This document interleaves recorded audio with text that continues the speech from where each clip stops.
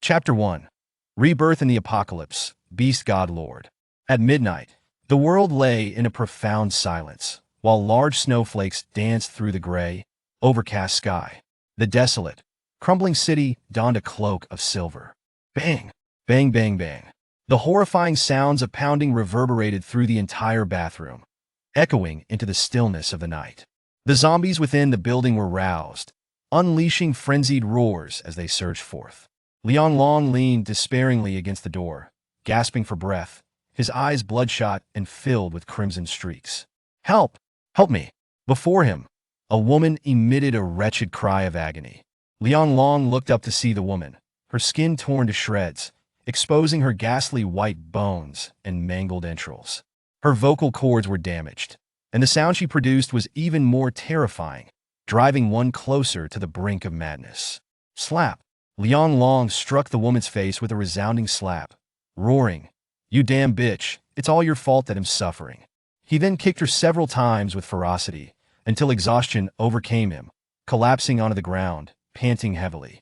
I hate it all," he gasped, his voice a low growl of rage. He never imagined that this time, while undertaking an SS-grade mission, he would become ensnared in a conspiracy devised by certain individuals seeking to eliminate dissenters. Over 100,000 survivors who participated in the mission were devoured, their bones left unaccounted for. The woman before him, torn apart by zombies, was one of the principal architects of this nefarious plot. Little did she know, she herself would ultimately become a discarded pawn.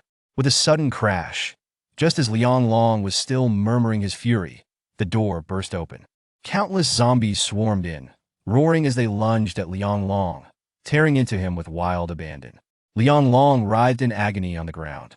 But there were too many zombies. He watched in horror as his innards were ripped apart, an excruciating pain tearing through his body, consciousness gradually sinking into darkness. In the final moments before unconsciousness, he seemed to hear a cold, electronic voice echoing in his mind. "Host life is in critical danger, system activation in progress." In the Mingyue community, within an old rental apartment, a piercing scream suddenly pierced the night. "Why the hell are you screaming in the middle of the night? No woman around, just hollering like a banshee. Are you losing your mind?" From the balcony above, a man's coarse curses rang out. Yet, it was this very crude tirade that sliced through the darkness like a beacon of light. Liang Long jolted awake, his eyes wide with terror, panting heavily against the door. At that moment, remnants of the heart-wrenching, soul-crushing sensation of being torn to pieces still lingered within him. Was that just a dream? Liang Long's memories were a tangled web, his gaze bewildered as he surveyed the room. This was a rental apartment, the living room cramped, barely able to accommodate a single sofa, a television, and a computer desk. The place, though modest, was relatively clean. At that moment, the phone on the table was still automatically playing short videos. A massive triangular unidentified object appears in the night sky over Changzhou. Experts claim it is a common optical phenomenon, not a flying craft. Experts have discovered eating can alleviate hunger. On a domestic flight, passengers captured a bizarre scene. The waves beneath the plane appeared frozen, motionless. Unidentified flying object spotted in Chengdu. Relevant authorities have dispatched fighter jets for tracking. A Russian netizen, while driving, witnessed the ground crack open, and a gigantic moth emerged. An increasing number of bizarre videos have led many to believe that Blue Star is a game designed by a creator. Listening to the sounds emanating from the phone, Liang Long's eyes flickered, his breath growing increasingly rapid. The chaotic memories in his mind began to crystallize into clarity. He gazed at the familiar room before him, murmuring to himself, "Exactly the same, precisely the same." In a fit of madness, he lunged towards the desk, snatching up his phone. November 9th, 2029, 12 hours 8 minutes and 56 seconds. Staring at the time displayed on his phone, Liang Long clenched his fists, his entire body trembling uncontrollably. A malevolent aura enveloped the room, as though he were ensconced in a frigid hell. After a brief moment of repression, he erupted into laughter, his clear eyes brimming with madness and murderous intent. At that moment, Liang Long resembled a malevolent spirit risen from the depths of hell, his face radiating sinister, icy bloodlust. He had endured 10 years in the apocalypse. Throughout those 10 years, He faced countless life-and-death trials, rising from the piles of corpses, desperately seeking to survive. Yet, he had ultimately fallen victim to treachery, coerced into participating in an SS-grade mission. In the apocalypse, the levels of zombies and beasts were classified into 9 tiers. Ordinary, enhanced, berserk, elite, giant, lord, domain master, sovereign, and cosmic. They faced the terrifying Tier 6 Lord-level beast, the Skull Lizard Lord. That battle claimed the lives of the 8 strongest rank warriors in the Huaxia battle zone, alongside over 100,000 survivors. He could only watch helplessly as Tang Shuiying was devoured alive by that Lord-level beast. Even Liang Long himself was ultimately torn to shreds by the zombies. The architect of this catastrophe, Lu Ziqian, a scion of one of the 4 great families, roamed free, facing no repercussions whatsoever. He loathed that terrifying Beastlord, but he detested Lu Ziqian even more, the one who had forced them into a death trap. Lu Ziqian, if given the chance, I will make you witness the agony of being torn apart, a fate worse than death. As he gradually regained his composure, the coldness in Liang Long's eyes intensified. There were only 2 days remaining. In just 2 days, at midnight on November 12, 2029, Beijing time, the world would undergo cataclysmic changes. The ground of Blue Sea City would crack open. Countless skull lizards would emerge from below, turning the city into a living hell. Yet, that was not the most terrifying aspect. The most horrifying part was that at that time, the world's population would plummet by 90, transforming into zombies. By then, everything he knew would be completely upended. All notions of public order and morality, laws, good and evil, would vanish entirely. Humanity would revert to its most savage instincts, revealing a bloody side. Among the survivors, only about 1 would awaken supernatural abilities, possessing powers beyond imagination. Unfortunately, Liang Long's awakening granted him merely the most basic spatial abilities, with just a storage space of a little over 10 square meters. As a result, he was relegated to being used as a small mobile warehouse. Until the end, he had no capacity for resistance, merely awaiting slaughter. This time, I will not allow tragedy to repeat itself. He moved to the windowsill, gazing out at the night sky, silently vowing. God-level enhancement system activation successful, novice gift package being distributed. At that moment, a sudden prompt echoed in his mind, causing Liang Long's eyes to widen in astonishment, nearly popping out of their sockets. This is the voice I heard before my rebirth? A system? Such a thing truly exists? After a brief moment of shock, an overwhelming joy surged forth.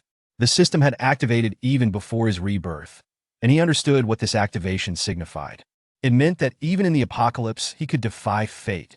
With this thought, Liang Long's heart began to race uncontrollably, exhilaration coursing through him. Novice gift package successfully distributed. Would you like to open it?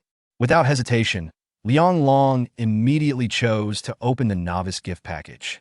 Congratulations, host. You have received 1 free enhancement opportunity and acquired the God-level ability, Beast God Lord. Beast God Lord enhancement in progress. 10, 20, 30. Roar! Accompanied by a roar akin to that of a dragon or tiger, it felt as though boundless divine might erupted within Liang Long's body. Behind Liang Long, an endless legion of demonic spirits seemed to roar, shaking heaven and earth.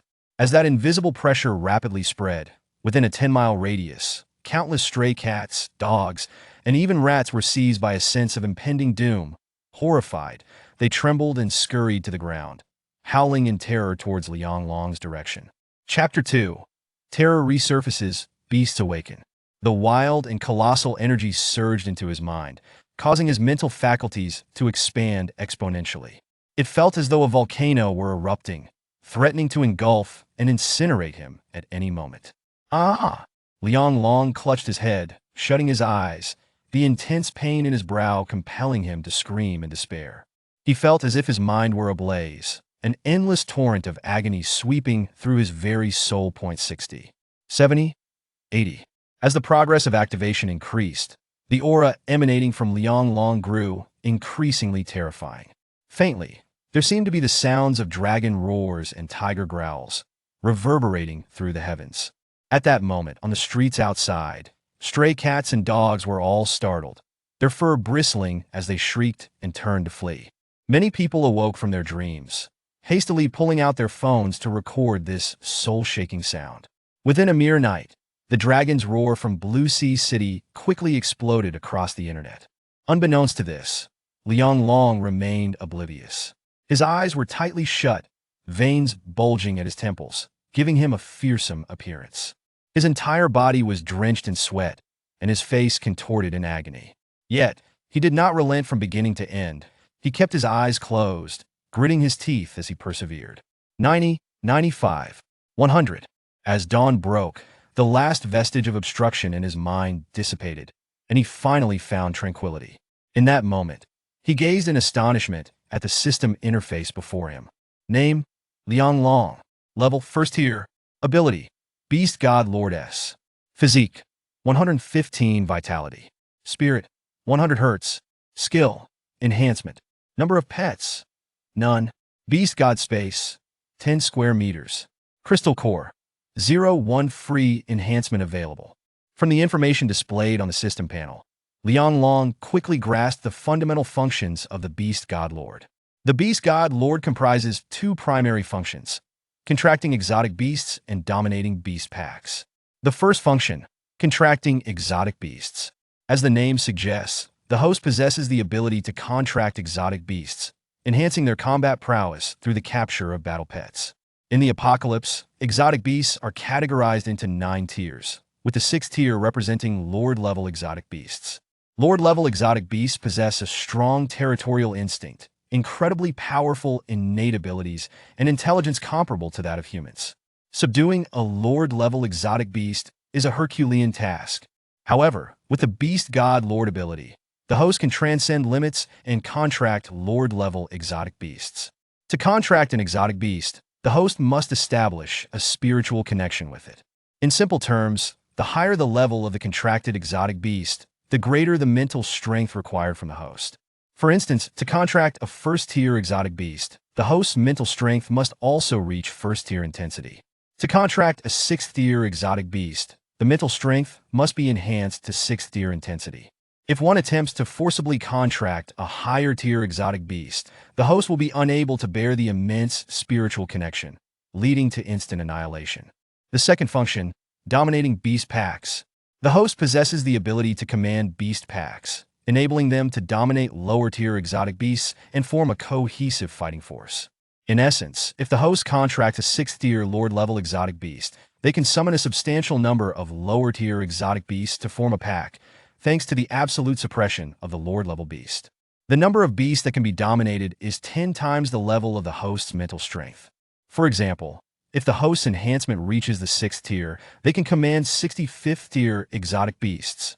But if it involves lower-tier beasts, the numbers could reach into the thousands. What the hell? This is insane. Upon reading this, Liang Long's eyes widened in disbelief, his entire being engulfed in a state of shock. The Beast God Lord, this ability is utterly monstrous. In the apocalypse, encountering such an ability would render harmonious coexistence impossible. It is worth noting that in his previous life, he awakened with the most rudimentary spatial ability, devoid of any combat capability. Now, to have obtained a divine-level ability, how could he not be thrilled? Moreover, if he could contract a group of Lord-level exotic beasts and command hundreds or thousands of lower-tier ones, it would be sufficient to sweep through the apocalypse. Then his attention shifted to the enhancement skill. The enhancement skill was far simpler. It involved collecting crystal cores to amplify the combat power of exotic beasts. Bang, bang, bang. Suddenly, a series of frantic knocks echoed at the door, followed by coarse curses from outside. Liang Long, you get out here. I swear I'm going to castrate you today.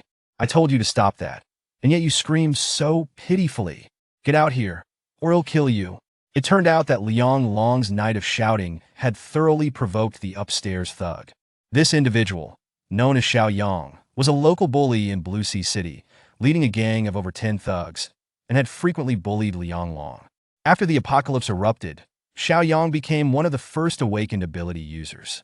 With newfound powers, he grew even more arrogant, doing as he pleased. Anyone who dared to oppose him would find themselves with broken limbs or worse, with no one to rein him in. The meager supplies that Liang Long had hoarded at home were completely plundered by this guy, nearly leaving him to starve. Hearing Xiao Yang's curses now, memories of past grievances surged forth, igniting a flame of anger within Liang Long. He yanked open the door and found a tall man standing outside. The man wore a tank top, his bare arms covered in an array of tattoos, a mocking grin plastered across his face. "What do you want, Xiao Yang?" Liang Long questioned coldly. "Been a few days and you've grown some backbone, huh?" Xiao Yang narrowed his eyes, his voice dripping with menace. "You dare speak to me like that? Do you believe I want to cripple you? Cripple me?" Without a moment's hesitation, Liang Long retaliated with a sharp slap to Xiao Yang's face.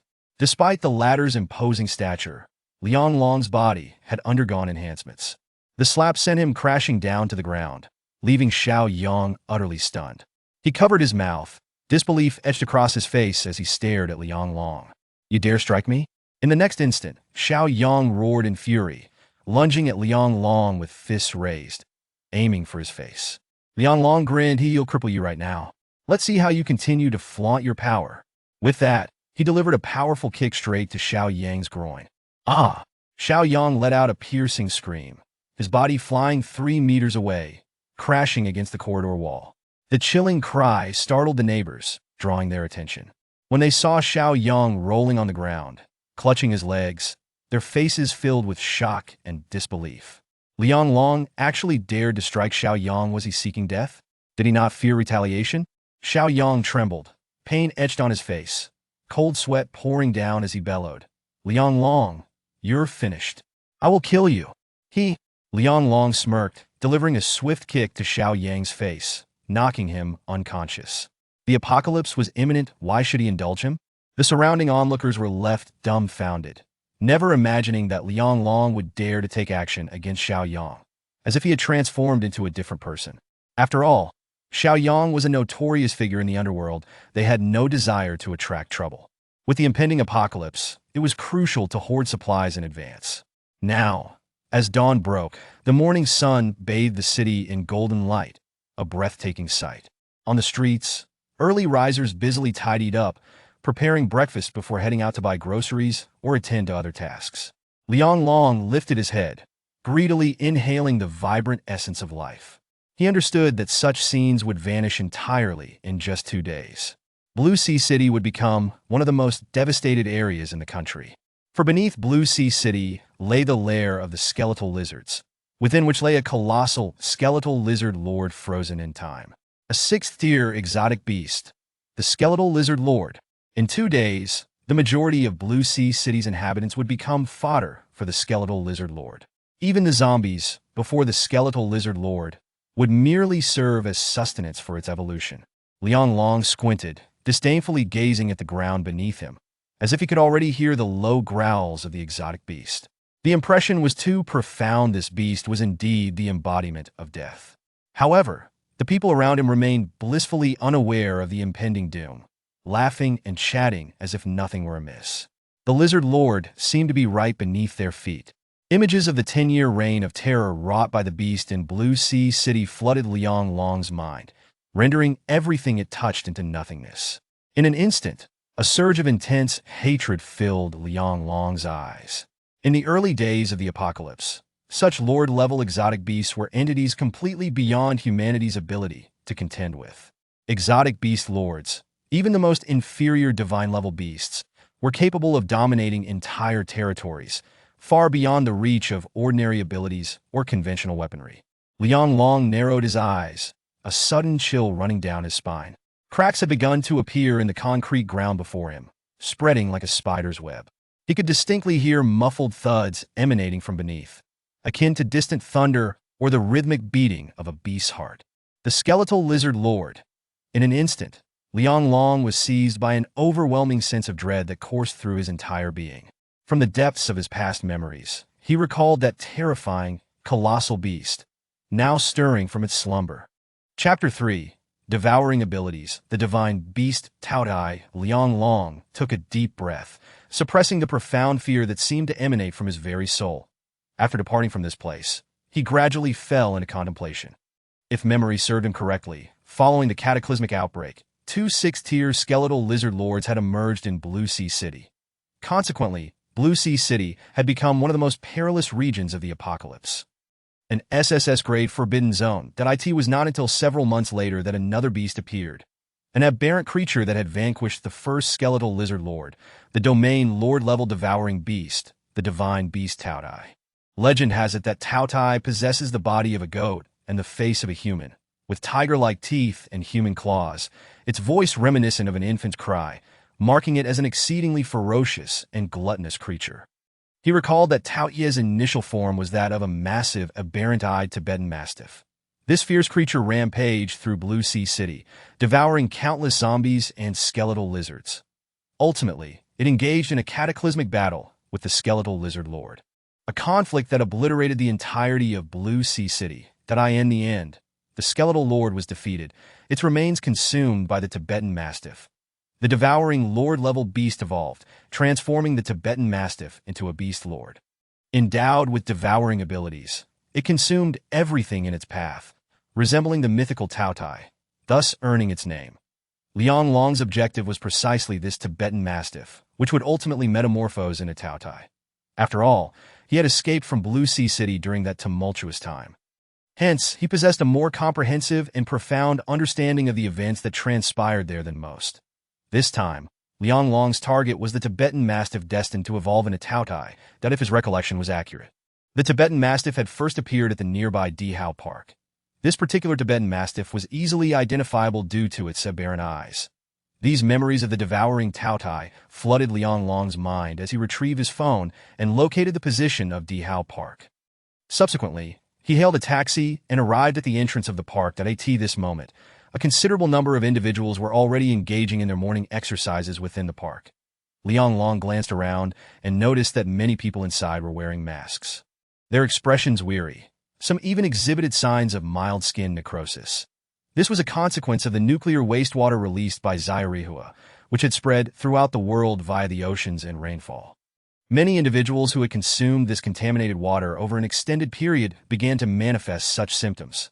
Liang Long paid little heed to these individuals, for those exhibiting symptoms would inevitably transform into zombies shortly after the outbreak.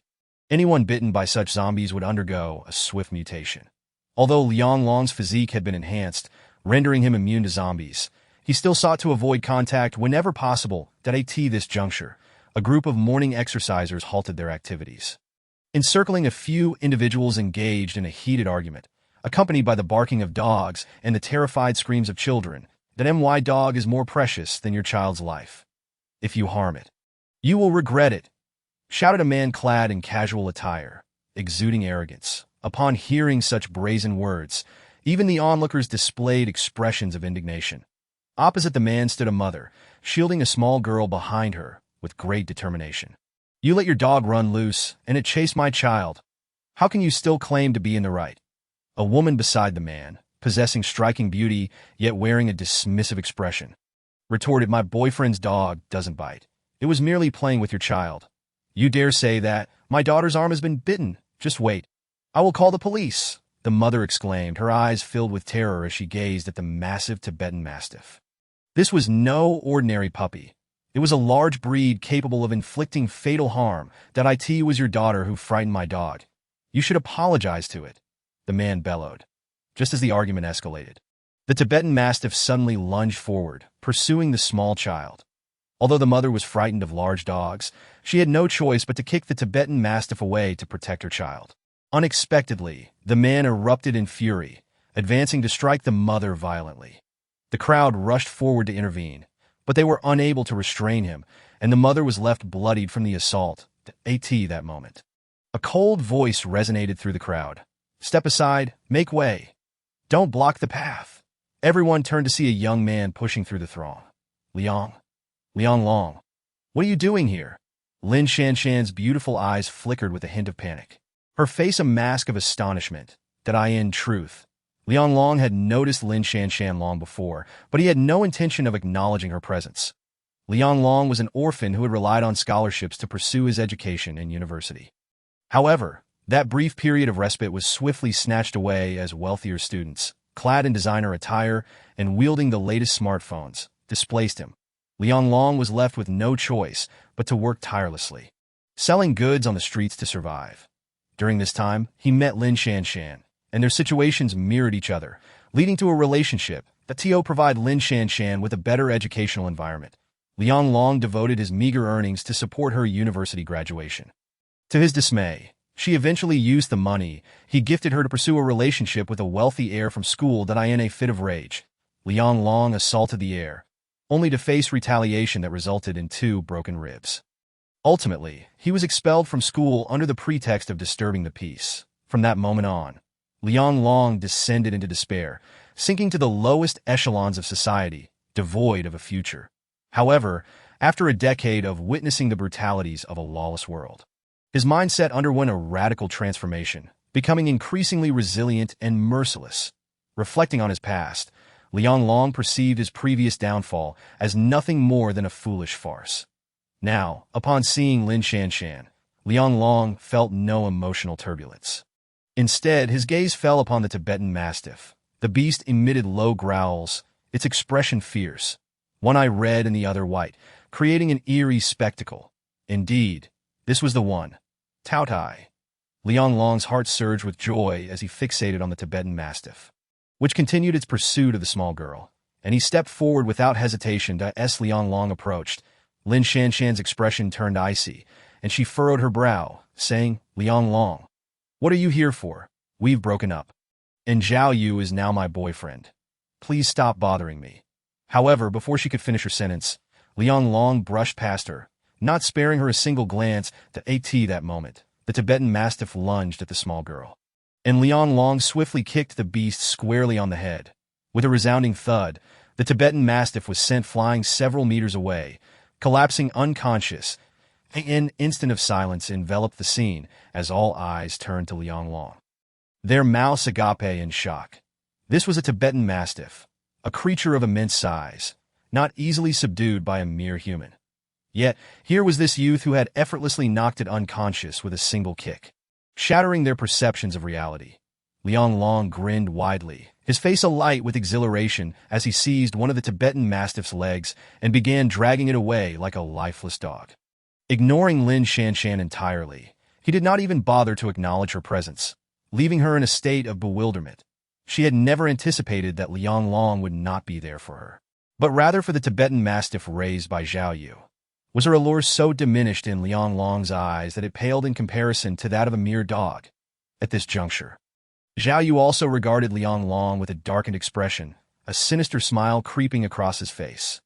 "Liang Long, is it that the loser who tried to steal my girl? This punk has come looking for trouble, and he has the audacity to knock out my Tibetan Mastiff. You dare to kick my dog? Believe it or not, I will have you killed if you don't come up with 200,000 today. I will have your body sunk in the sea tomorrow." Chapter 4. Dare you repeat that? Upon hearing Zhao Yu's malicious threat, Liang Long's steps faltered momentarily, but he turned his gaze toward Zhao Yu, who scrutinized him with a mocking expression, clad in tattered clothing. "Why so silent? Are you afraid?" He taunted that, or perhaps after years of struggle, you can't even scrape together 200,000.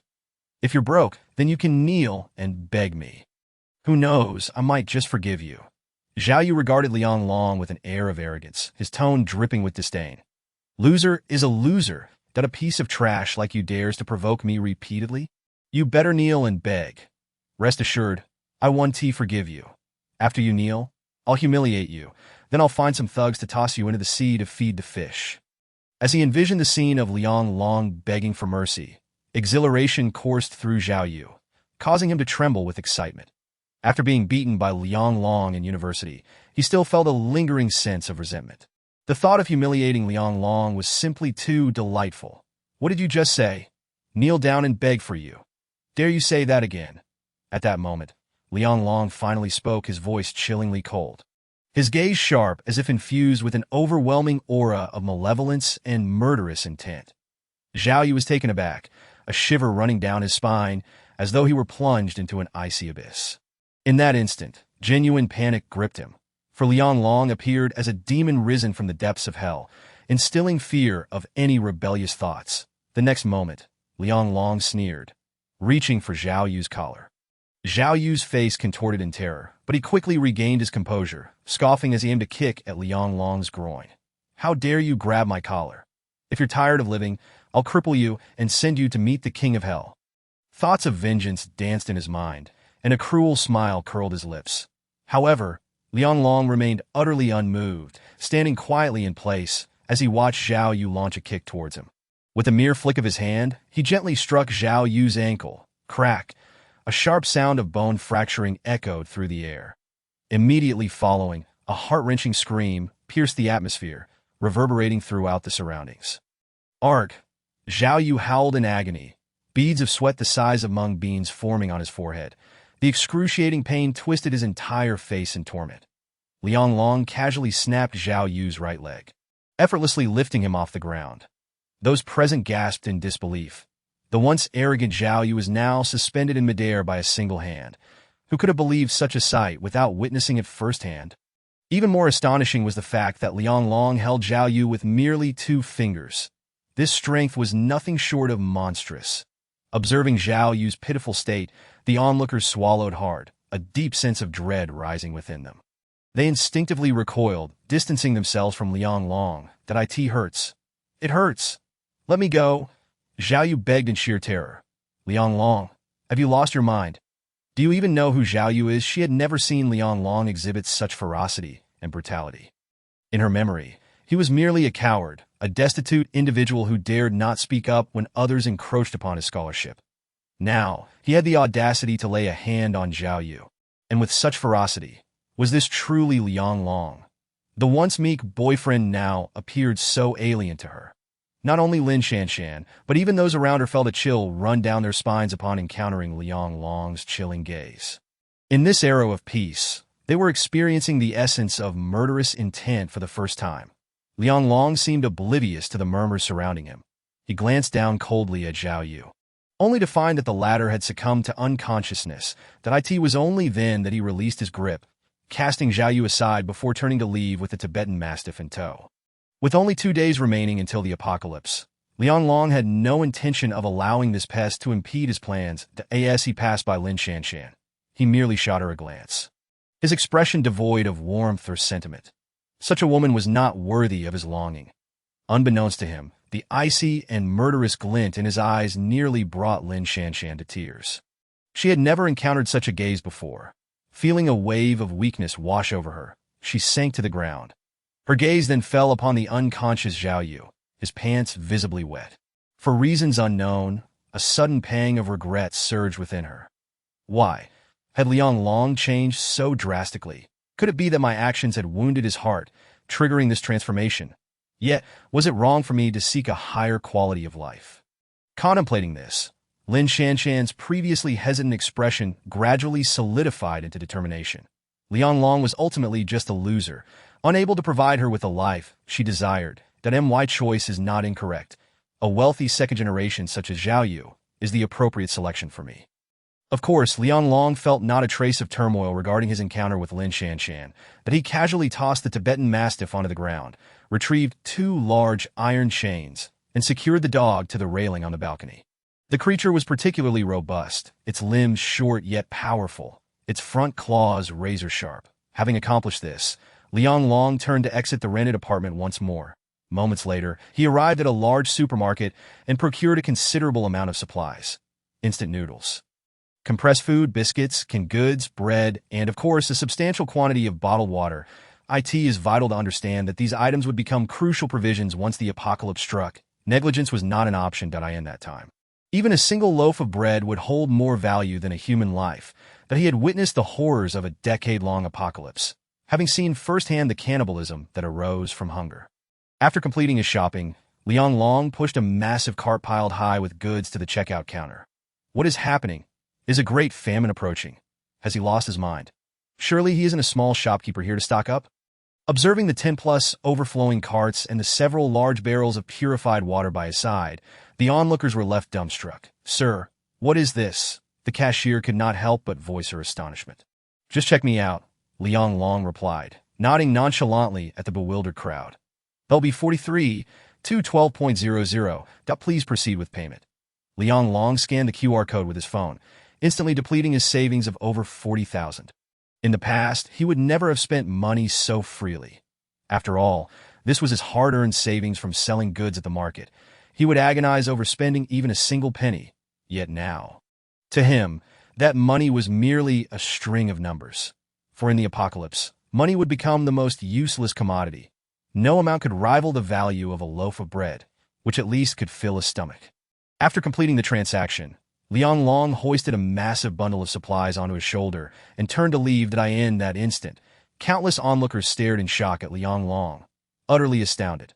How could he carry over 1,000 pounds of supplies as if they were weightless?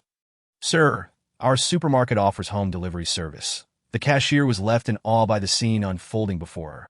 How could this person lift such a weight so effortlessly? Such strength, he was practically a monster. "Home delivery?" "Oh," Liang Long paused, placing the goods down. "Sure, deliver them to this address. Thank you." Chapter 5. The Contract of Gluttony. The apocalypse approaches. Liang Long stepped forward to write down the address and handed it to the cashier. Moments later, the items Liang Long purchased were delivered to his rented apartment. The staff finished their work. Dusk began to settle in that moment, in a small restaurant within the Mingyue community. Liang Long sat before a table laden with over a dozen dishes. "Xiao Long, your appetite seems quite hearty today. I haven't seen you eat like this in years." The restaurant owner, a plump middle-aged man with a jovial demeanor, appeared to be in his 40s. Liang Long smiled and replied, "I'm in a good mood, so I wanted to treat myself." "Well, that makes sense that I'll have the kitchen prepare another dish for you." "Let us have a drink." The owner said, "No need for that. It would be too wasteful. This is enough for us." Liang Long shook his head, then poured a cup of wine for the owner. The two clinked glasses before starting their meal. The owner, Lu Dachuan, was a good man, and he and Liang Long were considered old acquaintances. During their university years, Liang Long had dined at this restaurant daily, opting for the cheapest noodles to save money for Lin Shanshan's education. The two gradually became familiar, with Lu Dachuan silently adding extra lean meat to Liang Long's meals each day. Liang Long would refuse, but Lu Dachuan would smile and insist that it was simply the standard portion. However, Liang Long understood that Lu Dachuan was concerned he wasn't getting enough nutrition and was intentionally increasing his portions. Reflecting on this, Liang Long couldn't help but feel a pang of gratitude. He paused to wipe the grease from the corner of his mouth and gazed out the window. "What's wrong?" "Xiao Long?" Lu Dachuan inquired with concern upon noticing Liang Long's unusual expression. "That it's nothing. I just find the scenery outside quite beautiful, and I couldn't help but take a longer look." The Mingyue community does have an elegant environment." "It's indeed lovely," the owner agreed, glancing outside. Liang Long remained silent for a while, his gaze shifting to something peculiar. "Uncle Chun, we may not have a chance to witness such scenery again in the future."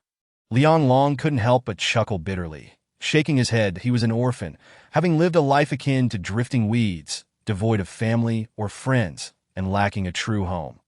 Even among his classmates, he often felt like a ghost. The only companions he had known were poverty and endless loneliness.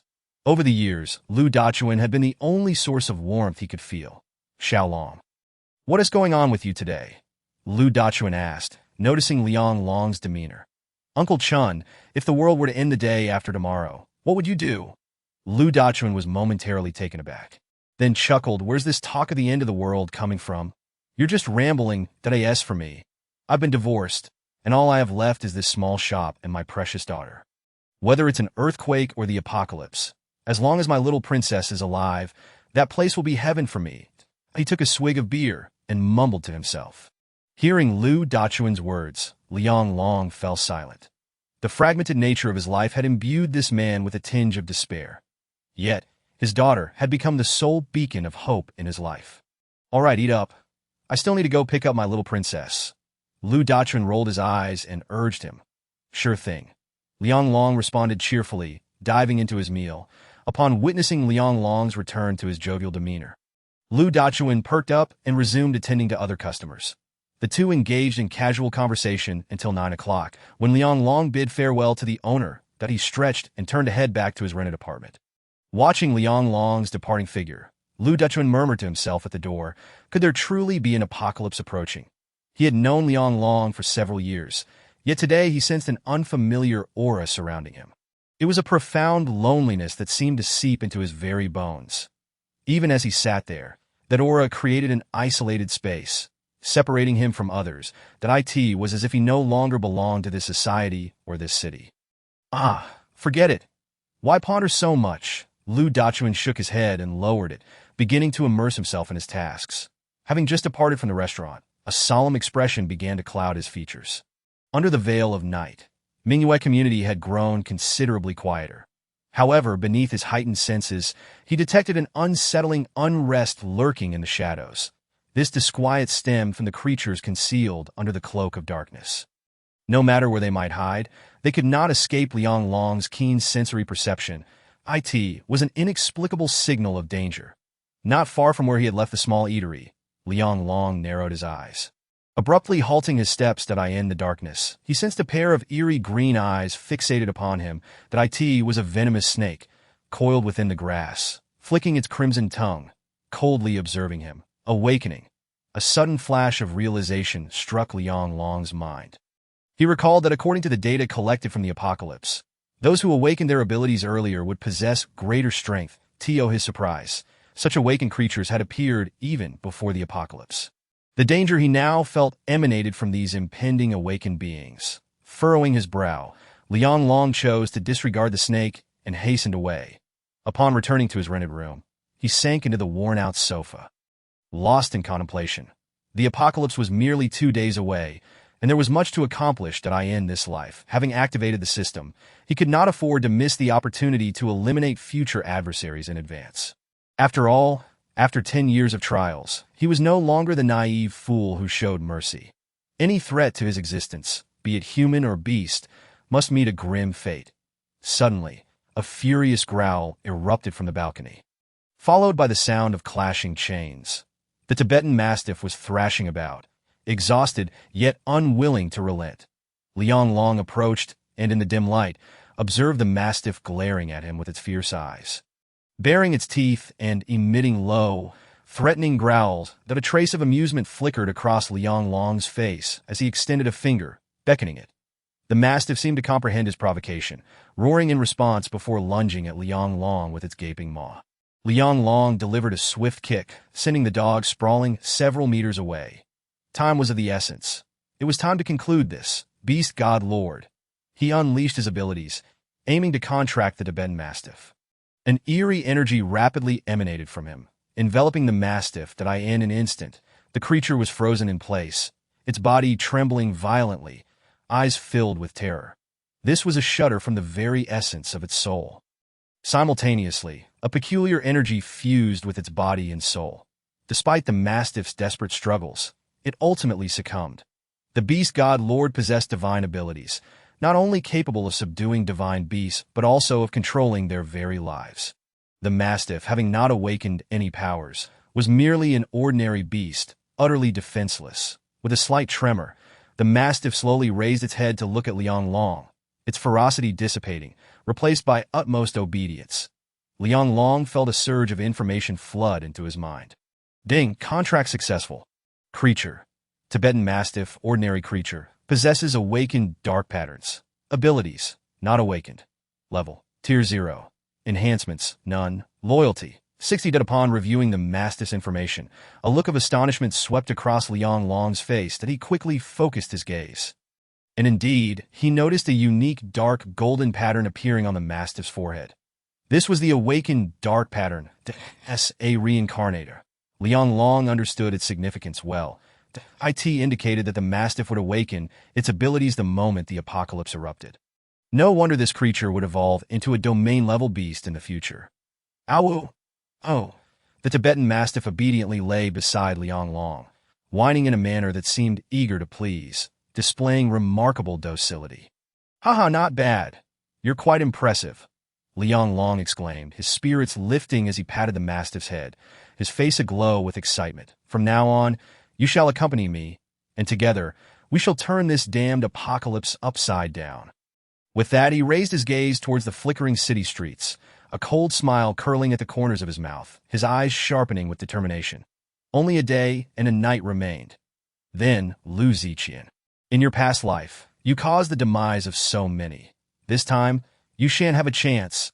The thought of this individual darkened Liang Long's expression, his aura rising dangerously, exuding an overwhelming sense of peril. Chapter 6. Innate Abilities. Spatial Strangulation. Woof. The Tibetan Mastiff sensed Liang Long's malevolence, trembling in fear. Despite not having awakened any powers, its sensitivity was rather acute. Liang Long stroked the Mastiff's fur, reassuringly stating, "Do not worry.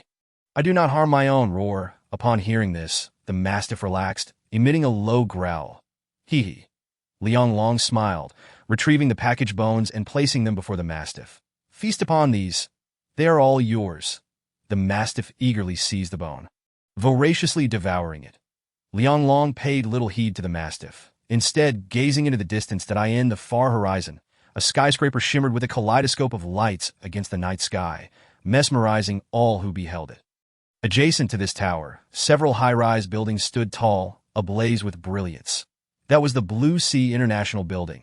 Liang Long regarded this skyscraper, a chill momentarily flashing across his eyes. Blue Sea International was the tallest structure in Blue Sea City. At this moment, Lu Ziqian was likely relishing fine wines and exquisite dishes within that very building. That a cascade of familiar scenes flickered through Liang Long's mind, his former family, friends, and the lives of over 100,000 survivors. All devoured by the Beastlord due to this man's actions. This deep-seated hatred lingered in Liang Long's heart. Grateful for his second chance at life, he vowed to make Lu Ziqian pay a heavy price. With this thought, a glint of malice surfaced in Liang Long's gaze. Just then, he felt a surge of peculiar energy erupting from within him. That as this energy spread, a faint white mist enveloped his form. This was Liang Long's pupils constricted in recognition. That a very familiar sensation. Could it be? He could not help but close his eyes, quietly attuning himself to the energy pulsating from his body. This energy signified the awakening of innate abilities. Liang Long was ecstatic, never expecting to awaken his powers just before the apocalypse. Detection. Host is awakening F-grade spatial abilities. The host's innate abilities are too low. Would you like to consume one free enhancement to elevate your powers? F-grade innate abilities. Liang Long narrowed his eyes. After the apocalypse, many survivors began to awaken their innate powers, categorized from highest to lowest as SSS, SS, S, A, B, C, D, F, totaling 9 levels. Among them, F-grade abilities were considered the most inferior, lacking even offensive capabilities. The majority of individuals awakened D-grade or F-grade abilities, while only a select few managed to awaken A-grade powers. Those who could awaken A-grade abilities were regarded as prodigies. Meanwhile, those awakening S-grade abilities were akin to deities, capable of obliterating entire city blocks in an instant. In his previous life, Liang Long had awakened F-grade spatial abilities, so he had endured enough of such ineffective powers. Without hesitation, he chose Enhance Abilities. Consuming one free enhancement, enhancing innate abilities in progress. 0-2030. In an instant, an overwhelming surge of energy, several times greater than before, flooded into his body. That moment, he felt as though his body might shatter. The excruciating pain forced Liang Long to howl in agony. Ow! Oh! Hearing Liang Long's anguished cries, the Tibetan Mastiff trembled and rushed to his side, worry etched across its features. Liang Long struggled to open his eyes, finding himself drenched in sweat. This moment, his body was covered in countless tiny wounds. Was this the price of enhancement? He had no time to ponder further and immediately locked the door securely. To his surprise, he hadn't anticipated the agony that came with enhancing his abilities. After securing the door, he collapsed to the ground. Little did he know, the dark pattern on the Mastiff's forehead began to emit a strange grayish light. Ultimately, the intense pain enveloped him, and Liang Long could no longer bear it. Slipping into unconsciousness, his consciousness faded. White patterns emerged on his body, slowly forming symbols. These symbols seemed to possess a certain magical quality, drawing the surrounding spiritual energy into a frenzy. Beneath those patterns lay boundless energy, washing over him like a cleansing tide. The bizarre waves of energy surged outward for miles. The entire rental unit, and even the entire building surrounding it, felt as though it were being constricted by an invisible hand. Crack, crack. This area seemed to be imprisoned, the air warping. The space appears to be distorting. The residents of the building woke in alarm, emerging with expressions of terror as they beheld the scene before them. Boom! The sky darkened, clouds thickening, and thunder rumbled, with bolts of lightning dancing through the air. The air across the vast expanse of sky thickened, enveloped in a suffocating sense of oppression. This terrifying spectacle instilled a profound sense of dread in countless individuals. Ability enhancement in progress. 80. 90. 100. Talent ability enhancement complete. Current level. D. Awakened abilities. Spatial storage, spatial strangulation. 2 skills. Due to the awakening of talent abilities, the host has successfully completed the second physical enhancement. The system's notification echoed once more in his mind. Yet at that moment, Liang Long had already succumbed to unconsciousness. Utterly oblivious to the notifications that it was not until the following day that Liang Long stirred from his stupor. Despite feeling groggy, he distinctly recalled the events of the previous night, particularly the overwhelming pain. His entire body ached, as if he had just run a marathon. After a considerable effort, Liang Long finally caught his breath and slowly sat up from the ground. Upon inspecting his body, he noticed a peculiar white pattern appearing on his arm. Taking a deep breath, he murmured, "Talent ability, space." With a slight movement of his mind, a transparent system panel materialized before him. Name: Liang Long. Level: First stage abilities. Beastlord. S. Spatial ability D. Physique: 230 Chi. Blood. Mental strength: 200 Hz. Skills: Enhancement. Spatial storage, spatial strangulation. Pet count: 1 Tibetan Mastiff. Beast God space: 10 square meters. Crystal core: 0. 100 crystal cores required for enhancement. Spatial storage: this is a storage space possessed by the ability user. An essential artifact for home and travel. Liang Long raised an eyebrow. He was all too familiar with this ability. The so-called storage space could only hold lifeless materials, devoid of any combat prowess. Moreover, the initial F-grade storage space was a pitiful 10 square meters. Each level increase would double the space. From F to E grade, the space expanded to 20 square meters. From E to D grade, it grew to 40 square meters and so forth. Spatial strangulation. This ability unleashes immense spatial energy to instantly strangle the enemy, as long as one's mental strength is sufficient. Spatial rifts can be created in an instant, resulting in aerial attacks that can obliterate foes. Such an ability is akin to a cheat code, a glaring flaw in the system that as the spatial level increases and mental strength intensifies, the power of spatial strangulation amplifies correspondingly. In his recollection, the only individual in the apocalyptic world possessing this ability was Yi Tian, an S-grade ability user from the Huaxiao region, renowned as the first madman of the apocalypse. This individual had once infiltrated the headquarters of a notorious organization, slaughtering 37 ability users and escaping unscathed. Following this feat, he faced no rivals, leaving an indelible mark on the global ability community. Liang Long trembled with excitement, astonished that he too possessed the same ability as Yi Tian. Spatial strangulation. Instinctively, he slowly raised a finger to his astonishment. The sofa before him levitated, while invisible blades of energy crisscrossed through the in an instant. The sofa shattered into countless fragments, scattering across the ground. Liang Long's eyes widened in disbelief. This was simply too exaggerated. It was no wonder Yi Tian had dared to single-handedly storm the headquarters of a notorious organization and massacre dozens of ability users. As he executed spatial strangulation, he felt his mental strength deplete at an alarming rate. 1/3 had vanished in an instant. At his current level of mental strength, he could only perform spatial strangulation a maximum of 3 times in a short span. Despite the limited uses, Liang Long was astounded by this power. He realized that if he could utilize spatial strangulation indefinitely, this single move could carve a path through the apocalypse. Turning to survey his surroundings, his eyes nearly bulged out of their sockets. The rental apartment was in utter disarray.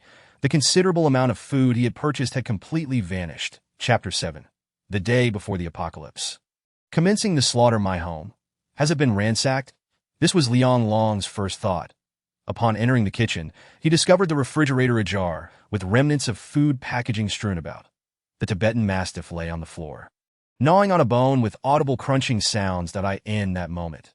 Liang Long felt utterly defeated. Despite all precautions, a domestic thief had plundered his supplies, over 40,000 worth of provisions, leaving nothing but water behind.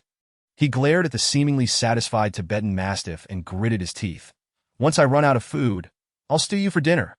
The Tibetan mastiff, clearly understanding human speech, immediately bristled in fear. It whimpered twice, tail tucked between its legs, approaching Liang Long and nuzzling against his trousers, appearing to seek forgiveness. Liang Long's expression darkened. He had planned to rely on these supplies to develop in Blue Sea City for a few months. Now, it seemed he would have to procure resources anew. However, the pressing issue remained. He had barely 100 yuan left in his bank account. He needed to devise a plan.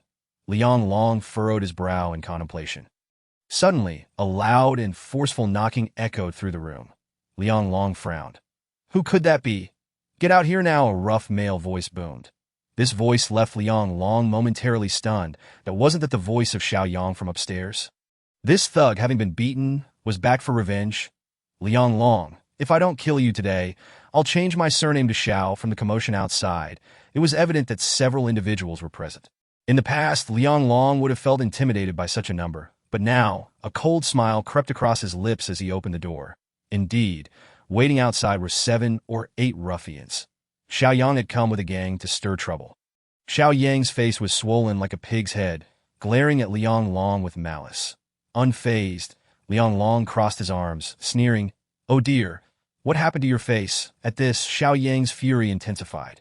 "If I don't kill you, I won't be named Xiao." Before he could finish, Liang Long stepped forward. An overwhelming aura surged forth, instilling an inexplicable sense of pressure upon Xiao Yang and his companions.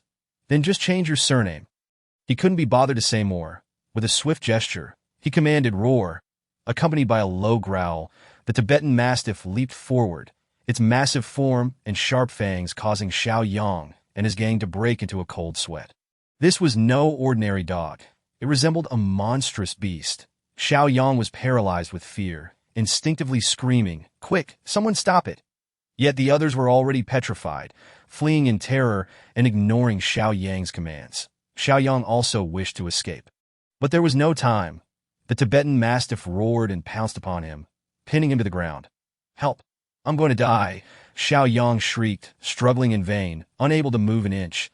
The Tibetan mastiff let out a low growl, shaking its massive head as it turned to Liang Long. "Xiao Yang, it's time for you to die," Liang Long said with a cold smirk. "Please don't kill me. I'm a member of the Qinglong gang. If you dare to touch me, my boss 1T let you off." The Qinglong gang? At this mention, Liang Long's eyes narrowed slightly, a mocking smile creeping onto his face. That wasn't this the gang that had bullied others alongside Lu Ziqian? After the apocalypse erupted, they had committed numerous heinous acts, even leading to the deaths of over 100,000 survivors. This fellow was indeed a member of the Qinglong gang. He had only himself to blame for his ruthless heart. He beckoned to the Tibetan mastiff, coldly stating, "Let us go, we're going to kill some people and gather some funds." Grabbing Xiao Yang by the collar, he turned and left Mingyue community. With the apocalypse set to erupt at midnight, he had 2 tasks to accomplish. The first, gather money and stockpile resources in his space. The second, eliminate Lu Ziqian and his accomplices, since the Qinglong gang had conveniently delivered themselves to his doorstep. The slaughter would commence with them. On the outskirts of Blue Sea City, there lay the largest slaughterhouse in the area. The only approach was a dilapidated dirt road, devoid of streetlights, giving it an unusually desolate appearance. However, this was the headquarters of the Qinglong gang. Due to its remote location, it was often overlooked. At this moment, the old iron door of the basement was kicked open.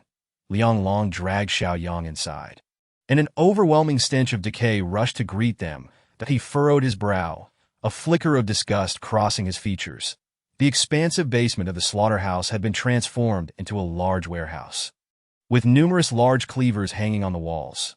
Further in, there was a fighting arena, where several tattooed men were practicing boxing. Behind the reception desk sat a burly man with a stubbly face, puffing on a cigar, exhaling smoke while groping the woman beside him. This man was Sang Biao, the leader of the Qinglong gang. Upon seeing Liang Long enter, Sang Biao's eyes gleamed with malice. That he scrutinized Xiao Yang and then Liang Long, a cruel smile curling on his lips. "Kid, you don't seem like someone who mixes in this world. You dare to lay a hand on my men." Hearing the commotion, those around them immediately halted their activities and circled toward Liang Long. The Qinglong gang was notorious for engaging in underhanded dealings, firearms, drugs, human trafficking, and even more unspeakable acts. This underground organization was infamously reviled throughout Blue Sea City. After the apocalypse erupted, the Qinglong gang guarded the multitude of stockpiles within the slaughterhouse, managing to survive independently. Later, under the leadership of Lu Ziqian, they expanded their influence significantly, becoming a formidable power. Before his rebirth, Liang Long had been relying on the influence of the four great families. Hence, he was naturally familiar with Sang Biao. Besides Sang Biao, a woman giggled and asked, "What brings you here, handsome?" Upon hearing this, the surrounding crowd gasped in disbelief, questioning their own hearing. Sang Biao narrowed his eyes. "You dare to come to my Qinglong gang to kill? You've got some guts. Who do you intend to kill?" Liang Long remained composed, his tone surprisingly calm. As his words fell, an oppressive silence enveloped the area. Moments later, laughter erupted from the crowd, as if they had heard the most ridiculous joke. There were dozens of them, armed to the teeth, and this young punk dared to declare he would kill Sang Biao. It was utterly ludicrous. Sang Biao joined in the raucous laughter, his booming voice echoing, tears streaming from his eyes in mirth. Liang Long had no intention of wasting time. When it came to action, he would not engage in idle chatter. Besides, he was no longer afraid of drawing external attention. Moreover, being in a slaughterhouse meant there was an abundance of pork, the finest source of protein in the post-apocalyptic world. Thus, he aimed to swiftly eliminate the Qinglong gang and seize all the pork stockpiles. Sang Biao sneered, "Kid, you've got some nerve." He anticipated that this seemingly frail youth would be so audacious. However, in his eyes, the boy was simply too inexperienced. "You think you can just waltz into my Qinglong gang's headquarters, in front of all these people, and successfully kill me? You're delusional," Sang Biao scoffed, believing that the boy would come to regret his actions. With a flick of his hand, more than a dozen of his underlings surged forward with malicious grins. Liang Long's expression turned even colder. If it was time to strike, there was no room for mercy. Just as they were about to charge, a ferocious and low growl resonated from outside, followed by a massive Tibetan Mastiff bursting through the door. In an instant, it lunged into the crowd, seizing one thug by the arm and flinging him aside. The scene unfolded so abruptly that others were momentarily paralyzed with shock. Chapter 8. A man like Ashura, the bloody spectacle left the more than 10 minions in the basement pale with fear. They hurriedly sought refuge, not daring to approach the Mastiff. Yet, the beast had not received Liang Long's command to stop. With another deafening roar, it launched itself at the remaining thugs. This colossal creature exhibited terrifying strength, shattering one thug's leg with a single paw and tearing another's throat apart with the other. In the blink of an eye, over a third of the Qinglong gang members had fallen. Sang Biao, stunned by the unfolding chaos, roared in fury, "You're seeking death. You bring a Tibetan Mastiff to kill me. I admire your audacity. Now, you can die."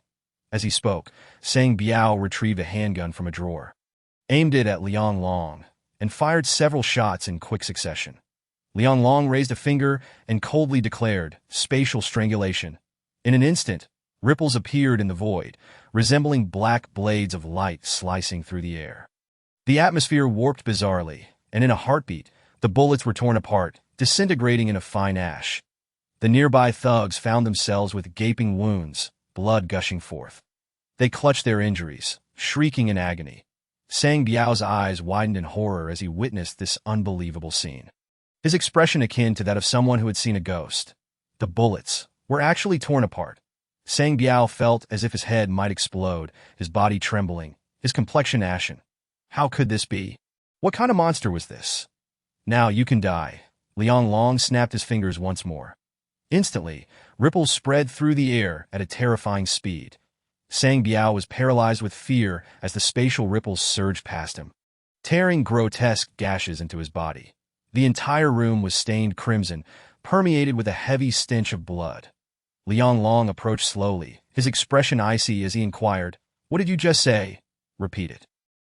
Sang Biao trembled uncontrollably, gripped by sheer terror. "What did you just say?" "As you wish.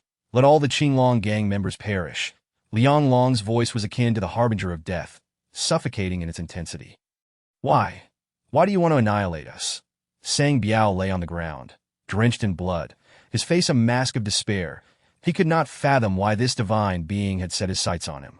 Because I want that pork. Pork? Indeed, I want all the pork from this slaughterhouse. Liang Long replied nonchalantly. Sang Biao coughed up a mouthful of blood, his mind spiraling into madness. What the hell? I'm a powerful underground king, with thousands of subordinates and a fortune worth millions. And I'm dying over a few pigs. At this moment, his psyche suffered millions of points of damage, his innards feeling as if they might explode. If all you wanted was the pork, you should have said so earlier. I would have gladly given you not just a measly few pigs, but the entire slaughterhouse. However, Sang Biao was unaware that Liang Long's true intent was to eradicate the Qinglong gang. Seizing the pork was merely an afterthought. After the apocalypse, pigs had mutated, and true meat pigs had become a rare species. Enraged, Sang Biao spat blood, darkness enveloping him as he collapsed in a pool of his own blood. Liang Long ignored him and began collecting the pork stockpiles within the warehouse, along with several freshly slaughtered pigs. With a wave of his hand, these items vanished, absorbed into his spatial realm. Possessing spatial abilities made gathering resources considerably easier. In addition to the pork, the slaughterhouse contained various supplies left behind by the Qinglong gang. Liang Long left no stone unturned, even collecting a portion of their wealth. The only surprise was finding a person tied up with ropes in the cold storage. The temperature was frigid, and the individual appeared on the brink of death. Upon seeing Liang Long, he weakly exclaimed, Are you here to persuade me? Liang Long remained silent, coldly appraising the man before him. This man was exceptionally robust, yet his face was pale, clearly having endured prolonged torment. Nevertheless, his eyes held an unwavering resolve, even glinting with a fierce intensity that it was evident this man was no ordinary person, but a hardened figure from the underworld. Tell Sang Biao that the Hunchun district is my territory, Qin Xiong's domain, that I want to relinquish it to you. I may act ruthlessly, but I never engage in flesh trade. Sang Biao's ambition to seize the Hunchun district is merely a fantasy to create a street for flesh trade. The man named Qin Xiong clearly mistook Liang Long for one of Sang Biao's lackeys and began cursing. Liang Long, uninterested in his ramblings, drew a knife and stepped forward. Are you finally going to kill me? If I so much as flinch, I am no man. Listening to this incessant drivel, Liang Long felt a headache coming on. With a swift motion, he cut the ropes binding Qin Xiong, ignoring Qin Xiong's bewildered gaze. Liang Long entered the cold storage and cleared out the stored pork that in total. He gathered tens of thousands of pounds of pork, which left him quite satisfied. Upon exiting the cold storage, he discovered that Qin Xiong had regained his composure. At that moment, Qin Xiong stood at the entrance, astonished as he looked at Liang Long. You're not one of Sang Biao's men. Liang Long, equally astonished, gazed back at Qin Xiong, surprised he hadn't fled. In truth, Qin Xiong wanted to escape but found himself unable. This slaughterhouse was the headquarters of the Qinglong gang, surrounded by their members.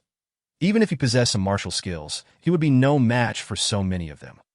Liang Long paid him no mind and turned to leave. After a moment of hesitation, Qin Xiong let out a self-deprecating laugh and followed Liang Long out. But we're both in this line of work. What is there to fear? If death comes, let it come. However, as soon as he stepped out of the cold storage, his laughter abruptly ceased, his eyes widening in disbelief. The ground outside was littered with corpses, many reduced to mere chunks of flesh. The scene was horrifying, nearly causing Qin Xiong to lose control of his bladder. Blood stained the floor, and the air was thick with the metallic scent of blood. The entire basement resembled a hellscape. All the Qinglong gang members had been slaughtered, their remains utterly obliterated. He rubbed his eyes in disbelief, looking again, yet the gruesome sight remained unchanged, confirming he was not hallucinating. Swallowing hard, his mind went blank. Ultimately, his gaze settled on Liang Long's back, and he felt a chill run down his spine. That it was him. He single-handedly annihilated the entire Qinglong gang. A surge of terror welled up within Qin Xiong as he regarded Liang Long, trembling as if he had seen a ghost. What kind of terrifying power could accomplish such a feat? This was a man resembling a Shura. Chapter 9. Reckoning. I am here to kill. Liang Long paid him no mind and continued walking outside. Qin Xiong, unwilling to remain in such a place, hurriedly followed Liang Long, eager to escape the basement. Just as they emerged, Liang Long suddenly halted, turning to fix his gaze on Qin Xiong. The intensity of Liang Long's stare sent chills down Qin Xiong's spine. An overwhelming tide of emotions surged within him. Anxiety, fear, and panic, nearly bringing him to his knees to teach. "Thank you for saving me," Chen Xiong stammered. "Saved you." A hint of derision crossed Liang Long's face. "Even if you escape today, you want to survive until tomorrow to Dutch? What do you mean?" Chen Xiong was momentarily taken aback. "The literal meaning. Want to stay alive." Liang Long's lips curled into a mocking smile that if you possess wealth, prepare ample supplies before midnight tonight. The more the better. Then find a place to hide. Don't venture out. With enough food and water, perhaps you might survive. Chen Xiong's confusion deepened. Liang Long offered no further explanation, beckoning for his Tibetan mastiff, which promptly trotted over to follow him. "Senior, what is your name? How can I repay you in the future?" Chen Xiong hurriedly inquired upon seeing Liang Long about to leave. "I am Liang Long. Whether you survive remains uncertain, so no need for repayment." Chen Xiong was taken aback, rooted to the spot in shock. Liang, Senior, I am Chen Xiong. That if you ever need assistance, you can find me in Hunchun District. That he called out anxiously, knowing that without Liang Long, he would have perished in the basement. Liang Long? When did such a formidable figure emerge in Blue Sea City? Chen Xiong stood frozen for a long while, repeatedly murmuring Liang Long's words. "Tonight at midnight." His gaze flickered on the other end of the line. A woman's moan was audible. Evidently the so-called Dian Go was engaged in something unspeakable. "Brother Xiong, what are you doing? You withdrew 50 million. Dian Go exclaimed in surprise. "Enough chatter. Do as I say, or no one will survive," Chen Xiong concluded, hanging up the phone before locating a few guns from the warehouse and departing. Emerging from the slaughterhouse, Liang Long mounted his Tibetan mastiff and made his way into the city. Checking the time on his phone, he noted. November 11, 2029, 15, 12:27.9 hours remained until the apocalypse descended. From this moment forth, we must hasten to settle accounts with Lu Ziqian, Liang Long murmured, his eyes revealing a chilling intensity that he patted the mastiff's head, proclaiming, "Stay by my side, and I shall transform you into a divine beast of the apocalypse." The mastiff emitted a low growl, as if understanding, and nuzzled Liang Long's leg affectionately, that he then opened his browser and searched for Lu Ziqian. That I in no time. Information about Lu Ziqian appeared, that a strikingly handsome youth, resembling a delicate figure, bore an expression tinged with a hint of cynicism. This was Lu Ziqian, whose eyes brimmed with profound arrogance. According to the profile, he was the president of Blue Sea International Trade Company, age 25, and came from a prestigious background. Yet, Liang Long was acutely aware that this individual was an heir of one of the four great families. His background was undeniably formidable. Had it not been for the impending apocalypse, Liang Long would have had little opportunity to intersect with someone like him. Hence, he decided to deal with Lu Ziqian at the very last moment. With merely hours left before the apocalypse, the time to eliminate Lu Ziqian had finally arrived. The vendetta from his past life would culminate at midnight tonight. For Liang Long, activating the system and awakening his powers was merely the beginning of his dominance in the apocalypse. The true threat to all lay in the awakening Beastlord lurking beneath Blue Sea City. Eliminating the skeletal lizard lord was his ultimate objective. Upon returning to the city, Liang Long led the Tibetan mastiff to a high-end restaurant. Savoring what would be his final dinner before the apocalypse, that he casually ordered a steak, and much to the server's bewilderment, requested 2 bowls of rice. This peculiar combination drew incredulous stares from other patrons within the Western restaurant. Surely they weren't mistaken. He was indeed pairing steak with rice. Such a sight was unheard of in an establishment frequented by the upper echelons of society. Did he not realize that consuming rice here diminished the prestige of Western cuisine? Perhaps his mind was not quite right, sneered a man in a suit nearby. Unfazed by the remarks, Liang Long continued to leisurely enjoy his steak and rice. That in his eyes, in mere hours, these so-called elites would all be transformed into zombies.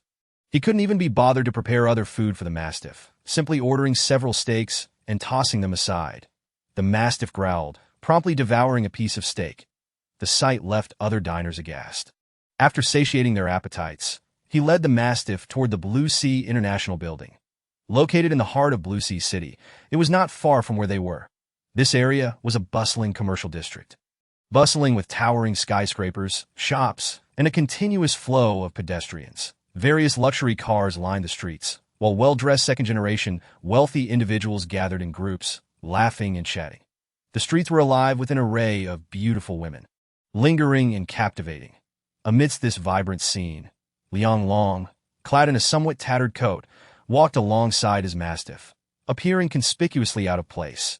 The sight of the mastiff sent several women fleeing in terror, their faces paling as they shrieked.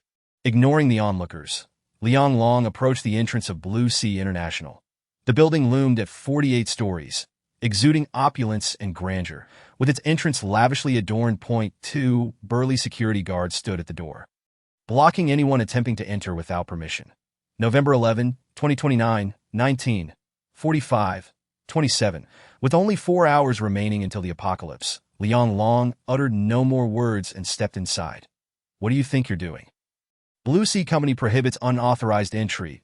As Liang Long crossed the threshold, the guards barked at him. Did I seek your president, Lu Ziqian?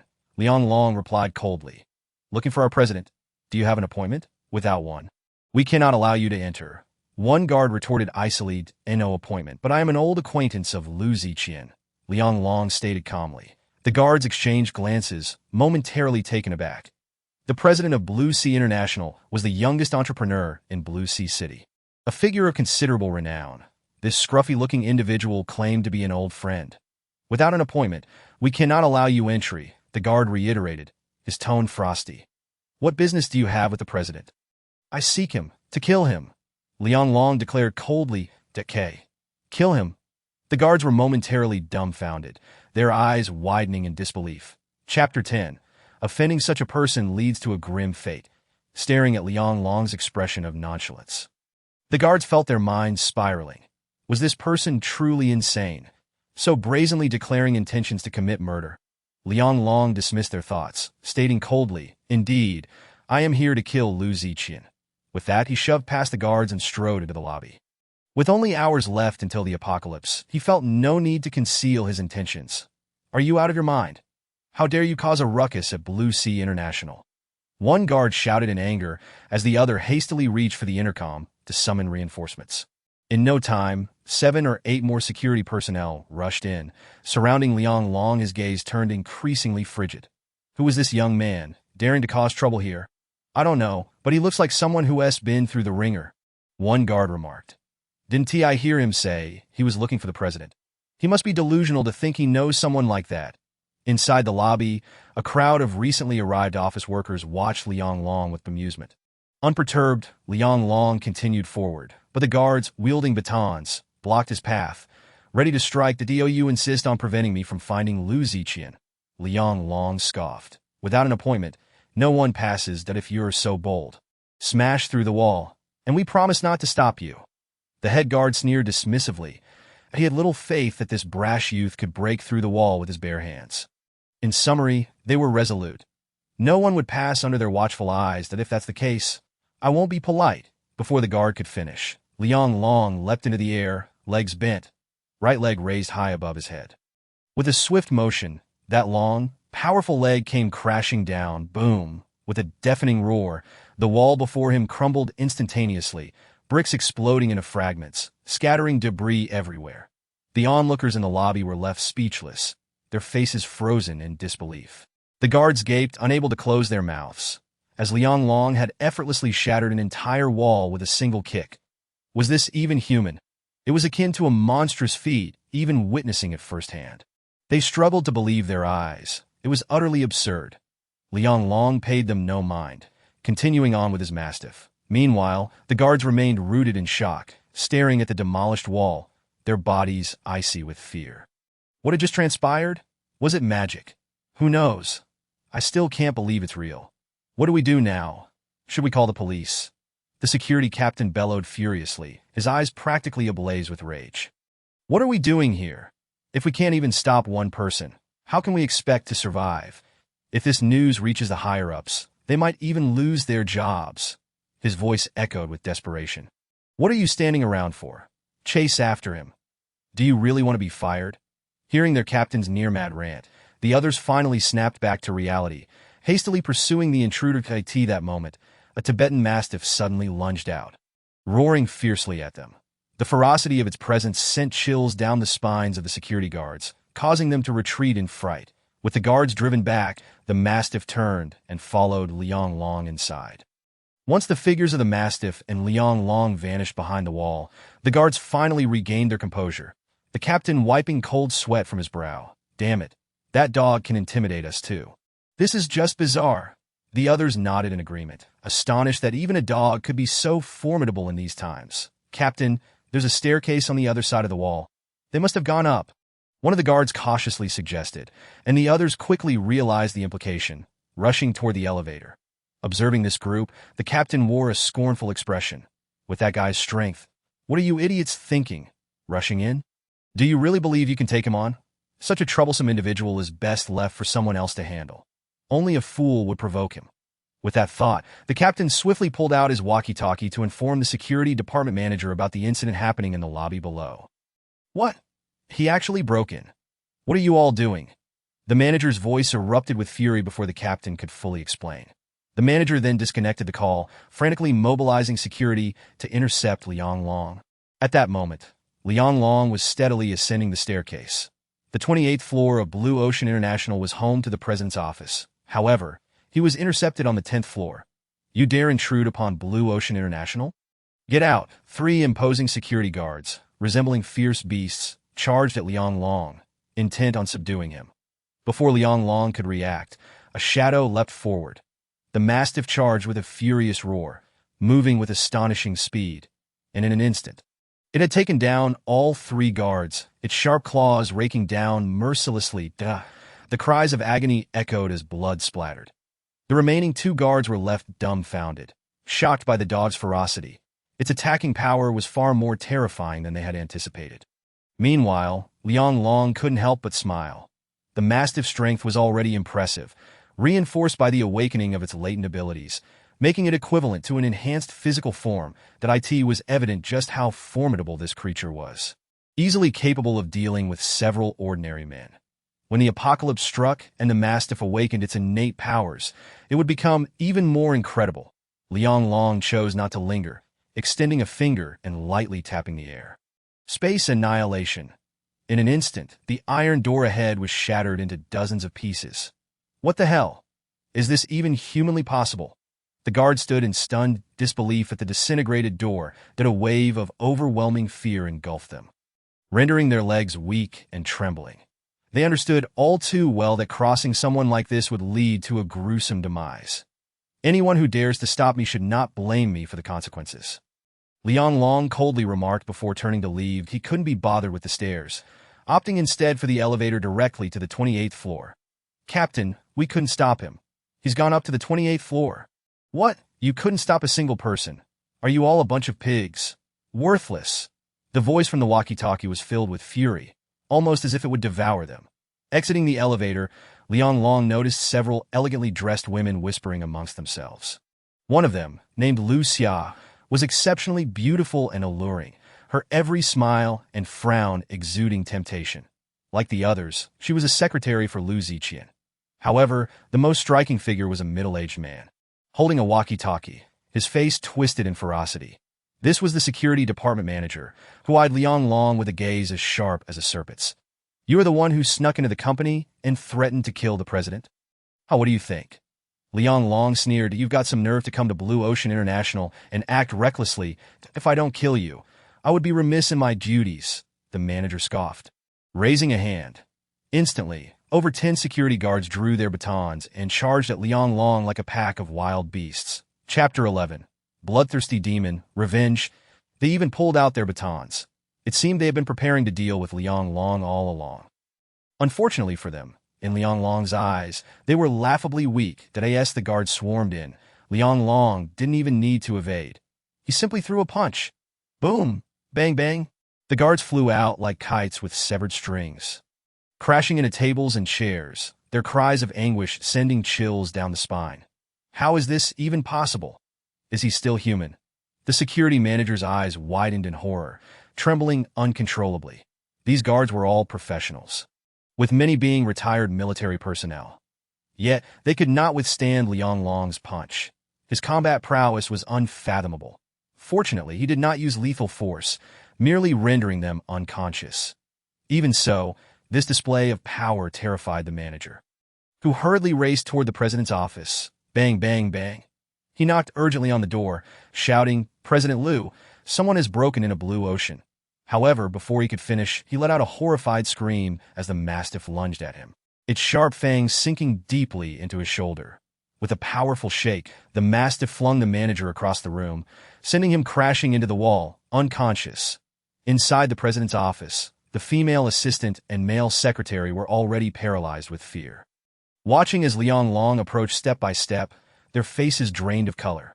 Liang Long paid them no heed, walking straight ahead until he reached the office door. That moment, seductive gasps echoed from within. "President Liu, you're so amazing, absolutely fantastic." Then came the sound of soft thuds, and a cold smile crept across Liang Long's lips. Clearly, Lu Ziqian was engaged in a rather scandalous affair, completely oblivious to the chaos outside. Creak! Liang Long pushed the door open, his heart racing. The room was in disarray, and his gaze was immediately drawn to a stunning woman in a disheveled business suit, her figure curvaceous and alluring. At that moment, her attire was in complete disarray as she was straddling a young, handsome man. The entire office was permeated with a peculiar and pungent aroma. The man, engrossed in his activities, was none other than Lu Ziqian. The president of Blue Ocean International, suddenly interrupted. He was filled with rage. "Who the hell are you? Did I give you permission to enter? Get out!" The female secretary, terrified, scrambled away from Lu Ziqian, her face pale with shock. Before the words fully left Lu Ziqian's mouth, Liang Long swiftly drew a knife from nowhere. In an instant, Lu Ziqian's pupils constricted. "Lu Ziqian." Liang Long closed the door behind him, his hand caressing the blade. His gaze I see wide. "At long last, we meet. That I acquired this knife 3 years ago from a certain treasure site. Though it may not be the finest blade, its thick spine, wide tip, and hefty body make it ideal for slaying zombies." As Liang Long fondled the knife, muttering to himself, sweat began to bead on Lu Ziqian's forehead, panic rising within him. Zombies? Does he mean to treat me as one? Thoughts raced through his mind, his expression shifting between fear and disbelief. He swallowed hard, striving to maintain his composure amidst the terror. "What do you want?" he stammered. "Let me remind you, Blue Ocean International is a top-tier multinational corporation that if you dare to harm me, I can ensure you spend the rest of your life in a cage." Lu Ziqian threatened vehemently. However, the more he spoke, the more it revealed his underlying fear. Lu Ziqian, do you still think you can threaten me?" Liang Long brandished the knife, a murderous intent radiating from him. In his past life, this man had similarly threatened others, but now, such threats held no weight against Liang Long. Instead, they fueled his fury, igniting a desire to eliminate this scoundrel. He raised the knife and advanced toward Lu Ziqian. "You don't come any closer.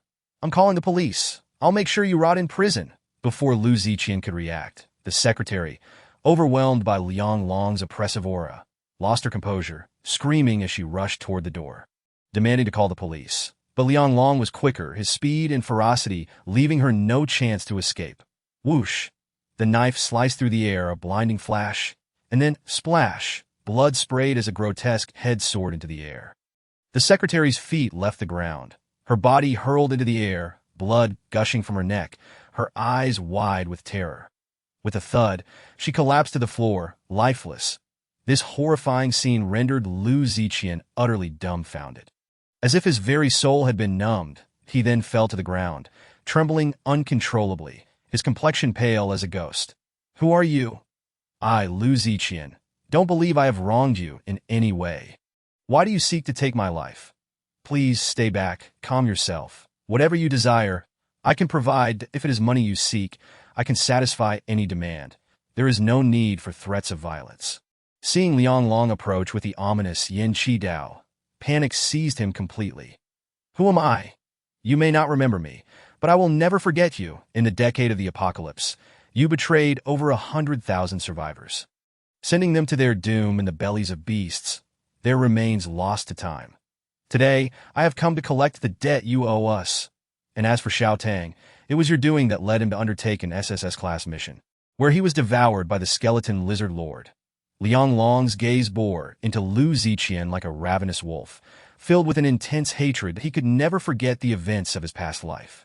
That woman, his beloved, had shared in his struggles, only to meet a tragic end at the hands of another, He had witnessed her agonizing fight for survival, her piercing cries falling on deaf ears. As he stood helplessly by, watching the love of his life being consumed alive, Lu Ziqian trembled under Liang Long's fierce glare, which resembled that of a bloodthirsty fiend, as if he wished to tear him apart.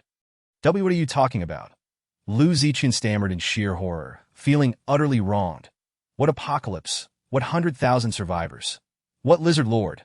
These are scenes that belong in a film. Not my doing," he screamed in terror, retreating desperately in an attempt to escape Liang Long's grasp. His right hand discreetly slid open a drawer, retrieving a handgun, gripping it tightly. Chapter 12. Despair, the Man from Hell Apocalypse? I assure you, you will soon discover what true despair looks like. Liang Long glanced at the time on his phone. November 11, 2029, 23, 42, 27. Less than half an hour remained until the apocalypse erupted. As he spoke, a cruel smile crept across his lips, revealing the depths of human hell that awaited. The end of the world. Lu Ziqian's face contorted in terror as realization dawned upon him. This man was insane, truly believing that a cataclysm would unfold in reality. However, before that happened, we must settle our old scores. Liang Long sneered, inching closer to Lu Ziqian, wielding the Yin Qi Dao. "What do you want?" "I beg you, spare me. I was wrong. I will never dare again. I won't commit any more wrongdoings. Please let me go." "Woe is me. I implore you to show mercy." Lu Ziqian was genuinely terrified, weeping and pleading. "You have taken countless lives, and yet you expect me to show you mercy?"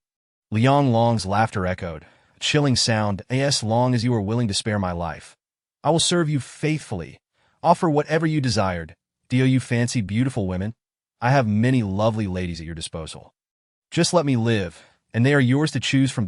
I can also provide you with vast sums of money. In his desperation to survive, Lu Ziqian was prepared to forsake everything, not only wealth and women, but he would sacrifice his own parents if it meant preserving his life.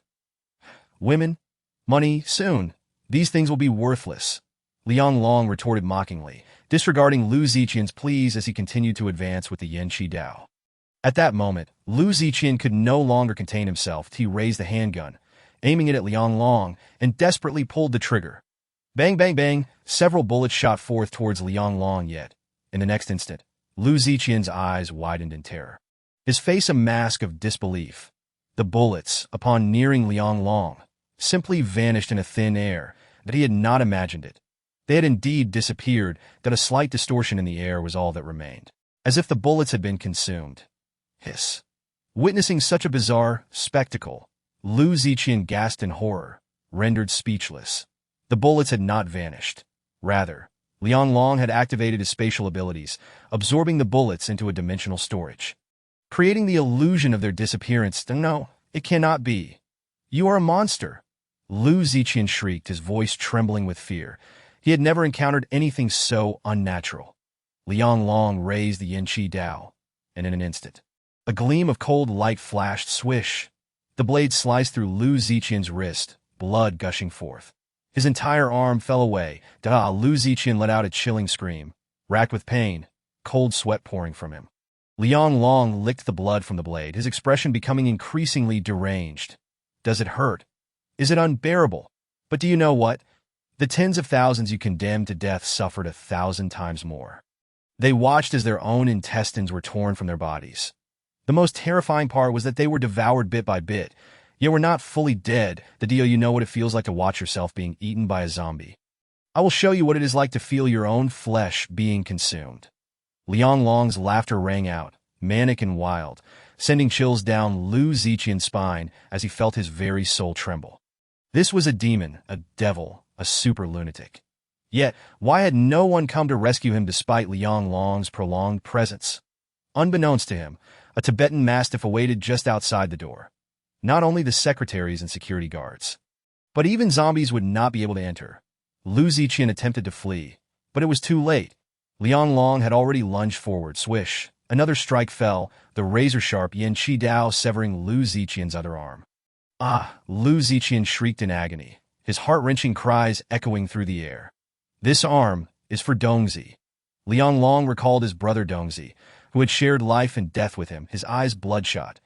Dongzi had been thrown into a horde of zombies by Lu Ziqian's orders. Liang Long had been powerless to intervene, watching as his dearest brother was reduced to mere bones. The anguish of that moment had driven Liang Long to madness. Thus, today, he would ensure this man did not die a peaceful death. "I beg you, please spare me. I swear I will never dare again. Truly, I will never do it again." Lu Ziqian writhed on the ground, frantically pleading. "Lu Ziqian, remember this. This is what you owe Dongzi." With a swift motion, the Yin Qi Dao fell once more, severing Lu Ziqian's ankle. Ah! Lu Ziqian's cries were akin to a cuckoo lamenting blood, his bones shattered under the excruciating pain, teetering on the brink of unconsciousness. Yet, the will to survive kept him conscious that he knew that if he succumbed to unconsciousness, the next strike would likely be aimed at his head. This man, who resembled a demon, would surely kill him. He held on, kneeling on his remaining functional leg, bowing in desperate supplication. "Did I beg you? Spare me." Lu Ziqian pleaded, blood streaming from his wounds, staining the ground in a grim tableau of despair. Liang Long crouched down, seizing Lu Ziqian's head, revealing a sinister smile. "Once my friends and brothers begged you in the same manner. They knelt before you, pleading for mercy, only to be ground into pieces to feed your beasts. Do you comprehend the agony of watching your friends suffer, powerless to intervene?" Lu Ziqian's face turned ghostly pale, his mouth opening to retort, yet no words emerged at that moment. A frenzied roar erupted from outside the door. The Tibetan Mastiff barking madly. "Drop your weapons immediately. Surrender at once. Do not attempt to flee. You are surrounded." Then came the furious voice over a loudspeaker. The efficiency of the police in Blue Sea City was astonishing. Upon hearing the commands, Liang Long could not help but exclaim in admiration.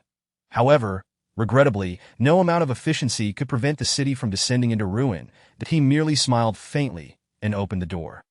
Revealing several SWAT officers in the office area. One leader stepped forward, holding a loudspeaker. "Surrender peacefully and do not act foolishly." Upon seeing the blood-soaked Yin Qi Dao in Liang Long's hands, the leader's expression darkened instantly. Lu Ziqian was a significant entrepreneur in Blue Sea City, and his family's enterprises held considerable weight across all of China. Therefore, it was imperative that Lu Ziqian not come to harm in Blue Sea City. Upon this realization, he immediately nodded to the special police officer beside him, who promptly raised his weapon, aiming it at Liang Long. "Drop your weapon and raise your hands, or I will fire." However, to no avail. Liang Long remained completely indifferent, for such a firearm posed no threat to him. Instead, he gestured to the Tibetan Mastiff, instructing it to retreat into the president's office, preparing to close the door. With a resounding bang, the special police officer, witnessing this, decisively fired his weapon. Liang Long extended a finger, and instantly, the air ahead began to exhibit a bizarre distortion. Chapter 13. The End of the World Commencement. Liang Long activated the spatial warehouse, and in the next moment, the bullet astonishingly vanished. Observing this scene, the special police officers present were left wide-eyed in disbelief, their faces a canvas of incredulity. The commanding officer was momentarily stunned, then quickly regained composure. Bellowing open fire, the rapid succession of gunfire erupted like a torrential downpour, bullets raining towards Liang Long. His expression turned icy as he wielded the geese-winged blade, unleashing a dazzling display of slashes, spatial annihilation. In an instant, the blade's radiance, accompanied by spatial distortions, crisscrossed through the air, striking the bullets with overwhelming force.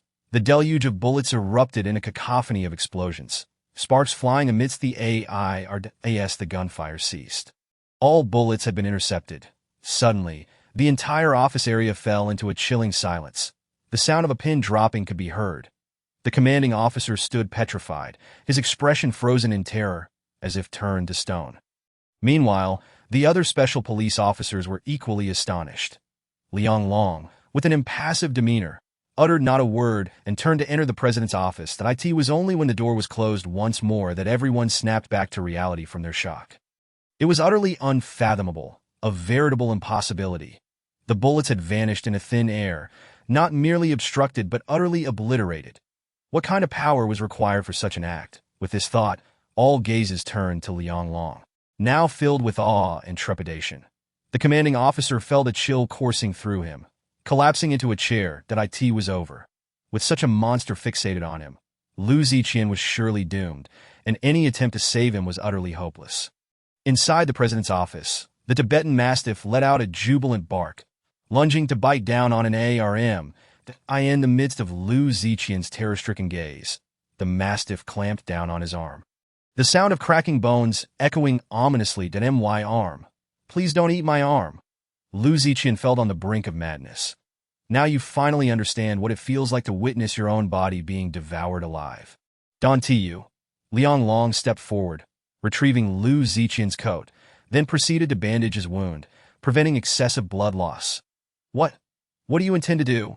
Lu Ziqian's face contorted in fear. I fear you might die too quickly. Unable to witness the onset of the apocalypse, Liang Long replied, glancing at his phone before tossing it onto the desk and confiscating Lu Ziqian's mechanical watch. In the aftermath of the apocalypse, phones would serve no purpose, while the mechanical watch held far greater value. He then approached Lu Ziqian, lifting him and forcefully pressing him against the glass wall. Look closely and understand what true apocalypse entails. Lu Ziqian's limbs severed. The excruciating pain elicited agonized screams from him. Blue Ocean International, a bustling hub in the heart of Blue Ocean City, remained lively even at midnight, with street vendors vociferously peddling their wares. Luxurious cars lined the streets, including numerous limited-edition sports cars. Young women, adorned in finery, flitted between restaurants and entertainment venues, seeking nocturnal pleasures. Liang Long paid no heed, glancing at his mechanical watch, mentally counting down the seconds. 3:21. The time arrived at the final second of the day, precisely at midnight. November 12, 2029. 00:00. Thunderous roars erupted, shaking the very foundations of the earth, as the entire city trembled in unison. The ground fissured, countless enormous cracks splitting open, dust billowing and obscuring the sun. Suddenly, the dark sky ignited with crimson light, resembling flames engulfing the heavens. Lightning crackled, tearing at the sky. Vivid meteors streaked across the expanse, their searing heat and piercing sound echoing as they plummeted to the ground. Boom, boom, boom. In an instant, an endless cloud of smoke billowed upward, forming a vast mushroom cloud. Blue Ocean City transformed into a hellish inferno. Countless buildings reduced to rubble, and innumerable residents caught in the chaos, their screams filling the air. Roars echoed from the depths of the fissures, followed by massive black shadows emerging. These were the skeletal lizards. Grotesque in appearance, towering over 2 meters, their bodies clad in gray-brown scales as hard as steel, eyes gleaming with a bloodthirsty crimson light. They clawed their way out. They unleashed carnage upon the surrounding humans. 1, 2, 3 in mere seconds. Nearly 100 individuals fell victim to these skeletal lizards' insatiable hunger. Panic-stricken screams erupted as people fled in every direction. In the distance, a volcano spewed forth molten lava, swiftly engulfing a radius of 1 kilometer. Thick smoke rising ominously, vaguely, a colossal beast could be seen, wings unfurling as it soared into the sky. Most terrifying of all was the thick mist of blood rising from the ground. Humans enveloped in this sanguine haze transformed into zombies almost instantaneously. They frantically attacked nearby survivors, feasting upon their fellow beings. The scene was horrifying, heart-pounding in its intensity. The city was engulfed in chaos, with explosions, screams, roars, and alarm bells ringing out in disarray. Whether ordinary citizens or military personnel, everyone was thrown into a state of panic. Meanwhile, in the upper office of Blue Ocean Group, Lu Ziqian trembled uncontrollably, nearly brought to tears as he gazed at the monstrous entities in the distance. The apocalypse, it had truly begun. Beside him, Liang Long observed it all with a cold indifference. That moment, he no longer felt the terror he once had in his previous life. Instead, a strange exhilaration coursed through him. For he realized that, in contrast to the pre-apocalyptic society, he understood far better how to confront zombies. Now that order had collapsed, humanity's essence extinguished, trust among individuals obliterated. The so-called laws had ceased to exist. Everything was determined by strength, a brutal survival of the fittest. Having returned from his rebirth, he comprehended one truth. In the apocalypse, there were no laws to uphold. The only thing capable of safeguarding oneself was sheer force. With a resounding thud, he cast Lu Ziqian to the ground, and yes, he turned away.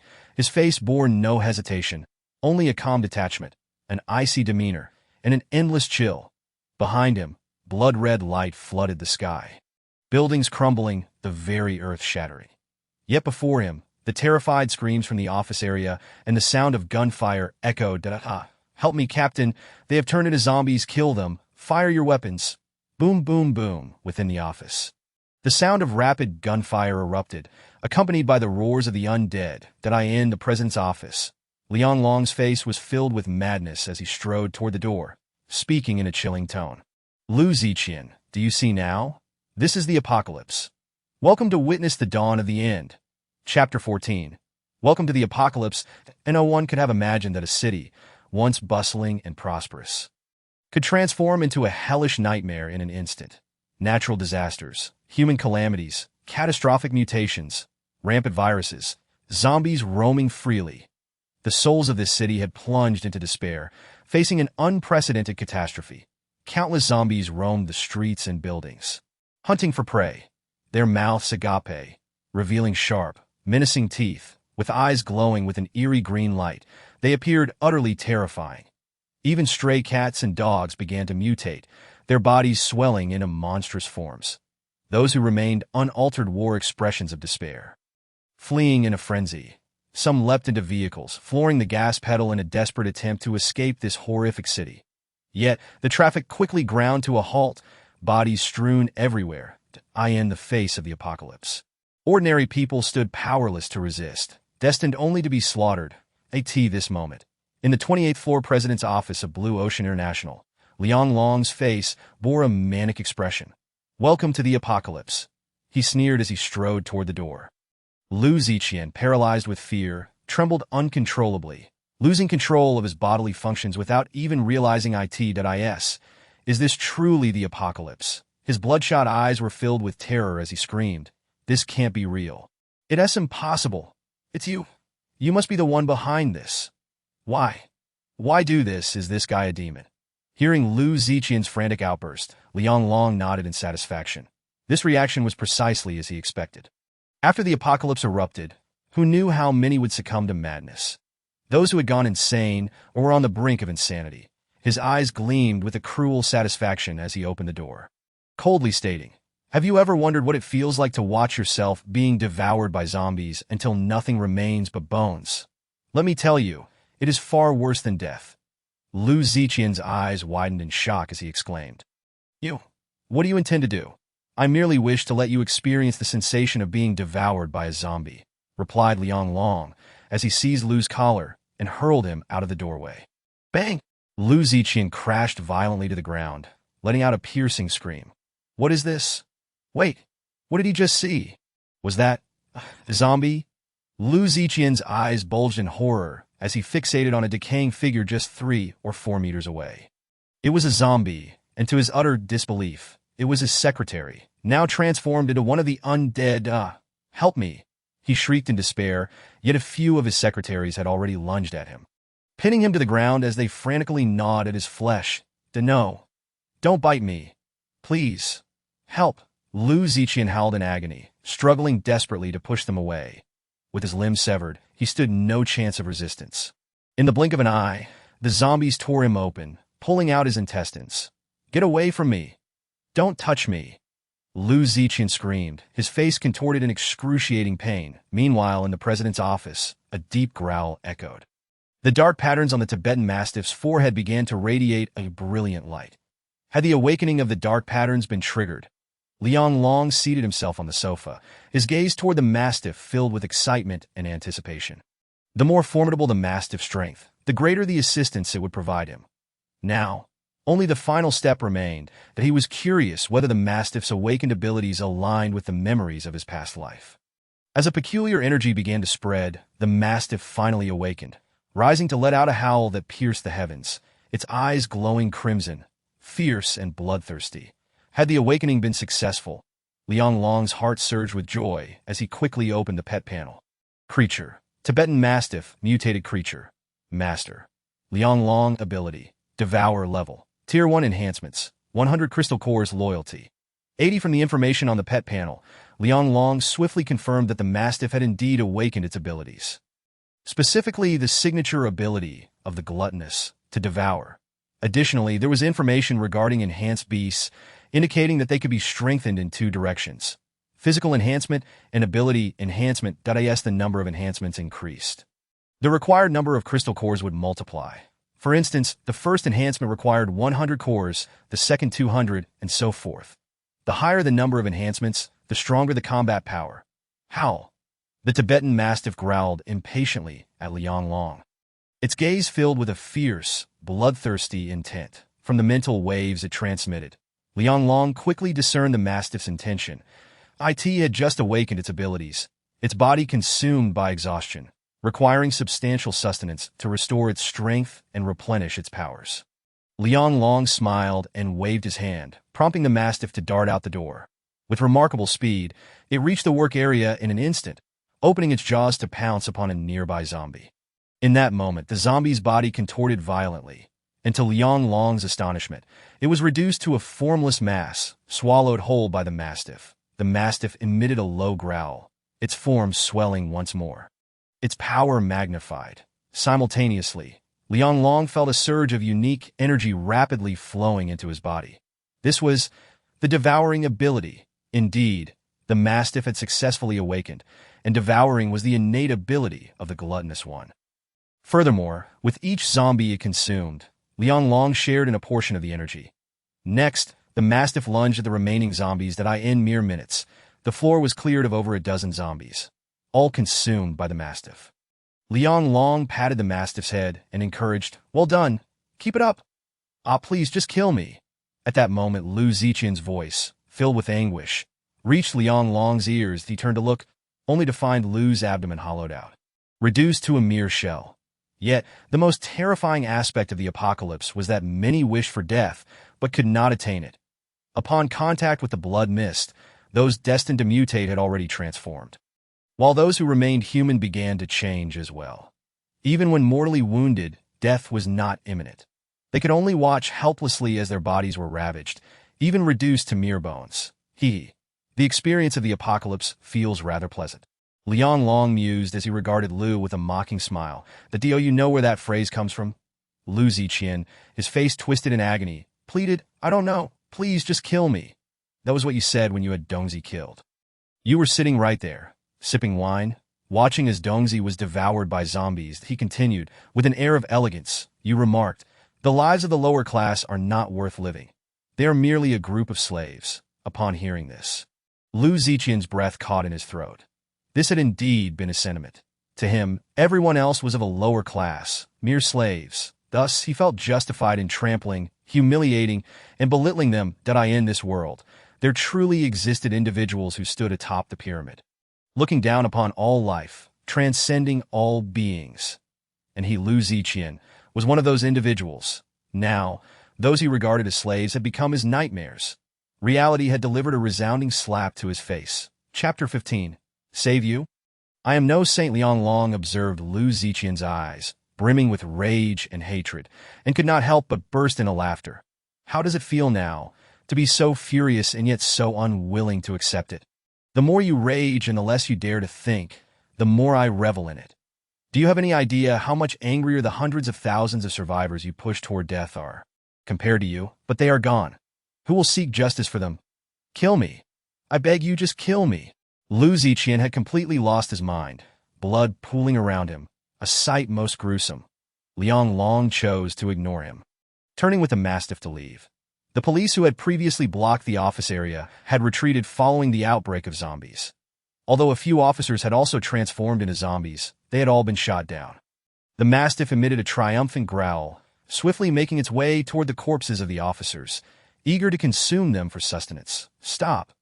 Do not devour their corpses." Liang Long's cold voice rang out, halting the excited Mastiff. Suddenly, it turned, its heterochromatic eyes gleaming with a sinister light, filled with a savage, bloodthirsty demeanor. It fixed Liang Long with a menacing gaze, letting out a low growl. Liang Long's expression remained icy as he calmly stated, "Gluttonous one, do you dare to defy my command?" The Mastiff roared once more, as if protesting. Its unusual eyes flickered with dangerous light, fierce and ferocious, yet it ultimately refrained from consuming the corpses. Instead, it approached Liang Long, nudging against his trousers, lying obediently at his feet, its demeanor now seemingly docile, as if the previous bloodthirsty beast had merely been an illusion. Liang Long patted the mastiff's head and smiled. "Let us go." Having just awakened its abilities and become an extraordinary beast, the mastiff's power had surged, inevitably leading to conflicting intentions. However, under the dominion of the Beastmaster, no matter how strong it was, it could not resist its host. Devouring zombies and extraordinary beasts would lead to evolution. Liang Long's face beamed with satisfaction. "No wonder you were ultimately able to devour the leader of the extraordinary beasts and become the divine beast of gluttony.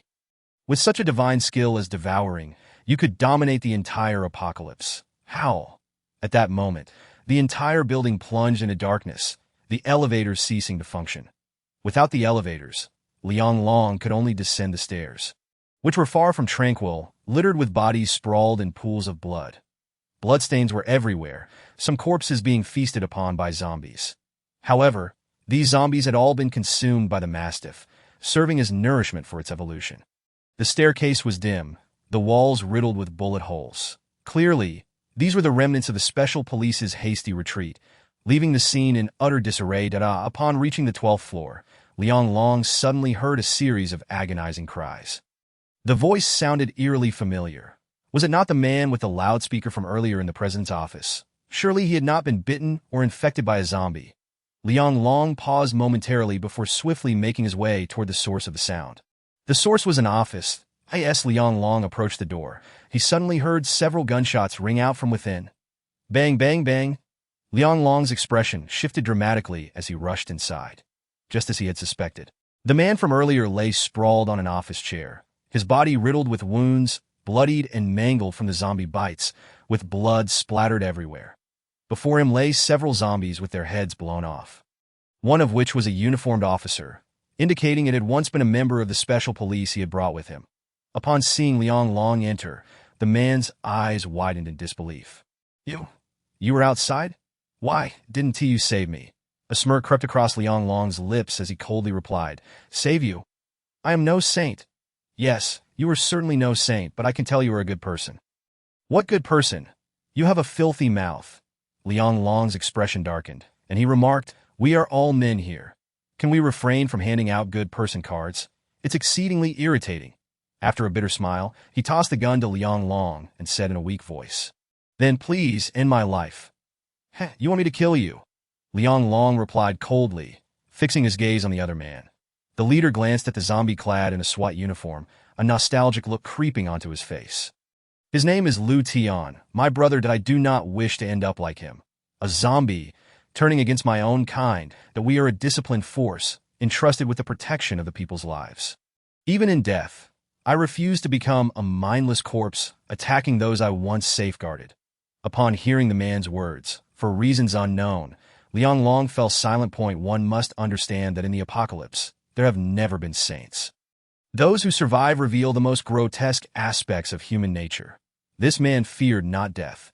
He merely wished to avoid becoming a zombie. Such a person deserves respect. Yet, Liang Long shook his head and sighed. "You have been infected. If I do not kill you, you will soon turn into a zombie." As he spoke, he raised his handgun, and at the moment he closed his eyes, he pulled the trigger. With a loud bang, the bullet swiftly penetrated the man's skull. The man's eyes widened. Though he breathed no more, his face still bore an expression of relief and serenity. Liang Long stood before the man for a protracted silence, his feet unmoving. It was not until the low growls of zombies echoed from outside the office that Liang Long snapped back to reality, that he realized that the gunfire had attracted the zombies on this floor, who were now surging into the office. The horde outside was dense, an undetermined number of zombies, but it mattered not. Liang Long suddenly felt the urge to slay zombies. He cast another glance at the lifeless man in the chair and retrieved the goosewing knife from his spatial storage. In an instant, his figure darted forth, slicing through the darkness like a flash of cold light. Spatial strangulation. As a deep roar resounded, brilliant flashes of the blade accompanied by ripples in the void crisscrossed like lightning. The spatial strangulation, executed with the goosewing knife, unleashed a terrifying might that in an instant, the very fabric of the void seemed to tear apart, the blade's light surging forth like a raging tide. Over a dozen zombies were instantaneously dismembered by this torrent of blade light, leaving not even a remnant of their corpses. Their bodies were truly shredded into countless fragments, scattered across the ground. Even the Tibetan Mastiff, witnessing Liang Long's spatial strangulation, was so frightened that its fur stood on end. The ferocity of this unleashed blade light was beyond terrifying. The resplendent glow of the blade enveloped everything like a net of death. The murderous, intense sword, leaving even the Mastiff feeling a chill throughout its body. Liang Long's spatial strangulation left it profoundly shaken, completely overturning its understanding of power. The sensation was akin to an ant beholding a mountain, infinitely more overwhelming than the fear an ant feels in the presence of such a colossal force. The Mastiff's very soul quivered from this strike. Chapter 16. Fear and madness at last. Liang Long ceased his assault. Yet his body trembled, and his complexion turned pale. He felt exceedingly unwell, as though his mental energy had been thoroughly drained. It was the limit of his abilities. He couldn't help but let out a bitter laugh. Today, in dealing with Lu Ziqian, he had employed spatial strangulation 5 times, for one who had only recently awakened to their powers. 5 times was already the pinnacle of human capacity. Moreover, Liang Long's spatial strangulation wielded immense power. To execute such a feat repeatedly placed him in a realm beyond other ability users, a veritable monster. It seemed he would not be able to use spatial strangulation for the time being, that he shook his head but felt no worry. Given the extent of his physical enhancement, he could still slay zombies with the goosewing knife. Exiting the office, he found only a few scattered zombies in the corridor. Whoa! The Tibetan Mastiff roared and lunged at a zombie, swiftly pinning it to the ground in just a few swift movements. It dispatched the creature. However, the commotion from the office had already attracted the attention of other wandering zombies in the corridor, in an instant, 5 or 6 zombies howled and charged towards them. Yet alas, these ordinary zombies were mere fodder before the Mastiff. Each one devoured as easily as a child. In the blink of an eye, the zombies were all consumed. Liang Long recognized that lingering here was unwise. He promptly descended the staircase. Along the way, he encountered continuous skirmishes. The stairs, hallways, and rooms were teeming with zombies in such densely populated areas. Few could survive. The moment zombies appeared, they were met with swift demise. Throughout his journey, he noted the bullet holes surrounding him. Clearly, the SWAT team's combat prowess was formidable, yet they had suffered severe losses. Liang Long discovered that some SWAT members had transformed into zombie variants. Originally, the SWAT members boasted commendable physical attributes, and upon becoming zombies, their combat abilities were significantly enhanced, far from what an ordinary person could contend with. However, even these mutated zombies could not withstand Liang Long's might. More and more zombies were drawn to the Blue Ocean International building. We must hasten our departure. Liang Long narrowed his eyes, surveying the exterior, and murmured softly in the early days of the apocalypse. Countless humans turned into zombies. Though their combat strength was low, their numbers were overwhelming. Below, innumerable skeletal lizards rampaged, preying upon the living. It could be said that the initial phase of the apocalypse was the most perilous moment for anyone. Yet, it also presented an unparalleled opportunity for evolution and ascension. The Tibetan Mastiff possessed the ability to devour, allowing it to consume vast quantities of zombies and mutated beasts, facilitating rapid evolution. Consume as much as you can, Liang Long urged, observing as the Mastiff devoured a zombie, leaving no bones behind. Inside the brains of these zombies and mutated beasts, a special crystal nucleus would eventually develop, a prime resource for enhancing strength. However, at present, these zombies were too ordinary and lacked such treasures within their minds that if the Mastiff could evolve to the 2nd tier, it would be ideal. Watching the Mastiff consume zombies one after another, Liang Long chuckled. This certainly reflects the gluttonous spirit. Fortunately, its speed of consumption was increasing steadily at this rate. The Mastiff should reach 2nd tier status in no time. One must remember that the Lord-level glutton was a genuine terrestrial deity. In his recollection, the most terrifying instance occurred when the glutton opened its mouth, capable of swallowing all mutated creatures within a 10-mile radius. In the lobby of Blue Ocean International, silence reigned. Bang, bang, bang. Outside the lobby, dozens of zombies were frantically battering against the tempered glass door. Supervisor, if we don't flee soon, once those zombies breach the door, we are all doomed. That I'm far too beautiful to end up like them. Behind the reception desk in the lobby, a woman's voice, tinged with a sob, broke the silence. She was one of the secretaries Liang Long had seen outside the president's office, quite lovely in appearance. Now she cowered in a corner, her face pale and trembling. Bang, bang, bang! Outside the lobby, an unending swarm of zombies pressed forward, relentlessly using their heads, hands, and bodies to smash against the door down on the street. Enormous skeletal lizards crawled about, evoking a sense of dread. Observing this scene, the other young individuals behind the counter were equally terrified, their legs turning to jelly as they collapsed to the ground. Stop crying. For heaven's sake. What are you panicking for? I have a gun. Let us see who dares to come in and seek their death. One Mediterranean man glared at them, his voice brimming with anger. This Mediterranean man was the supervisor of Blue Ocean International, who had locked the doors the moment the apocalypse erupted. He paid no heed to the cries for help from upstairs, promptly sealing all entrances to the lobby. That IT was due to this decisive action that they had managed to preserve their lives thus far.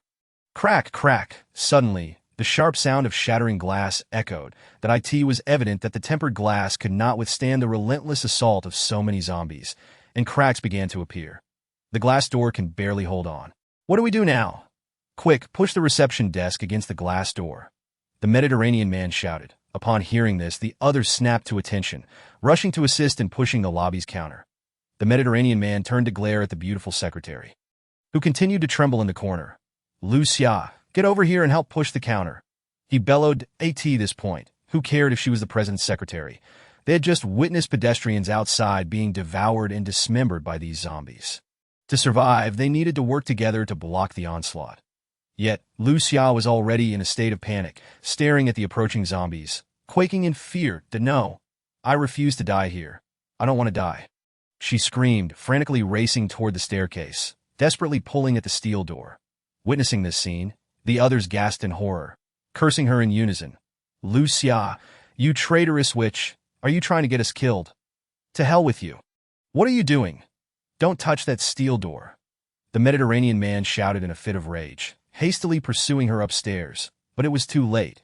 With a loud clang, the staircase's steel door swung open, instantly alerting the zombies within, who emitted ear-piercing roars. Then, before the terrified eyes of the onlookers, the zombies surged forth.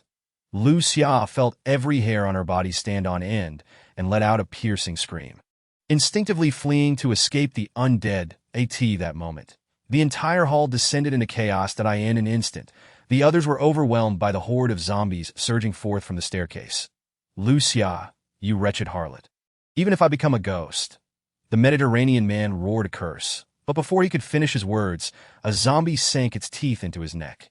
Hearing the Mediterranean man's curses, Lucia turned her head to witness the gruesome sight of him being torn apart by the zombies, his anguished cries echoing through the hall. Her complexion turned even paler as she realized she was on the brink of experiencing something horrific. Suddenly, she sensed something approaching from behind. Oh my God. Help me. I don't want to die. Lucia screamed, rolling and crawling into a corner, where she began to weep uncontrollably. Yet in the next moment her voice was abruptly silenced, for at that instant, a warm liquid splattered onto her, causing her body to shudder violently. She looked up to see the very zombie that had lunged at her, its eyes wide with a bloodthirsty glare, fixated upon her. Then, in a daze, she watched as its head slipped from its neck, falling to the ground with a thud. A figure emerged, wielding a blade resembling a goose's wing, casting a cold gaze upon Lucia. Chapter 17. Green tea, full of tea flavor. The newcomer was Liang Long. As he descended the stairs, he had not anticipated the presence of any survivors in this place. Several individuals had already succumbed to the zombies, their bodies dismembered. The hall was left with only this woman, trembling in the corner, her face ashen with fear. Dawayu, you saved me. Lucia gazed at Liang Long in a daze. She had thought she was doomed to die at the hands of the zombies. Yet unexpectedly, this man appeared and vanquished the zombie that attacked her. In that moment, her gratitude towards him surged to its peak. With a roar, a thunderous growl erupted nearby. Lucia then beheld a massive shadow, akin to a water buffalo, charging in fiercely. The Taotie exuded an aura of brutal ferocity as it pounced forward that in an instant, its sharp claws shredded several zombies, and with an insatiable hunger, it devoured them whole. Its display was imbued with the majesty of a predator. However, the mere sight of it sent Lu Xia, already akin to a frightened bird, spiraling into terror. A mythical beast. Lu Xia's pupils constricted, her body stiffening. How could a mythical beast enter here? It was a creature that dared to consume even zombies, far more terrifying than they. The Taotie, having devoured several zombies, emitted 2 bursts of scorching breath. Then, it suddenly turned its massive head. Surveying Lu Xia from above and licked its lips, that dreadful image seemed to regard Lu Xia as a potential meal. Overcome with fear, she began to scream, "Don't kill me, I don't want to die. Please don't kill me." Witnessing the woman's distress, Liang Long furrowed his brow. Taotie, enough, stop scaring her. Upon hearing this, the Tibetan Mastiff turned away, lunging at another zombie. Lu Xia collapsed onto the ground, gasping for breath, feeling as if she had escaped a nightmare. Once she regained her composure, she finally took a good look at Liang Long, and her eyes widened in astonishment. Is that you?" She had not expected Liang Long to survive and descend from the 28th floor. Seemingly unscathed, however, considering he was accompanied by a Tibetan Mastiff, it was not entirely surprising. Yet, the mere sight of the Tibetan Mastiff still made her heart race with trepidation. "You recognize me?" Liang Long inquired. Somewhat taken aback, as he did not recall her, Lu Xia eagerly nodded and replied, "My name is Lu Xia. I am the secretary of Lu Ziqian. Did I saw you earlier?" "Ah, so that's why you know me." Liang Long inclined his head slightly, acknowledging her that he held no particular fondness for Lu Ziqian's secretary. With a growl, the Tibetan Mastiff tore off the head of the last zombie, before lying down and licking the bloodied remains. This gruesome scene made Lu Xia's stomach turn, nearly causing her to vomit. This creature treats zombies as delicacies? Lu Xia pointed at the Taotie, her face twisted in disgust. "Is this your pet? It's absolutely revolting." The Taotie seemingly heard her words and let out a low growl to "Ha, I find you more repugnant than a dog." Outside the tempered glass door, a throng of zombies had gathered, relentlessly pounding and crashing against the glass. However, these were merely ordinary zombies, and breaching the tempered glass would likely prove difficult. This left her feeling quite unsatisfied. After all, her position as Lu Ziqian's secretary was largely due to her beauty. Throughout her life, she had always been the center of attention, pursued by countless admirers, including various wealthy heirs and prominent young gentlemen. She had never encountered a situation like today. What infuriated her further was the absence of any admiration in Liang Long's gaze. Though she found him insufferable, she couldn't help but ask, "How? How did you manage to survive?" She distinctly remembered that there had been dozens of people on the 28th floor. Logically, if even one had turned into a zombie, everyone else would have perished. Liang Long replied coldly, "That is none of your concern." This man was utterly oblivious, unwilling to exchange even a single word with her. Lu Xia gritted her teeth in frustration, casting Liang Long a fierce glare before sitting down to rest. Liang Long, too, ignored the others and closed his eyes to meditate. After a brief silence, Lu Xia quickly regained her haughty demeanor. She stood up and addressed Liang Long, saying, "Your pet is quite impressive. How much for it? Sell it to me as a pet." "Money." Liang Long opened his eyes and shot her a glance. Lu Xia puffed out her chest, raising her chin with an air of arrogance. "Rest assured, the price will surely satisfy you." Liang Long snorted with disdain. "No need. I'm not interested in money. In the apocalypse, gold and silver were as worthless as scrap paper. Only food, weapons, and gear held any value. Not to mention, a Taotie was far less valuable than a loaf of bread in his eyes." Upon hearing this, Lu Xia's anger intensified. Her eyes reddened as she glared at him, feeling utterly rejected for the first time in her life. How dare he disregard her beauty? Was her allure not enough to capture his attention? Did she appear so devoid of attractiveness? "What I mean is, you better shut your mouth." Liang Long's tone turned icy, his presence exuding a dangerously ominous air. The instant Lu Xia met his gaze, she felt a chill envelop her, as though she had fallen into an ice cavern. As a goddess-like beauty, she had never encountered such a frigid stare from any man. In an instant, her face drained of color, and she quickly lowered her head, Terrified of provoking Liang Long, a man who dared to kill Lu Ziqian was undoubtedly formidable. Liang Long, unwilling to engage further, gradually reined in his aura and closed his eyes once more. Taotie this moment. He needed to restore his mental strength to address any unforeseen circumstances. This action allowed Lu Xia to breathe a sigh of relief. Thankfully, she had not genuinely provoked him, otherwise the consequences could have been dire. Suddenly, she recognized a grave issue. Had it not been for Liang Long's assistance, she would likely have perished here. Realizing this, she felt a wave of grievance wash over her. Pausing for a moment, she adopted a pitiful demeanor and sweetly said, "Sir, could you take me out of here?" Liang Long ignored her, continuing to meditate. "Sir, please just agree." Lu Xia pouted, shaking Liang Long's arm in a playful manner. It must be said that she was indeed a beauty. Especially now, clad in a tattered professional outfit that revealed ample skin, combined with her enchanting expression and sultry tone, she was impossible to resist. Liang Long opened his eyes, casting her a cold glance. What a green tea bitch. Not only was her figure alluringly voluptuous, but her demeanor reeked of insincerity. However, such women were all too common in the apocalypse. In this harsh world, they either became the playthings of powerful figures or resorted to selling their bodies for survival, with some ultimately being reduced to mere food after being exploited. Chapter 18. Body? Too dirty even for dogs. After struggling to survive for a decade in the apocalypse, Liang Long had encountered countless women like this that he coldly shook his head. Know what? Lu Xia's eyes widened in disbelief. Utterly stunned, she had never expected this man to reject her. After repeated rejections, Lu Xia's frustration boiled over.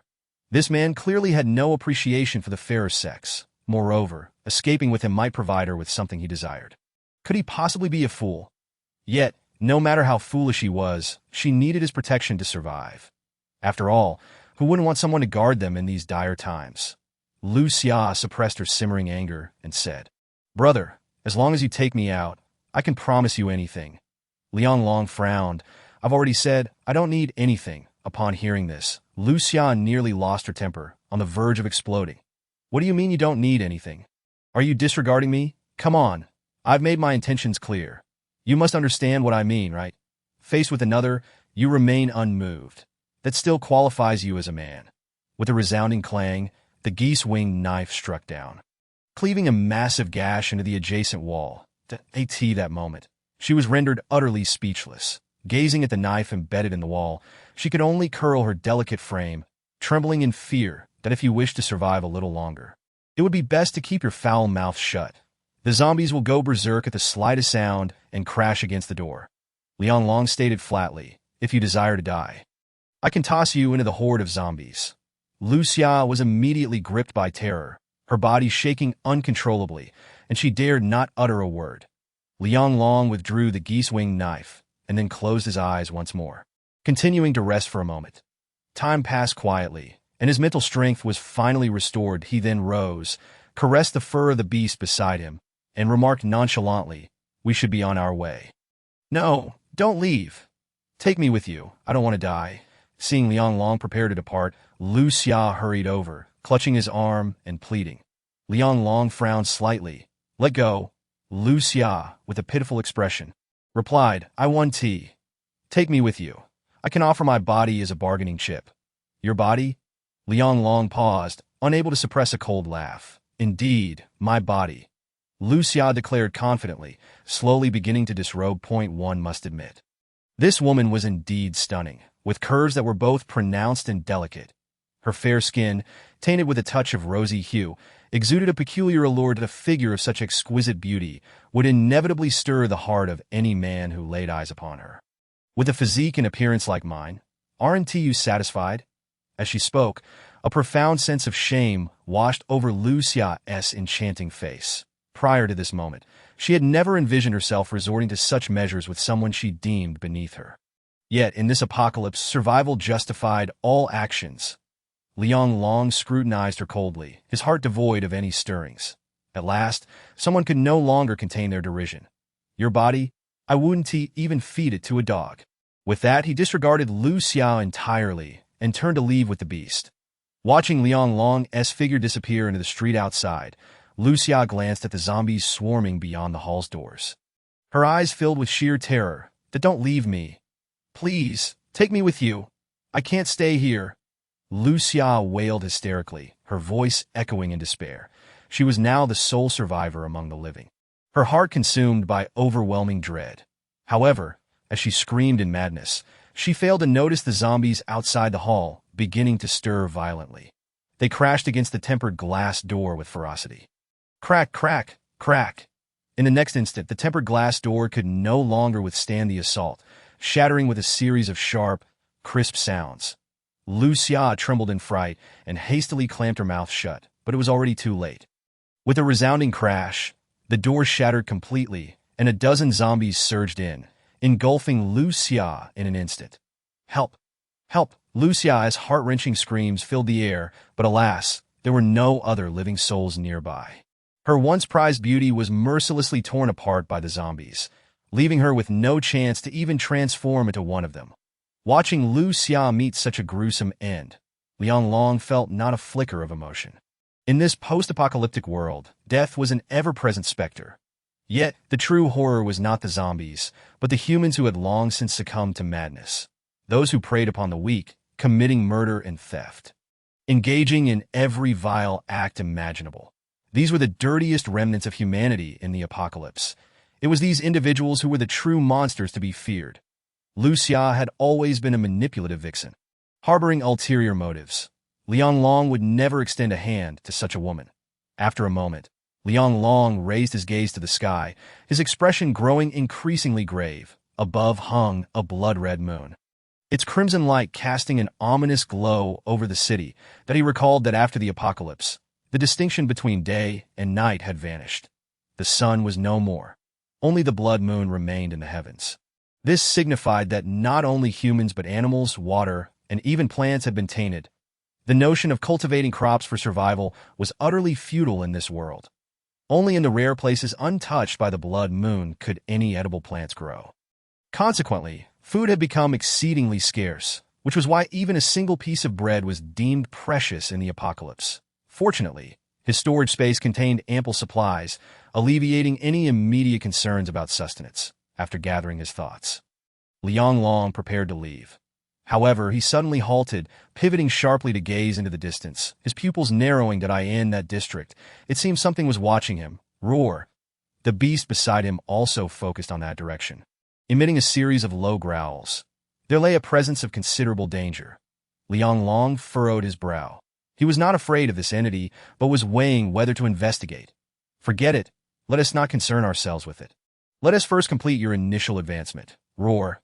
The beast nudged against his leg, following Liang Long as he turned to depart. Did I in the next moment, Liang Long and the beast appeared on another street.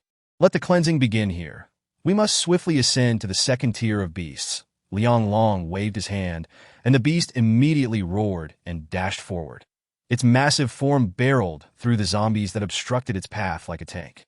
The speed at which the beast consumed its prey was markedly quicker than before. In mere moments, dozens of zombies had transformed into nourishment for the beast's evolution. Liang Long unsheathed the geese-wing knife, harvesting the isolated zombies along the way. Meanwhile, the street beside Blue Ocean International had largely been cleared of zombies. On the other side of the street, several special police officers were fending off the relentless zombie onslaught.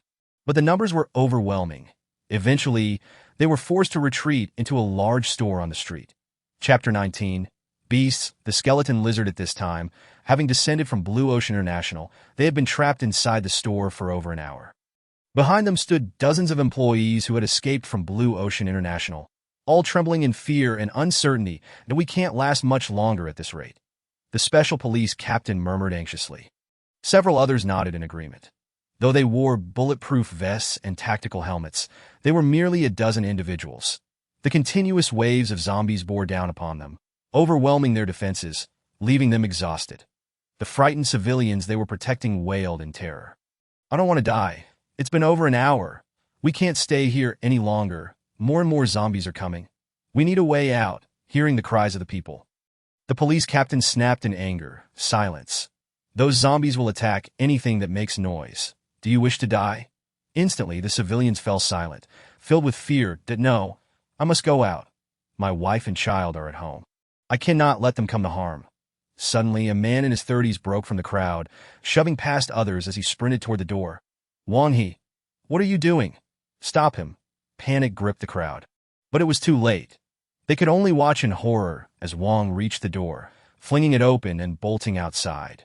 Suddenly, a zombie lunged at him with a ferocious roar, sinking its teeth into him. Ah! His agonizing scream echoed through the street that in an instant, countless zombies, seemingly driven mad, surged forward.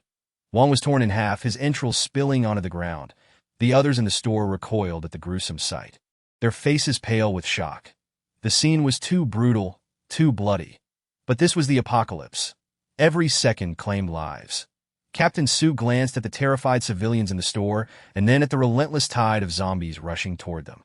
He felt a mix of anger and helplessness that if they abandoned the civilians, their own chances of survival would improve, but as members of a disciplined force, the duty to protect the people was ingrained in their very being.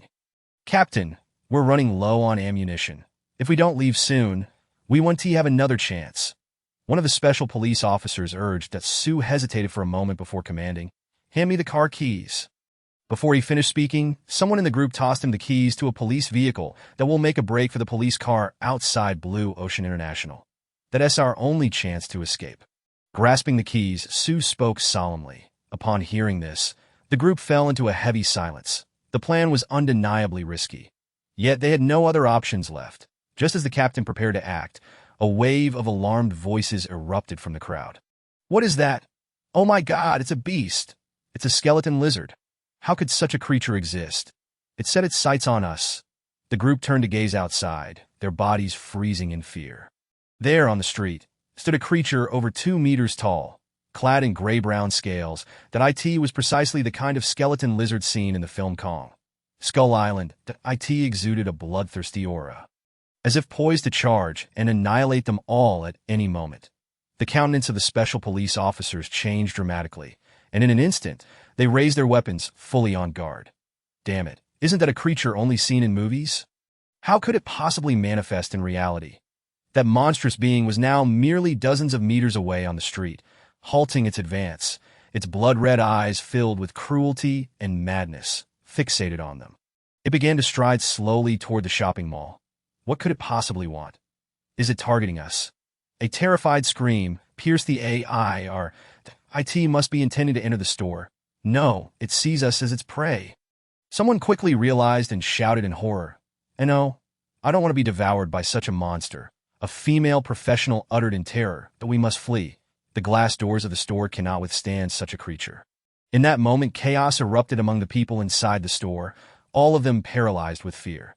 The more than 10 special police officers stared at the creature, their faces etched with despair. Against such a massive aberration, even armed as they were, they could do little but resign themselves to becoming its food. That wasn't he the one who had eliminated Mr. Liu in the president's office? No, he has set his sights on that beast. Suddenly, a wave of incredulous shouts surged through the crowd. Su Feng turned in the indicated direction and indeed saw a figure approaching from the opposite side of the street, accompanied by a Tibetan mastiff the size of a water buffalo. It turned out that Liang Long had long been aware of something stalking him, but had ignored it, focusing instead on the frenzied slaughter of zombies. For them, the lowly zombies were merely the finest delicacies. Little did he expect to encounter the skeletal lizard on the street. Instantly, Liang Long was elated. It was known that the creatures appearing at the onset of the apocalypse were all first-tier aberrations. Unlike zombies, aberrations were not mere mutations but true exotic species. This naturally occurring first-tier aberration had already formed a crystal core within its mind, making its combat prowess exceedingly formidable.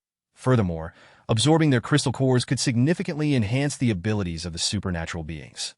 Moreover, the power gained from crystal cores was even more potent and easily absorbable than that from zombies.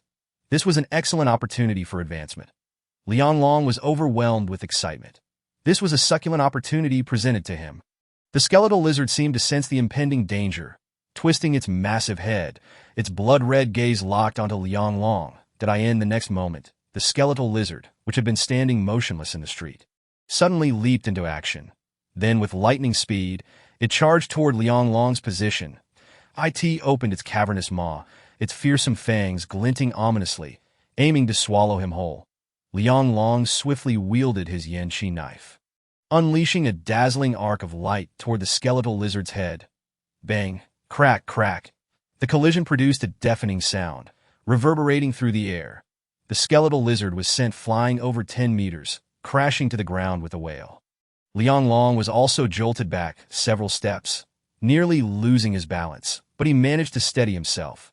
Witnessing this spectacle, the crowd was rendered speechless in shock that it was unimaginable how powerful Liang Long truly was. Able to confront an aberration head-on. It was you who had been lurking from a distance, watching us, wasn't it? At this moment, Liang Long regarded the skeletal lizard with a frigid gaze, his expression one of astonishment. No wonder it's a first-tier aberration. Its defenses are vastly superior to those of a zombie, in his memory. He recalled how some organizations had deployed numerous personnel to hunt first-tier aberrations, ultimately paying a heavy price to succeed. This native aberration was at the pinnacle of combat capability, once instilling terror in countless survivors. Yet now, this very native aberration had become Liang Long's quarry. Chapter 20. Not only innocent but accomplished. The skeletal lizard, clearly enraged, rose from the ground and unleashed a furious roar at Liang Long. The roar was thunderous, causing the entire street to tremble. The surrounding area felt as though an earthquake had occurred. The power of the sound attack utterly terrifying, leaving the onlookers pale with fear that a sonic attack. Liang Long furrowed his brow. It was evident that this aberration had awakened its innate abilities, seemingly of the sonic variety. With another roar, the skeletal lizard launched itself like a cannonball toward Liang Long. The tremendous force sent debris flying in all directions. However, having discerned the true combat capabilities of this creature, Liang Long lost interest in engaging. He waved his hand. Taotie, this is a first-tier aberration. Be cautious. The roars reverberated painfully in the ears of the crowd. Taotie, with its massive water buffalo-like form, lunged forward, its sharp claws crashing against the skeletal lizard. The sound of splintering bones echoed sharply. The skeletal lizard emitted a piercing shriek as it was sent hurtling over 10 meters away. Both were first-tier aberrations, clashing fiercely, rendering the surrounding zombies utterly powerless to intervene. The people inside the store were left in awe, witnessing the ferocious battle between the two aberrations. The special police officers, in particular, gaped in astonishment at the intensity of the aberration war. The combat capabilities of these creatures far surpassed those of zombies. In the presence of these aberrations, they, as ordinary individuals, had no chance of resistance. Though the skeletal lizard was injured, it remained ferociously tenacious. The two colossal beasts engaged in a brutal struggle, with the skeletal lizard's larger size, greater strength and sturdier defenses allowing it to relentlessly claw and tear, attempting to rend Taotie to shreds. While Taotie was not a strength-based aberration, it was not weak, and its speed exceeded that of the lizard. It expertly dodged the lizard's attacks and lunged back in for the kill. Its speed was akin to that of a black lightning bolt, nearly impossible to catch. With a powerful strike, it smacked down onto the skeletal lizard once more. Boom! Accompanied by a violent explosion, the ground trembled beneath them. The skeletal lizard roared as it was sent flying, crashing to the ground. Liang Long shook his head slightly. While the skeletal lizard was formidable, it was not a match for Taotie. With razor-sharp teeth, Taotie's claws could shatter bones. However, the lizard's scaly armor provided substantial protection against Taotie's strikes. Even after being knocked away, it rose as if unscathed. Liang Long couldn't help but raise an eyebrow, somewhat astonished as he remarked, this creature's defensive capabilities seem quite high. If this continued, it would become quite troublesome for Taotie to slay it. Therefore, Liang Long brandished his Yanqi knife and charged forward. Space cleave. The air shimmered as if countless sharp blades sliced through the lizard's scales. The tearing sounds were incessant. The Yanqi knife gleamed with a dazzling chill as it struck the skeleton lizard, sending sparks flying. The collision produced a jarring metallic clang.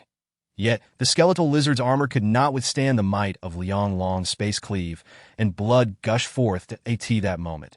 Taotie seized the opportunity to leap forward, sinking its teeth into the lizard's neck. The distinct crunching sound sent chills down the spines of the onlookers. The skeletal lizard writhed in agony, struggling fiercely, however, with its neck clamped in Taotie's jaws. A powerful tug dislocated half of its head. The skeletal lizard was thrown into disarray, thrashing wildly, crashing into nearby buildings, leaving destruction in its wake. Liang Long intensified his assault, the yin-chi knife glinting with cold light as it struck down upon the skeletal lizard's neck. With a sickening squelch, blood sprayed forth, and flesh and bone separated. The massive head rolled to the ground, kicking up a cloud of dust and smoke that a pungent, acrid scent of blood instantly filled the air. Taotie, exhilarated, ravenously tore into the skeletal lizard's carcass, devouring both skin and bone. Crack, crack. In an instant, the sound of cracking bones emanated from Taotie's body. After consuming the skeletal lizard, it felt as though some sort of shackles had been shattered within it, causing its size to increase slightly. Roar! Taotie let out a triumphant howl, its teeth resembling saws, its mouth curving menacingly, exuding an aura of terrifying bloodlust. It seemed that Taotie had achieved some form of breakthrough. Though it had not yet advanced to a second-tier aberration, it appeared to be on the cusp. Liang Long paid no heed to Taotie. Instead, he severed the lizard's head to extract a white crystal core from within. This was the crystal core, a first-tier white crystal core. Liang Long stored the core away and, accompanied by Taotie, continued onward. Inside the store, those who witnessed this scene were left dumbfounded, gasping in disbelief. This man had actually slain an aberration. How terrifying! They knew well that this was a fearsome creature that had crawled out from underground fissures. Even the firearms in the hands of the special police posed no threat to such an aberration, unable to pierce its scales. Yet now, Liang Long had accomplished this with remarkable efficiency. The sheer magnitude of his strength was utterly astounding. The crowd stared wide-eyed, disbelief etched on their faces, as though they had encountered a ghost. This fellow was astonishingly powerful, and his strength was simply beyond comprehension. At that moment, a special police officer spoke up. "Captain, it was he who killed Lu Ziqian. Should we arrest him? Otherwise, it would be difficult to explain to our superiors." "Are you out of your mind? In a world overrun by zombies, who would you report to?" Su Feng was nearly driven to spit in the face of this fool. "That can't you see the outrageous strength Liang Long possesses? Do you have the audacity to try and apprehend him? What shall we do now?" The special police officer inquired. "What else can be done? Should we retreat with the people following behind him, or remain and await our doom?" Su Feng spoke, taking the initiative to open the door and following closely behind Liang Long. The number of zombies kept increasing with each encounter, that if they continued to stay inside the shop, it would not be long before they became fodder for the undead. However, Liang Long's appearance offered Su Feng a glimmer of hope for survival. Let us not dwell on the fact that Liang Long had killed Lu Ziqian. If the dozens of ordinary people under the protection of their special police team survived as a result, then Liang Long would not only be innocent, but would also have rendered a great service. Su Feng was not a narrow-minded person. He quickly led his team to follow, eager to cling to Liang Long's coattails. Liang Long, engrossed in the frantic slaughter of zombies, was oblivious to Su Feng and his team trailing behind.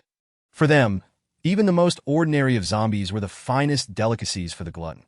With a casual stroke of his knife, Liang Long effortlessly severed a zombie's head, kicking the body towards the glutton, who eagerly devoured it, taking bites out of the remains with the fervor of a child.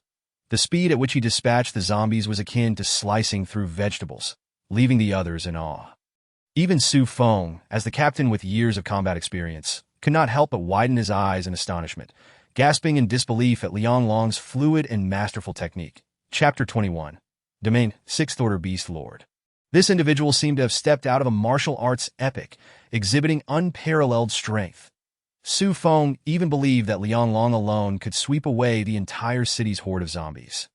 It wasn't until one of his team members fired at a stray zombie that Liang Long finally paused, turning to glance over. His gaze was icy and devoid of warmth, causing the team member's heart to race with fear. Along with Su Feng, everyone felt a chill run down their spines, their hairs standing on end. It felt as though a mere glance from Liang Long could plunge them into an abyss of despair. Fortunately, Liang Long had already sensed their presence behind him, that he merely cast a fleeting glance before disregarding them, continuing his rampage against the zombies alongside the glutton. "Oh my God, that nearly scared me to death." The team member exhaled in relief, wiping the cold sweat from his forehead. "Captain, what should we do now? Should we keep following him?" he cautiously inquired. since he hasn't warned us. Does that mean he's in agreement? Su Feng nodded. They had to follow him.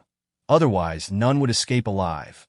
Others nodded in unison, acknowledging that following Liang Long was their best chance of survival. Everyone, stay alert. While we may not be able to assist much, we must provide him cover, Su Feng stated solemnly. Casting a glance at Liang Long, the group tightened their grips on their weapons and surged forward behind Liang Long. That in truth, under the assault of Liang Long and the glutton.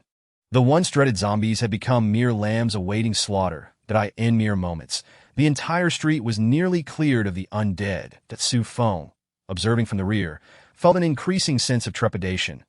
He could not fathom what Lu Ziqian had done to incite such a formidable being. Captain, we have cleared the area. We can retreat now, a team member reported respectfully, approaching Su Feng. All right, prepare to leave. Su Feng inhaled deeply and commanded. Following Liang Long, they had reached the entrance of the Blue Sea International Building. The police cars were parked ahead, and they were on the brink of escaping their perilous situation. Suddenly, a deafening roar reverberated, accompanied by shrill screams. The ground shook violently, as if an earthquake had struck.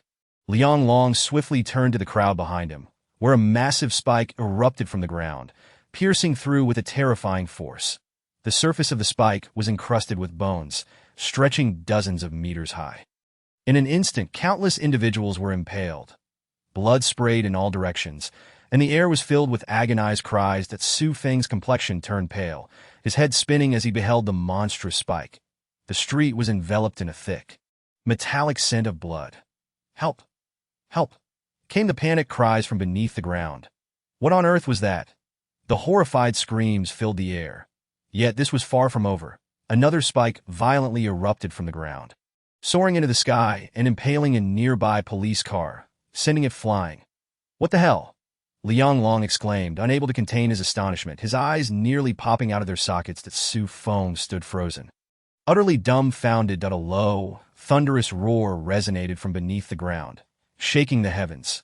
The earth quaked, and an invisible pressure expanded rapidly, enveloping a radius of over 10 miles, creating a distinct domain. All nearby zombies and beasts were forced to the ground. Wailing in despair, it felt as if a deity had descended, instilling a primal terror that resonated deep within their souls. This was the sixth-order Beastlord. Liang Long's pupils constricted, his expression turning grave. The skeleton lizard lord? Had it awakened on the very first day of the apocalypse? He turned to the panicked crowd and decisively called to the glutton. Glutton, this is a lord-level beast. We must leave. With a decade of survival experience in the apocalypse, he understood well that early-stage lord-level beasts possessed powers akin to deities. Even if just awakened, their strength could rival several S-class ability users. Such a creature was not something ordinary humans could withstand. However, just as Liang Long prepared to abandon the others and escape with the glutton, the oppressive aura dissipated. Even the low growls from below began to fade, interspersed with sounds akin to snoring. Liang Long's face reflected disbelief. He doubted his own ears, the terrifying consequences wrought by such power. Was it merely the beast lord shifting in its sleep? The earthquake ceased, and the surroundings gradually settled into silence. However, having experienced such horror, the surviving individuals were on the brink of a mental breakdown. Wah, that was terrifying. I thought I was dead, that we've committed too many sins. God has sent demons to purge us. Nearly everyone began to weep, releasing their pent-up fear. Yet, they remained oblivious to the fact that the terror they had just endured was merely the beginning. Meanwhile, Su Feng was engulfed in profound shock, staring vacantly at the two deep, bottomless pits, his mind unable to find peace. The magnitude of that aura and the immense spike. One could only imagine the size of the terrifying entity beneath. He struggled to believe that this was truly the enemy humanity had to face. Fear began to creep into Su Feng's heart. This was only the first day of the apocalypse, and they were already confronted with such a dreadful existence. If things progressed further, what horrors awaited them? Unbeknownst to him, Su Feng's heart was filled with dread. Just as despair clouded his vision, a figure suddenly caught his eye. Liang Long was crouched before the pit. Observing with keen interest that moment, Su Feng felt a jolt of realization, a terrifying hypothesis surfacing in his mind. Could it be that this young man had known the apocalypse was coming all along? Had he prepared in advance, explaining his extraordinary combat prowess? Perhaps he had a way to eliminate the horrifying beast beneath. Impossible, absolutely impossible, that Su Feng shook his head vigorously, attempting to dispel the naive thought. The entity below was beyond human capabilities. Not even a nuclear bomb would suffice. With such a terrifying creature lurking beneath, there was no hope for them. Let us flee to the mountains for refuge. The ordinary people around began to murmur restlessly. Silence. Help will be here soon. Those who wish to live, be quiet. Su Feng barked, asserting order. Soon? Just how soon? We've already endured for hours. My team has contacted the relevant authorities. They have dispatched a rescue team. Su Feng explained, glancing at them. Suddenly, a thunderous roar echoed from afar. Shaking the street, that Su Feng felt an icy chill envelop him as he turned to look on the opposite side of the street. A dense horde of zombies had mysteriously gathered. Behind them. On a nearby building stood a skeleton lizard, its blood-red eyes fixated on the crowd below. Chapter 22. The hunt begins. Seize the crystal core. The skeleton lizard's blood-red eyes, filled with a thirst for blood, slowly scanned the crowd. The sight sent shivers down Su Feng's spine, his heart racing uncontrollably. Oh heavens, beasts and zombies. What do we do? Run. Otherwise, we shall all perish. The presence of the beast had driven the onlookers into a frenzy, fleeing to escape the impending doom. Yet the sheer number of zombies blocked the street, trapping them. Some panicked ordinary people, unable to escape in time, were quickly engulfed by the horde. Within mere minutes, they were reduced to mere remnants, their insides devoured clean by the undead. The chilling scene left the remaining survivors trembling in fear. Bang, bang, bang. Su Feng, accompanied by over a dozen special police officers, unleashed a barrage of gunfire upon the relentless horde of zombies. Yet, the sheer number of the undead was overwhelming, rendering any efforts to halt their advance futile. Damn it, how could there be so many zombies? Su Feng's mind sharpened as he surveyed the surroundings. And to his dismay, he spotted another massive gathering of zombies not far away. Gritting his teeth, he had no choice but to lead his team in retreat, striving to evade being engulfed by the undead. Ah, so they can even drive away the zombies. How intriguing. The most exhilarated among them was Liang Long, who eyed the distant skeletal lizard with eager anticipation. Licking his lips in his eyes, that skeletal lizard was nothing short of a delectable prize. However, the surrounding zombies were multiplying. This made Liang Long furrow his brow.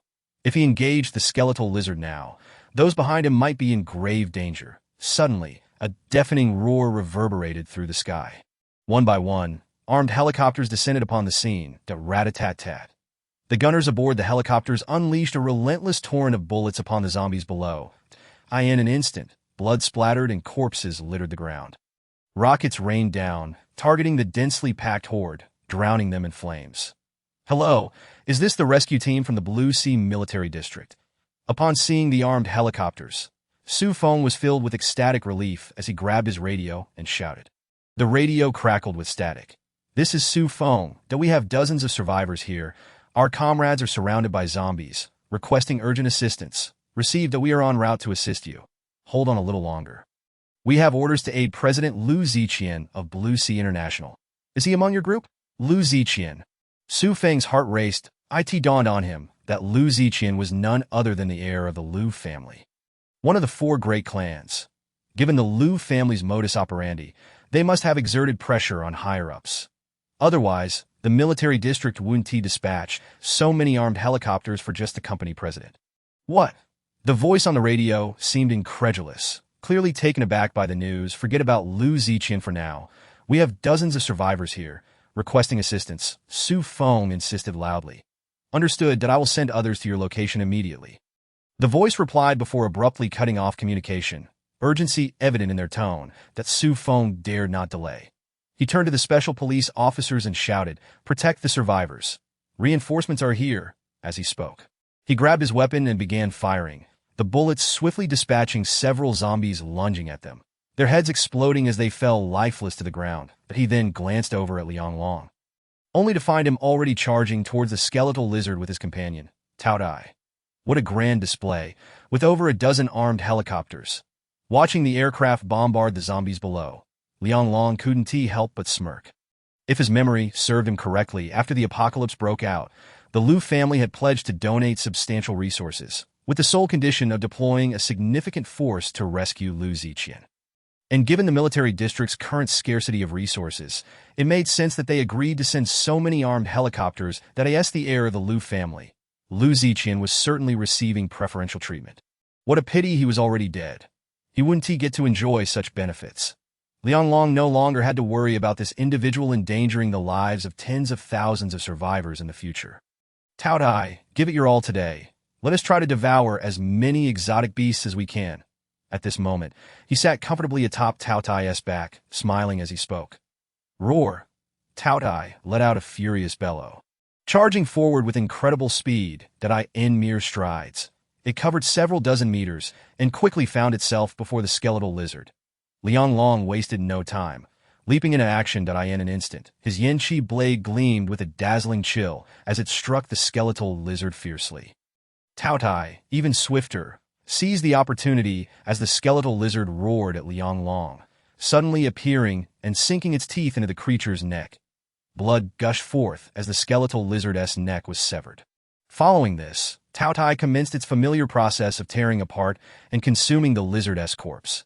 Lianglong cleaved open the lizard's head and extracted a crystal core. This scene unfolded before Su Feng's eyes, causing him to widen in astonishment, unable to suppress a gulp. Am I seeing things? That exotic beast seems to have significantly increased in power. Su Feng stared at Taotie, growing increasingly astonished. After all, Taotie's strength had surged so rapidly that it could effortlessly eliminate a first-tier exotic beast.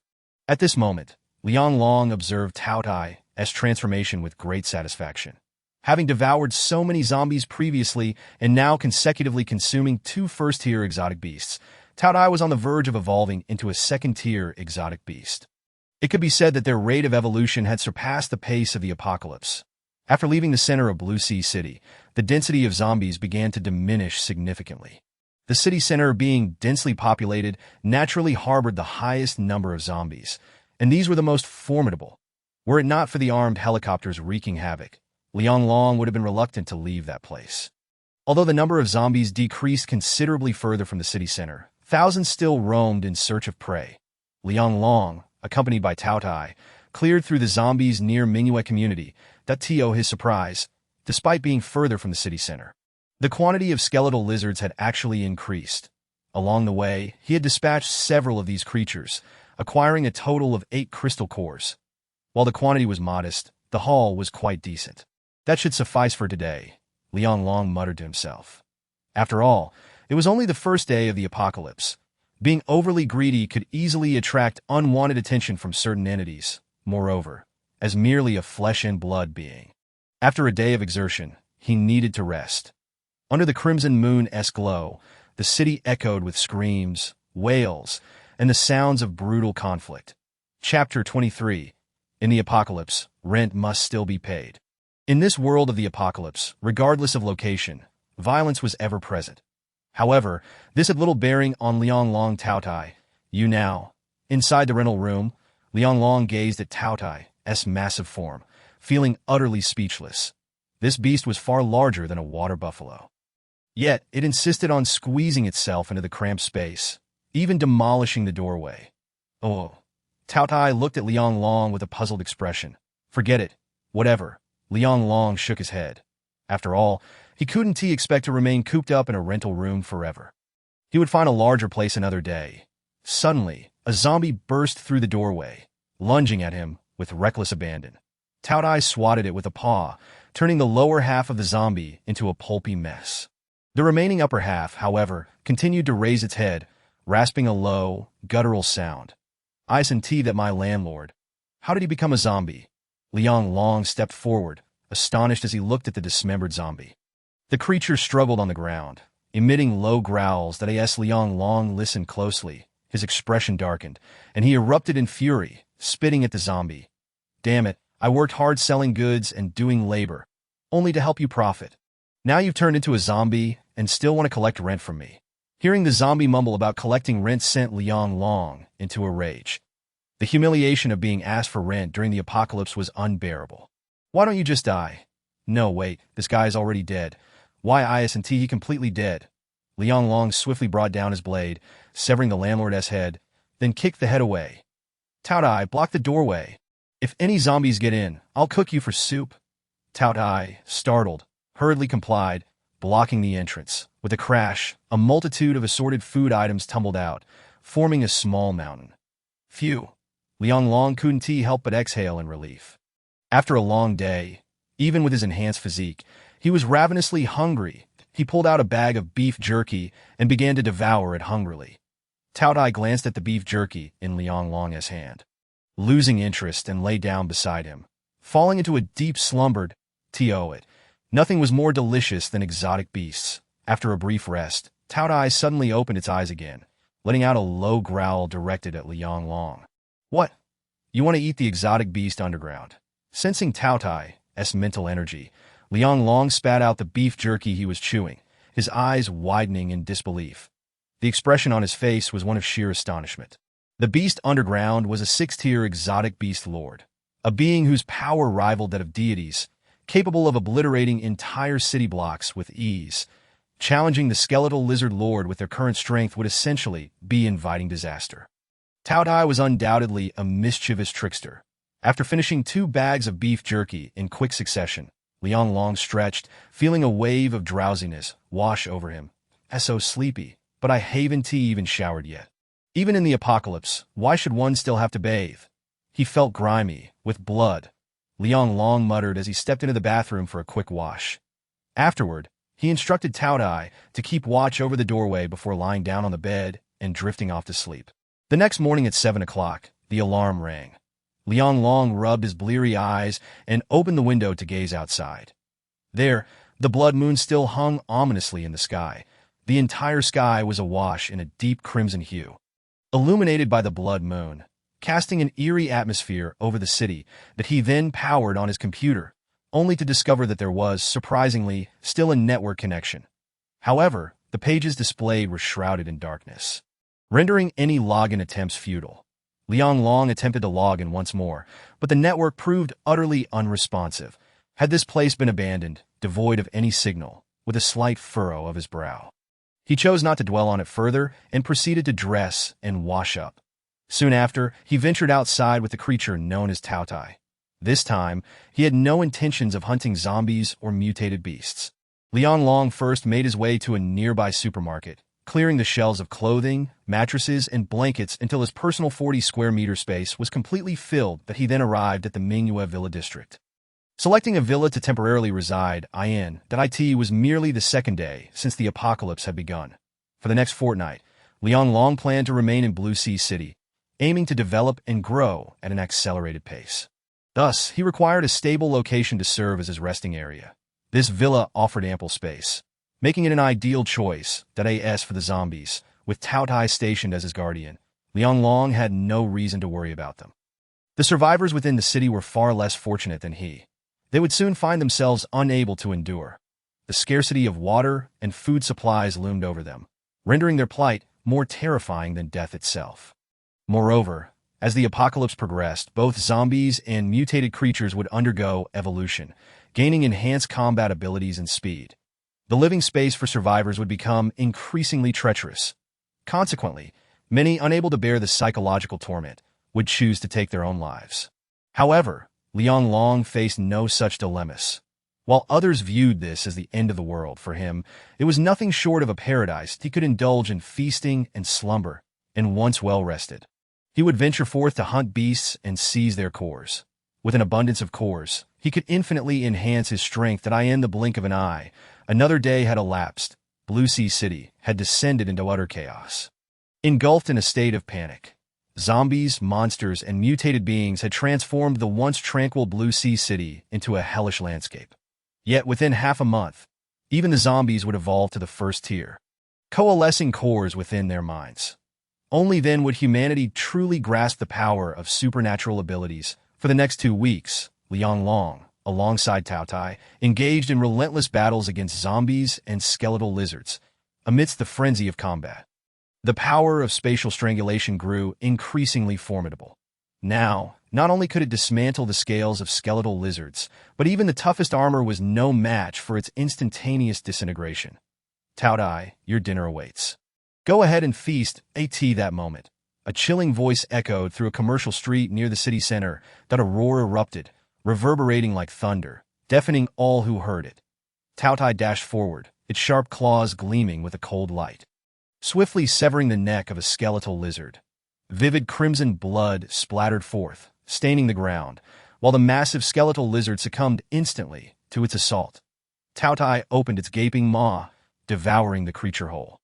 In fact, throughout the past fortnight, Taotie had been voraciously consuming zombies and skeletal lizards, growing ever larger. Its terrifying strength surged, muscles expanding rapidly and exuding an intimidating aura. Taotie had successfully evolved from a first-tier mutated beast to a second-tier one.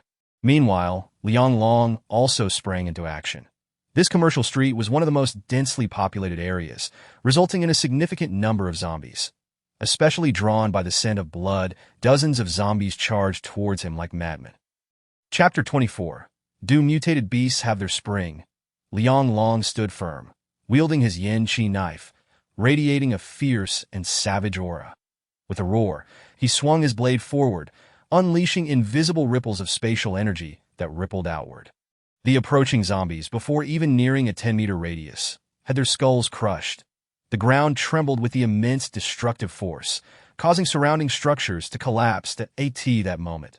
Liang Long resembled a merciless demon lord, ruthlessly reaping the lives of zombies. With Taotie evolving into a second-tier mutated beast, even its master reaped substantial benefits.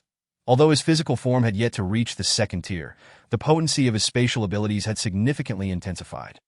The true lethality of the D-grade spatial strangulation was finally unleashed. The range of strangulation, which had initially covered 5 meters, had now expanded to envelop over 10 meters at that moment. Liang Long finally felt like a master of the apocalypse. Taotie also showcased its terrifying power. Its immense form was akin to a rampaging tank, unstoppable in its path. Any zombie that stood in its way was crushed to smithereens. Subsequently, it opened its gaping maw, revealing a vortex of void that devoured the zombies within. It was said that when hunting zombies, one must leave the heads intact. Liang Long approached, cleaving open the skull of a zombie to extract a core from within. He then remarked to Taotie, "You swallowed the core too. What a waste." Taotie stared at the core in Liang Long's hand for several moments before shaking its head, displaying a disinterested demeanor. Liang Long rolled his eyes. It seemed a wishful thought to expect Taotie to leave the cores behind. Fortunately, thanks to the influence of the beast god lord, regardless of how many zombies and cores Taotie consumed, Liang Long would still receive a portion of the energy. This was also a guarantee for Liang Long's rapid enhancement of strength that he then dispatched another zombie with a swift strike, cleaving its skull to retrieve a white core. This entire process had become as seamless as a well-oiled assembly line for Liang Long. Suddenly, a creaking sound echoed from behind him. Liang Long was startled, turning to find Taotie perched atop the roof of a hotel. This rascal. The expression on his face was nothing short of extraordinary. He realized that over the past fortnight, Taotie seemed to have developed some peculiar and unsavory habit, particularly when he discovered that a couple was engaged in some indescribable activities. This creature would eagerly climb through windows to observe, wearing a perplexed expression as if struggling to comprehend why humans indulged in such acts. Good grief, this is a mutated beast. Could it be that even they have their springtime? Liang Long couldn't help but scoff. Despite having encountered such scenarios multiple times over the past fortnight, he still felt a strange discomfort. Could it be that this creature was akin to humans, harboring a penchant for peeping at such unsavory endeavors? After some contemplation, Liang Long decided to ignore Taotie. However, Taotie, undeterred, jumped down and tugged Liang Long towards the rooftop. Upon glancing down, Liang Long was taken aback. It turned out that the scene unfolding inside the hotel was not a mere encounter between a couple, but a gruesome spectacle. Inside the room lay a woman on the floor, stripped of her clothing. Her fair skin was stained crimson with blood, reduced to a horrific state that a man wielding a knife was methodically slicing pieces of flesh from her body, consuming them with grotesque pleasure. The woman's eyes were wide open, clearly unable to find peace in death. Witnessing this scene, Liang Long's pupils constricted, his expression turning icy. The apocalypse had now persisted for over 2 weeks. Many individuals, having exhausted their food supplies, had succumbed to hunger, gradually losing their sanity. Furthermore, with zombies evolving to the first tier, their combat abilities and speed had increased significantly. Ordinary people stood no chance against them. Anyone who encountered a zombie on the streets faced certain death. That in such dire circumstances, some, driven mad by hunger, resorted to cannibalism, just like the gruesome scene within the hotel. After the man killed the woman, he had begun to consume her as sustenance. Liang Long would have typically chosen to ignore such matters. However, upon recognizing the man, he coldly pushed the door open and stepped inside. This man had undoubtedly gone several days without food. His gaunt visage smeared with blood and dirt, his clothing in tatters. Upon seeing Liang Long enter, his expression shifted to one of sheer panic. "Zhao Yu." Liang Long scrutinized the man coldly, in an instant. Zhao Yu's face turned deathly pale, terror stripping him of all color. How did you find me here?"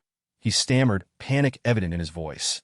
Liang Long let out a cold laugh, slowly making his way to the sofa, where he comfortably seated himself.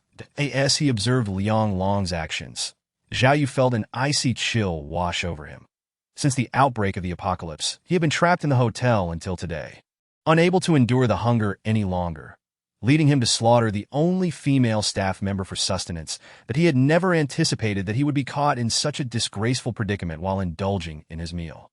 Liang Long, relishing Zhao Yu's expression, taunted, "I came to dine, but it seems you've already begun the feast." Upon hearing this, Zhao Yu was engulfed in terror, trembling uncontrollably. This is dining. This is cannibalism, such a horrifying scene. And this man had the audacity to describe it as a meal. Did he not feel the slightest fear? Liang Long observed Zhao Yu's visage of terror, the corners of his mouth curling into a smirk. Human flesh, is it delicious? At this, Zhao Yu felt a wave of nausea. Nearly retching up the flesh he had just consumed, he struggled to swallow a mouthful of saliva, trembling uncontrollably. Suddenly, he took a step forward, kneeling before Liang Long in a plea for mercy. "Liang Long, we were once classmates. I beg you, do not kill me. I was in the wrong, and I deserve to die. I should not have stolen your girlfriend. But Lin Shanshan pursued me. She claimed she had no boyfriend, and that is why I accepted her. She deceived us. I did not steal your woman." Zhao Yu knelt on the ground, repeatedly bowing his head, pleading for Liang Long's forgiveness. Upon seeing Zhao Yu, a mocking expression emerged on Liang Long's face. This fellow truly is despicable. Even at this juncture, he still dares to argue. His performance is so natural. He possesses quite the talent. Why not pursue a career in acting? Liang Long's countenance hardened, his features contorted with derision. "If you weren't wielding a knife, perhaps I might believe you." These words. Zhao Yu's expression shifted dramatically.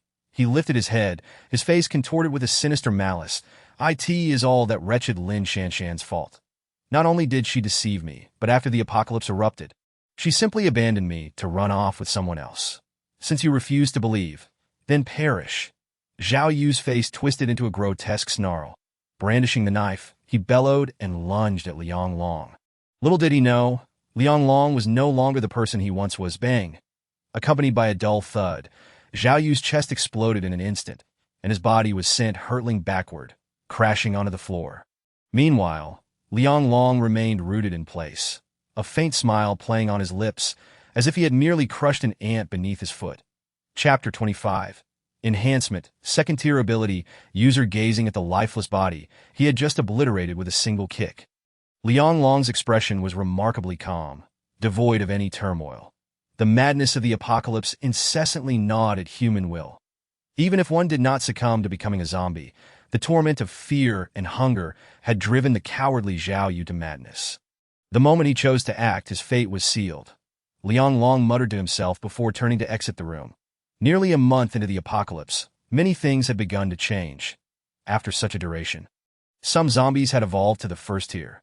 The skeletal lizard had also advanced from a first-tier beast to a second tier, with significantly enhanced combat and defensive capabilities. The blood moon still hung in the sky, though its hue had lightened considerably. Furthermore, it began to distinguish between day and night. The nights of the apocalypse were far more perilous than the days. This was due to the second-tier skeletal lizards, which preferred to prowl during the night. Thus, the night became a hellish arena for both ordinary people and ability users. Yet for Liang Long, the night represented the true paradise of the apocalypse. Were it not for his inability to break through to a second-tier ability user, he would have already commenced the hunt for second-tier skeletal lizards. Inside the hotel room, he began to tally the crystal cores, 231 in total. All were first-tier cores, the majority derived from evolved zombies. Subsequently, he accessed the system panel. Name: Liang Long. Level: first-tier ability. Beastlord S. Spatial ability D. Physique: 280 vitality. Mentality: 250 Skills: enhancement, spatial storage, spatial strangulation. Number of pets: 1 Taotie. Beast God Space: 10 square meters. Crystal cores: 231. 100 crystal cores required for the first enhancement. Upon examining the system panel, Liang Long's expression fluctuated, caught in indecision. For enhancement, there were two options: enhance oneself or enhance one's abilities. That if the aim was to bolster combat prowess and destructive capability, enhancing abilities would undoubtedly be the optimal choice. For instance, enhancing spatial strangulation could bestow upon him unimaginable destructive power. However, he was merely a first-tier ability user that a first-tier user might barely unleash a D-tier ability, but due to their limitations, the potency would be significantly diminished. Conversely, a third-tier ability user unleashing the same ability would yield far greater force. Thus, although Liang Long possessed D-tier spatial strangulation, he was still unable to unleash its full potential. It appeared that one must first forge oneself before wielding such power. Liang Long resolved to enhance both himself and Taotie. Host chooses to enhance self, requiring the consumption of 100 crystal cores. Confirm? Yes. Host chooses to enhance pet, requiring the consumption of 100 crystal cores. Confirm? Yes. In the next moment, he felt a unique energy surge into his body, sweeping through his limbs and bones. Almost immediately, his entire skeletal structure began to crack audibly. Simultaneously, his skin flushed red, resembling a boiled crab. Before long, he had undergone a complete transformation that he stood bare-chested, his arms bulging with veins like coiled dragons. Muscles protruding, exuding an aura of immense strength that a ferocious energy radiated from him, akin to a malevolent deity descending, utterly terrifying. Ha! Liang Long howled, his voice resonating through the heavens that it felt profoundly mystical, as if he had been reborn. His body infused with boundless strength roar. On the other side, Taotie's transformation was equally astonishing, its body sprouting scales that glimmered with a metallic sheen. Even its fangs extended, measuring over 10 centimeters in length, gleaming with a menacing glint. Its physique began to swell, towering over 2 meters that it extended its claws to touch the nearby wall, a seemingly solid stone slab crumbling like tofu. Hiss. Witnessing this, Liang Long inhaled sharply. He had initially believed Taotie's scales to be sufficiently resilient, yet its claws proved even more fearsome. Should they strike him, they could likely reduce him to a mere pulp. Host enhancement successful. Congratulations, Host, for breaking through to a second-tier ability user. Attributes doubled. Pet enhancement successful. Congratulations, Host. Pet has advanced to second tier, gaining the special skill, Blood Blade Claws. Taking several deep breaths to quell his exhilaration, Liang Long opened the system panel again. Name: Liang Long. Level: second-tier ability. Beastlord S. Spatial ability D. Physique: 560 vitality. Mentality: 500 Skills: enhancement, spatial storage, spatial strangulation. Number of pets: 1 Taotie. Beast God Space: 10 square meters. Crystal cores: 31. 100 crystal cores required for the first enhancement. 1,000 for the second. He had finally broken through to a second-tier ability user. Liang Long's excitement bubbled over as he clenched his fists. Under normal circumstances, ability users risked immense danger to absorb crystal cores successfully. There were two methods to absorb crystal energy: shattering the cores to consume them, or sensing and absorbing the energy directly. The stronger the awakened ability, the more energy could be absorbed. However, the precondition was that the user's body must be able to withstand the energy's impact. Absorbing too much energy could lead to the user's physical form collapsing, resulting in zombification. Yet, with the system in place, Liang Long harbored no such concerns. The system endowed him with a robust physique. Each enhancement followed strict guidelines. Every level increase necessitated an enhancement. This completely circumvented the risk of Liang Long's body collapsing from excessive energy absorption. As for Taotie's panel, it now included the skill Bloodblade Claws. It was evident that its claws, capable of easily shattering stone slabs, were a result of this newfound ability. Liang Long leaped from the balcony. Then, with a powerful punch, struck a stone several meters high. Bang! Accompanied by a resounding thud. That stone, measuring half a meter in thickness, was obliterated by his blow. Observing this scene, Liang Long felt a shiver of apprehension. The power behind this punch was nothing short of terrifying, rivaling that of an ability. Ha ha ha! What a thrill! Liang Long reveled in his newfound strength and the dramatic leap in his physical capabilities. Unable to contain his joyous laughter, that he even suspected he could crush a car with sheer physical force. Not only had his strength surged, but his speed and reflexes had also undergone a tremendous enhancement. Regaining his composure, Liang Long gazed into the distance, in the nocturnal darkness. The sounds of violent roars and heavy impacts echoed ominously from afar. Clearly, there was a fierce clash of beasts occurring not far away. A hint of regret flickered across Liang Long's face. Those were second-tier crystal cores he was about to miss. However, the priority now was not hunting beasts, but rather swiftly familiarizing himself with the changes accompanying his second-tier abilities. Only by mastering them could he navigate the myriad crises ahead, for in the apocalypse, notions of morality and righteousness held no sway. Only the law of the jungle prevailed. Chapter 26, Apocalypse Community. Power of the Demon Bull. The streets adjacent to Mingyue Community had been cordoned off, and inside Lu Dachuan's small eatery, desperation filled the air. Please return my things. All of those were meant for my daughter. You've taken everything. What are we to eat? Lu Dachuan's face was flushed with anger as 7 or 8 burly men loomed before him. Beside them lay several burlap sacks, filled with the supplies they had just seized from Lu Dachuan's establishment.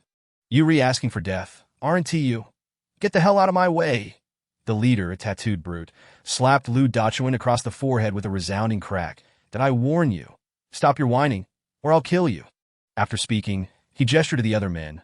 Come on, lads, hurry up. This guy is too slow. The others chuckled. With so much loot, our haul is quite bountiful. You can't take these supplies. They're for my daughter. Lu Dachuan, frantic, rushed forward. Damn it, you're asking for trouble. How dare you steal from me? I'll make you pay. With a resounding thud, the tattooed leader, enraged, struck Lu Dachuan squarely in the face. Lu Dachuan was sent sprawling, crashing to the ground. Blood trickled from the corners of his mouth as he struggled to rise, only to be met with a brutal kick to the abdomen from the tattooed giant. In that instant, Lu Dachuan's face contorted in pain, his cries echoing in the air. The leader had proclaimed that these were extraordinary times, and all resources must be surrendered for centralized management. The tattooed man, Wang Dali, spoke with a cold and menacing tone. Surrounding them were dozens of onlookers, both men and women, who had grown accustomed to such scenes. They were the residents of this street, regarding Lu Dachuan's plight with indifferent eyes, some even displaying expressions of malicious glee and scorn. Lu Dachuan lay on the ground, his eyes bloodshot, fiercely glaring at Wang Dali. That if circumstances allowed, he would have lunged at Wang Dali in a desperate attempt to fight back. Yet he was paralyzed by the knowledge that he had a daughter to care for, that if he perished, how can you steal my supplies? If you take them, my daughter will starve to death. Lu Dachuan fixed his gaze on the group, his voice strained. Wang Dali, however, merely chuckled contemptuously. From this moment forth, the community's resources will be centrally managed and distributed, that if you desire supplies, you must venture outside to scavenge. But within the community, if you refuse to comply with management, that will depend on whether Nangu agrees. What community? You claim this is yours merely by enclosing it. My daughter has autism and cannot go outside. You even robbed the sick of their food. This humanity. Lu Dachuan could no longer contain himself, struggling to rise and lunge at Wang Dali. Yet, Wang Dali had anticipated this, delivering another kick that sent Lu Dachuan sprawling on the ground once more. How dare you resist? Do you want me to break your legs? Wang Dali sneered, enjoying the torment he inflicted upon Lu Dachuan, who seethed with rage, longing to retaliate. Nevertheless, Wang Dali was relentless, mercilessly raining punches and kicks upon Lu Dachuan until he was bloodied and battered. Faced with such a brute, Lu Dachuan had no opportunity to retaliate. Ha! Dare to provoke me, and beware that I may ruin you. Wang Dali relished the moment, indifferent to Lu Dachuan's plight, before the apocalypse. He had been a mere street thug, scorned by all. But now, he had risen to the second-in-command of a gang, freely oppressing others. Stop. Please stop. Lu Dachuan could no longer endure spitting blood as he cried out. Wang Dali, caught up in his frenzy, showed no signs of halting. Dali Gu, something's wrong. Nanji's brother is in trouble. He demands to see you immediately. At that moment, a young thug burst into the room, shouting, Consider yourself fortunate, otherwise I would have killed you. The group promptly seized several burlap sacks and followed Wang Dali out of the restaurant. Daddy, I'm so scared, help me. Just as they departed, the sound of a little girl crying filled the room. Lu Dachuan's heart jolted, and he rushed to open the bedroom door. Down on the previously empty bed sat a little girl of about 5 or 6 years old, trembling under a blanket, looking at her. Lu Dachuan felt as though his heart were being cleaved by a knife, that he reached out a trembling hand, gently stroking the girl's hair. Shaoling, don't be afraid. It's all right. Lu Shaoling gazed up with tear-filled eyes. Sniffling, Daddy. We have no food left, she nodded, leaning into Lu Dachuan's embrace as tears streamed down her cheeks, yet she dared not speak further. Meanwhile, Wang Dali and several of his lackeys entered the logistics station. After the outbreak, many places had succumbed, and the logistics station had been repurposed as a shelter. Wang Dali pushed open the door to one of the workshops and stepped inside. In the workshop. A rotund man clad in a Zhongshan suit sat on a sofa, flanked by several thugs who stood respectfully behind him. Before the man in the Zhongshan suit lay a corpse, its chest a gruesome mess of blood and flesh. Wang Dali's face paled at the sight, and he hurried over to inquire. The middle-aged man before him was Zhao Nan, the father of Zhao Yu, who had become separated from his family after the outbreak. Just recently, he had received news of Zhao Yu's whereabouts. Tears streamed down Zhao Nan's face, filled with grief and fury, for this was his only child. Now, they were separated by death, a devastating blow to him. It appeared that the child had not perished from a zombie bite, but had been murdered. Who dares harm our young master? Wang Dali exclaimed, his face contorted with righteous indignation as he shouted at those around him. Zhao Nan turned to Wang Dali, his expression dark, and coldly replied, Who do you think is responsible? Wang Dali shivered. Nearly collapsing to his knees in fear, he stammered, Nangu, there is only one person who bears a grudge against Zhao Xiao. Who? Zhao Nan's voice dripped with murderous intent. Liang Long. Aside from him, I cannot think of anyone else, Wang Dali speculated, aware that Liang Long had previously competed with Zhao Nan for a woman. However, he was merely guessing, lacking any concrete evidence. Zhao Nan's expression grew even colder, his eyes glinting with bloodlust. He approached the window, gazing outside. Several kilometers away lay an industrial area, once bustling with workers, now overrun by zombies. Zhao Nan's voice turned icy, seething with rage. With that, he struck the window frame with a mighty punch, bending the steel with his immense strength. This was his unique ability, the power of the magic bull. Understood, Nangu. Wang Dali wiped the sweat from his brow and hurriedly exited, fully aware of the gravity of the situation that, if mishandled, inciting Zhao Nan's wrath could spell disaster for him. Chapter 27. The Year of the Apocalypse. Frost Dragon. Meanwhile, in the industrial area several miles from Mingyue community, Liang Long lay hidden in a nearby alley with Taotie, patiently awaiting the right moment. For several days, he had been hunting zombies in the vicinity. However, after reaching the second tier of abilities, these zombies posed no threat to him. Now, he had set his sights on a second-tier mutated beast, preparing to seize the opportunity to hunt it down. It was a wild boar, but its strength was formidable. Although the mutated wild boar could not fly, it could outrun even Taotie. Liang Long had exerted tremendous effort to track its whereabouts. Concealed in the corner of the alley, he spotted a dark figure charging toward him. At last, it has arrived. He murmured to himself in excitement. As the mutated wild boar drew closer, Liang Long realized its enormous size. It measured 3 meters long, significantly larger than an ordinary wild boar, with 2 fearsome tusks extending half a meter and eyes gleaming with a crimson hue. Just one glance at this creature revealed its formidable nature. That moment, the mutated wild boar dripped with saliva, clearly having gone a long time without food. Liang Long licked his lips, a glint of greed in his eyes. This was a rare mutant wild boar, and its crystal core quality should be exceptional, he mused. Suddenly, his gaze fell upon the boar's neck. What was that? Could it possibly be a tumor? Liang Long widened his eyes in disbelief. Upon closer inspection, he noticed two protrusions on the mutated wild boar's neck. To his astonishment, they were two crystal cores, actual crystal cores.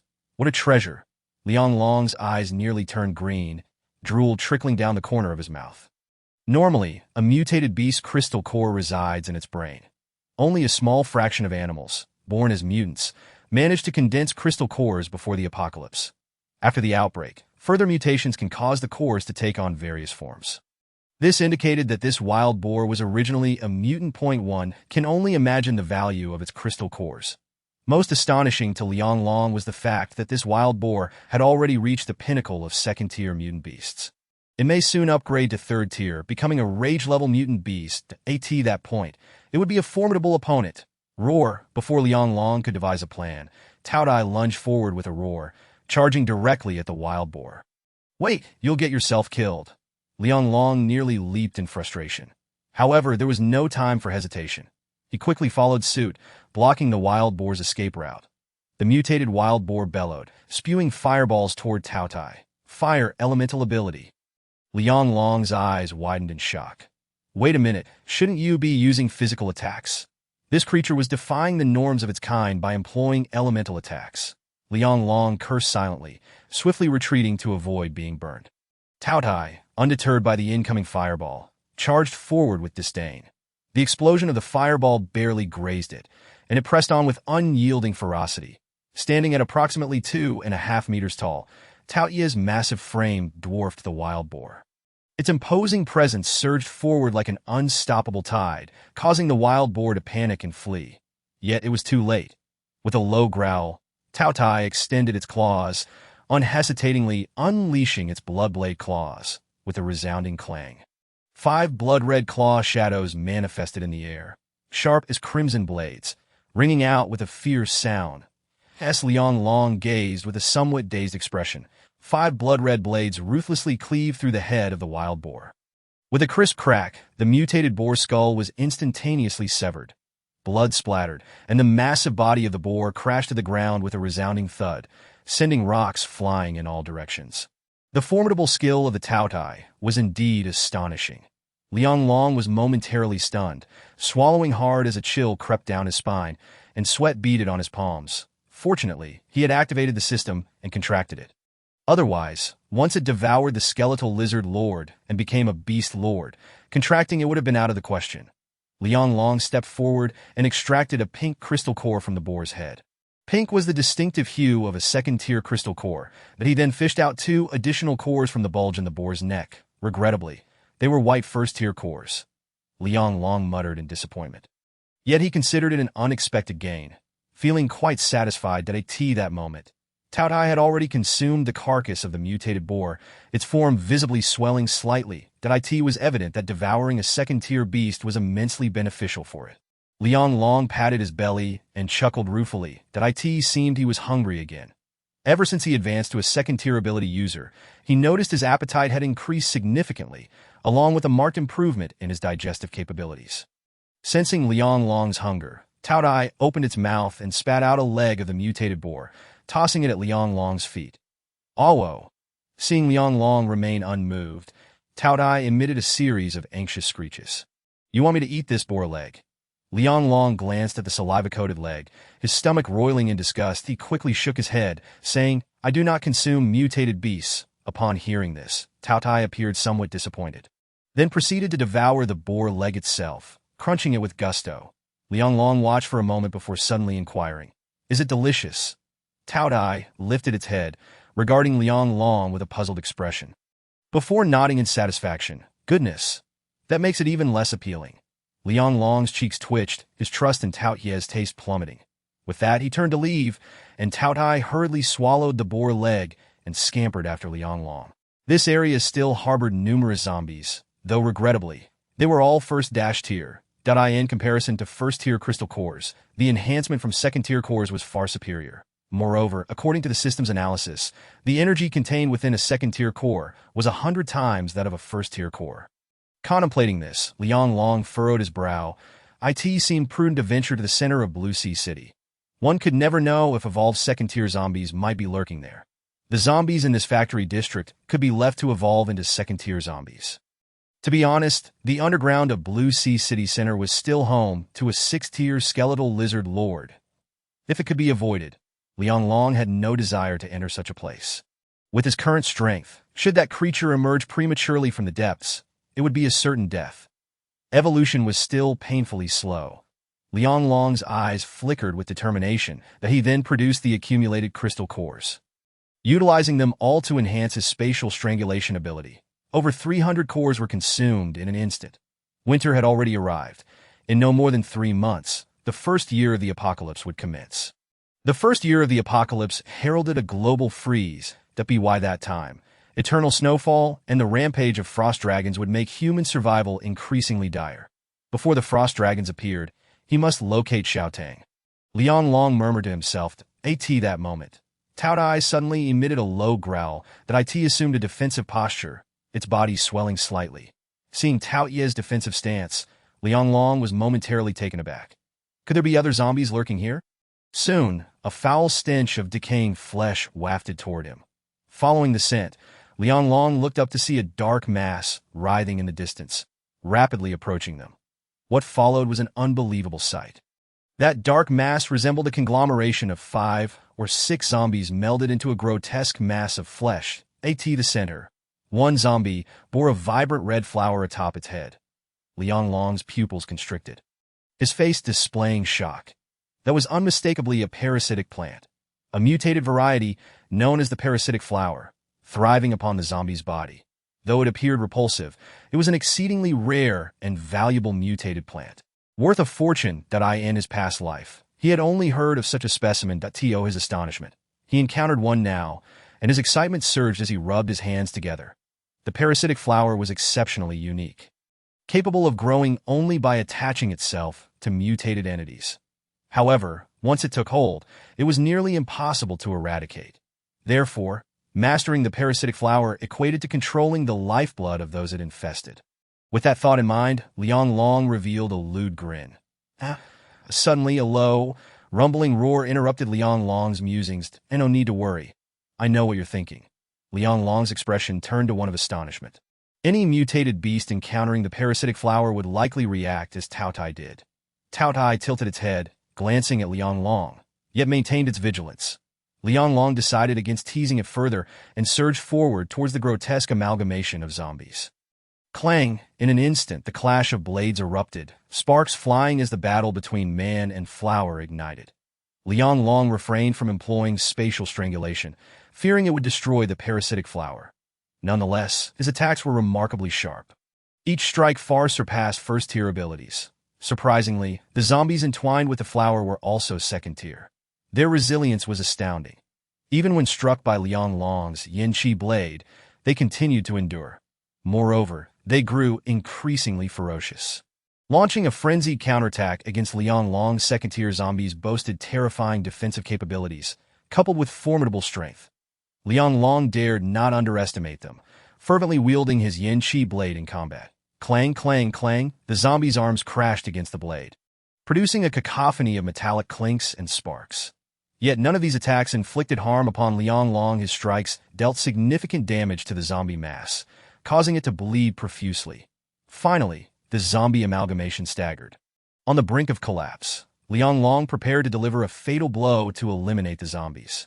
However, at that moment, the mass unexpectedly disintegrated, erupting like an explosion. That a deafening boom reverberated as 5 or 6 zombies were hurled in all directions. The scene resembled a childhood memory of tossing firecrackers into a cesspool, sending foul-smelling maggots flying. Goodness, how utterly revolting!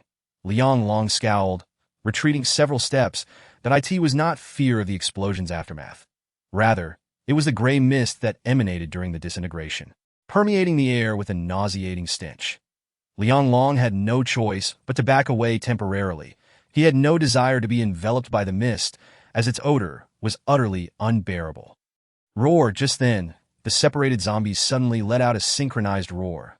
The sound waves rippled outward, rapidly expanding. In midair, numerous birds plummeted in fear, littering the ground with feathers. Even Liang Long felt a wave of dizziness wash over him. Although surprised, he remained composed, and he quickly deduced that this must be the parasitic flower's ability. His gaze fixated on the central zombie, the host of the parasitic flower, that if he could eliminate this zombie, the flower would have nowhere to flee. However, in the next moment, Liang Long's eyes widened in disbelief, and as the roar spread, thousands of zombies surrounding them began to howl in unison. They then surged toward Liang Long, launching a coordinated assault. Liang Long was taken aback. The parasitic flower possessed such an ability. Was it not honorable to gang up on him? In the blink of an eye, the front was densely packed with zombies, obstructing Liang Long's path. Yet it was futile. No number of zombies could deter him. With a flick of his wrist, Liang Long swung the yin chi blade, slicing through several meters of distance and striking down upon the zombies' heads. The razor-sharp blade flashed, severing the throats of 2 zombies in an instant.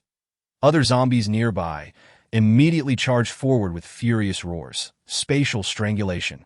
Liang Long snorted coldly, and in that instant, the air twisted as invisible lines of force intersected. Accompanied by brilliant flashes of light, they swept through the front lines like a tidal wave that in an instant, dozens of zombies were reduced to ashes, their bodies shredded into countless fragments. Yet that was merely a drop in the bucket. Liang Long had not yet managed to push through when the front was once again filled with a dense mass of zombies. The nearest few zombies lunged at Liang Long, who roared in fury, swinging the yin chi blade in a fierce arc, cleaving into their necks. Boom, bang, boom. In that instant, several grotesque, snarling heads soared through the air, blood gushing forth. In the next moment, Liang Long stomped down, propelling himself upward as he aimed to leap over the sea of corpses, directly targeting the parasitic flower.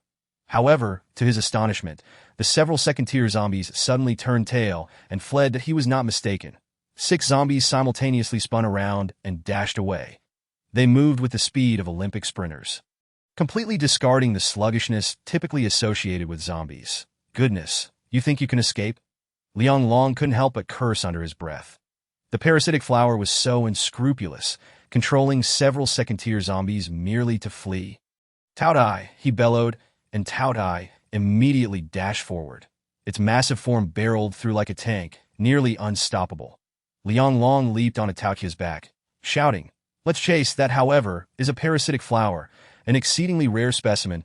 I am determined to pluck this flower. What terrible luck!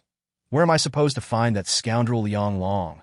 The outside world is teeming with zombies and strange beasts. That if I encounter such creatures, will I even survive to tell the tale?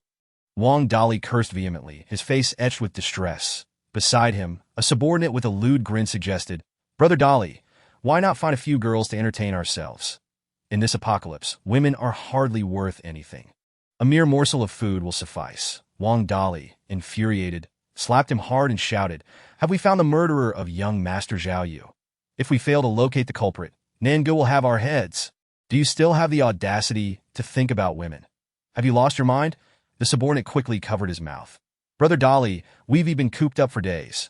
Why don't we seek out a few ladies to relieve our frustrations? Do you think Nangu is a fool? If we don't handle this matter properly, we won't live to see another day." Just then, the subordinate pointed into the distance, his face a mask of horror. "Brother Dali, look over there." "What now?" Wang Dali roared, irritation boiling over. "What on earth is that?" Following the direction of the finger, Wang Dali's pupils constricted in shock. Beneath the blood-red moonlight, a horde of zombies surged forth, dense and overwhelming, akin to a dark cloud eclipsing the sky. The sight was utterly suffocating, nearly causing Wang Dali to soil himself. Chapter 29. The Descent of the Divine. The struggle of the parasitic flower. A massive army of zombies approached, resembling a plague of locusts. Countless undead were rushing towards the community. Holy hell! Wang Dali nearly choked on his own saliva. Are you kidding me? A horde? Does that mean there are millions of zombies attacking the community? What are we waiting for? Run! Wang Dali, terrified to the point of losing control, trembled uncontrollably. He had never witnessed such a colossal horde in this apocalyptic world. That it's over. It's over. This time, we're definitely done for. Wang Dali cried out in sheer panic, urging his subordinates to flee in a frenzy. However, they quickly realized something was amiss. Point six zombies were sprinting towards them with a speed rivaling world-class sprinters. Their velocity far exceeded that of Wang Dali and his men, devoid of the usual sluggishness associated with zombies. The most alarming aspect was that these zombies emitted piercing roars as they ran. The surrounding undead reacted almost instantaneously, surging forth from all directions in a terrifying tide. Point one of Wang Dali's subordinates was instantly engulfed by the horde. Crack, crack. The sound of bones shattering echoed as that subordinate was seized by the zombies, who began to tear him apart ravenously. "Brotherly, help me," he screamed desperately, thrashing in a futile struggle.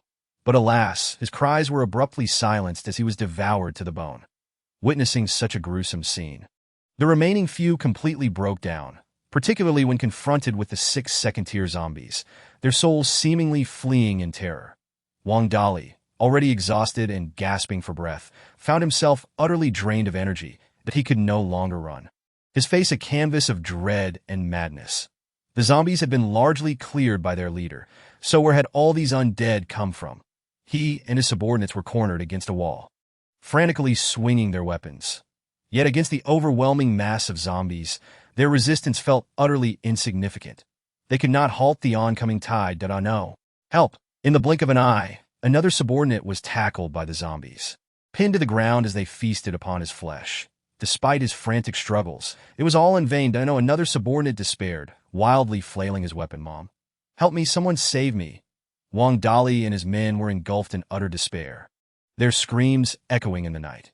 Suddenly, a deep and violent roar reverberated through the AI, or as if responding to the sound. The surrounding zombies abruptly halted, all coming to a standstill. Then, they witnessed a sight they would never forget. The 6 swift second-tier zombies began to meld together in a grotesque manner. Wang Dali was forced to witness the most horrifying scene of his life as the monstrous fusion occurred.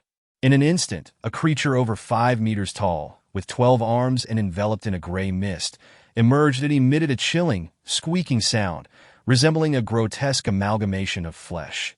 The central zombie served as its upper body, drool dripping from its mouth, exuding a foul odor. Heavens! What is that thing?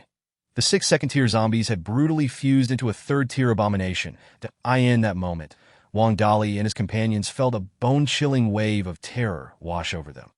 After a brief period of stunned silence, one person let out a terrified scream and turned to flee towards the community.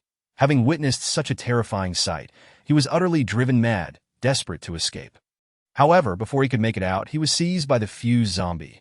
The creature's belly split open, revealing a gaping maw, and it swallowed him whole, that he didn't even have time to scream before he was reduced to nothingness. The savage and terrifying scene sent the remaining subordinates into a state of sheer panic, their legs turning to jelly. With a thud, they collapsed to the ground, crying out in horror. "Help! The zombies are eating people. Please don't let them eat me. Brother Dali, hurry, save us." But Wang Dali himself was paralyzed with fear, wishing he could sprout wings and flee. His legs refused to obey him, trembling uncontrollably, his face contorted in terror. His lips turned purple, and his teeth chattered incessantly. Despite his history of cruelty and oppression, in the face of the zombies, they were merely food. When danger struck, the true nature of a coward was revealed. All he wanted was to survive. He would willingly sever his own limbs if it meant escaping this fate. The fear was overwhelming, and he had no desire to be devoured by the undead. Yet in that moment, he lacked even the courage to wish for death. The fused zombie gazed at the paralyzed Wang Dali with a hint of disdain in its eyes. Then, its belly split open once more, revealing its jagged teeth. "No, please, I don't want to die." Wang Dali, utterly petrified, collapsed to the ground like a limp ragdoll. His eyes rolled back, foam forming at his mouth, on the verge of losing consciousness. Suddenly, a deafening roar echoed through the air. The sound was like thunder, a shockwave that rippled through the horde of zombies. Even the fused zombie halted, turning to scream in agitation. Wang Dali and his remaining subordinates widened their eyes in disbelief. A colossal beast, resembling a tank, barreled towards them from the distance. Wherever it went, the zombies were torn to shreds. Upon its back stood a young man, wielding a blade, his tattered cloak billowing in the wind. Then, with a mighty leap, he launched himself towards the fused zombie with unparalleled speed. Spatial annihilation, he bellowed, and in that instant, the very fabric of space twisted. Invisible lines of force manifested, weaving together like a spider's web. Converging upon the target that in the blink of an eye, hundreds of zombies disintegrated within a mere 10 meters. The brilliant blade light surged forth like a raging flood, unstoppable in its ferocity. The fused zombie attempted to flee. But it was already too late. Liang Long's figure transformed into a blinding flash of light, enveloping the creature. Moments later, the fused zombie lay in pieces, dead. Is it dead? The remaining subordinates stared in shock at the pile of shredded flesh that had once been the fused zombie. Trembling uncontrollably, Wang Dali too was rendered speechless, his face a mask of astonishment. With the mental thread of the fused zombie eliminated, the surrounding horde scattered in terror, instinctively sensing the danger posed by the second-tier beast. They fled in all directions. However, the beast had no intention of letting them escape. It eagerly pursued the remaining zombies, devouring them in large bites, though the first-tier zombies were becoming increasingly weak in its presence. To the beast, they were nothing more than delectable morsels that in the aftermath. The fused zombie had been reduced to mere chunks of flesh, leaving no possibility of further fusion. The mutated parasitic flower, having lost its host, plummeted to the ground and began to thrash violently. Strangely, it utilized its roots as legs, attempting to flee, albeit at an agonizingly slow pace. Chapter 30. Even mutated plants fear for their lives? Huh. You think you can escape? Come here. Liang Long disregarded Wang Dali, reaching out to grasp the parasitic flower's root, yanking it toward him with force. The flower writhed desperately, its leaves and petals trembling. Liang Long smirked at the feeble mutated plant. You'd better not struggle, or I will chop you up.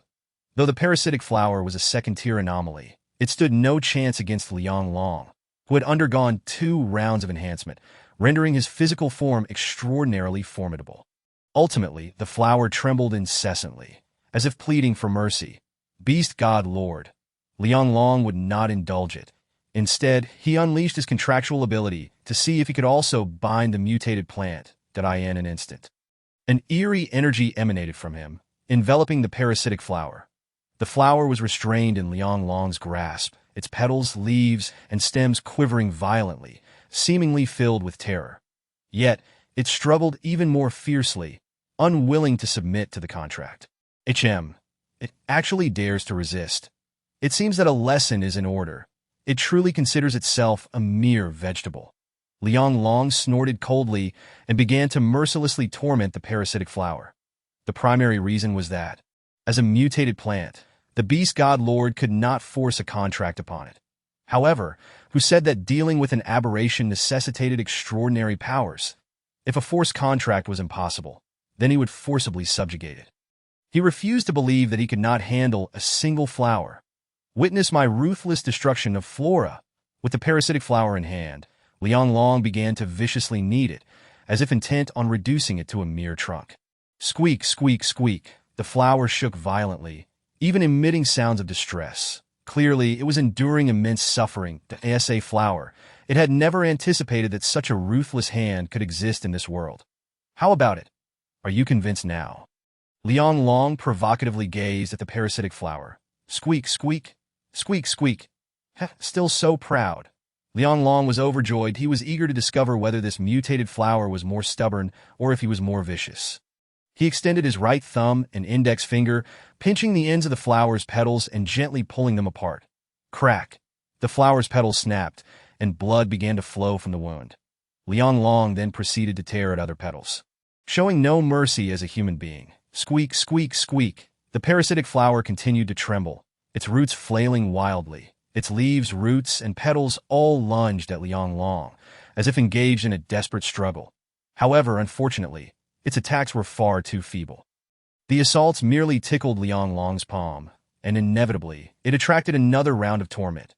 Despite the flower's relentless struggle, the odds were against it, and it ultimately succumbed to Liang Long's overwhelming force. Congratulations, host, you have successfully contracted the parasitic flower. Biological type. Parasitic flower, mutated plant ability. Parasitism, symbiosis level, second tier enhancement, none loyalty. 30. Liang Long stared at the system panel of the parasitic flower, momentarily stunned. its loyalty was only 30%? Such a low level of loyalty. Does this mean you might still betray me in the future? The parasitic flower lay motionless in Liang Long's hand. Insufficient loyalty, so it may as well be destroyed to prevent a future betrayal. That would be truly pitiful. Liang Long grinned maliciously and began to activate the spatial strangulation, preparing to annihilate the parasitic flower. Just then, a system notification echoed in his mind. Liang Long's eyes widened once more as he glanced at the loyalty on the system panel. After being intimidated, its loyalty had soared to 60%. What the hell? It can be like this. Rolling his eyes, Liang Long realized that mutated plants, much like aberrant beasts, were equally afraid of death. He casually tossed the parasitic flower into the spatial warehouse. Subsequently, he turned to Wang Dali and his companions, asking with a cold expression. Wang Dali's subordinates struggled to rise, their legs still trembling. They could hardly believe that such a formidable fusion zombie king had been dealt with by this youth. It was only then that Wang Dali reacted, hastily saying, "We are survivors from the vicinity, out searching for food. Brother, you are incredibly strong. What kind of skill was that? Truly impressive. Indeed, I have never seen someone so powerful. That strike earlier was like a celestial being descending from the heavens. It was too powerful. I have decided to follow you from now on." The group of subordinates marveled, showering Liang Long with praise. In truth, they were genuinely awestruck that moment. They gazed at Liang Long with admiration, nearly wanting to kneel and worship him. That it should be noted that their leader, Zhao Nan, was also an ability user, harnessing the power of the magic bowl, yet he was nowhere near as formidable as this youth. Liang Long merely cast a casual glance at them, inquiring, "Survivors from the vicinity?" "Indeed, we are from Mingyue community, where we have established a survivor base." Upon hearing this, Liang Long's eyes glimmered. "Does your base have food? I mean freshly cooked hot meals." "Freshly cooked meals." Wang Dali's eyelids twitched, and he awkwardly shook his head. "There are no freshly cooked meals. The apocalypse has lasted nearly a month, and all the edible rice has been consumed. Dali, we still have some. Did you forget the supplies we looted from that small restaurant?" "Huh?" Wang Dali glanced at him in confusion that if possible, he too wished to retain this youth, as dangers could emerge at any moment in the apocalypse, and having such a powerful ally would provide much-needed security. "Yes, the supplies we submitted yesterday still include a bag of rice." Wang Dali's expression brightened, and he immediately displayed a respectful demeanor, grinning as he said, Yes, we still have rice. We can cook hot meals. Are you alone?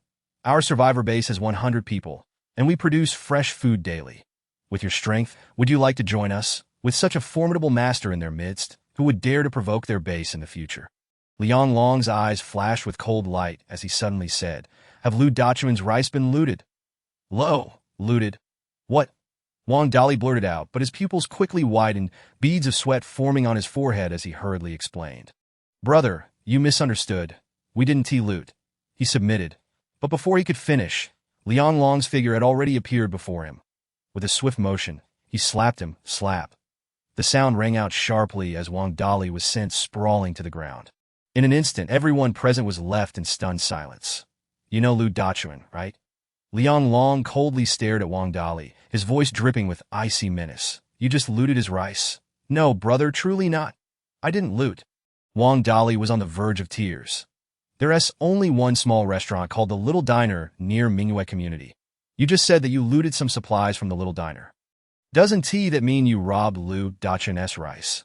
Liang Long cast a cold glance at the trembling subordinates, their faces gradually paling, confirming that they had indeed looted. "Did you rob Lu Dachuan's rice?" Liang Long's voice was laced with endless murderous intent, as if he were about to behead him at any moment. Chapter 31. I want to raise a zombie girl that no, we really didn't, that it was submitted voluntarily. All supplies are managed centrally by our community, so that's how it is. Then I shall spare you. Wang Dali finally breathed a sigh of relief, wiping the cold sweat from his forehead. The next moment, Liang Long suddenly lifted his foot and stomped down hard, crushing Wang Dali's chest. Bang. Wang Dali was sent flying once more, kneeling on the ground, spitting out a mouthful of blood. The intense pain left him gasping for breath. What are you doing? Why did you hit me again?" He glared at Liang Long, gritting his teeth. But before he could finish speaking, a dull thud echoed as Liang Long kicked him again, driving his face deep into the dirt. Hiss! The remaining subordinates gasped in shock, trembling in fear. This guy was merciless, utterly inhumane. Liang Long ignored the expressions of the others, crouching down to seize Wang Dali by the collar, coldly stating, in this apocalypse, who would willingly submit their supplies. You clearly engage in robbery under the guise of centralized management. The deal you take people for 3-year-olds? Liang Long's face was suffused with a strong murderous intent as he coldly questioned. Tell me, what have you done to Lu Dachuan? Wang Dali's eyes darted around as he desperately considered how to talk his way out of this. Gritting his teeth, he said, I truly don't know. Liang Long swung a punch, causing Wang Dali's nose to collapse, blood gushing forth. Please stop. I beg you. Oh, take me to your base. Liang Long's voice was chilling.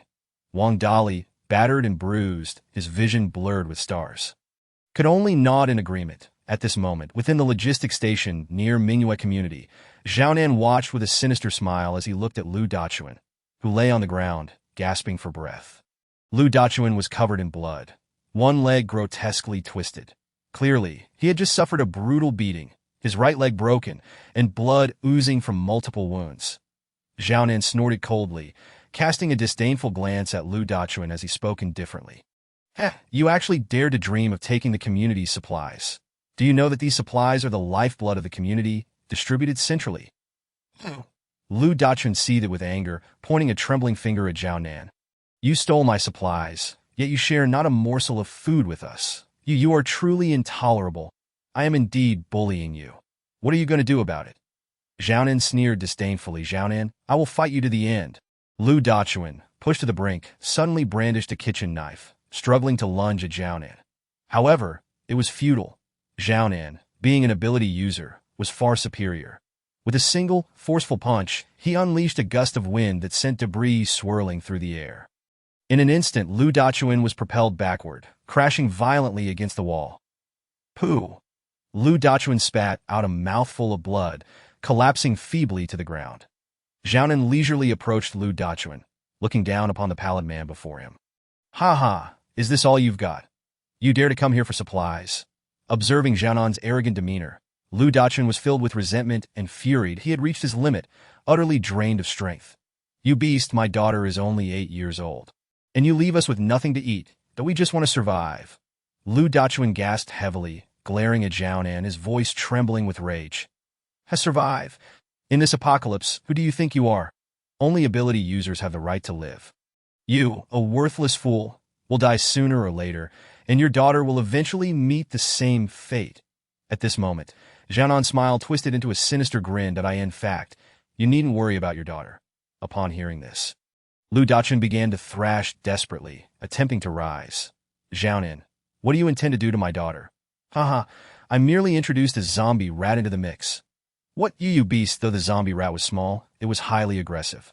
Your daughter should have already been bitten, that I've always wanted to raise a zombie girl. And I find your daughter quite suitable Xiaonan, you beast. Lu Dachuan completely lost his mind, struggling to charge at Xiaonan.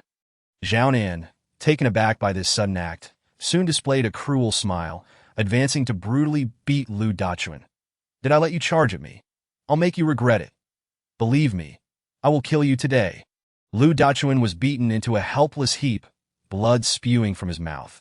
This brutal scene was too much for the more than 10 survivors nearby to bear. Though it was an apocalypse, they still retained a semblance of humanity.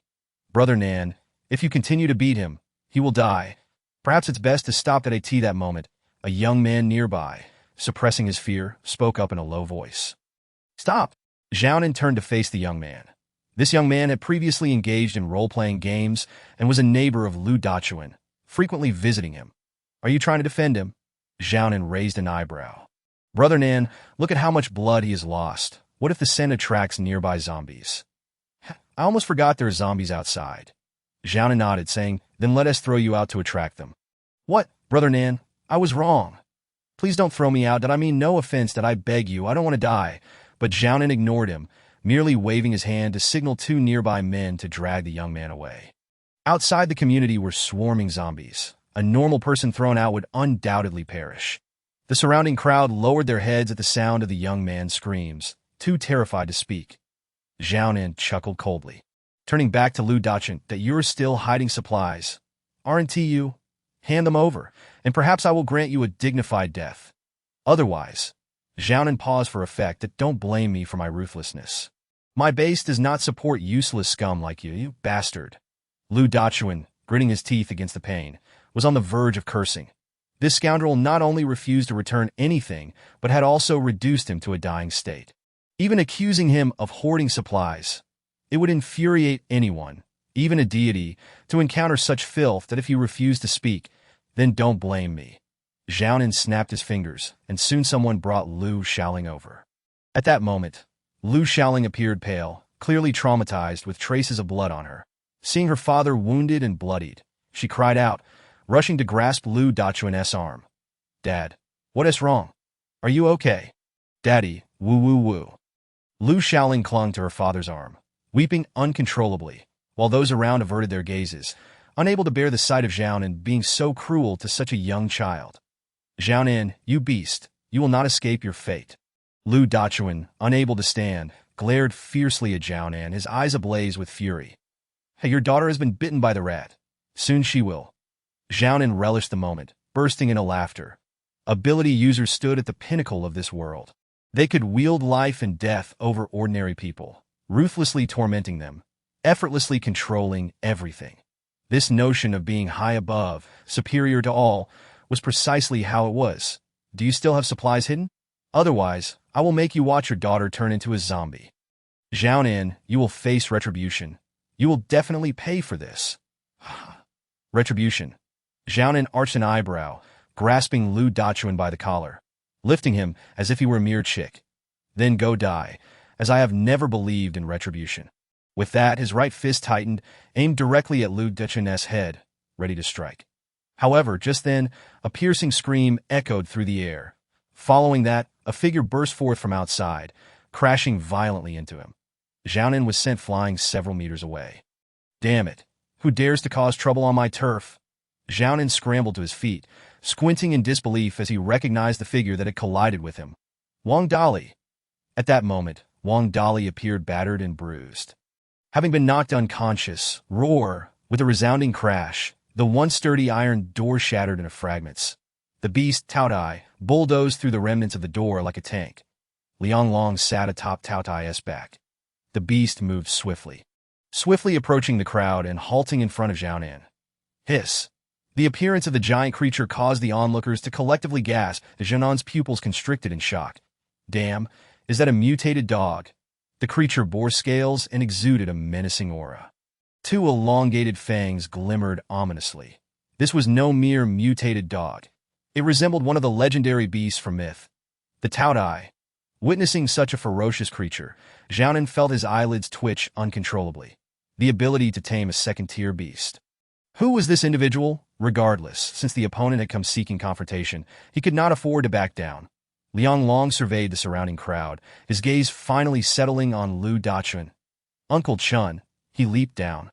Seeing Lu Dachuan, covered in blood, he felt a heavy stone lodged in his chest. Little Xiaolong, is that you? Lu Dachuan's blurred vision finally made out the identity of his visitor, revealing a complex expression on his face. I regret it. Tears welled in Lu Dachuan's eyes. Knowing his time was short, he weakly called out. His heart was filled with endless sorrow and resentment. Had he trusted Xiaolong and secretly hoarded supplies back then, perhaps things would be different now. But alas, it was far too late. Uncle Chun. Rest for now, leave the rest to me. Liang Long lifted his head, casting a cold, ominous glance at Xiaonan that I advise those uninvolved to leave quickly. Otherwise, do not blame me for my lack of courtesy. Lack of courtesy? What do you intend to do to us? Xiaonan scoffed, signaling to the thugs beside him. The thugs, filled with trepidation, hesitated to approach. Fools, do you all wish to die? Xiaonan's words sent chills down their spines, forcing them to muster the courage to advance. Just then, one of the thugs charged forward first. He was a burly man, tall and muscular, but alas, strength was relative. Bang! His form was sent crashing backward against the wall. Crack! The sound of shattering bones echoed. The brute clutched his chest, groaning in agony as his face twisted in pain. The others, witnessing this, were paralyzed with fear. Turning to flee. Damn it. I'll see who dares to escape. Whoever runs will die. Anyone who doesn't want to die, charge at him. Xiaonan roared, striking terror into the hearts of the thugs. Hearing this, they dared not hesitate any longer. Armed with weapons, they charged at Liang Long with a ferocious roar. The beast known as Taotie lunged forward at in an instant. A series of sickening sounds echoed as sharp blades pierced flesh, culminating in the swift demise of the ruffians.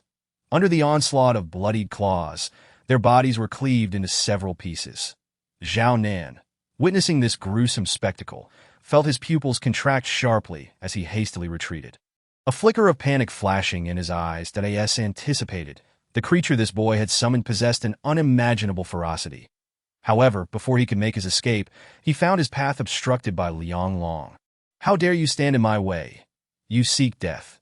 Zhao Nan quaked in fear of Taotie, for it was a creature of otherworldly origins, yet he regarded Liang Long with utter disdain. With a roar of fury, he swung his fist down upon Liang Long. Liang Long merely extended a single finger, pointing at Zhao Nan's fist. Space strangulation. Buzz! Zhao Nan felt a sudden numbness wash over his body, as though he had plunged into an icy abyss. The next moment, a series of cracking sounds reverberated. Looking down, he was horrified to see his own body beginning to disintegrate. How could this be? His disbelief was directed towards Liang Long. Was this a supernatural ability? This fellow was also an ability user. How could such a formidable power exist so soon after the world had fallen into chaos? Zhao Nan's eyes widened. Was he truly about to perish in this manner? The next moment, a dizzying sensation overwhelmed him. With a thunderous explosion, his body erupted into a mass of flesh, scattering across the ground. Blood sprayed everywhere, erupting like a fountain.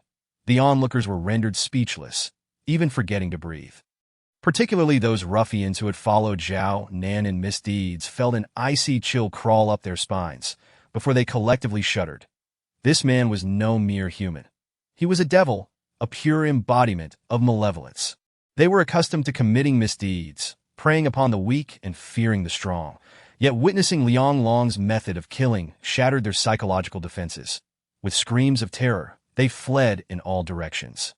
Yet it was evidently too late. Taotie's massive form barreled through, crushing several skulls beneath its weight. With a deafening roar, it threw its head back and charged into the throng of remaining ruffians. Splatter, splatter, blood erupted forth as the remaining miscreants were torn to shreds by Taotie. Liang Long paid them no mind, instead turning his attention to Lu Dachun. A little dragon. Save my daughter. Lu Dachun's eyes were clouded with a grayish hue, his mouth moving with great difficulty. Chapter 33. Symbiotic Entities. Mutated Humans. Liang Long turned his gaze towards Lu Shaoling, his expression contorted with rage.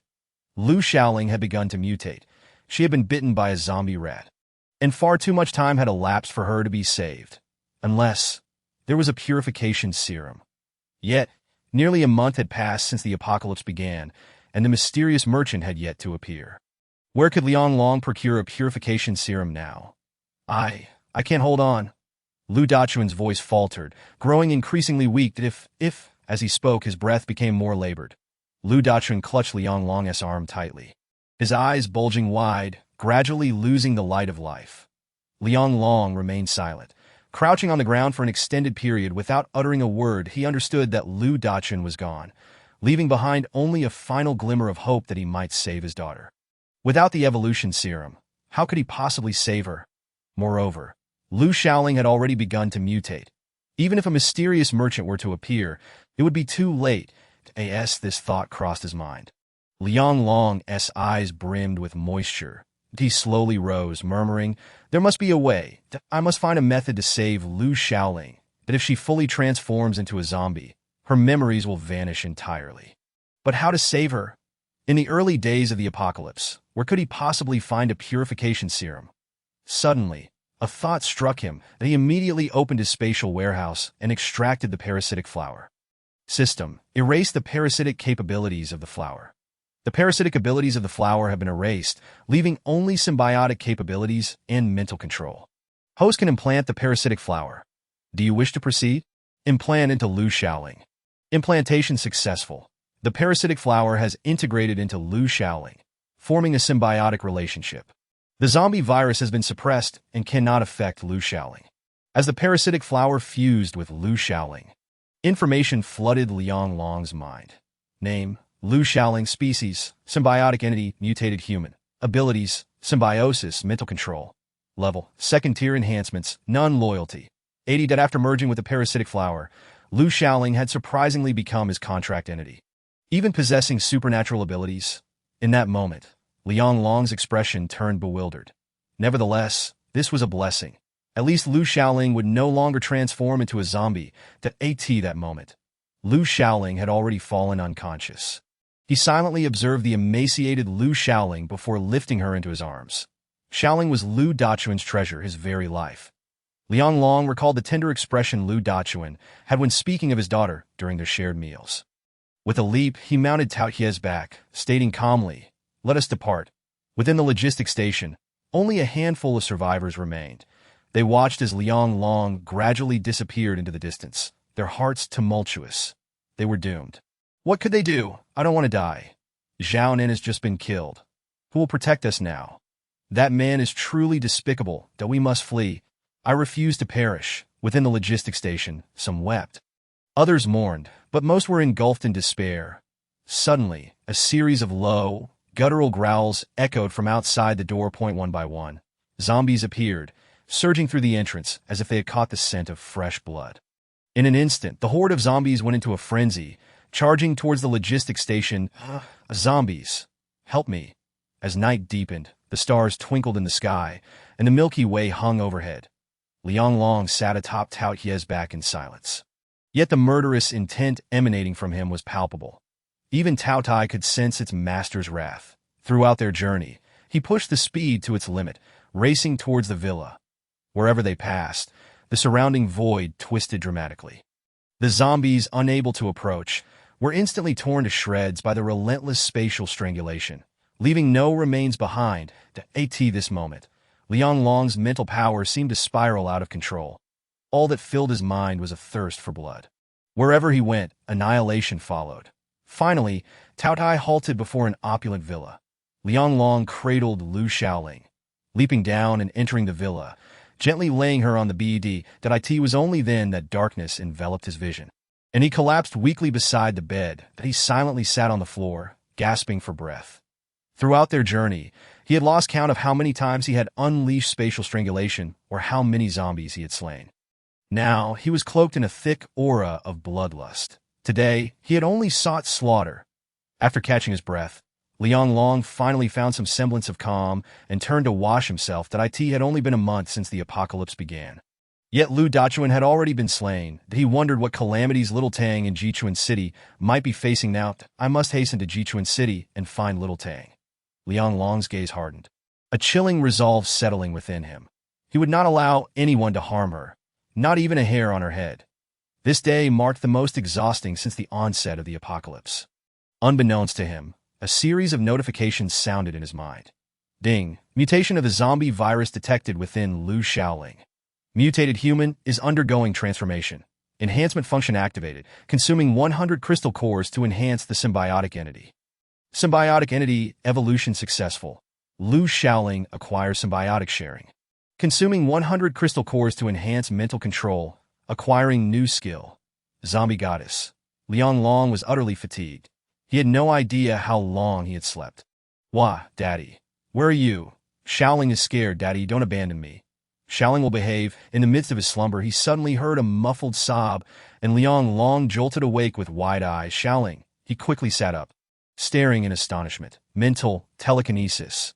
Liang Long gasped in shock, feeling every hair on his body stand on end.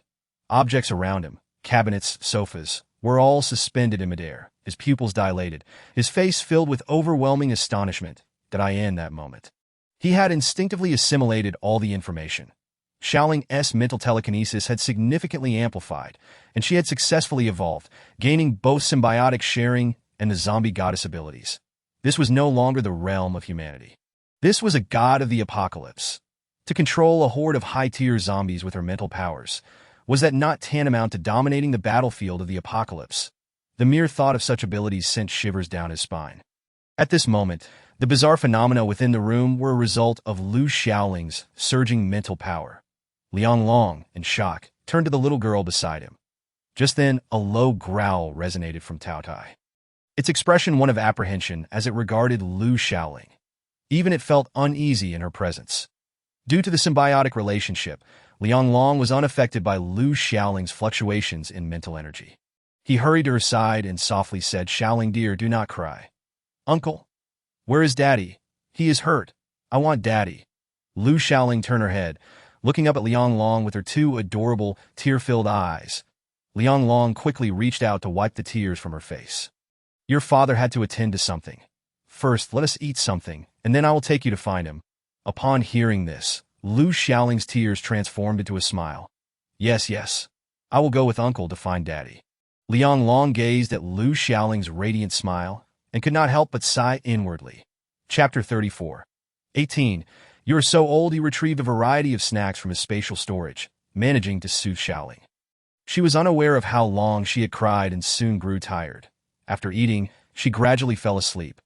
Liang Long also took out some food, devouring it voraciously. Once satisfied, he reopened the system panel. And indeed, he discovered the symbiotic skill had appeared. This was a skill shared after Lu Shaoling's enhancement. Liang Long had never fused with the parasitic flower, so he was uncertain whether he could wield this extraordinary ability. Approaching the Taotie, he placed his hand upon it and exclaimed, "Symbiosis!" with Liang Long's low shout. A unique green light enveloped the Taotie. The creature felt a sense of dread and began to thrash restlessly. However, it soon calmed, and the awakening markings on its forehead began to glow, that a strange pattern emerged in its peculiar eyes. Then, an unusual sensation surged within Liang Long. He could not help but gasp. His eyes widening in disbelief that the symbiotic ability took effect. He felt a tremendous vitality emanating from the Taotie's body. That moment, his own flesh was infused with vigor. Moreover, his body underwent a transformation. Sprouting dense scales and extending bony spikes that appeared menacingly grotesque. A spiked tail even grew from his back, resembling a dragon man. Am I still even human? Liang Long stared at his transformed body, utterly dumbfounded. Then, he let out a roar and his figure darted out. In an instant, he found himself hundreds of meters away from the villa. His life force, defense, strength, and speed had all significantly increased, and even his attack power nearly matched that of the Taotie. Was this the disparity between beastmen and ordinary humans? This radical transformation left Liang Long in awe. Only after a considerable time did he deactivate the symbiotic skill, returning to his original form. Symbiosis, this ability is truly formidable. In some respects, it is far more terrifying than spatial strangulation, at least that is an S-level skill. However, the greatest characteristic of symbiosis is the necessity of a contracted extraordinary beast to successfully manifest it. With this thought, Liang Long's eyes sparkled that if he could contract more top-tier extraordinary beasts, such as Lord level, or even Domain Lord or Emperor level. The mere thought filled him with an inexplicable excitement, causing his heart to tremble. This meant that symbiosis with different extraordinary beasts would yield different enhancements. The first creature that sprang to his mind was the skeletal lizard lord. Subsequently, he fervently shook his head. The skeletal lizard lord's appearance was far too unappealing. Perhaps, in the year of the apocalypse, the frost giant dragon. If it were the frost giant dragon, he might still stand a chance. It was only when Liang Long began to feel fatigue that he deactivated the symbiotic skill, severing their shared life force. The Taotie shook its head in confusion, its eyes filled with curiosity. Turned out that utilizing the symbiotic ability, much like spatial powers, required a substantial amount of mental energy. Despite this, Liang Long remained exhilarated, for the symbiotic ability had granted his physical form a qualitative leap. This would provide him with an additional means of self-preservation when facing the 6th-tier skeletal lizard lord.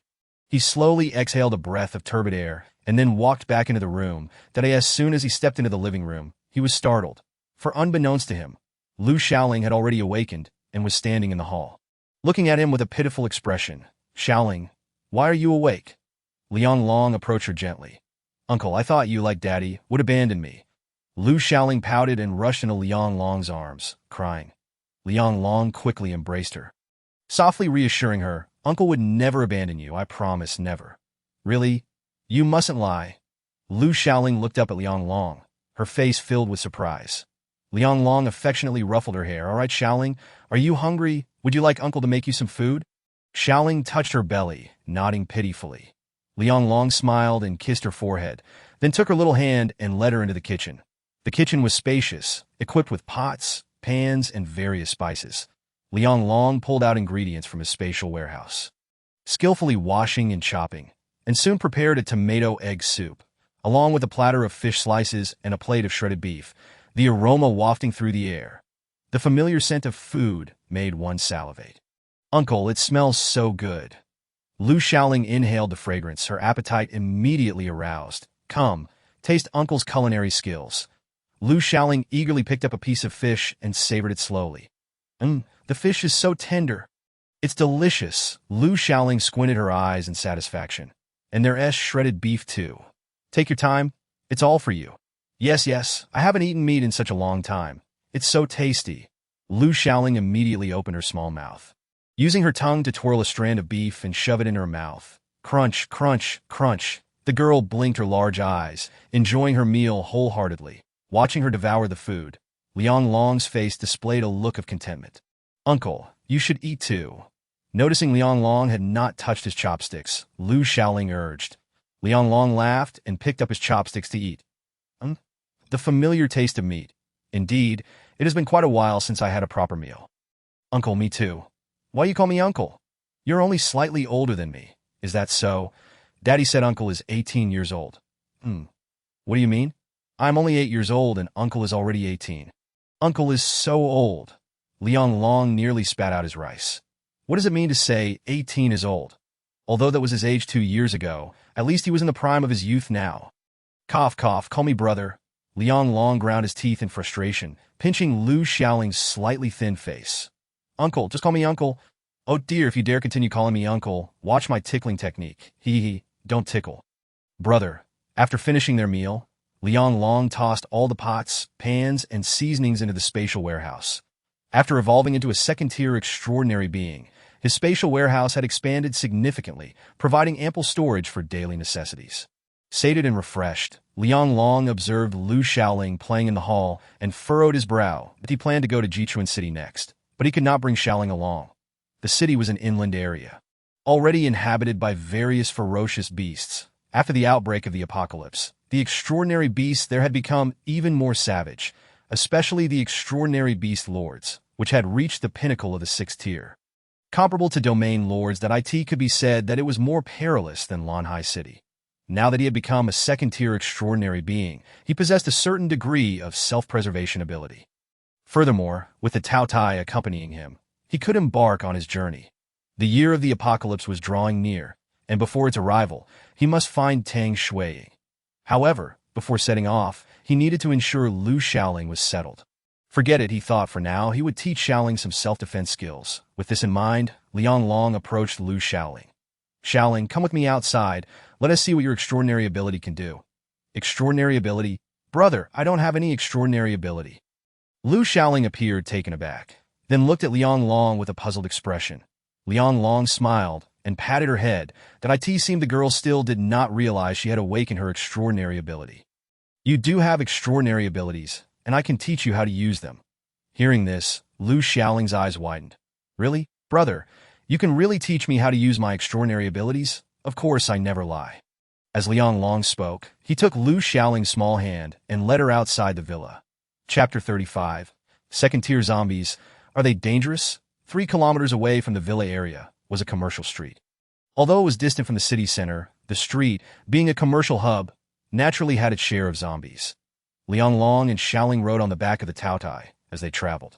At that moment, Xiaoling held a lollipop in her hand, her face aglow with happiness as she licked it, beaming with joy. Surprisingly, however, they encountered almost no zombies along the way. The streets were eerily quiet, devoid of any figures. Suddenly, Xiaoling exclaimed as if she had spotted something. Uncle, I see you. Come out. Hearing this, Liang Long turned to Xiaoling, confused, as there was nothing around. But in an instant, his face displayed a look of astonishment. In the corner nearby, a decaying zombie emerged, shuffling forward timidly. Then, under Liang Long's astonished gaze, it respectfully stood beside Xiaoling. Witnessing this scene, Liang Long couldn't help but draw a sharp breath as expected, under the influence of the zombie goddess's supernatural abilities. Xiaoling could command the undead that a low growl escaped the zombie's throat. However, in the face of this guttural sound, Xiaoling displayed no hint of fear. Instead, she excitedly clutched Liang Long's arm, giggling, "Brother, it says it is prostatitis." "What?" Liang Long's mouth fell agape, that a zombie was ill. Prostatitis. He quickly realized something was amiss and turned to Xiaoling with a perplexed expression. "Xiaoling, can you really understand what it says?" "Of course," just now it growled. "Telling me it is prostatitis," Xiaoling replied, pouting before eagerly asking the zombie, "Uncle, is there a candy store nearby?" The zombie, upon hearing this, appeared dazed, tilting its head as if pondering Xiaoling's intentions. I just want to buy a few more lollipops." Xiaoling chirped gleefully at the zombie. Upon hearing her words, Liang Long was rendered speechless, and no wonder this girl had been glancing around so eagerly. She had been searching for a candy store all along. The zombie seemed to grasp Xiaoling's meaning, growling once more before turning to leave. "Brother, let's go. We're off to buy candy." With that, she jumped down from the back of the beast and began to skip after the zombie. Watching Xiaoling, whose laughter rang like silver bells, Liang Long's gaze turned peculiar. The beast was at least 2 meters tall, yet she had effortlessly leaped down. It seemed that after their symbiosis, her physical form had grown astonishingly robust. Liang Long squinted and then shook his head. Regardless, he was pleasantly surprised by her rapid growth. It was a good thing that in no time, they arrived at a supermarket named Jialafu, and Xiaoling's eyes sparkled with delight. "Brother, do they sell lollipops here?" I suppose. Let's go in and see," Liang Long replied, leading Xiaoling inside. Moments later, amidst the disarray of the supermarket, peals of laughter echoed. Liang Long rubbed his temples, feeling a headache coming on. Utterly helpless, inside the supermarket, Xiaoling sat in a shopping cart, her face alight with excitement. Behind her, several second-tier zombies emitted low growls, eagerly pushing the cart along. The cart was piled high with assorted candies and chocolates, all fetched at her command. While she reveled in her fun, Liang Long's expression darkened. Those were several second-tier zombies, such valuable cores, now reduced to being her lackeys, made it impossible for him to slay any zombies. "No, this cannot continue. I must educate this girl seriously, lest she end up in danger. Zombies? Are they really dangerous?" Xiaoling waved her hand, and the second-tier zombies eagerly scampered over, resembling a pack of eager little dogs. Xiaoling circled the zombies, examining them with wide, blinking eyes. "Brother, are these uncles dangerous?" She glanced at Liang Long and then at the zombies, hesitating before asking uncertainly. "Dangerous. Extremely dangerous," Liang Long replied, his face darkening, that he suspected these zombies might be imbued with contraband, second-tier cores. He was barely able to control the blade in his hand. Fortunately, he held back. While the cores were important, nothing was more precious than Xiaoling's happiness. Let her have her fun, he thought, shaking his head as he found a place to sit. Outside the supermarket, the beast watched with its vivid green eyes, taking in the scene that it seemed it could no longer devour zombies in front of the little girl that in the Hunchun district of Blue Sea City. Ian Street had been entirely sealed off. The entrance was barricaded with iron gates, and armed guards patrolled the area vigilantly. Meanwhile, outside the gates, over 20 men had gathered, each robust and scanning the iron doors with greedy eyes. "Li Jie, have you eaten dog shit today? How dare you come here to stir up trouble with our Tunglong gang?" Diango, casually holding a cigar, coldly regarded the crowd outside the gates. Leading this group was a bald man. Exuding an air of arrogance, that he coldly commanded Diango, "Bring Chen Xiong out and give us half of your supplies, and we can call it even today. Otherwise, I'll smash through your shabby iron doors and raid you." "Ha, you think you're something? At this rate, dying 100 times wouldn't be too much." Diango spat out his cigarette, but fixing his icy gaze on the bald man, there's no room for negotiation? "Don't blame me for being ruthless."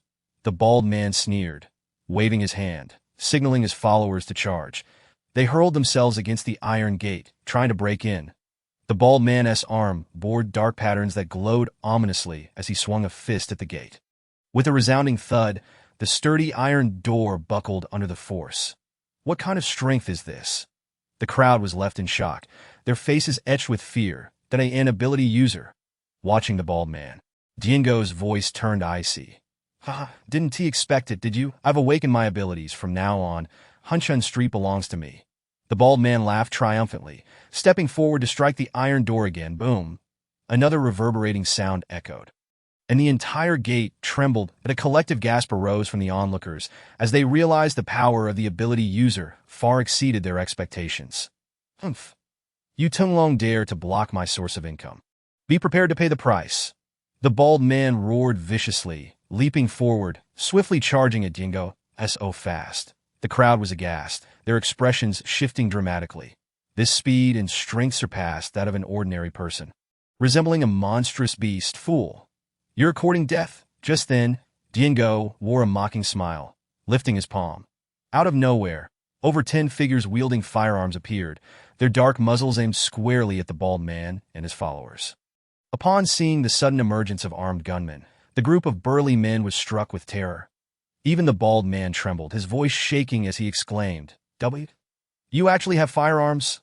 No wonder Tinglong had managed to become the dominant force in Hunchun district amidst the apocalypse. It was known that in the early days of the apocalypse, when zombies and ability users were relatively weak, firearms were incredibly effective against both. Though the bald man was an ability user, he was still flesh and blood, unable to withstand the assault of bullets. That he halted, swiftly retreating, knowing that charging in blindly would be suicidal. But alas, it was too late for him to seek escape. At Dingo's command, dozens of firearms erupted with a barrage of gunfire. In an instant, bullets poured forth like rain, engulfing the group of attackers. The close range meant they were instantly riddled with holes. Amidst the chaos, cries of agony echoed as blood flowed freely. The group of men collapsed, their bodies twitching violently before succumbing to death. The bald man was riddled with bullets, lifeless and beyond saving. Yet, the Tunglong members were not sated, continuing to fire indiscriminately. "Stop, you little brats! Don't waste bullets, or I'll skin you alive," Dingo hastily intervened, prompting the gunmen to cease fire. "Damn it, a bunch of wastrels," Dingo cursed, gazing mournfully at the nearly shredded bodies. Brother dog, this is just to boost your prestige." One of the lackeys grinned obsequiously. Hearing this, Dingo shot a furious glare at him. "Are you out of your mind? In this apocalypse, is my prestige worth more than bullets? Do you know these firearms cost Xiong Yi 2 million, acquired from the underground markets of Blue Sea City? Of course, that's the wisdom of our Xiong Yi." Upon hearing Dingo's words, the onlookers were filled with reverence. That it was known that just half a day before the apocalypse erupted, Chen Xiong had taken out a staggering 50 million, dispatching all his lackeys to raid supermarkets, spending 30 million to stockpile supplies in over 10 large warehouses. The remaining 20 million was spent on acquiring a vast arsenal from the underground markets of Blue Sea City. That time, they all thought Xiong Yi had lost his mind. Yet before they could comprehend what was happening, the apocalypse struck. That it was precisely due to these supplies that Chun Xiong's influence had surged, now reigning as the most powerful force in Blue Sea City. Moreover, it was these firearms that enabled his subordinates to maintain control over the street. Ordinary zombies posed no threat to them. That do not merely refer to them as ordinary individuals, as they have witnessed. Even those endowed with extraordinary abilities are summarily executed. Tinglong currently basks in unparalleled glory, while Qin Xiong has ascended to become the underground sovereign of Blue Sea City. Very well, you prodigal wretches. Dispose of their corpses at a distance. Do not attract the attention of the zombies. In an instant, many scurried outside to commence the grim task of transporting the dead. Diaogo, uninterested in the foolishness surrounding him, turned to a nearby individual and inquired, "Where is Xiong Yi? I must report the results of our battle." "Xiong Yi? He is within the second underground fortress. Why has he gone off to cavort with those university vixens? His combat prowess is truly remarkable. Indeed, those women are quite..." The people around displayed expressions of ravenous desire. However, Diaogo swiftly slapped one of them. "That is the boss's woman. How dare you indulge in fantasies? Be cautious, or Xiong Yi will have your head." Brother go, Xiong Yi requests your presence." "Very well, I shall go immediately." Diaogo promptly made his way towards the second underground fortress. Upon arrival, he found Qin Xiong reclining on a sofa, flanked by 4 beautiful women clad in alluring uniforms. Each of them boasted smooth, fair skin and voluptuous figures, their ample bosoms tantalizingly inviting, making one unable to suppress the urge to swallow. Each of the four women was more stunning than the last, all exquisite in their own right. That as Diaogo entered, he noticed one particularly gorgeous woman administering a massage to Chen Xiong. "Diaogo, have you managed the affairs outside?" Chen Xiong lazily inquired. "Opening 1EYE.IT is taken care of. Those fools thought they could come and loot Tinglong's supplies with mere broken knives. Utterly ridiculous. Is that what I asked? I inquired whether you have located the elder." Speaking of that elder, Chen Xiong's expression turned wistful. He could never forget the silhouette of that formidable figure who single-handedly annihilated the Qinglong gang. Had it not been for the elder's timely reminder to stockpile supplies for survival, he might have perished long ago in this apocalypse. That elder was undoubtedly a divine being. The more Chen Xiong observed the brutal world outside, the more reverence he felt towards Liang Long. Such a divine individual must not be overlooked. Diaogo's face fell as he lamented, "Xiongyi, we have scoured much of Blue Sea City, yet we have not found the elder. However, a few days ago, I encountered some old brothers from the underworld in Fengman district. They mentioned they too are searching for the elder, claiming that the survivor base in Mingyue community has had conflicts with him." Chen Xiong's eyes flickered before he let out a cold laugh. "Conflicts with the elder, you say? Then take a team over there and obliterate that basta. Xiongyi, is this truly wise? I commanded you. Go." After Diaogo departed, Chen Xiong caressed one of the women beside him, his eyes narrowing. "Those who provoke my benefactor shall meet their demise." He savored the massages from the beautiful women while rolling up his sleeves to gaze at the dark patterns on his arm. "This feels quite itchy. Could it be that these women are toxic?" Upon exiting the supermarket, Lu Shaoling now clutched a plush panda. Meanwhile, several second-tier zombies each carried a large bundle, trotting eagerly behind them. These bundles were filled with candy that Lu Shaoling had scavenged from the supermarket. Liang Long took a few packages from the hands of the zombies and gently addressed Lu Shaoling. The uncles she referred to were, of course, the zombies. Liang Long felt a twinge of exasperation. It was evident that this girl needed to be educated on the dangers of zombies. Noticing Liang Long's silence, Lu Shaoling relented. "Uncles, we are leaving now, goodbye."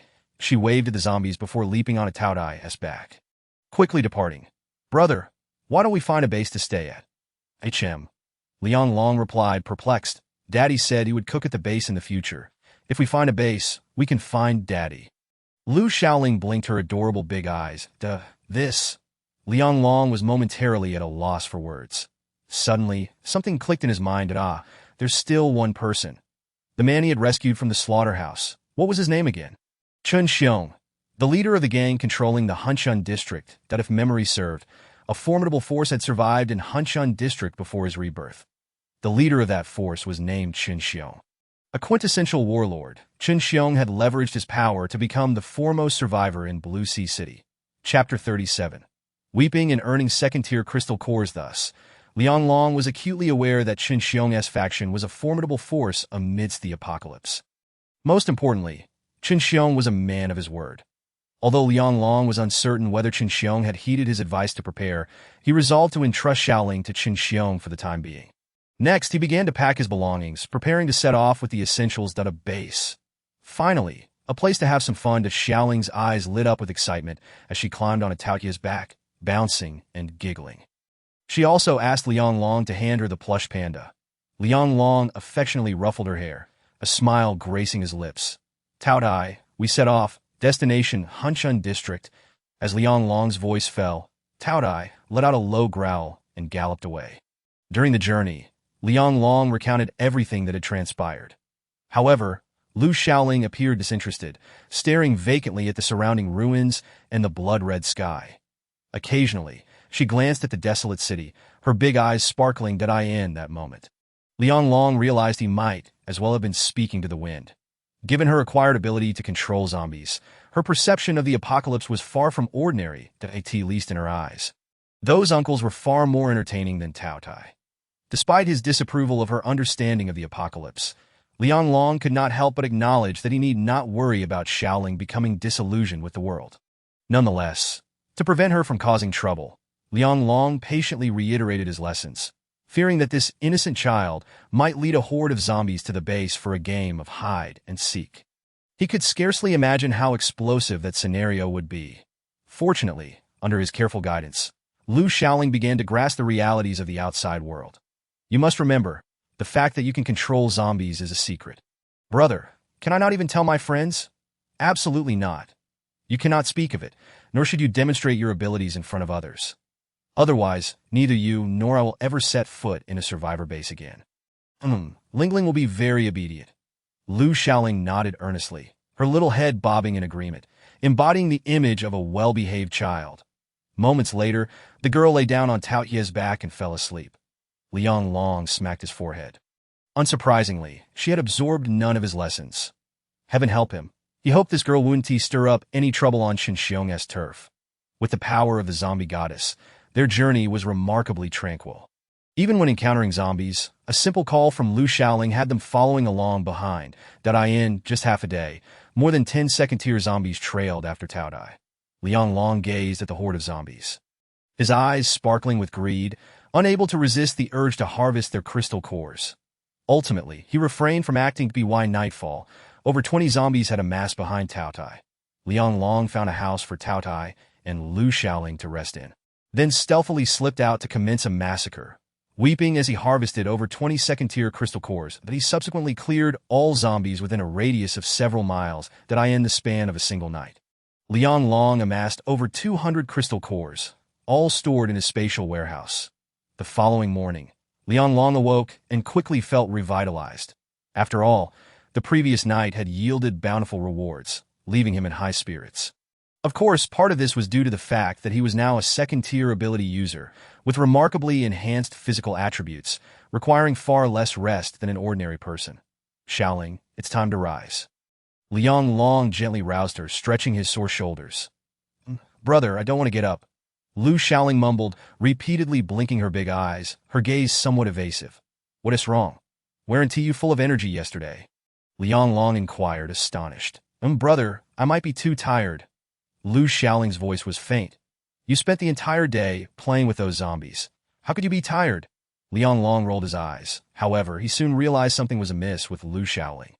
Her cheeks were flushed, her eyes darting around, and she exhibited a hint of shyness. Suddenly, she burst into tears.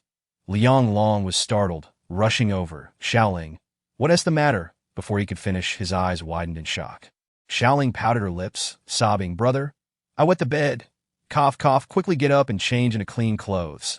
Liang Long rubbed his temples, handing her a set of fresh clothes that seemed he needed to prepare more outfits for Xiaoling. Then he frowned. Aside from Xiaoling, even his own clothes were insufficient. Never mind, he could only make do for now. Liang Long shook his head. Xiaoling, clutching her clothes, cast a few shy glances at Liang Long before swiftly darting into the restroom. They were still over 20 kilometers away from Hanshun District, and it would take them at least 2 or 3 days to reach their destination. The road was fraught with an abundance of zombies and various exotic beasts. However, with the presence of Xiaoling, the little goddess, no zombie dared to provoke them. For the exotic beasts, Liang Long dispatched them with remarkable ease. Surrounding them were more than a dozen abandoned vehicles, obstructing the main road when the creature known as Taotie raised its paw and gently brought it down. With a resounding crash, the abandoned cars were sent flying in all directions. Liang Long turned to survey his surroundings. This was the old city, characterized by desolation and decay, with the streets riddled with potholes. Liang Long had no idea where this place in Blue Sea City was located. Most of the surrounding buildings had collapsed, and greenery thrived amidst the ruins. The vegetation along the roadside was particularly lush, showing signs of having been trampled. Xiaoling, shall we go shopping at the supermarket later? Liang Long smiled at the bored Lu Xiaoling. Instantly, her eyes lit up. Liang Long continued with a grin. Let us buy a few more articles of clothing. At that moment, a thunderous roar erupted from a supermarket in the heart of the district.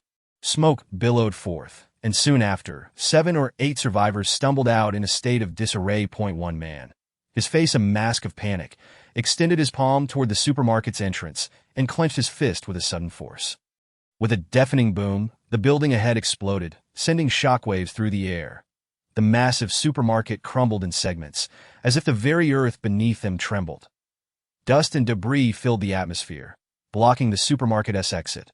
A ferocious roar echoed from within, causing the survivors to sit down in fright. What kind of monster is that? So powerful. Many onlookers stared at the collapsed entrance of the supermarket, trembling in fear. with some even wetting themselves. Within the haze, two bulbous eyes seemed to pierce through the smoke, coldly watching them, glinting with a chilling, bloodthirsty shine. The imposing aura of that beastly creature sent shivers down the spines of the survivors.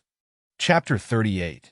The End of Days. Humanity. It was not until that bloodthirsty gaze vanished that the survivors began to regain their composure.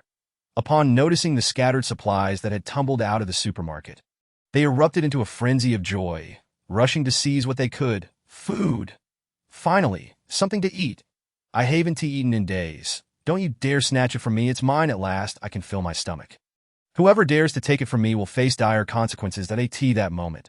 A beautiful woman clad in tight leather pants, with long, slender legs, appeared, her face etched with fury. Zhang Jiancheng, my sister is still inside. She isn't come out, she shouted. You blew up the exit without considering how my sister will get out. She could die.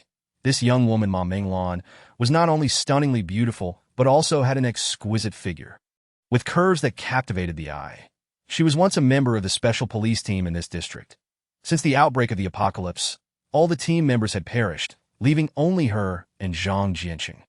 She glared at him with rage, her voice rising. Do you understand? She is my only family left, and you've put her life in jeopardy. Zhang Jianqing sat on the ground, gasping for breath, his complexion pale. The energy he had expended earlier had taken its toll. Minglan, I didn't want this either, but who knew the underground supermarket was crawling with not just zombies, but also a pack of wolves? He lowered his voice. What you saw earlier was no ordinary pack of wolves. They are exotic beasts. If I hadn't blown up the exit, we would all have met our demise here. He shouted in a low tone. Blowing up the supermarket exit was a last resort. After the apocalypse began, he had survived by leveraging the skills he learned from the special police team. Gathering a few survivors and forming a group to navigate the ruins that if it hadn't been absolutely necessary, Zhang Jiancheng would never have disregarded Ma Minglan's sister's fate and detonated the supermarket exit. Hearing Zhang Jiancheng's words, the surrounding survivors began to voice their opinions. Yes, Sister Lan, Chenggu is right, that if those beasts from the underground supermarket managed to escape, we're all done for. As they spoke. They devoured the food, clearly speaking from a position of comfort, but Minglan paused, gritting her teeth as she cursed, Bastard. No, I have to go in and save my sister. With that, she dashed into the underground supermarket in search of her sibling. Zhang Jianqing quickly scrambled to follow her, blocking her path. Minglan, don't act rashly. The zombies and exotic beasts in the underground supermarket are beyond our capacity to handle. That I was forced into this decision. If I hadn't acted decisively, we wouldn't be alive. As he spoke, he exchanged a glance with a man nearby. Upon hearing this, Ma Minglan halted, her gaze turning icy. You don't care that my sister is dead, do you, Sister Lan? Don't be anxious that I'll go take a look. Perhaps there is still a chance. The man, emboldened, casually made his way toward the supermarket exit. Crouching on the debris, he peered through the cracks. Unable to see clearly, he stood up and shook his head. Don't go in. Anyone who enters will die. Before he could finish his sentence, a glint of cold steel flashed, with a swift motion. A sharp claw pierced through the rubble, impaling the man's throat. Blood gushed forth, instantly staining the ground red. The man's throat emitted a gurgling sound, his eyes glazing over as he slumped to the ground. Witnessing this, someone finally succumbed to terror and screamed, It's that silver-white beast. Its claws can extend suddenly. Lu Fu was killed by it. With that, a violent roar erupted from within the supermarket once more. The boulders blocking the supermarket's exit trembled violently. Clearly, the exotic beasts inside had caught the scent of blood and were violently battering against the stones. Chenggu, we need to retreat quickly. If those beasts burst out, as the stones continued to shake, the survivors' faces contorted with fear, and they turned to flee, none daring to linger. Zhang Jianqing, too, felt the urgency and urged Ma Minglan. Minglan, there is no time left. We must go. Ma Minglan shook her head, her eyes cold as she looked at Zhang Jiancheng. That I want to leave until my sister is out. Laner, don't be stubborn. Don't call me Laner. I never want to hear you say that again. That Minglan's words were icy, each syllable laced with an unusual chill. Zhang Jiancheng was taken aback, unable to fathom her sudden coldness, his expression filled with discomfort. By this time, the other survivors had already fled far away. Eventually, Zhang Jinqing sighed and turned to leave as well. As Zhang Jinqing walked away alone, a woman dressed provocatively approached him with a playful smile. She's definitely angry because she's worried about her sister. But don't worry. In a few days, she'll forgive you. Zhang Jinqing forced a smile and shook his head without offering an explanation. Appearing dejected, the woman wrapped her arm around his, chatting cheerfully. What is a woman, anyway? Come over to my place later. I can help you relieve your stress. With that, she pressed her luscious lips against his. Glancing around, her attention quickly landed on a dilapidated building nearby. She then led Zhang Jinqing up the stairs.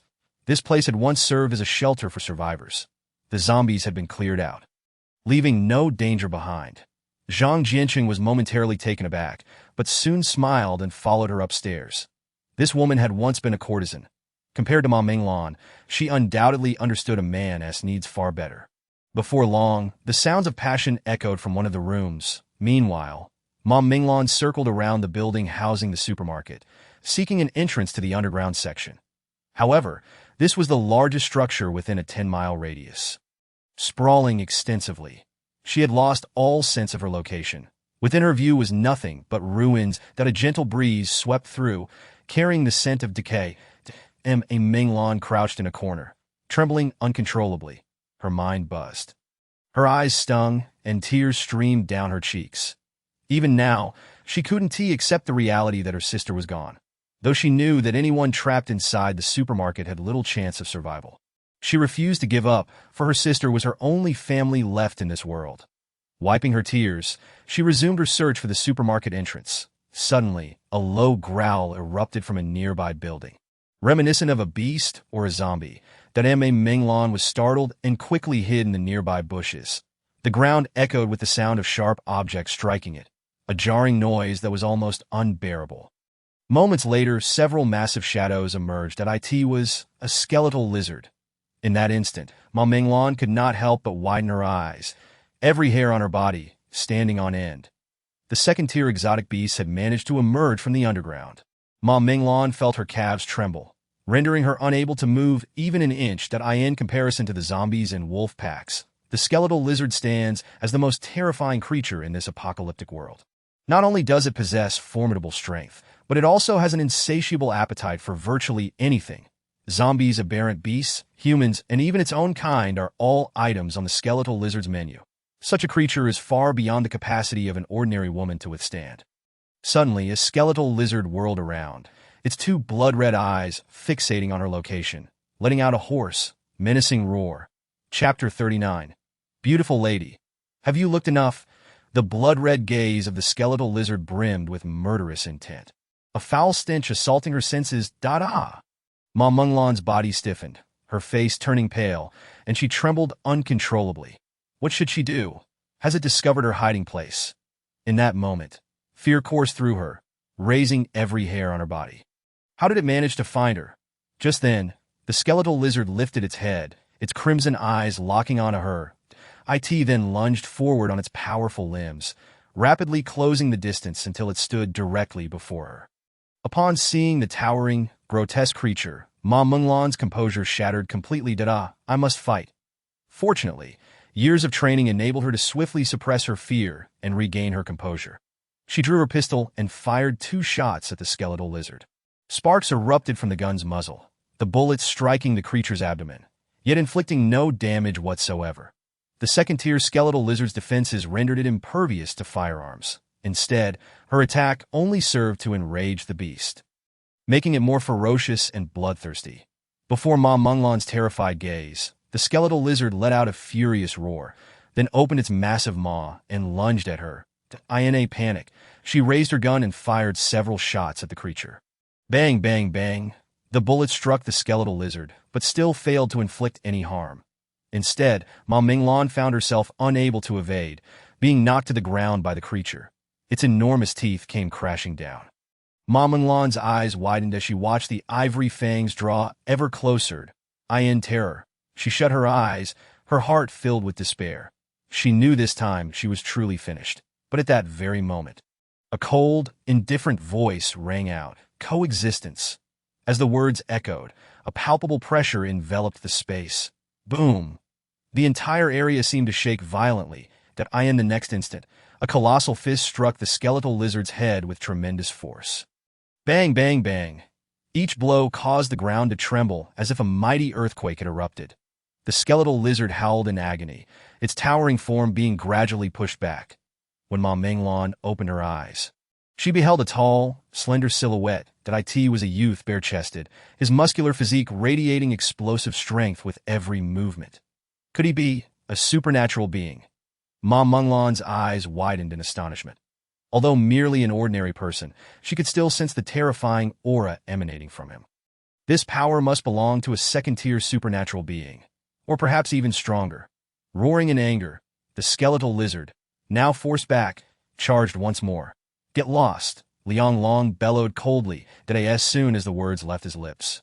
He extended his hand and struck at the skeletal lizard, a tremendous force surged forth, slamming into the creature. With a resounding crack akin to thunder, the skeletal lizard's massive body was sent flying. A pained shriek escaped the skeletal lizard's throat, followed by the sickening sound of bones fracturing. Its bones splintered, collapsing to the ground. The skeletal lizard howled mournfully, attempting to flee but unable to rise. Ma Menglan stared in shock, her eyes wide. She could hardly believe that this sudden appearance of a youth had single-handedly defeated the skeletal lizard. After all, it was a second-tier aberration, a monster capable of withstanding firearms. Just then, Liang Long slowly turned his head. His face was unremarkable, yet his brow was sharp, his features deep-set, exuding an air of coldness and severity that Ma Menglan was momentarily breathless, forgetting to breathe as she gazed at him in a daze. Though his appearance was ordinary, there was an indescribable quality about him that made it impossible to forget after just one glance. Liang Long furrowed his brow, his expression indifferent. Have you seen enough? Ma Menglan, realizing her lapse in composure, quickly lowered her gaze. Did you save me? Are you even human? Faced with Liang Long, she felt a surge of trepidation, her lips trembling as she struggled to speak. The shock he had instilled in her was overwhelming. Liang Long scrutinized the woman before him, and a flicker of surprise danced in his eyes. She had fair, delicate skin, dressed in simple black t-shirt and shorts that accentuated her curvaceous figure. Her bosom was notably pronounced, drawing attention. Liang Long, however, exhibited no lasciviousness. Instead, he composed himself and asked coolly, "Who are you, and what are you doing here?" "I am." Just as Ma Menglan began to explain, she was cut off at no time for idle chatter. "Let us go." With that, Liang Long seized her wrist and dragged her outside. It was only then that Ma Menglan heard the roars echoing behind them. There was not just one skeletal lizard. Several others of its kind lurked nearby. Once they had escaped the immediate vicinity, Liang Long finally released her wrist, stating coldly, "We are safe now. You can let go." It was only then that Ma Menglan realized she had been gripping his arm tightly, her bosom nearly enveloping his forearm. Startled, she quickly withdrew her hand, her lovely features flushed with embarrassment. Second-tier aberrations have become impervious to firearms that a handgun will not suffice. Moreover, the skeletal lizard hunts primarily through smell and sound. It would be wise to keep your distance from such creatures. Alternatively, coating yourself in zombie blood may help you avoid being hunted, Liang Long remarked, casting a glance at her. Thank you. Thank you for saving me. Had it not been for you, I might have been devoured by that aberration. Is there a large supermarket nearby? One that sells clothing? A large supermarket. For clothes? Liang Long instinctively pointed toward the entrance of an underground supermarket. Speaking cautiously, that direction leads to the entrance of the underground supermarket. Thank you. Liang Long nodded and turned to head toward the entrance. Wait, don't go there. There are zombies. Unfortunately, she hadn't finished her warning before Liang Long had already vanished. His speed astonishing. The swiftness with which he moved left Ma Menglan in shock. Was this the speed of a human? Soon, she found herself anxiously calling out, "Don't go there. The underground supermarket is infested with dozens of mutated wolf packs and zombies." Yet her words came too late, as Liang Long had not heard her. She hurried to catch up, but he turned a corner and disappeared from sight. Ma Menglan swallowed hard, now doubting whether the youth was even human. His speed was simply otherworldly. Ma Menglan opened her mouth, gazing at Liang Long in astonishment. "I got lost," Liang Long replied earnestly, and I need to wait before I can proceed. Did I ask that's so? Ma Minglan blinked, feeling somewhat speechless. Just then, a deep, rumbling sound echoed through the air. Almost immediately, Ma Minglan saw a beast as large as a dog galloping toward them, a little girl perched on its back. Chapter 40, Aberration. Snow Moon Wolf King, the little girl, bouncing excitedly on the creature's back, shouted joyfully, Brother, I've found you." In that moment of surprise, the beast had already reached them and came to a halt. Lu Shaoling immediately jumped down and raced toward Liang Long. "Brother, hug me." With a gentle laugh, Liang Long replied, "How did you find me, little one? The big dog can smell your scent. It came on its own," she exclaimed, pointing excitedly at the beast beside her. A Minglan, on the other hand, was left in astonishment, staring at the 2-meter-tall aberration. Good heavens, what a terrifying presence! This had to be at least a second-tier aberration. This man is capable of commanding a second-tier aberration. How incredibly powerful! "Is this your pet?" Ma Minglan couldn't help but ask. "Sort of. This is my sister, named Lu Shaoling," Liang Long responded with a smile. At that moment, Shaoling noticed Ma Minglan for the first time, her eyes widening in awe. "Wow, Annie is so pretty, just like Mommy." Annie, Ma Minglan nearly spat blood. She was only 25 years old. How could she be called Annie by a little girl? Liang Long, however, seemed unfazed. He waved his hand dismissively. "All right, take me over. Shaoling needs to change her clothes. You really are going shopping." Ma Minglan's eyes widened in disbelief. "This is the apocalypse. Are you sure you're not in the wrong scene?" At that moment, the beast growled deeply. Only then did Ma Minglan snap back to reality, filled with questions as she led the group toward the underground supermarket. Moments later, they arrived at the collapsed entrance of the underground supermarket. As she gazed at the collapsed entrance, Lu Shaoling blinked her large eyes repeatedly. Then Ma Minglan hurriedly explained, "I just came out of the underground supermarket. It has turned into a den of wolves. There are at least dozens of mutated wolves inside." Hey, what are you doing? "Don't go in there. It's very dangerous." "And how did you even get in?" Before she could finish her sentence, Liang Long had already stepped in front of the fallen stones. Seeing Liang Long standing there in a daze, she let out a sigh of relief. This was the entrance to the underground supermarket, now in ruins, inaccessible. "My sister is still inside. If I could, I would have gone in to find her already." Just as the words left her lips, Liang Long suddenly extended his palm, pressing against the rubble, and coldly declared, "Spatial strangulation." Boom, boom. Deafening roar erupted as the stones blocking his path were instantly torn apart by waves of spatial energy, reducing them to dust. At a passageway leading to the underground supermarket emerged. Then A Minglan's jaw dropped in shock, her face painted with disbelief. Who is this guy? His strength is simply overwhelming. The sight of that passage made her feel as if she were in a dream. In an instant, Ma Minglan felt a shiver run down her spine and immediately followed Liang Long, resolutely stating, "My sister is inside. I must go in to find her. You stay outside. I will help you find her. Provided she is still alive. No, whether alive or dead. I must find her myself," Ma Minglan insisted stubbornly.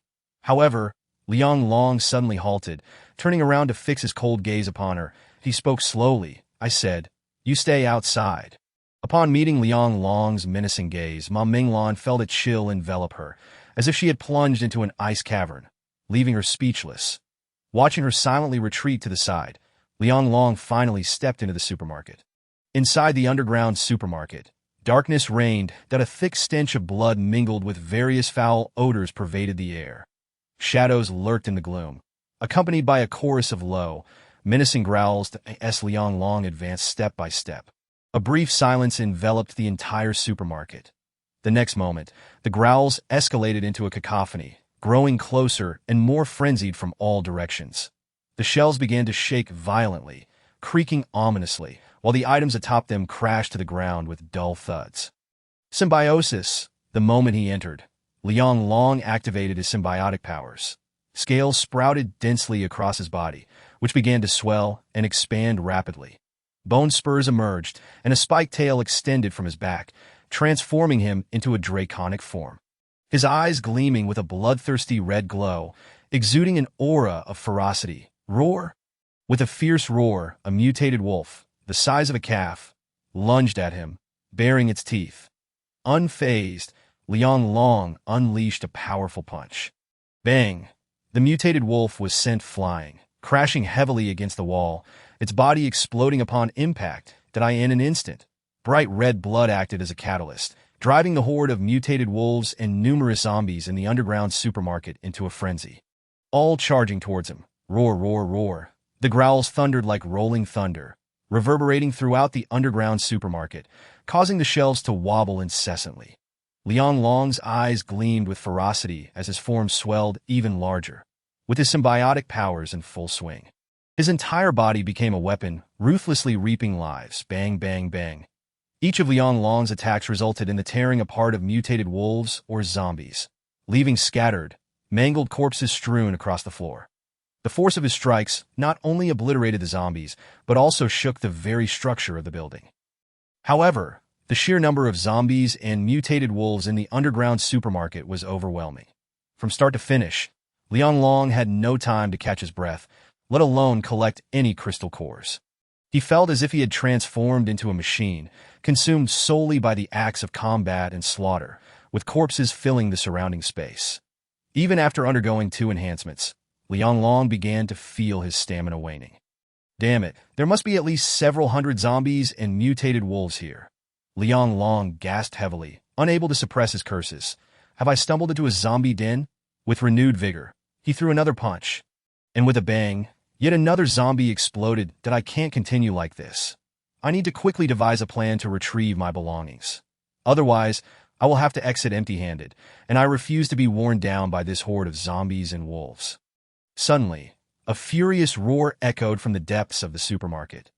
The sound waves surged forth, akin to crashing waves, reverberating in the surroundings, in an instant, the sound waves spread beyond the supermarket.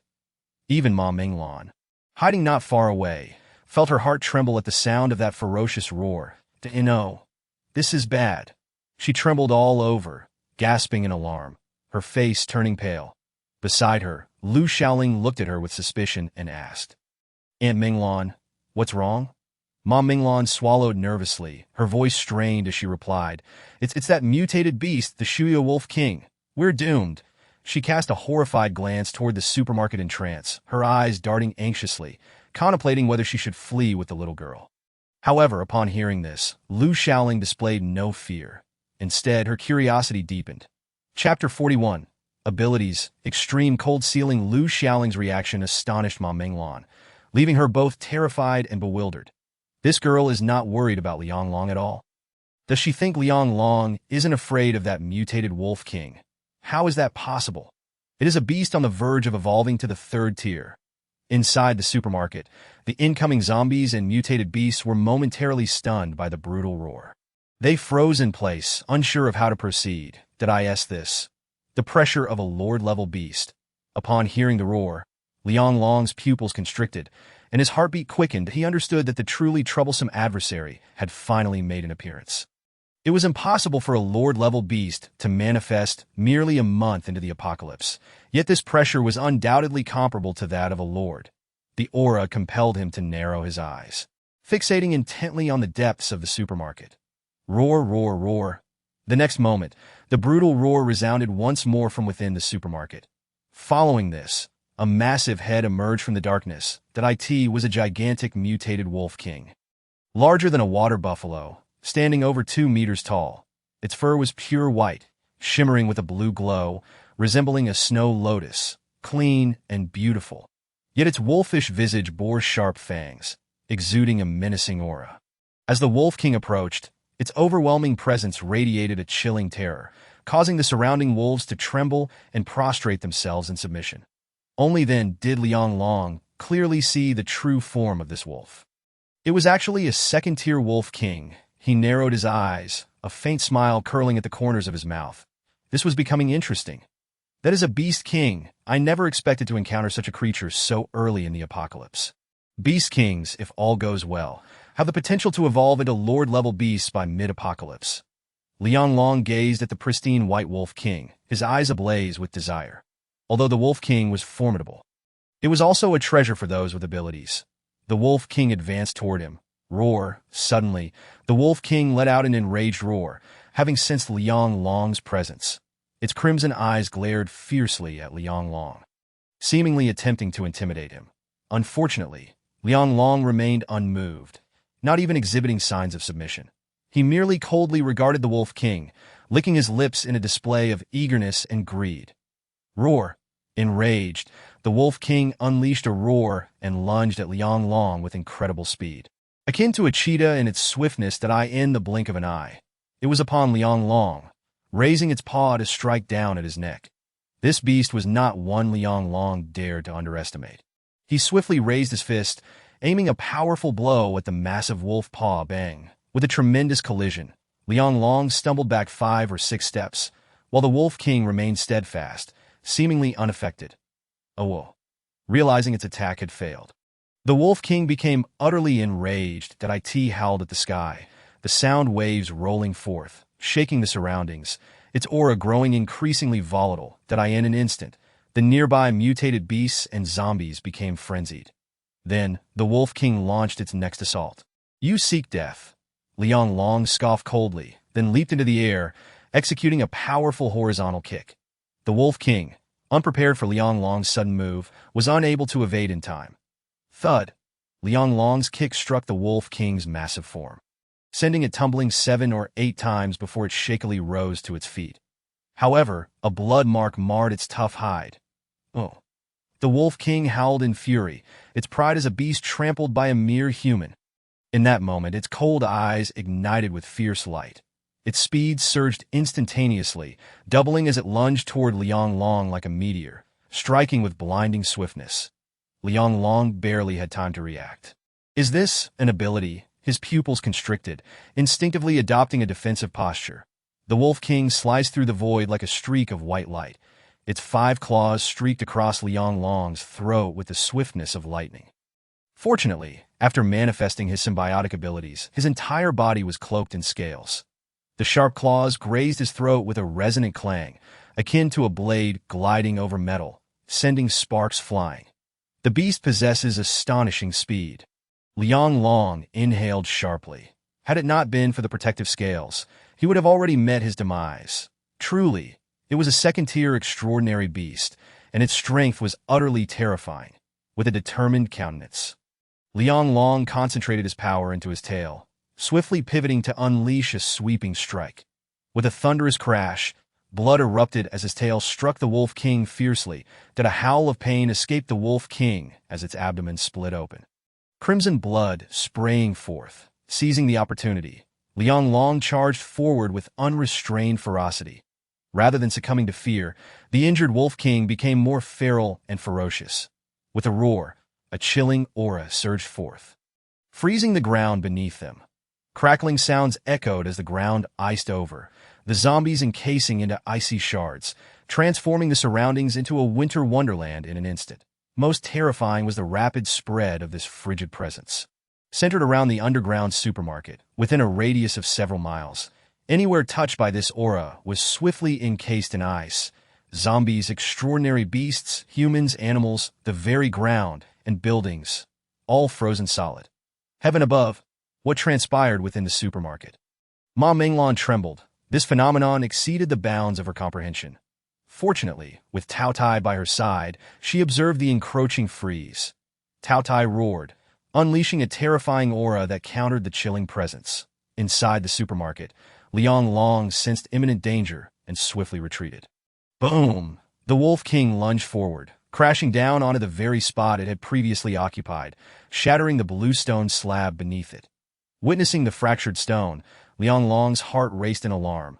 He was fortunate to have evaded swiftly. Otherwise, even if he had not been frozen, the impact would have surely claimed his life, but he had never anticipated that the Wolf King possessed dual extraordinary abilities. The invisible cold engulfed him, penetrating to the bone, freezing his very blood, but he became a statue of ice, utterly immobile. The Wolf King's eyes were filled with bloodlust and cruelty as it let out a low growl before leaping once more, attacking with even greater speed and ferocity. Oomph! Since it wields ice abilities, I shall employ spatial powers. Liang Long was undaunted, his thoughts surging with fervor.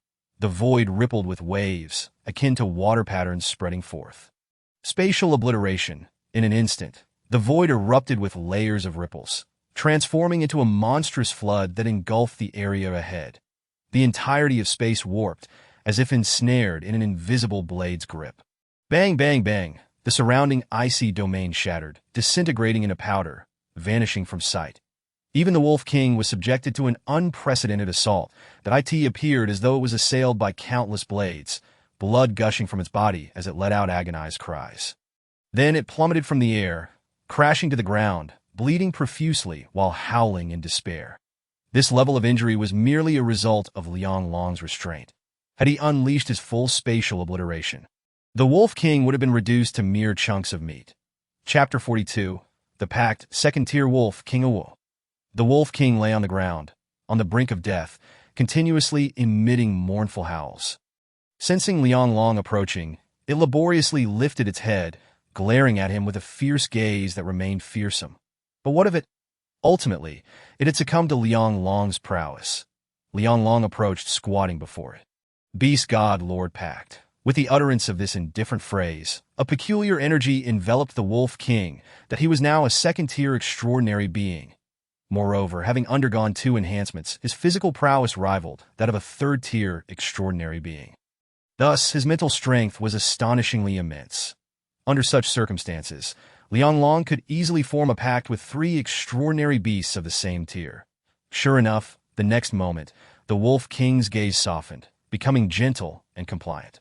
Immediately, a notification echoed in Liang Long's mind. Congratulations, host. The pact with the extraordinary beast has been successful. Creature, Snow Moon Wolf King variant. Extraordinary ability.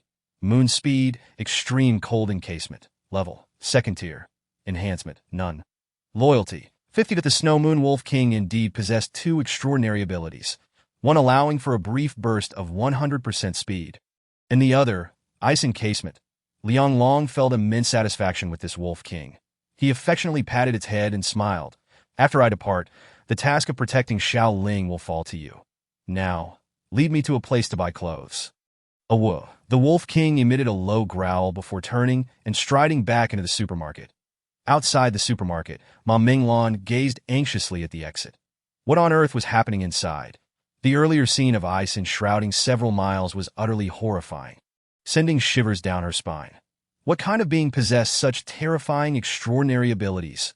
While she was lost in thought, a faint sound of footsteps echoed from within the supermarket's corridor. Beside her, Taotie lay on the ground. Resting with closed eyes, that it shared a pact connection with Liang Long. Sensing its master's current state of safety, should anything happen to Liang Long, it would rush to his side at once, Lu Xiaoling. On the other hand, laying nearby, blissfully asleep, Dame Minglan glanced at Taotie and Lu Xiaoling, unable to suppress a sigh of concern. I hope everything is all right.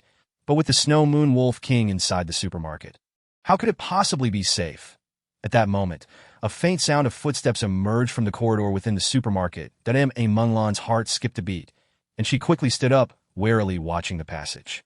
Tap, tap, tap. The footsteps grew clearer until a figure appeared at the supermarket entrance. Upon recognizing the newcomer, Ma Minglan let out a relieved breath. There stood Liang Long, holding a large bag of clothes, his expression calm as he emerged. You finally made it out. You scared me to death. Dame Minglan's expression was peculiar as she remarked. Is it worth risking your life for a few articles of clothing? Value holds no weight. As long as the little girl desires it, I shall fulfill it. Liang Long replied, a gentle smile gracing his face, that he spoke with such tranquility, as if discussing a mundane matter. This subtle smile left Ma Minglan momentarily dazed. Although it seemed inconsequential, her heart raced, and her cheeks flushed without her realizing it. Suddenly recalling something, she hurriedly inquired, Did you find my sister? She was not found. There are no living souls left inside. Liang Long shook his head, his expression tinged with regret. The place is swarming with zombies. An ordinary woman could not survive in such an environment, and no, I refuse to believe it. My sister has always been clever. She must have. There is no possibility. You must accept reality. Liang Long closed his eyes, reopening them with a cold, detached gaze. I end the apocalypse. Fantasies no longer existed. Thus, to survive in this world, the first lesson was to confront the truth. No, how can you determine that Ma Minglan struggled to accept this reality? But before she could finish, Liang Long snapped his fingers, coldly declaring, because it can prove that there are no living humans left in the supermarket. No sooner had he spoken than a massive white wolf emerged from the corridor. Its fur was pure white, shimmering with a bluish hue, as immaculate and beautiful as a snow lotus, entirely transparent. Yet upon seeing this colossal wolf, Ma Minglan froze, her expression contorted in horror, trembling uncontrollably, her lips quivering as she stammered, Snow Moon Wolf King. It's actually the Snow Moon Wolf King. Just sensing the aura of the Snow Moon Wolf King left her paralyzed with fear. Observing her face contorted in terror and despair, Liang Long spoke in a calm tone. The Snow Moon Wolf King has been subdued by me. It is now my pet and will not attack you. So there is no need to be afraid. What?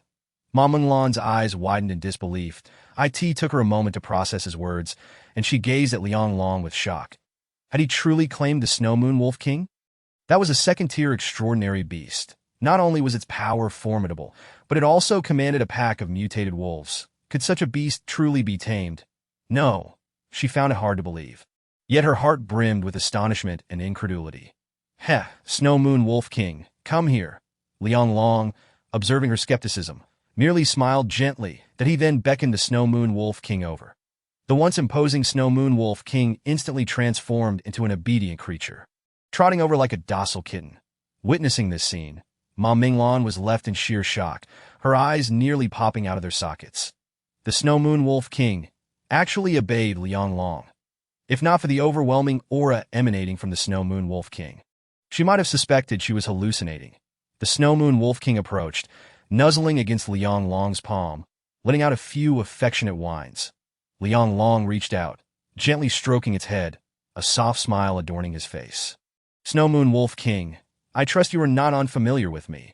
With the Snow Moon Wolf King's perceptive abilities, had there been any living souls within the supermarket, it would have long since detected them. I express my condolences regarding your sister. Yet this is a reality you must come to terms with. Liang Long's demeanor was markedly indifferent, yet his words carried a weight of sincerity that Ma Minglan cast a glance at Liang Long, her eyes reflecting a complex mix of emotions, and opened her mouth as if to voice something.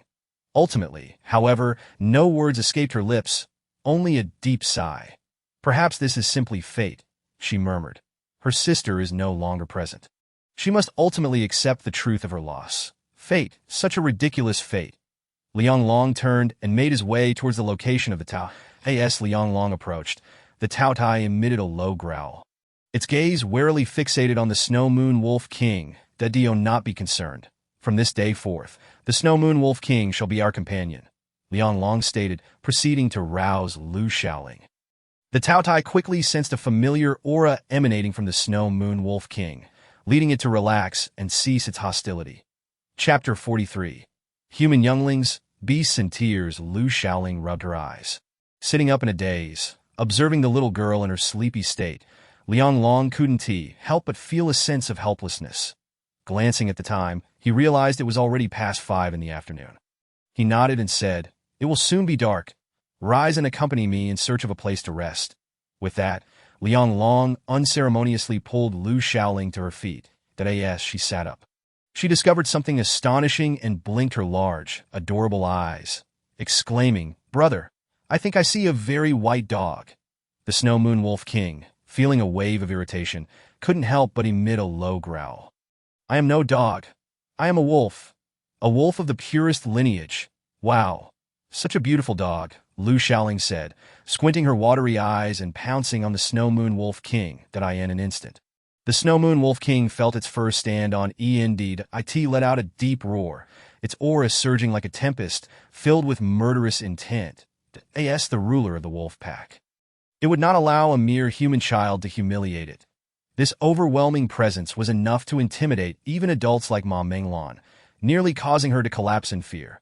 However, the next moment, the Snow Moon Wolf King shuddered in terror. It could distinctly sense a terrifying force within Lu Xiaoling. Just a slight approach was enough to pose a lethal threat, sending chills down its spine. This was the innate aura emitted by the parasitic flower. Not even the Snow Moon Wolf King's imposing presence affected Lu Xiaoling. As the Snow Moon Wolf King momentarily lost focus, Lu Xiaoling had already leaped onto its back, gripping its snowy fur and rolling about. Giggling gleefully, A Minglan stood by, completely dumbfounded, her eyes wide in disbelief. She knew that even with the Snow Moon Wolf King's aura, she wouldn't dare approach it. Yet Lu Shaoling remained entirely unaffected. It was utterly bizarre. Observing this scene, Ma Minglan felt utterly bewildered, her eyes nearly popping out of her head. What manner of peculiar siblings are these? Compared to Ma Minglan, the Snow Moon Wolf King was even more distraught, continuously emitting distress cries. How could the mighty Snow Moon Wolf King be bullied by a human child? Shaoling, please release it. Stop playing around, Liang Long said with a wry smile. Hearing this, Lu Shaoling reluctantly let go of the Snow Moon Wolf King, pouting, "What a cute dog." "Cute, is it?" Liang Long glanced skeptically at the Snow Moon Wolf King, "that if you like it so much, then it shall be yours." With a slight smile, Liang Long thought that with the Snow Moon Wolf King accompanying Shaoling, he could momentarily ease his concerns for her safety. "From now on, your safety will be entirely in your care," he said to the Snow Moon Wolf King. The Snow Moon Wolf King let out a mournful howl, raising its head to the sky and howling at the blood moon. Liang Long took Xiaoling's hand and said softly, "Let us find a safe place to rest for the night before we continue our journey." "Okay, brother. I'm not sleepy anymore." Lu Shaoling blinked her large eyes, but Liang Long ignored her that moment. Ma Minglan approached, her voice low and serious, "That I know of a place that is quite secure. If you have nowhere to stay, you may rest there for the night, that I appreciate it. After tonight, I shall depart tomorrow." Leaving so soon? Ma Minglan's eyes glistened with unshed tears, for she understood the weight of those words. Nodding, she led Liang Long and Lu Shaoling outside. "We have been there for quite some time, and it is very quiet, perfect for your rest." After they left, the sound of hurried footsteps echoed from the supermarket entrance. Suddenly, a bloodied and disheveled zombie emerged from the corridor, its long hair matted with gore. Its features bore a striking resemblance to Ma Minglan. This was a newly transformed zombie, its crimson eyes still flickering with a hint of consciousness. It gurgled, turning its blood-red eyes to watch Liang Long and the others as they walked away, producing a hoarse growl from deep within its throat. "Liang Long, what ability did you use back at the supermarket?" Ma Minglan, walking ahead, hesitated for a long while before finally voicing her curiosity. "Spatial strangulation." "A type of spatial ability," Liang Long replied, extending a finger towards a boulder weighing several hundred pounds and lightly tapping it. Spatial strangulation unleashed. In an instant, ripples appeared in the void, swiftly radiating outward and engulfing the boulder. The entire spatial realm seemed to distort subtly. Clang, clang, clang, a series of metallic sounds echoed as the massive boulder was instantly pulverized. "Hiss." Ma Minglan gasped sharply, her face reflecting sheer astonishment. This was Liang Long's ability? It could actually shatter an incredibly solid boulder into pieces. The power behind it was beyond imagination. One must realize that such a large boulder could withstand even blades and swords. Yet now, Liang Long merely raised a finger, and it was reduced to rubble. The capabilities of an ability user are truly unfathomable to that moment. Ma Minglan's gaze towards Liang Long was filled with complexity, her thoughts unspoken. Liang Long, aware of her contemplation, said calmly, "After the apocalypse began, some individuals awaken abilities and unlock their potential. This is what we refer to as abilities." Minglan nodded, her expression growing even more intricate as she inquired, "Can I also awaken an ability?" This attitude dimmed the glimmer of hope in Ma Minglan's eyes. In truth, even without abilities, I believe one can survive. There is indeed a chance, provided your luck holds or you live long enough to see that day. After saying this, Liang Long fell silent. Minglan did not press further, as everyone harbors their own secrets in the apocalypse. She too had secrets, but she would not divulge them. Acknowledging her opportunity to awaken abilities made her significantly lighter in spirit. Suddenly, she recalled something and continued, "No wonder you are so strong. Someone at our resting point has also awakened an ability, capable of conjuring bombs out of thin air. The collapsed entrance of the supermarket you saw was caused by their ability. Conjuring bombs out of thin air. A technological ability." Liang Long gasped, realizing that such an ability was indeed formidable. In his previous life, there had been an S-rank technological ability in the Xinlian district that could create firearms out of nothing.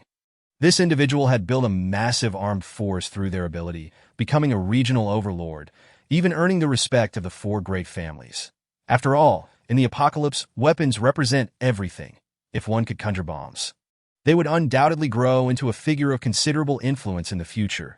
Minglan proceeded to ask various other questions, and Liang Long did not withhold his responses, as these realities would one day confront everyone. Beast Lords, the year of the apocalypse, frost dragons. Minglan's complexion turned pale as she continuously murmured, struggling to absorb this influx of information. Initially, she believed the onset of the apocalypse was the greatest disaster. Yet, she had not anticipated that it was merely the beginning. The emergence of beast lords and the year of the apocalypse brought forth calamities that seemed never-ending and beyond imagination, as Liang Long elaborated. She trembled in horror. Why is this happening? Is it unavoidable? We ordinary people merely seek a chance to survive. Ma Minglan gazed up at the sky, the blood moon hovering ominously, emitting an eerie and sinister glow. It seemed as if a crimson essence detached from the moonlight, swiftly merging into her forehead. Dark crimson patterns flickered momentarily on her brow before vanishing. Liang Long, sensing something amiss, fixed his gaze on Ma Minglan, his pupils contracting sharply. Chapter 44. Blood patterns, unseen and unheard as if sensing danger. The Taotie nearby emitted a deep, low growl. The blood-red patterns were unseen and unheard. In an instant, Ma Minglan returned to normal, as though nothing had transpired. Liang Long scrutinized her forehead, but discerned nothing amiss. Was it merely an illusion? The appearance of dark patterns on the forehead was the hallmark of beasts, and it could not possibly manifest in a human. Thus, Liang Long concluded that he might have misinterpreted what he saw. Moments later, under Ma Minglan's guidance, the group arrived at a dilapidated building. This place resembles a construction site, surrounded by vast emptiness, clearly marked by the presence of an unfinished building. The lowest level of the structure has been fortified by others stacking stones to create a wall, serving as a barrier against the zombies. Minglan moved a ladder and ascended to the top of the wall. There, she found the staircase leading upwards, which had also been sealed off with partitions, leaving only a single door that needed to be opened to access the stairs. Minglan pointed at the staircase and said, "This is the spot. We had several safe havens before, but their security was lacking. Eventually, we moved here, as climbing up provides a greater sense of safety." Liang Long nodded in agreement. It was indeed the case. Ordinary zombies, with their rigid and sluggish bodies, find it quite challenging to reach such heights, thus making entry impossible. Of course, this only protects against common zombies, but it suffices that in this apocalyptic world, no place is entirely safe. And this location is no exception. Having stayed here for half a month, all surrounding zombies have been cleared out. You and Xiaoling will be quite safe here, Liang Long assured her. He was just about to follow Ma Minglan up when a low growl suddenly echoed from behind them. The two turned around, their expressions shifting to one of peculiar surprise. The Taotie and the Snow Moon Wolf King, both of considerable size, could not fit through the entrance and were merely pacing outside. He. Two big silly dogs. Lu Xiaoling chuckled at the sight of the two bizarre beasts that Ma Minglan, however, stared blankly at the scene before her. After all, the shocks Liang Long had brought her throughout the day had been overwhelming, and she had grown accustomed to the unexpected. "Stay outside and remain on standby," Liang Long said, rubbing his forehead, allowing them to find a spot nearby without wandering too far. The two beasts responded with joyful howls and dashed off. "Let us go up," he suggested, and the two followed Ma Minglan up the staircase. Meanwhile, on the spacious third floor, Zhang Jiansheng and over 20 survivors were indulging in the food they had scavenged. Each person was devouring their share with great enthusiasm. "Chengge, we can't take in more people. There simply isn't enough food," Lu Su said, seated on a tattered sofa, taking a bite of sausage and speaking with a mouthful. Zhang Jianqing shot her an impatient glance, waving his hand dismissively. "Why do you worry so much when I'm handling matters?" Yes, everyone has heard Cheng Ji's words. He is so impressive, we all admire him. Lu Su replied, adopting a flirtatious tone. Hearing this, Zhang Jianqing felt a stir in his heart. They had been having quite a good time earlier. This woman was not only beautiful, but also skilled in various talents. It provided Zhang Jianqing, who had been under constant tension, with an unprecedented sense of relaxation. Although he enjoyed the moment, he maintained a certain distance in front of others. After all, after spending so much time together. Everyone knew that Zhang Jianqing relished showcasing his masculine charm at crucial moments, ultimately claiming the beautiful women for himself. Such a man was a true man. Thus, the crowd understood Lu Su's continuous flirtations with Zhang Jianqing and had tacitly accepted it. However, they still believed that Zhang Jianqing and Ma Minglan made a better pair. Despite being subtly seduced by Lu Su, Zhang Jianqing maintained a serious demeanor that we gathered quite a bit of food this time. Enough to last us for several days. As for newcomers, as long as they are willing, we can share. The others were slightly taken aback, but soon echoed his sentiments. Zhang Jianqing was an ability user.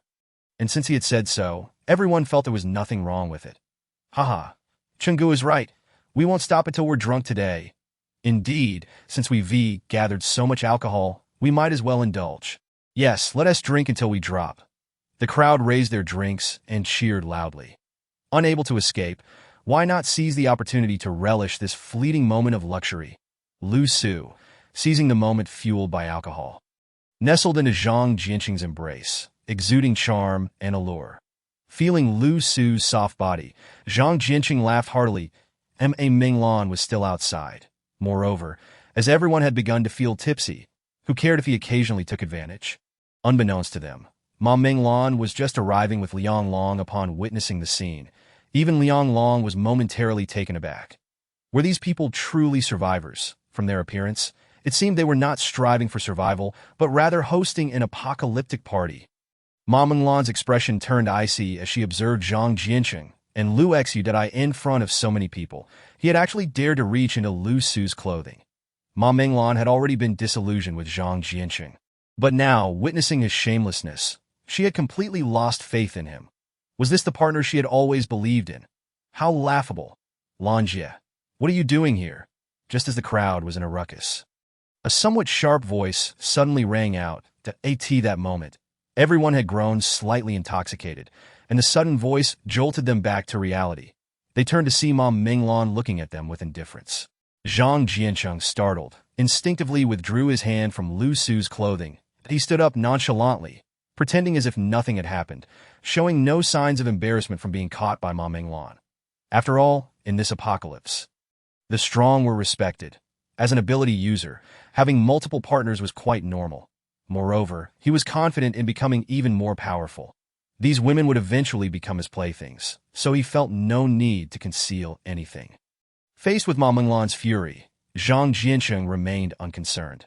However, upon noticing Liang Long standing closely beside Ma Minglan, his gaze flickered for a moment. Who was this guy? Their relationship seemed quite amicable. Had this fellow managed to win over Ma Minglan? He had known Ma Minglan for so long and had never even held her hand. What right did this guy have to be so close? A surge of anger welled up within him. How dare you covet my woman? Zhang Jianqing glared at Liang Long, his expression akin to that of someone ready to tear him apart. Simultaneously, an unanticipated sense of danger surged within Liang Long. Looking up, he saw Zhang Jianqing approaching with a darkened expression, his aura becoming increasingly threatening. Liang Long secretly chuckled. This guy was actually harboring murderous intent. Just as they drew nearer, a sudden furious roar erupted. "Oh!" The roar reverberated like thunder, causing the entire building to tremble violently. Chapter 45. The Wolf King, deterred by the minor ones, the roar was akin to a thunderclap, shaking the very ground beneath them and nearly causing the structure to collapse. This abrupt cacophony silenced the already boisterous crowd. Everyone ceased their chatter, fear coursing through them as they turned to the window. Moments later, a magnificent white wolf king appeared on the balcony, surrounded by swirling currents of deep blue energy.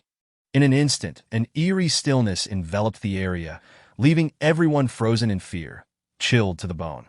Even Zhang Jianqing was jolted back 10 steps by the overwhelming energy. The Snow Moon Wolf King. How had it arrived here? The crowd gasped in shock, their faces paling. They understood that even a single beast could annihilate them all. Wolf King, do not act rashly, Liang Long spoke calmly, and the Snow Moon Wolf King finally settled down, restoring tranquility to the surroundings. Witnessing this, the crowd was left in utter disbelief. The Snow Moon Wolf King had been subdued by this individual. How was that even possible? Zhang Jianqing, in particular, was utterly shocked. His face contorted. Taotie, the Snow Moon Wolf King. How could this be? Who on earth is this person? As he gazed at the Snow Moon Wolf King, any lingering desire for violence dissipated. Zhang Jiansheng, what did you mean by that just now? Ma Minglan glared at the sullen Zhang Jiansheng, her voice cold and demanding.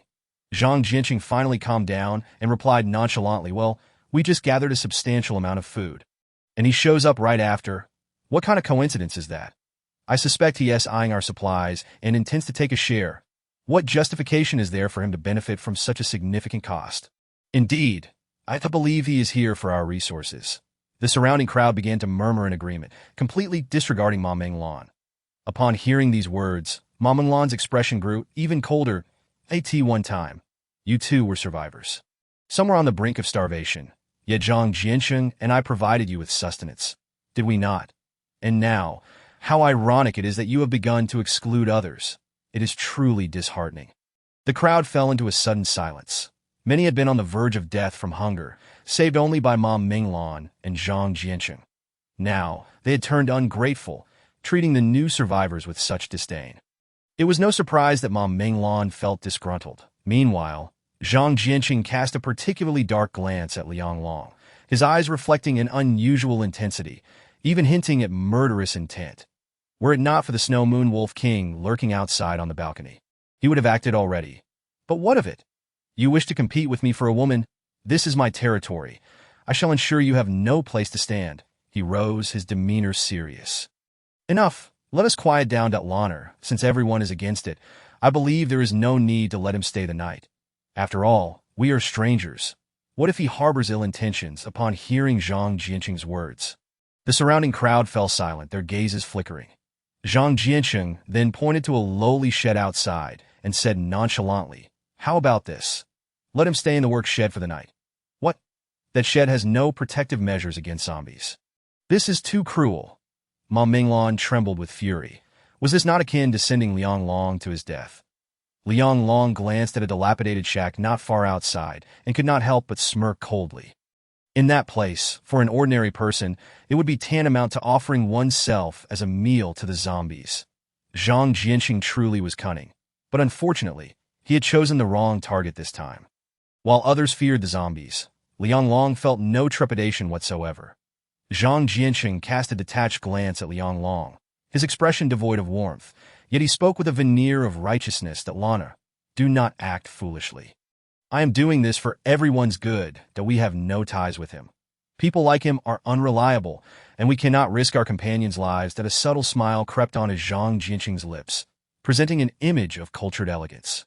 Oblivious to the fact that his pretensions only deepened Ma Minglan's disdain, Liang Long, wishing to have no further entanglement with him, said nothing and turned to leave with Lu Shaoling. Zhang Jiansheng, I advise you to temper your cruelty. Otherwise, retribution shall surely come. A Minglan shot him a frosty glare. Zhang Jiansheng, feeling somewhat dejected, replied, Laner, you misunderstand me. Before he could finish, Ma Minglan had already turned to depart, her voice trailing behind. Do not call me that. It makes me feel nauseous.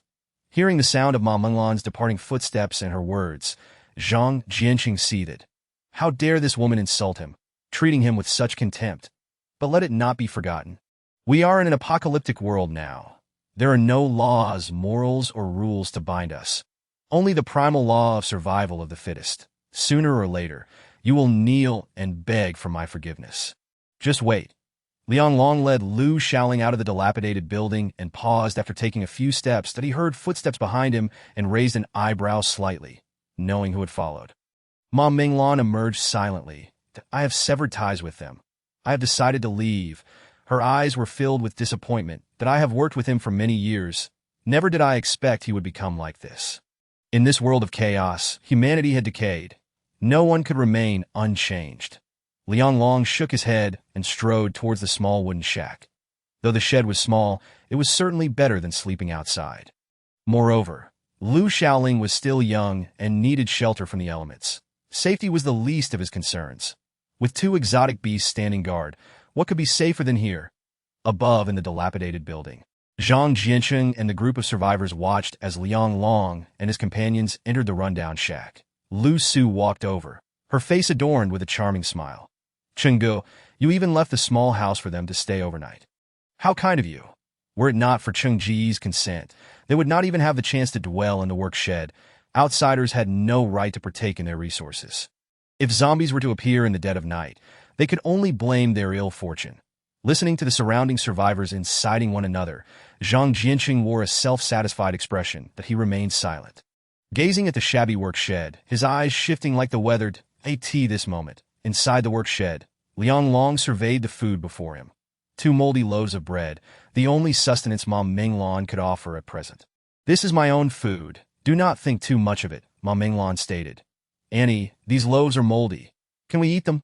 Lu Xiaoling clung to the table, her eyes wide with fear as she shook her head vigorously.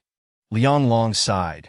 Thank you, but I will manage on my own. With that, he conjured an array of meats, vegetables, hot pot ingredients, and even a gas canister, as if performing magic. Lu Xiaoling's eyes widened in astonishment, leaving her speechless.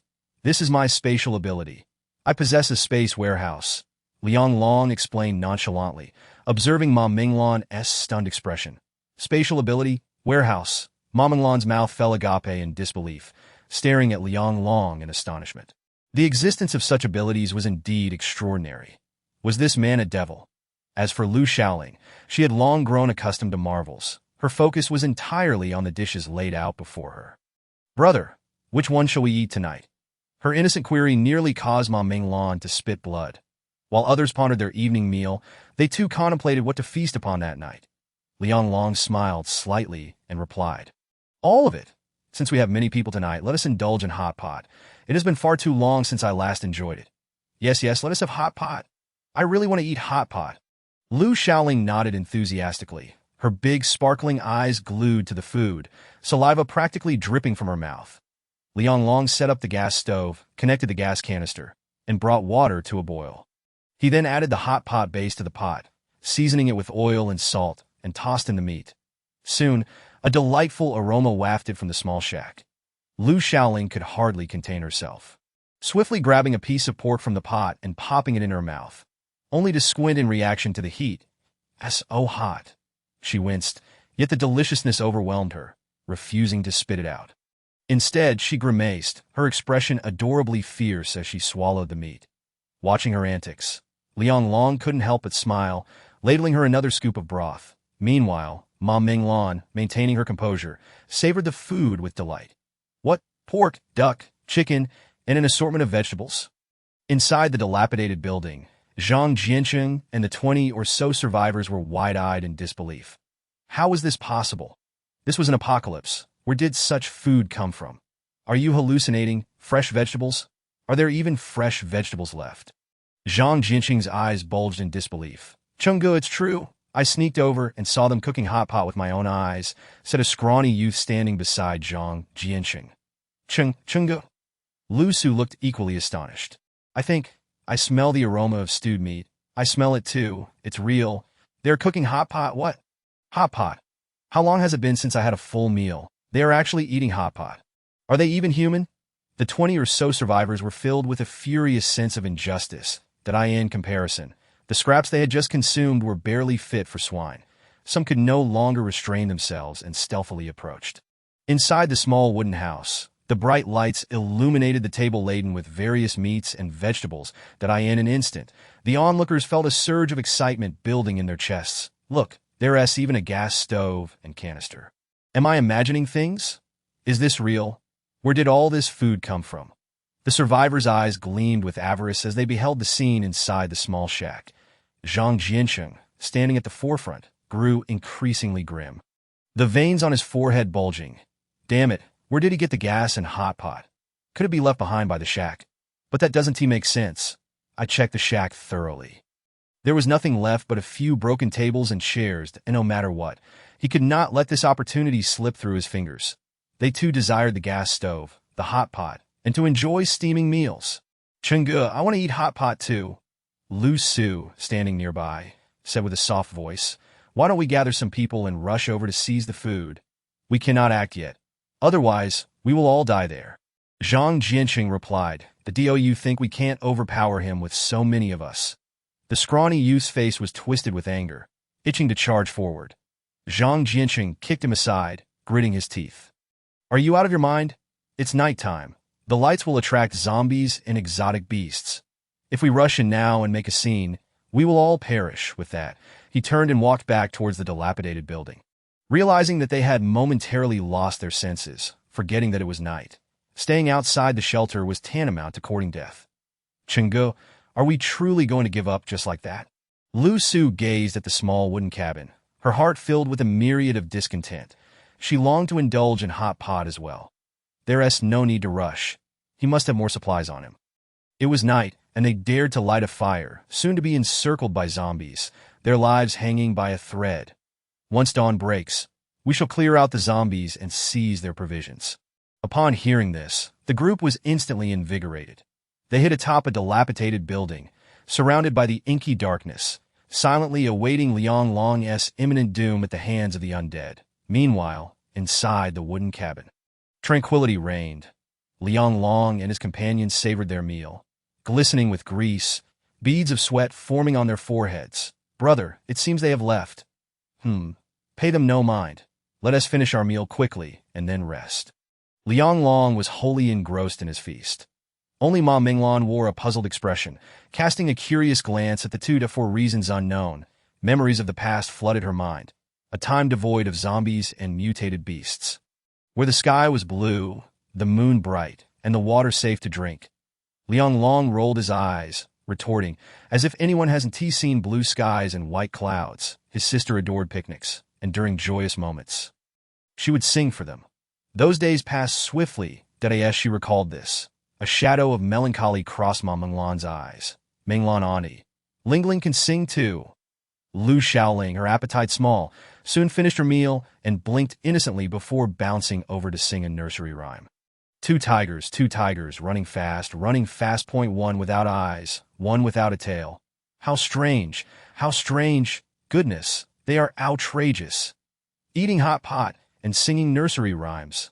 On the other side of the dilapidated building, Zhang Jiansheng and his companions felt their spirits plummet. This was the apocalypse, and at night, surrounded by zombies and mutated beasts, they not only lit a fire but feasted and sang cheerfully. Such audacity was unbearable. Chengge, why haven't any zombies or beasts been stirred?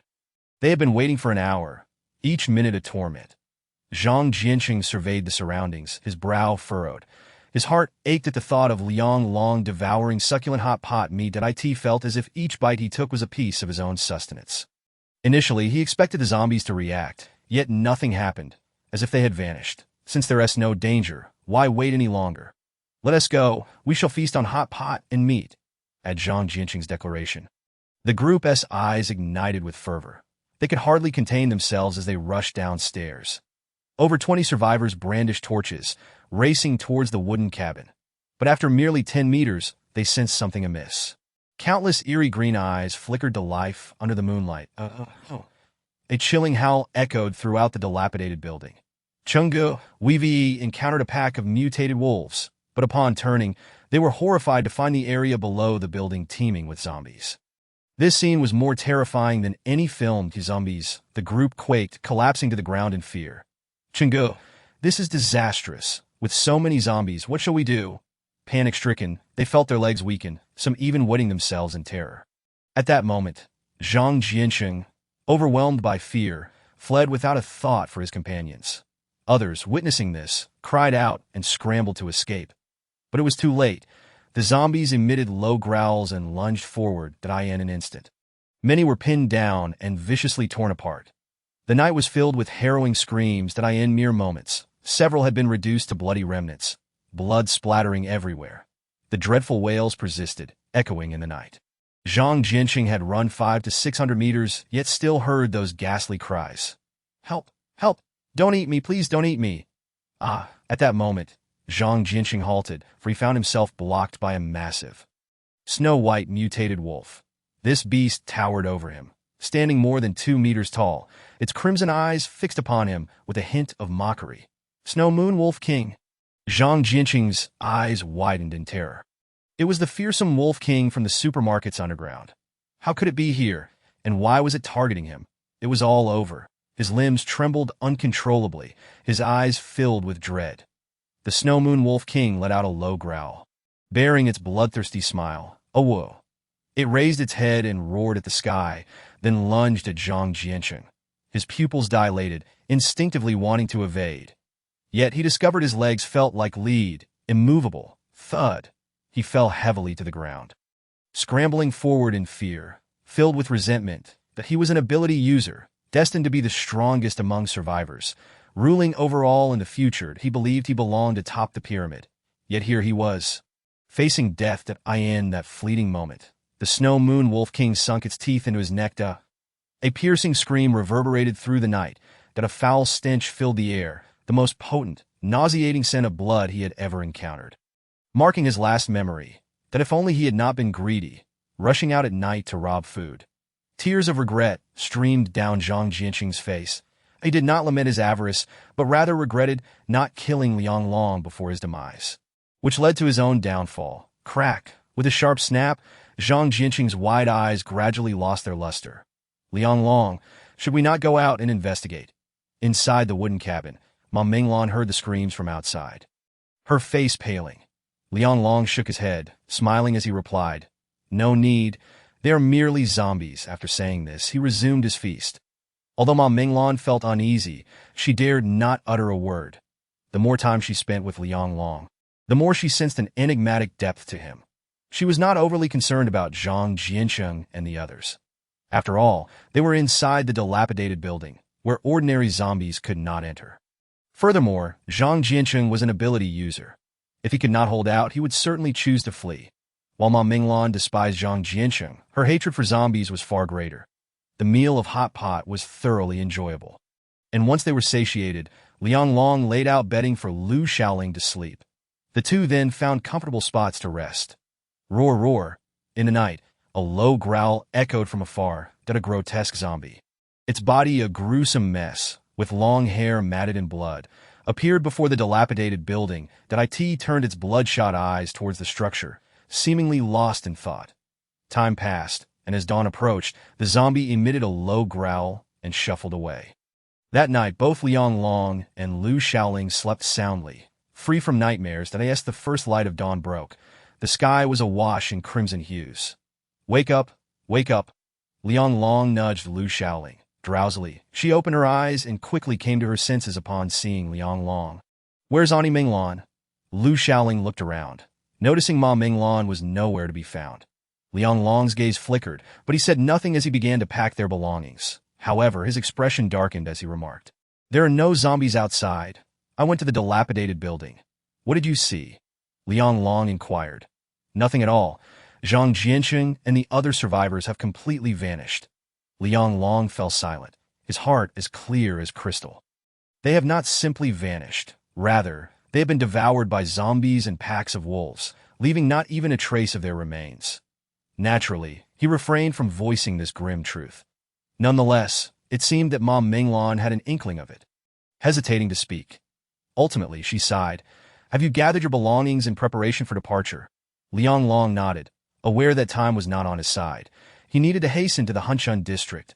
"There is no one left here, and I have no desire to linger. You may accompany us to know." Ma Minglan gazed at the unfinished building, a flicker of confusion crossing her features, her emotions intricate. "That I must leave this place. I know how to survive. Although I am aware of how to acquire supernatural abilities and grow strong, I will wait for the time you mentioned." Chapter 48. Commanding the Beast Horde. Activation. Liang Long fell into silence for a moment before producing a second-tier crystal core. Ma Minglan, you are familiar with this item, are you not?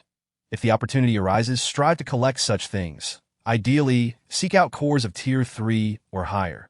To become stronger, one must obtain them. That if ever you find yourself struggling outside, seek out a man named Chun Xiong in the Hunshun district. With that, Liang Long summoned Taotie and the Snow Moon Wolf King.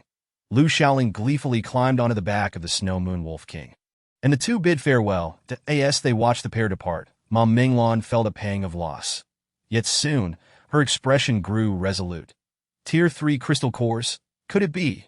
She took a deep breath, her gaze unwavering as she turned away into the distance. From this moment forth, she would no longer have a stable life. Especially from the moment she stepped away from here, she would face the entire apocalyptic world alone. Seated atop Taotie, Liang Long meticulously counted the spoils of the past few days. After hunting numerous zombies, he had amassed 6 or 7 crystal cores. While the second-tier cores were few in number, he had gathered over 30. Gazing at these crystals, Liang Long's heart brimmed with immense joy, and he couldn't help but murmur to himself, "It is time to seek an opportunity for further enhancement." Meanwhile, Lu Shaoling directed the Snow Moon Wolf King to chase after the zombies, her laughter ringing out incessantly. Roar! Taotie opened its maw and devoured several approaching zombies in a single gulp, wearing a look of satisfaction. Now, that little demon had set its sights on the Snow Moon Wolf King, allowing it to freely feast on zombies once more. Witnessing this scene, Liang Long couldn't suppress his laughter. Was mere consumption of a few zombies enough to satisfy it? One must remember, this creature had previously been incessantly devouring without pause. Moreover, with its devouring ability, it was incredibly easy to sustain. Unlike the Snow Moon Wolf King, that rascal occasionally snatched their pork, having quite the appetite. Hearing Liang Long's words, Taotie let out a disgruntled growl. Was that satisfaction with Lu Shaoling? The little demon around, it couldn't even dream of devouring a single zombie. Liang Long ignored it and rose, observing his surroundings. After a day's journey, he had entered the Hunchun district. The distance to Chun Xiong's location was not far. Yet he had also encroached upon the city center. The closer he drew to the city center, the more serious Liang Long's expression became.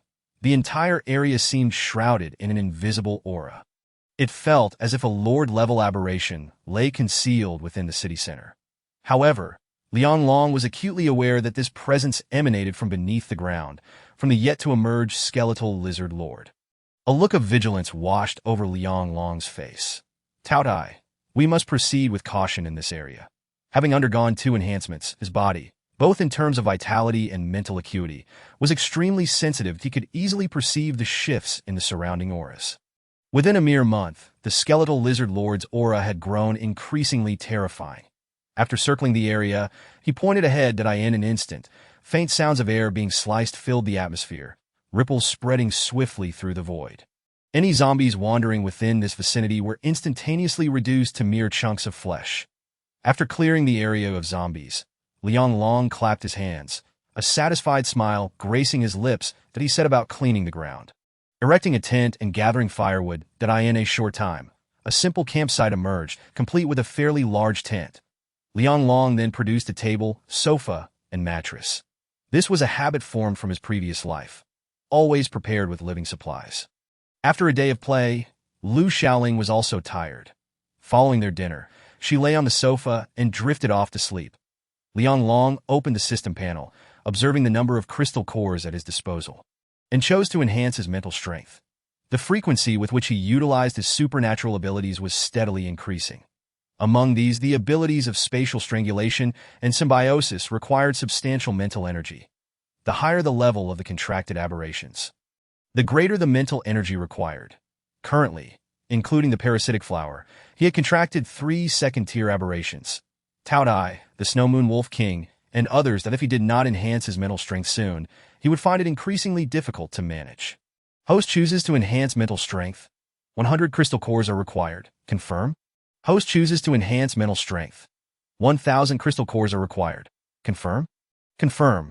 In the blink of an eye, hundreds of first-tier crystal cores were completely consumed. To gather enough cores for 2 enhancements, Liang Long even sacrificed several second-tier cores. However, with the successful enhancement, Liang Long's mental strength extended outward 0.10 meters, 0.20 meters, that his mental fortitude grew to a considerable extent. Buzz! In an instant, a wave of mysterious energy surged forth from him. Yet his mental strength did not cease. It continued to expand outward at 25 meters, 0.30 meters, when the range of his mental strength reached 30 meters. Everything changed. Within the area enveloped by his mental energy, Liang Long felt as if he had established a unique connection with any aberration below Tier 2.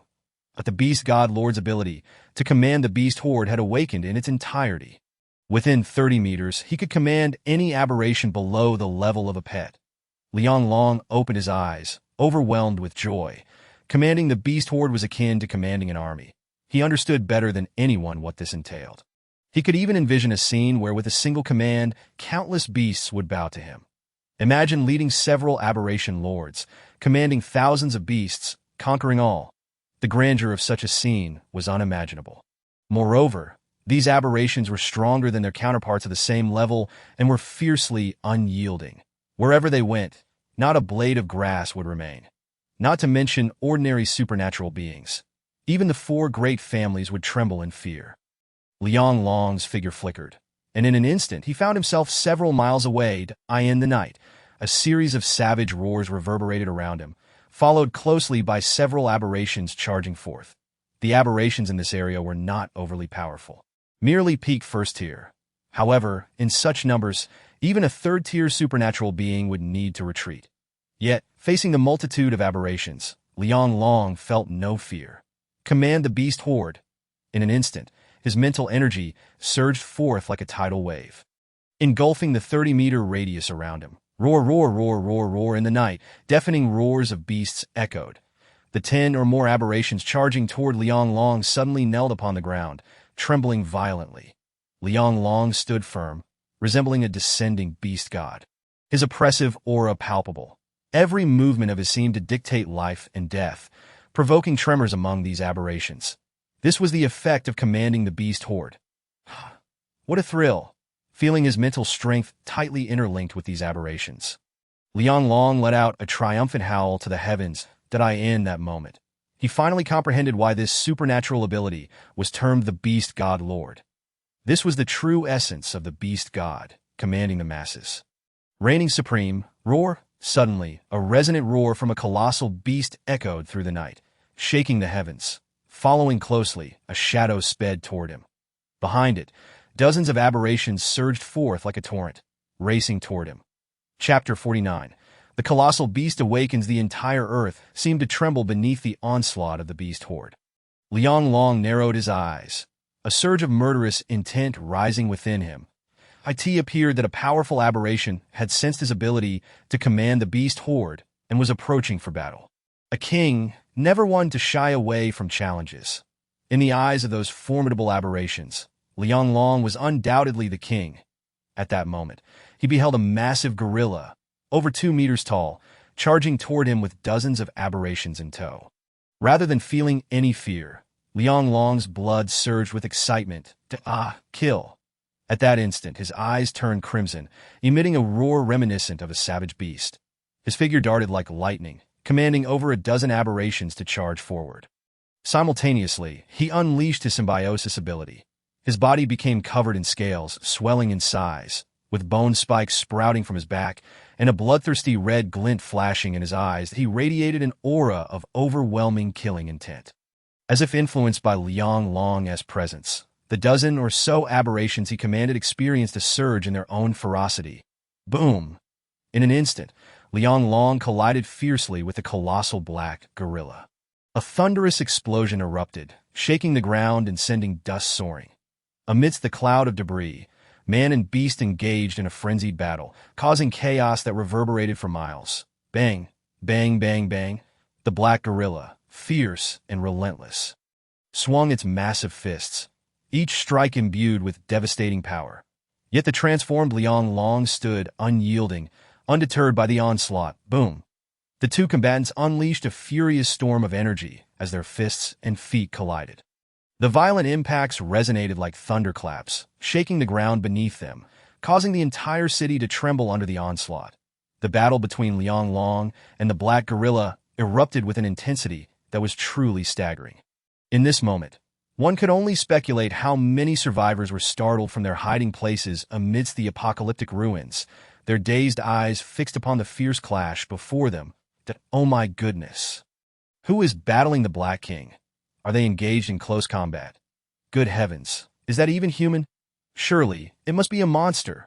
The Black King is a third-tier aberration, having wreaked havoc in this area for an extended period. Is there truly someone audacious enough to provoke this beast? At this moment, anyone who witnessed the scene felt their hearts constrict with fear, their faces etched with terror, particularly for those ordinary humans, who trembled uncontrollably in sheer fright. Meanwhile, the fierce confrontation between Liang Long and the black gorilla raged on. The gorilla's strength was formidable. Each punch it threw caused the earth to fracture beneath them. Liang Long, clad in hard scales, perfectly shielded his vulnerabilities. The two titans were locked in a fierce duel, each countering the other's attacks with precision. The battle expanded in scope, demolishing buildings and turning trees to ash.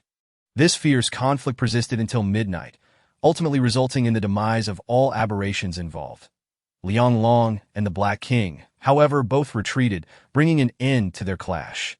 Although neither party fell, the ramifications of this battle sent shockwaves through Blue Sea City, astonishing all who bore witness. Liang Long's displayed prowess far surpassed anyone's expectations, rendering even the third-tier aberration powerless against him. Such strength was sufficient to dominate all ability users in Blue Sea City and reign supreme in this region. Moreover, Liang Long's control over the beast horde sent shivers down many spines. It was utterly extraordinary. The events of that night spread like wildfire among the survivors. Yet, Liang Long, one of the protagonists, remained remarkably composed. Through this confrontation, he gained profound insight into commanding the beast horde. Leading a horde of beasts was vastly different from the Beast King's leadership, which relied on the close-knit relationships among aberrations to establish a vast horde system. In contrast, commanding a horde conveyed one's will to the controlled aberrations, thereby facilitating easier and more flexible command, allowing for both offense and defense. However, this was merely the most fundamental ability of the horde command. The aberrations he commanded consumed zombies, aberrations, and crystal cores. All energy absorbed would feed back into him. This energy continuously bolstered his vitality, enhancing his abilities and strengthening his power. The more aberrations he commanded, the greater the energy he obtained. Thus, as long as he amassed a sufficiently large horde, he would never need to worry about depleting his abilities. This ability to command a horde of beasts was truly impressive. A delighted smile crept across Liang Long's face as he felt a surge of satisfaction. He, a product of the system, is guaranteed to be of superior quality. He murmured to himself while heading towards the camp. At that moment, Lu Xiaoling lay soundly asleep on the couch. After such an intense battle, Liang Long, too, felt fatigue and lay down on the mattress. It wasn't too long before the tent was filled with the sound of his snoring. The following morning, upon waking, Liang Long noticed that Lu Xiaoling was no longer on the couch. He couldn't help but chuckle softly. Perhaps he had truly worn himself out last night, sleeping so deeply that he hadn't noticed when Xiaoling had risen. After dressing, Liang Long stepped outside the tent.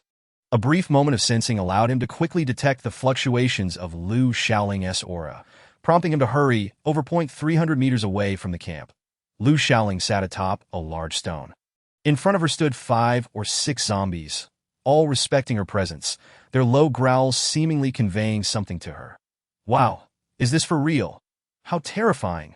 Lu Xiaoling exclaimed, her expressions exaggerated as she responded in kind.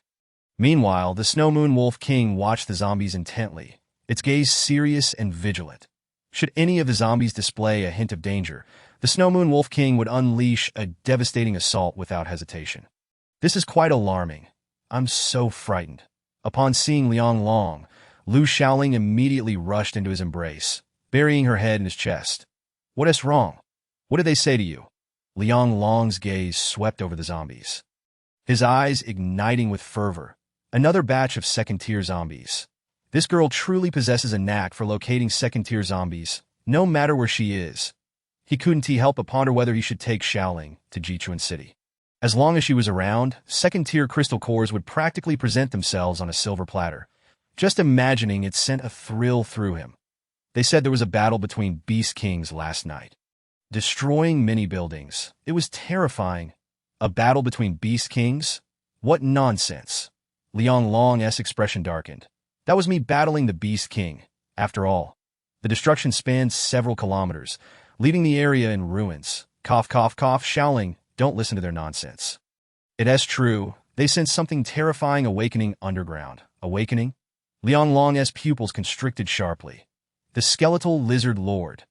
In his previous life, he had left Blue Sea City early, relocated to another area, and thus was unaware of the timing of the skeletal lizard lord's emergence.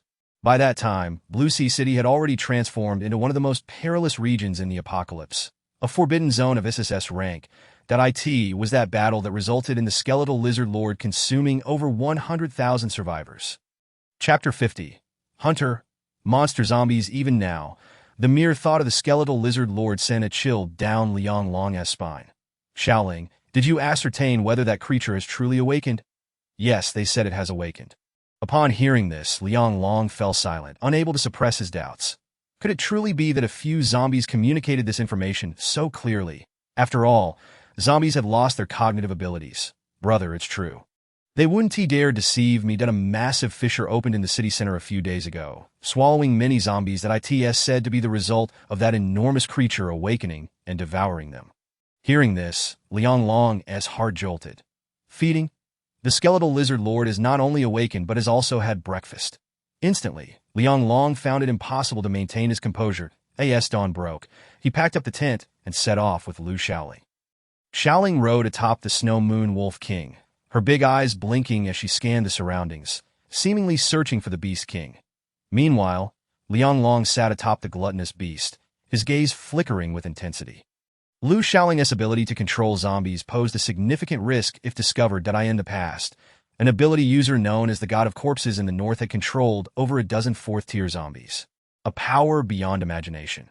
Yet such a person had vanished overnight, with only whispers circulating about their fate. That it was said that their abilities were so formidable that they posed a threat to the dominion of the four major families, leading to their untimely demise without a trace left behind. Liang Long pushed these thoughts aside as he found a bookstore, retrieving a map to study closely. However, after the apocalypse, the landscape had changed dramatically. Fortunately, the general direction remained intact. After scrutinizing the map for some time, Liang Long finally confirmed his destination, that he folded the map and murmured, "It shouldn't be far now, maybe 7 or 8 kilometers to Qinxiong's base." They avoided the area where the skeletal lizard lord resided and continued walking for several more kilometers. Ahead, a vast expanse of low buildings appeared, resembling an industrial area. This was Blue Sea City's manufacturing base. Filled with numerous factories, suddenly, the Snow Moon Wolf King came to a halt. "What is wrong? Did you sense something?" Liang Long inquired, perplexed as he looked at the Wolf King. The Snow Moon Wolf King gazed ahead at a tower, then shook its head and emitted a low growl before falling silent once more. After walking an additional 200 to 300 meters, Liang Long abruptly stopped. He had spotted a multitude of zombies ahead. A dense swarm of zombies akin to ants was converging on a building. Surrounding them were numerous corpses of zombies, their skulls crushed. Clearly, these zombies had recently been hunted for their crystal cores. Could it be hunters? Liang Long's eyes narrowed, a glimmer of cold light flashing within. In the aftermath of the apocalypse, chaos reigned supreme, and no one could guarantee their safety. Beyond zombies and aberrations, there existed a cadre of professional hunter teams, known as hunters. Their quarry included not only zombies and aberrations but also survivors. When faced with danger, these individuals would unhesitatingly abandon their companions to ensure their own survival. Liang Long hadn't anticipated encountering hunters so fortuitously. At that moment, a sudden volley of gunfire erupted from ahead, accompanied by explosions. Liang Long felt a surge of interest. Had they already engaged in combat? Regardless, he decided to investigate the situation. With a slight smirk, he led Lu Xiaoling toward the source of the commotion. Meanwhile, inside an abandoned factory, a horde of zombies surged forth, emitting deep, guttural roars as they rushed towards their next victim. The air was rent with the violent crack of gunfire, as countless bullets rained down, felling a considerable number of zombies. Following this, the sounds of more intense gunfights reverberated through the vicinity. Fall back came a low growl that a blood-soaked man, brandishing a submachine gun, fought desperately against the throngs of encroaching zombies. Yet, the sheer number of the undead was overwhelming. He simply could not keep up.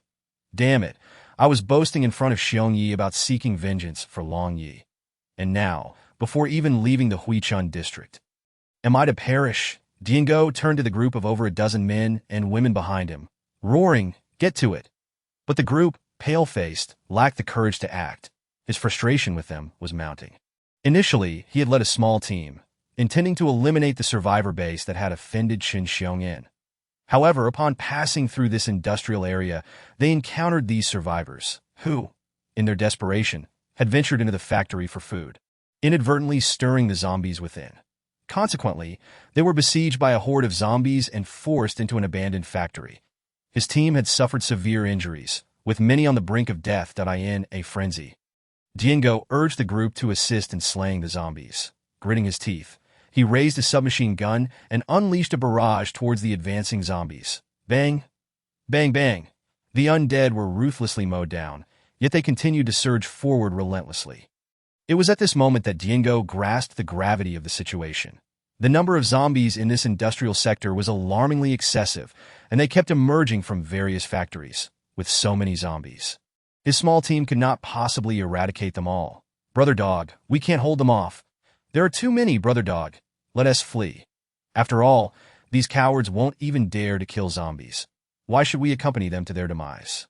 Exclaimed a nearby fat man, drenched in sweat and anxiety. Indeed, with such a multitude of zombies, they were unlikely to survive. They could very well meet their end here. However, Xiongyi had made it clear that they could not abandon a single survivor. It was this very conviction that had allowed their base to grow stronger. Thus, although Diego was frantic, he refused to give in. Suddenly, a ferocious roar echoed, deafeningly loud. The group beheld a dark silhouette racing towards them at an alarming speed. "What is that?" they gasped, eyes wide and breath held. The creature towered over ordinary humans, standing at least 2 meters tall, its appearance grotesque and terrifying. Its body was a ghastly shade of black and purple, exuding a foul stench. Looking utterly horrifying in its hand, it clutched the severed head of a survivor.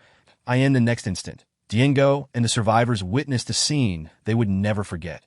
Crack! The zombie opened its cavernous maw and bit down, crushing the head in a single bite, audibly chewing it with a sickening crunch. With a thud, the survivors fell to their knees, shrieking in terror. "Help! That zombie is terrifying. I don't want to die here." "Silence!" Diego barked, coldly admonishing them. "Did I not tell you to keep quiet?" At his reprimand, the survivors fell silent. The monstrous zombie let out a roar and began to lumber toward them, each step sending tremors through the ground, accompanied by a thunderous rumble. With each stride, it sent a decaying zombie flying, crashing against the walls, splattering into pieces. Witnessing this display of power, the survivors became utterly panicked and "No, I refuse to stay here. That zombie is too formidable. We must escape." Chapter 51. A single strike, slaying dozens of zombies faced with such a terrifying creature. Several survivors lost their wits and screamed as they charged toward the exit in a frenzy. Diego's expression changed drastically. He realized it was too late to stop them, as a few had already burst forth in the next moment. One was seized by the monstrous zombie, lifted as if it were a mere chick, and bitten into its arm. With a sickening crunch, the man's arm was torn off, blood gushing forth. Da-da! The piercing screams echoed throughout the abandoned factory. The others who attempted to flee met a similar fate. Quickly surrounded by zombies, torn to shreds in an instant, their intestines pulled out as they writhed in agony. Witnessing such brutality, the remaining survivors turned pale, trembling in fear. "Damn it, blow that thing to pieces!" Diego roared. Several team members raised their submachine guns, firing frantically. Bang, bang, bang. The air was filled with flames and smoke. The monstrous zombie was instantly riddled with bullets, blood spraying from its body. Yet it merely staggered twice before regaining its stance. "Damn it, it won to die." Diego gritted his teeth. The zombie seemed impervious to pain. Even when shot to pieces, it continued unabated. It opened its maw and lunged at the head of a survivor.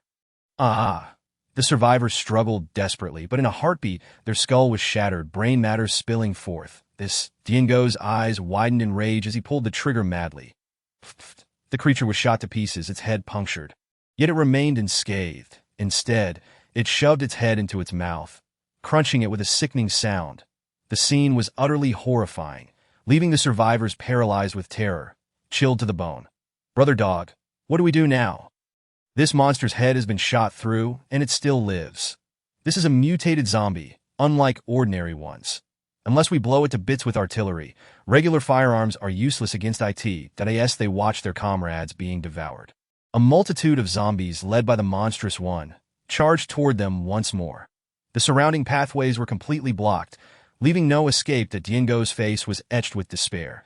They had no opportunity to resist. This time, it was truly the end. Just then, a brilliant flash of cold light sliced through the air. A young man wielding a goose-wing knife soared into view, aiming a strike at the monstrous zombie. With the naked eye, one could see ripples of distorted space emanating from the blade. Clang, clang, clang. In an instant, the goose-wing knife struck the zombie with a cacophony of metallic clashes that ended the astonished gaze of Diego and his companions. The horde of over 10 zombies before them disintegrated, reduced to a mound of flesh. The monstrous zombie roared in fury, propelled backward by the young man's strike, its body suspended mid-air, blood gushing forth as if it were being shredded by 1,000 blades. With a resounding crash, the creature fell heavily to the ground, sending debris flying. The surrounding zombies, too, disintegrated before they even reached them, reduced to mere fragments. Bang, bang, bang. As they beheld the spectacle, the survivors stared wide-eyed, filled with disbelief. Diego and his companions were left utterly stunned, overwhelmed by the shock of it all, especially Diego, whose pupils constricted in astonishment that in an instant, dozens of zombies had all been slain, their bodies reduced to mere pulp. They barely had time to discern how Liang Long had executed the attack before the battle concluded. He stared in disbelief at Liang Long. Just then, the monstrous zombie rose again, letting out an earth-shattering howl. It seemed to possess a flicker of intelligence, sensing that all its minions had been slaughtered. Enraged, it let out a furious roar and lunged at Liang Long, mouth agape to bite him. Liang Long's eyes glimmered with cold light.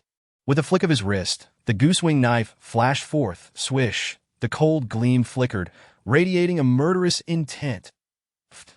The goose-wing knife sliced diagonally through the monster's head, sending half its skull flying. Blood sprayed forth, and the zombie collapsed lifelessly to the ground. Witnessing this scene, Diego and the others trembled violently, a chill coursing down their spines. That it was too powerful, overwhelmingly so. Who on earth was this? Yet, the zombie, having lost half its head, was still not dead. Its body trembled as it attempted to rise, roaring madly, charging once more. Its eyes glinted with ferocity, instilling dread that my goodness. The survivors were paralyzed with terror, screaming in panic as they retreated. This is utterly ferocious. They had never seen a zombie, even with its head cleaved in two, still capable of movement. Diego, still reeling from the shock, finally regained his senses that he hastily raised his weapon, preparing to fire. However, the grotesque beast outside the abandoned factory had already lunged forward.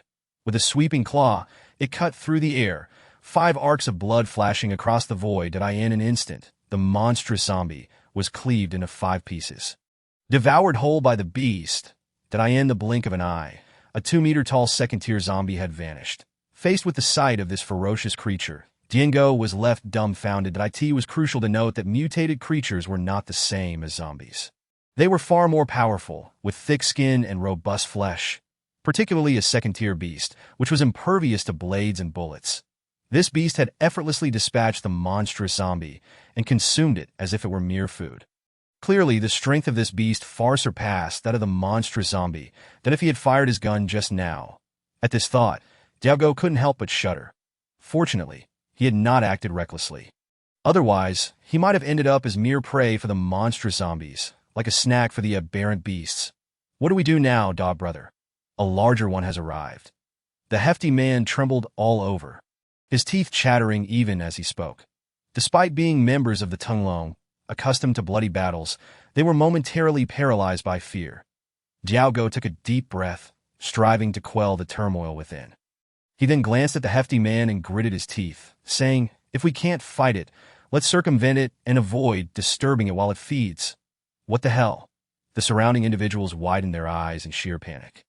Is this what you call feeding? That aberrant beast is clearly devouring zombies without any discrimination. Do you really think it will allow us to slip by unnoticed? Liang Long surveyed the group with keen interest. Particularly Diego, a smile gracing his features. He did not recognize the others, but he distinctly remembered this individual. However, this was the first time Diego had encountered Liang Long. Upon hearing Diego suggest circumventing the beast, he couldn't help but chuckle. You intend to escape? Diego immediately became wary, leveling his gun at Liang Long. Don't come any closer. What do you mean by that? Are you an ability user? What are your intentions? We merely seek to survive. Liang Long's words struck Diego as unfriendly, casting a shadow of suspicion over this formidable youth. Chapter 52. Killing you is effortless. Furthermore, as a survivor, Diego understood how terrifying ability users could be. Several had awakened within the base, their combat prowess astonishing. Ordinary zombies were no match for these ability users. Moreover, Jiao Go had witnessed Liang Long's strength firsthand, which far surpassed that of the base's ability users. Existing on an entirely different echelon that in the blink of an eye, he had dispatched dozens of zombies. Such power transcended the comprehension of ordinary folks that if this youth intended to target them, at this thought, Jiao Go was drenched in cold sweat, his back soaked through. Liang Long shrugged as he approached, saying, "Rest assured, I was merely jesting. There's no need for such alarm." Yet as soon as he uttered these words, several individuals raised their weapons. "Don't come any closer. Maintain your distance. What kind of joke is this? I find you quite unfriendly." Not only Jiao Go, but also the few team members he brought were even more anxious. It was essential to understand that Liang Long posed a greater threat than the zombies. Regrettably, it seemed Liang Long paid no heed to their firearms, stepping closer with measured confidence that if I wanted to kill you, you would perish far more swiftly than from the hands of zombies. That as he spoke, he snapped his fingers. Instantly, a faint ripple appeared in the air, swiftly spreading outward. Boom, boom, boom. In the next moment, the surrounding walls cracked and then collapsed. The onlookers turned, their eyes nearly popping from their sockets. The walls that crumbled looked as though they had been cleaved apart by a sharp instrument. Ultimately, the entire wall crumbled to the ground. Throughout the entire ordeal, they had not witnessed any sign of the youth's intervention. This scene left them trembling with fear. Gulp. Cold sweat beaded on Jiao Go's forehead as he unconsciously swallowed. What the hell? Just how terrifying is this guy's strength? If he were to deliberately target them, there would be no doubt that none would survive the DOUC. If I wish to kill you, it would require no effort at all. After finishing, Liang Long waved at the beast, Taotie. With a low growl, Taotie turned and left the abandoned factory. Jiao Go's gaze flickered, and he urgently signaled his team members to lower their weapons. Though apprehensive, they dared not fire. Provoking this individual could lead to their untimely demise, and that would indeed be a grave injustice. "You are from Tunglong, aren't you?" Jiao Go's heart sank, and he nodded slowly, even without his acknowledgement. Liang Long was aware of his identity and stated, "Qin Xiong is still around, right? Take me to him." Upon hearing this, Jiao Go and his companions immediately became alert. The Master Xiong was the leader of the Tunglong base. Why would this individual seek him out? Moreover, he was an ability user, posing a significant threat. Jiao Go's mind raced as he tentatively inquired, "What do you want with our Master Xiong?" "It's a personal matter." "Please lead the way," Liang Long replied nonchalantly. Jiao Go fell silent. Unsure whether to trust Liang Long cast a glance his way, refraining from introducing himself, fully aware that for Jiao Go, this was their first encounter. Naturally, Jiao Go would not lower his guard. "Rest assured, I pose no threat to Qin Xiong." This statement alleviated Jiao Go's tension, prompting him to ask, "Do you know our Master Xiong? We met once. I should be familiar with him." Upon hearing this, Jiao Go was momentarily stunned, left in a haze. Should be familiar? What does that even mean? However, recalling Liang Long's terrifying strength, he nodded in agreement, refraining from further inquiries as he led the group outside. Roar! Just as they stepped outside, a roar suddenly echoed. The group turned toward the sound and found a towering, snow-white wolf standing not far from them. That IT was entirely snow-white, emanating an aura of deep blue light, exuding an overwhelming presence. This was the Snow Moon Wolf King. Upon seeing the giant wolf, Jiao Go and his companions were immediately stricken with fear, their legs trembling. This was a second-tier aberrant beast, the Wolf King, measuring around 3 meters in length, with combat prowess exceeding 500 pounds. Furthermore, its speed was astonishing, even surpassing that of most third-tier aberrant beasts. The most terrifying aspect was the Snow Moon Wolf King's unique ability, extreme cold sealing.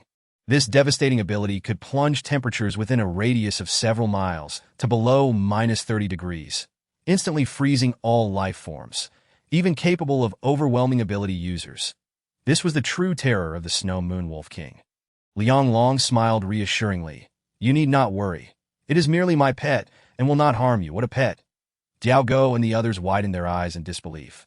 The Snow Moon Wolf King, such a fearsome, aberrant beast, was indeed tamed as a pet. Even Taotie appeared to be under his command. Jiao Go felt an overwhelming urge to go mad. Who on earth was this individual? How could he tame such a formidable mutated beast? This ability was simply extraordinary. As Jiao Go was engulfed in shock, Liang Long called out to the girl, Lu Xiaoling, who was perched upon the Snow Moon Wolf King's back. Xiaoling, behave yourself and have the Snow Moon Wolf King retract its aura. Hee brother, I was just trying to scare you to this moment. Lu Xiaoling stood up on the wolf's back, giggling as she patted the creature. Only then did the Snow Moon Wolf King calm down, its overwhelming aura dissipating. Witnessing this scene, Jiao Go and the others gasped in astonishment that my goodness, such a terrifying aberrant beast was treated as a mount by this little girl. Who on earth were these two? How do you know it is the Snow Moon Wolf King? Have you seen it before? Liang Long inquired with a smile. Jiao Go nodded, recalling that a week prior, they had spotted the Snow Moon Wolf King from a distance. That time, the beast was engaged in a fierce battle with another Beast King, with a single release of its extreme cold sealing ability. Everything within a radius of several miles was encased in ice. Countless aberrant beasts and survivors perished that day.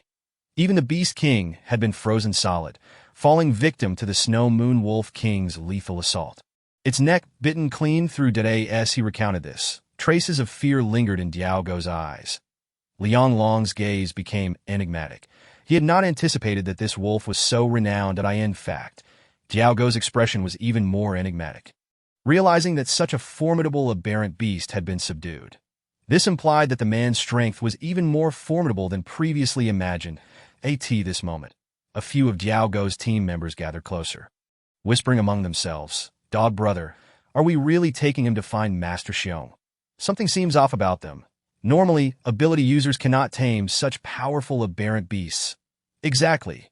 These two are definitely not ordinary. I fear. Hearing his teammates' concerns, Jiao Go felt a tinge of hesitation. Over the years, Master Xiong had garnered too many enemies that he could not guarantee whether these ability users with their aberrant beasts were foes of Master Xiong. Yet he shook his head, unable to suppress a self-deprecating smile.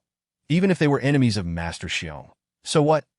Even if he possessed extraordinary strength, once inside the base, Jiao Go could not believe he would dare to act against them. With this thought, his gaze gradually transformed into one of confidence. Chapter 53. Jiao Go's overwhelming pride. What are you all worried about? Within Master Xiong's territory, no one would dare to act rashly. Besides, our base has ability users as well. Who would dare to strike against Master Xiong in the base, risking their lives? Upon hearing Jiao Go's declaration, the expressions of his teammates visibly relaxed. Indeed, their base also boasted ability users. Unless a third-tier or higher ability user personally intervened, no one could pose a threat to Master Xiong. After coming to a realization, Jiao Go turned to face the group of survivors. Damn it. Encountering a bunch of idiots, cowards. Just moments ago, they were so frightened that they didn't even dare to pick up their guns. How have you managed to survive until now? Jiao Go grumbled for a bit before leading the group towards the base. Although the more than 10 survivors felt embarrassed, they quickly followed behind Jiao Go and his companions. They were ordinary people, after all, and had no desire to die outside.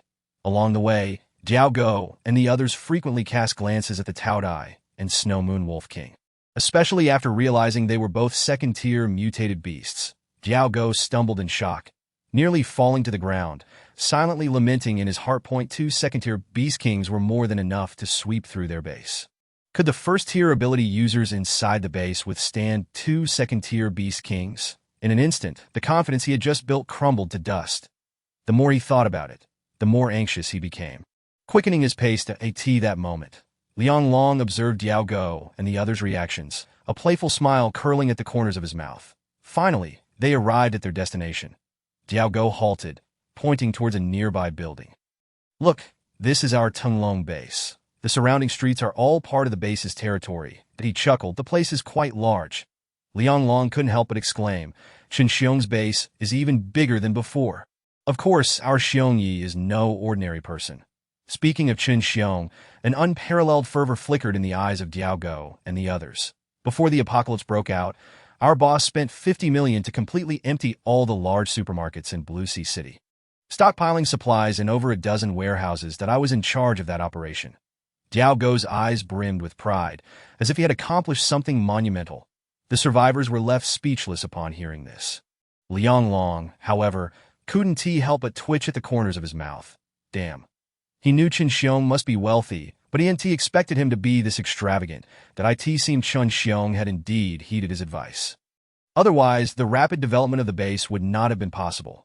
Shortly thereafter, they entered the base. Liang Long surveyed the area around the base. It was indeed impressive, being the largest survivor base in Blue Sea City. The streets were remarkably well preserved, with a full array of equipment. As the two mutated beasts entered the base, the crowd was instantly awestruck. Upon learning that they were Liang Long's pets, everyone gathered around, expressing their astonishment. Even the ability users were utterly shocked. After all, these were second-tier beasts, and just one of them could obliterate the entire base. Upon returning to the base, Jiao Gou's sense of pride surged once more. As he laughed heartily, "Brother, did you see? This is Tenglong Base. In our Tenglong Base, even the streets remain untouched, retaining their pre-apocalypse appearance. Throughout Blue Sea City, our base is the largest. Not only is there an abundance of resources, but we also have a wealth of weapons. Ordinary ability users wouldn't dare to stir trouble here." He continued, "By the way, brother, with your formidable strength and bringing along a child, would you be interested in joining us at Tenglong?" Liang Long cast a sidelong glance at him, smiling but saying nothing. He then shot a furious glare at the more than 10 survivors. "Damn it, this bunch of cowards, lacking strength and courage, I can't be bothered to invite them. Compared to this individual, they are worlds apart. Brother, just ahead is the core area of Tenglong. Tenglong is divided into two major areas. The street ahead is the ordinary zone, where survivors reside. The villa area behind is the heart of Tenglong Base, home to its members. The Hunchun Villa area is the most expensive and luxurious villa district in Blue Sea City. Before the apocalypse broke out, only dignitaries and wealthy individuals could reside in such places. Now, many villas have collapsed and most of the area has turned into wasteland. However, amidst the ruins, over a dozen villas still stood tall, uncollapsed. Although their walls bore cracks, they remained intact, due to the outbreak of zombies. The villa area is heavily guarded, with patrols every 100 meters. Most areas even have personnel responsible for maintenance. From above, one could see vast stretches of green lawns in this area. Such an environment is akin to a paradise amidst the apocalypse. "Where is Chen Xiong?" Liang Long inquired. "Xiongyi is not here. I thought you might be tired after the journey, so you should rest first and I'll have someone prepare food for you, and then we can go find Xiongyi." Jiao Gou replied, leading Liang Long towards one of the villas. Liang Long nodded, recognizing that this fellow was not lying. In his memory, Chen Xiong spent most of his time in the underground fortress. Several kilometers away from the villa area, it was already afternoon, close to evening, so he figured he wouldn't be able to see Chen Xiong today. However, it didn't matter. He wasn't overly concerned about missing a day or two. Following Jiao Gou into the villa, he was immediately struck by its opulence. He had never seen such a luxurious house in his life.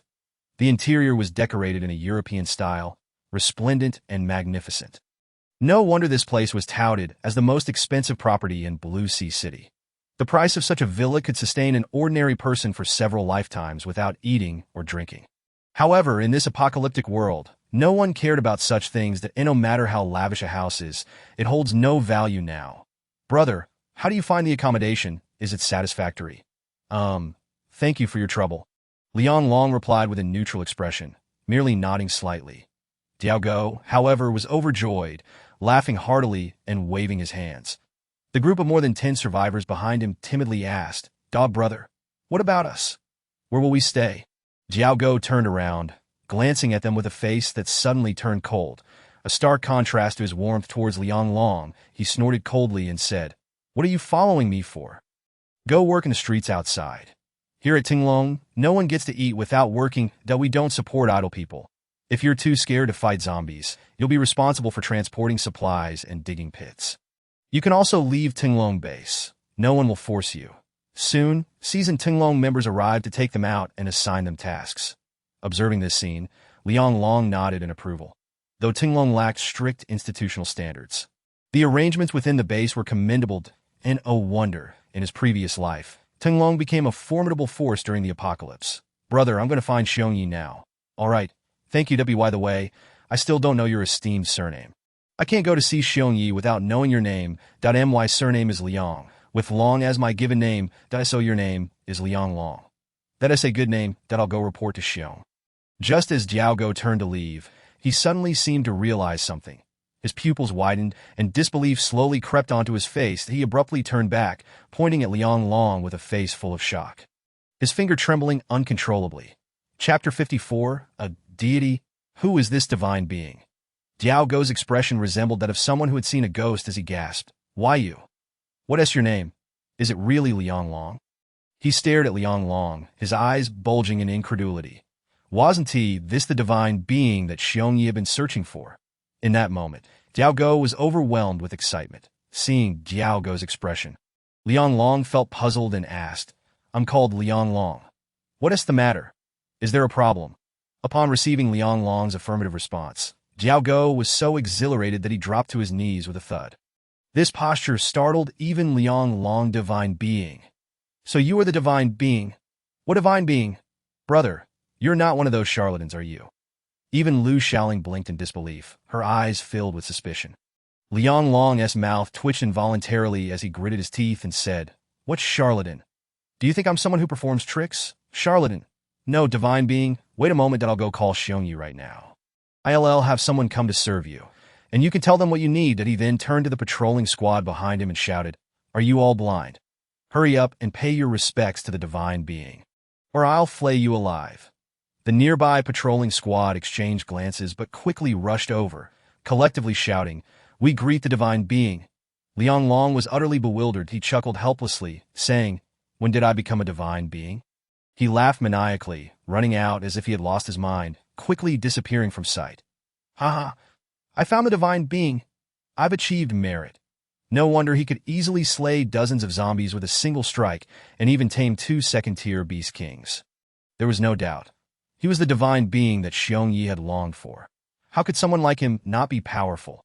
Lu Shaoling was equally bewildered, fearfully saying, "Brother, should we leave?" "Why? I feel like he is not normal. Like a madman. His name is Diaogo Diao." Lu Shaoling fell into deep thought, wondering if it meant mad. But soon, she forgot about Diaogo entirely, upon seeing the Snow Moon Wolf King resting on the lawn. I gleefully scampered over. Meanwhile, within the underground stronghold, the atmosphere was exceedingly oppressive. That I in the expansive office, a long oval wooden table measuring over 10 meters was surrounded by a full assembly of individuals. These individuals comprised the core members of Tinglong. Additionally, 2 men and 3 or 4 women stood outside the door, each radiating an aura of formidable strength. That it was evident that these individuals were all extraordinary powers. Having reached the pinnacle of the first tier, the head of the table, sat a brawny man clad in a grayish-white shirt.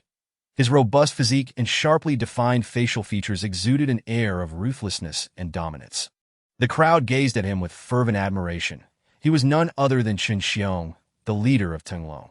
Have we confirmed the situation? The Beast King's uprising may trigger an unprecedented tide of aberrant beasts?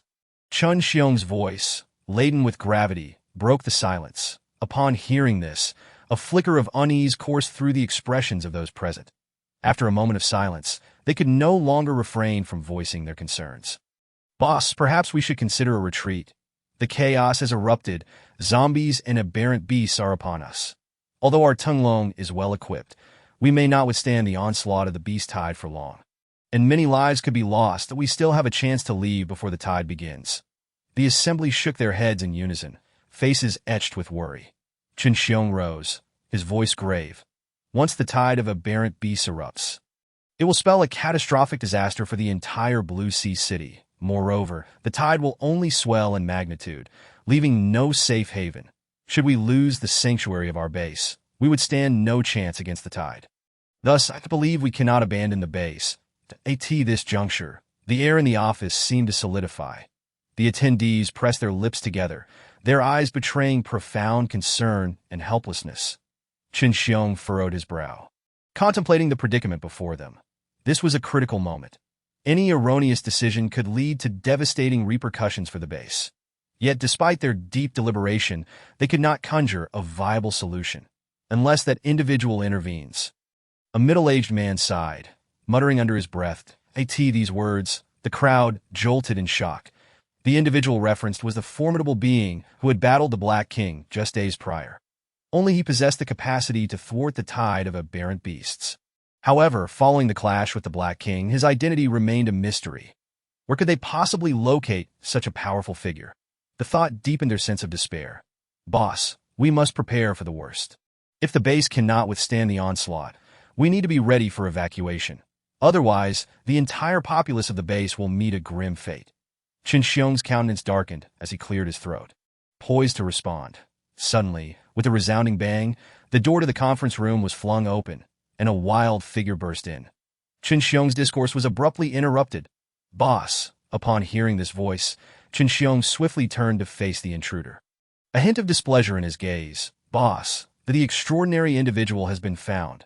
Right here in the base. What extraordinary individual? We are in the midst of discussing the survival of our base. Qin Xiong's words trailed off as realization dawned upon him. He leapt to his feet, excitement illuminating his features as he pointed at the wild man, his finger trembling with intensity. Repeat that. What have you found? The wild man gasped for breath, his eyes gleaming with fervor and exhilaration. Boss, the elder you seek has been located. Liang Long. Are you referring to Liang Long? Instantly, a wave of astonishment rippled through the conference room. Expressions of disbelief spread among the attendees, that is long-standing members of Tinglong. They had long been familiar with the legendary name of Liang Long, yet had never had the fortune to meet him. The prospect of encountering such a mythical figure was utterly breathtaking. However, Qin Xiong's eyes glimmered with intensity, his demeanor growing serious. Liang Long, are you certain he is the extraordinary individual we have been searching for? Indeed, boss, his name is Liang Long. I personally witnessed him slay zombies. Moreover, he has tamed 2 beast kings whose power is nothing short of invincible. Could it truly be him? Take me to him. Qin Xiong's heart raced at the wild man's words, urgency etched across his face. Certainly, the wild man grinned and led Qin Xiong outside. Boss, regarding the beast tide, since the elder has arrived, do we still need to worry about it? Qin Xiong laughed heartily, striding forward with determination. The others exchanged glances, their skepticism palpable, yet they followed suit, eager to discover the identity of the individual Qin Xiong had lauded as extraordinary. Chapter 55. The Wealthy Second Generation in the Apocalypse.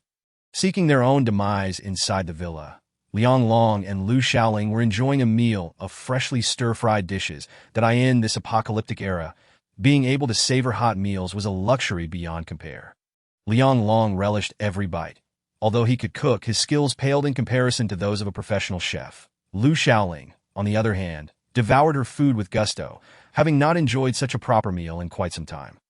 While she believed the dishes were not the finest, they were certainly far superior to Liang Long's culinary attempts. Observing Lu Shaoling's delight, Liang Long smiled and offered her a piece of braised pork. Suddenly, startled voices erupted from outside. What the hell kind of dog is that? It's 2 meters tall. Has it mutated? Scaring the life out of me. I thought aberrant beasts had infiltrated the base. With a loud bang, the front door was kicked open, and several burly men stormed in, shouting boisterously, "Damn it! This is disgusting. They've assigned me to a street dwelling. I've been here for days. And no one has sent a servant. If I can't stay in this villa today, I'll turn Tinglong upside down.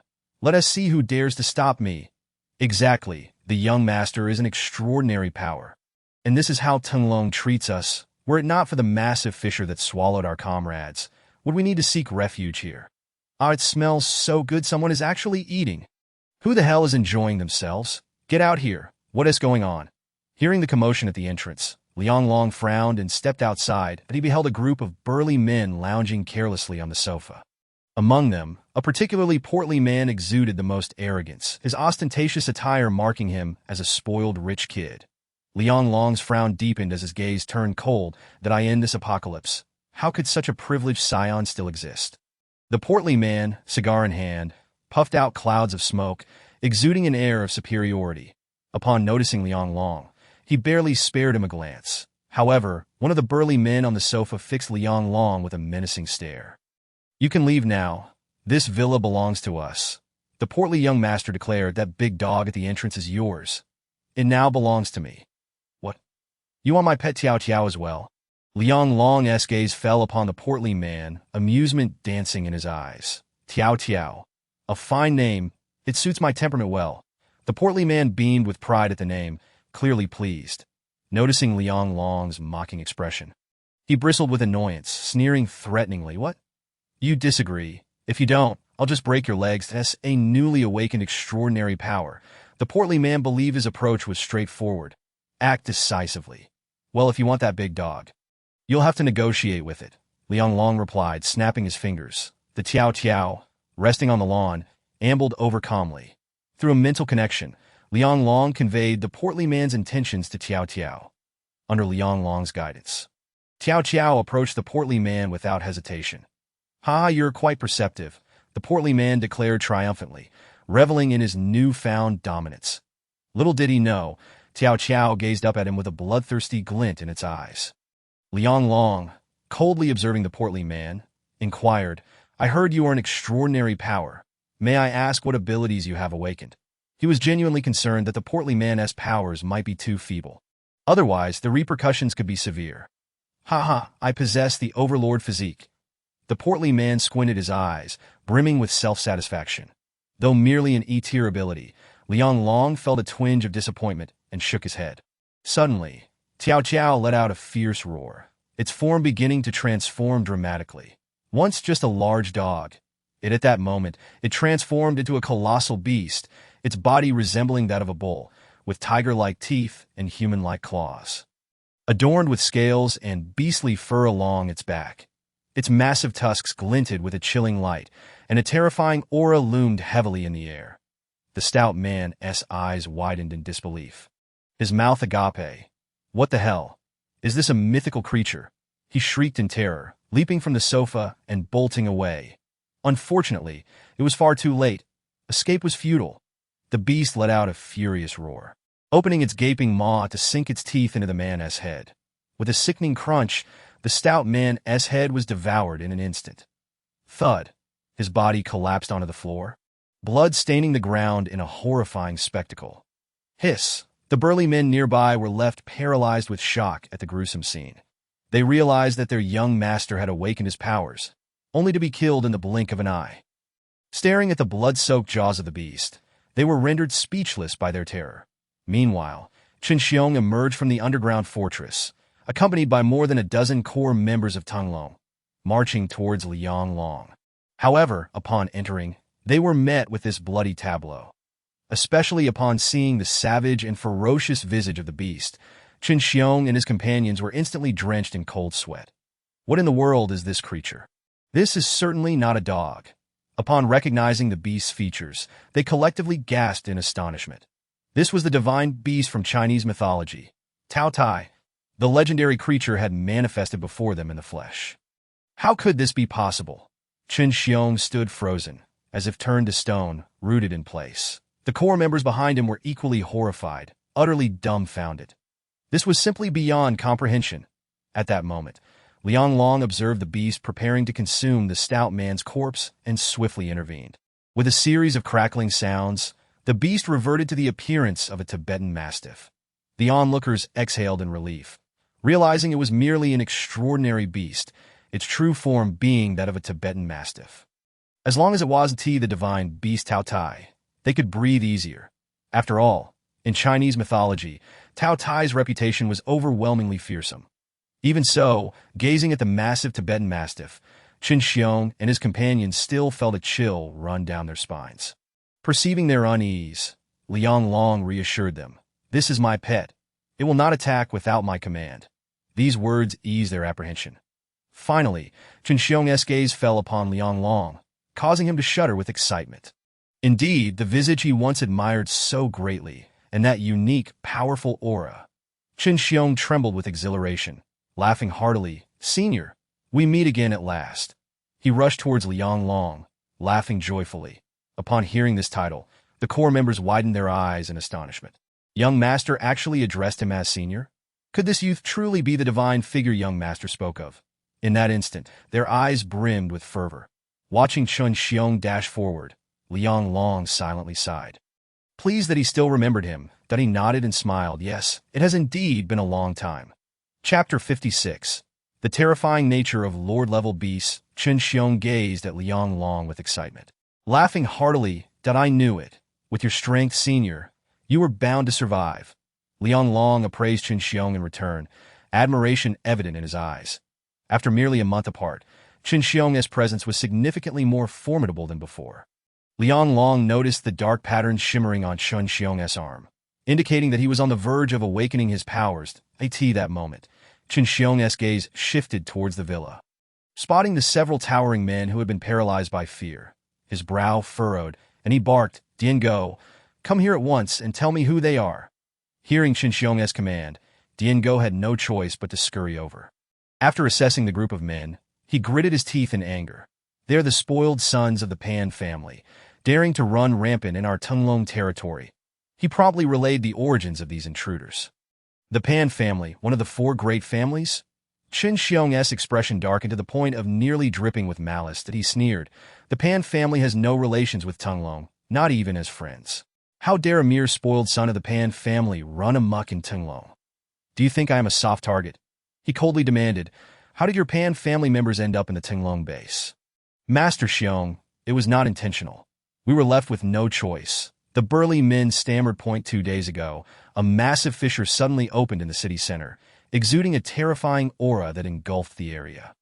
All of our Pan family ability users were drawn into the underground chasm that we fled here for our own safety. The towering men hastily recounted the events of the previous days. A chasm underground, with a terrifying aura sealing the city center. Qin Xiong inquired, incredulity etched on his face to its as if it's a barrier, or perhaps a domain would be more fitting. Anyone enveloped within it would uncontrollably approach the fissure, drawn into the depths below. Moreover, there are low, menacing roars echoing from beneath. This. Liang Long's eyes flickered. Is the aura released by the Skull Lizard Lord. Forming a domain. Has it fully awakened already? Why so soon? The apocalypse has only just begun. According to my past memories, a 6th-tier Lord-level beast should only awaken at the onset of the first year of the apocalypse when frost dragons roam the skies. The events unfolding in the city center suggested that the Skull Lizard Lord was indeed poised to emerge, that a domain. What is that? Qin Xiong frowned, disbelief etched across his features. Could there be something so fearsome lurking underground? Liang Long sighed deeply before slowly articulating. Yes, there exists a Lord-level beast, referred to as a divine beast. The colossal creature beneath Blue Sea City is the Skull Lizard Lord, which has slumbered deep underground since ancient times. With the outbreak of the apocalypse, this Lord-level beast has also awakened. What? Lord-level? Divine beast? Instantly, gasps of shock echoed around them as the crowd was left dumbfounded. The towering men, in particular, were so terrified they fell to their knees. Trembling uncontrollably, that my goodness, a divine beast. Is this for real? Dian Go's face was a mask of disbelief.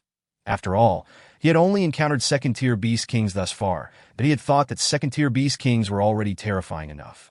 But he had no idea that an even more dreadful Lord-level beast lurked beneath the surface. This was enough to drive anyone mad. Not only Dian Go, but even the usually composed Qin Xiong was now filled with horror. Liang Long's words detonated like a torpedo in their minds. The Lord of the Beast was akin to a deity. Just hearing this phrase was sufficient to convey its terrifying nature. Initially, they believed that the most frightening threat was the beast tide. Now, they learned that the most formidable entity in the apocalypse was not the corpse kings or beast kings, but rather a divine beast buried underground. This was truly apocalyptic.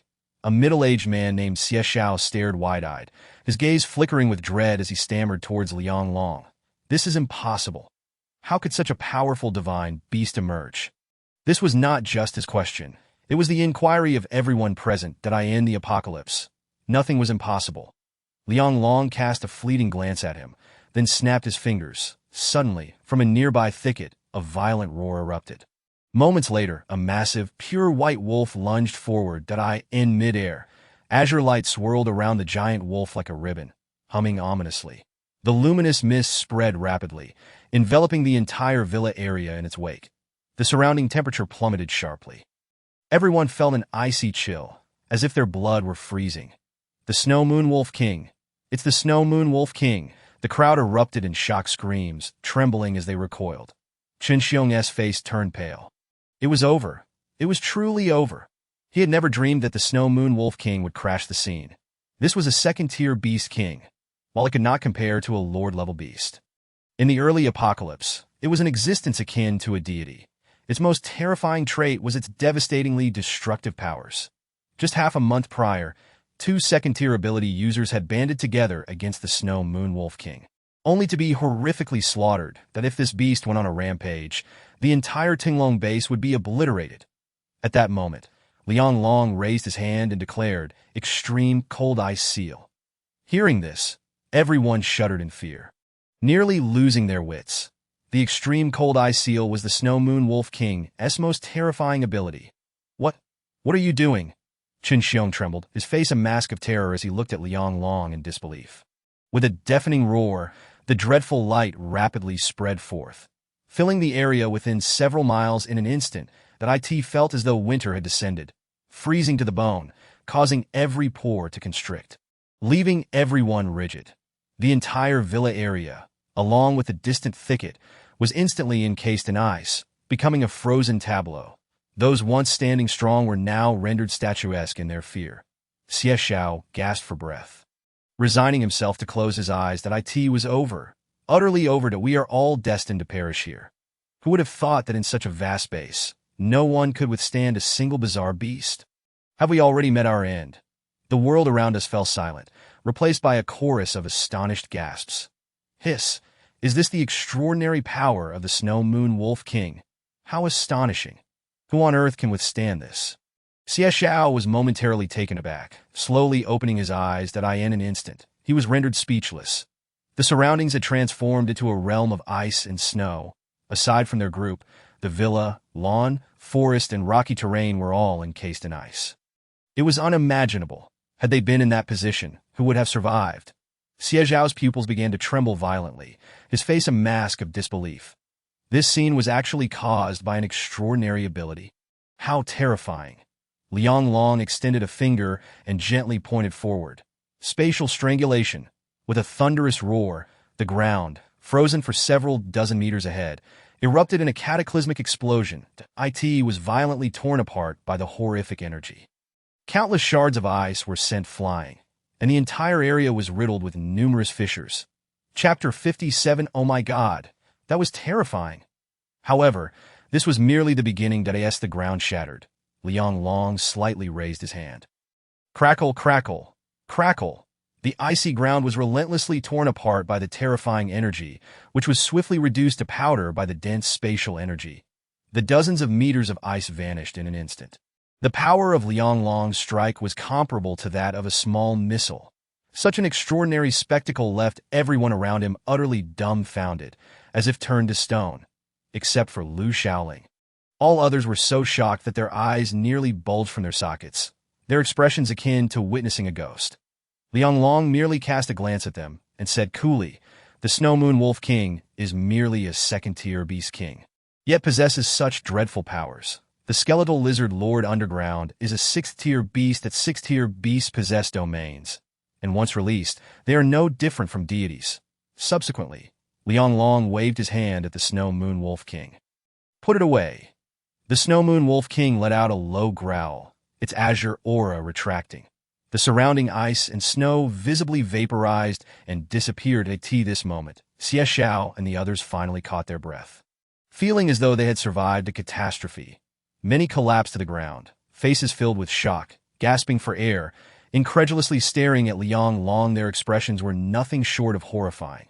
Xie Xiao even crawled over on his knees, clutching Liang Long's thigh. "Divine being, I realize my errors. Truly, you are a divine beast. Oh my God, that was absolutely terrifying." They were all aware that the Corpse King and Beast Kings were formidable, but they never anticipated the extent of that terror. Ordinary abilities were utterly insignificant before such Beast Kings, let alone the enormous creature underground, which was of the 6th tier. Just as Liang Long had stated, a 6th-tier Lord-level beast was akin to a deity. However, what astonished them most was that Liang Long had tamed the Snow Moon Wolf King, making it his second pet. It was beyond their comprehension that such a powerful beast could be subdued by a human. In Tung Long, strength was everything. It was the most convincing capital. Many had previously wondered why Xiongyi revered such a young man, but when Liang Long summoned Taotie, and the Snow Moon Wolf King. They finally understood the terrifying extent of this young man's power, that in that moment, Xie Xiao was completely awestruck, but he hastily declared, "Senior, I was short-sighted, unable to recognize your greatness, that I should not have doubted you." Liang Long looked at the middle-aged man, feeling somewhat speechless, and replied coolly, "My name is Liang Long. There's no need for the senior titles. It feels awkward." "Yes, Dragon Yi." He then glanced at the trembling hulks nearby and coldly inquired, "Xiong Yi, how should we deal with these idiots?" Chen Xiong's expression darkened instantly, a sinister grin forming. "Drag them out and bury them alive." "No, we have nothing to do with young Master Pan. You can't do this." The burly men were instantly terrified, struggling frantically to plead for mercy, even kneeling and bowing their heads. Unfortunately, they received no sympathy. They were swiftly dragged out of the villa by Chen Xiong's subordinates. Chen Xiong never showed mercy when dealing with such individuals. "Senior, I am surnamed Liang." "Haha, then I shall be bold and call you Brother Liang." Chen Xiong laughed heartily, looking at Liang Long. "Brother Liang, I sincerely apologize. I did not expect such an incident to occur in Ting Long. Have you eaten yet? I will have someone prepare a meal." Liang Long waved his hand, saying, "I just had a meal. Don't trouble yourself. I have many matters to attend to." "What? Brother Liang, are you preparing to—" Liang Long glanced around at the others, and Chen Xiong immediately understood, saying, "You all may disperse. I have matters to discuss privately with Brother Liang." Liang Long also ruffled Lu Xiaoling's head, instructing Xiaoling, "You should go out with Uncle Diaogo." "Brother, are you going to do something unspeakable?" Lu Xiaoling was a million times unwilling. Liang Long rolled his eyes and replied, "Stop making a fuss. I still have matters to discuss with your Uncle Chen Xiong." Uncle Diaogo quickly leaned in with a friendly smile. "Xiaoling, how about I take you out to play? I can tell you, we cleared out many supermarkets and have lots of toys. That deal you take me for a child." Lu Xiaoling rolled her eyes and turned to leave. Uncle Diaogo wore a strange expression. However, after taking a few steps, Lu Xiaoling turned around and asked seriously, "Where are the toys?" "Uncle Diaogo." The others also began to leave, closing the door behind them. It was too dirty here. They moved to the third floor. Chen Xiong glanced at the bloodstains in the hall before leading Liang Long upstairs to the villa's third floor. Outside, Xie Xiao looked at the two bizarre beasts resting on the lawn. Feeling a sense of lingering fear, he turned to Jiao Go, who was amusing Lu Xiaoling, and asked, "Brother Go, who exactly is Liang Long? How could he subdue the Snow Moon Wolf King? I have never seen such a figure before. You're the only one who seems so foolish among so many people." Over the past month, Xiong Yi has mentioned Dragon Yi more than once. Someone who commands such respect from Xiong Yi cannot be an ordinary person. Hearing this, Xie Zhao's gaze involuntarily shifted back to the Snow Moon Wolf King, the earlier display of extraordinary power, leaving him deeply shocked. That young man? No, as Dragon Yi said, could he truly be a divine beast? "I'm referring to that monster underground in Blue Sea City." Someone nearby, still recovering from shock, asked uncertainly. Lu Xiaoling, unable to hold back any longer, stood nearby and scoffed, "You're all so foolish. It's true. It hasn't emerged yet because it is still eating. Once it finishes, it will crawl out from underground, and at that point, both humans and zombies will be food." Upon hearing this, those around gasped in horror. Their eyes filled with dread as they looked at Lu Xiaoling. Uncle Jiao Go forced a benevolent smile and asked Xiaoling, "What do you know? Please tell me." Meanwhile, on the third floor of the villa, Chen Xiong and Liang Long sat on sofas, and subordinates quickly brought in tea. Chen Xiong lifted his teacup, savoring a sip with an expression of sheer enjoyment. It must be noted that in the apocalypse, even tea was exceedingly rare, as survival supplies were scarce, let alone tea leaves, which had almost all been destroyed. For some, drinking tea was akin to smoking.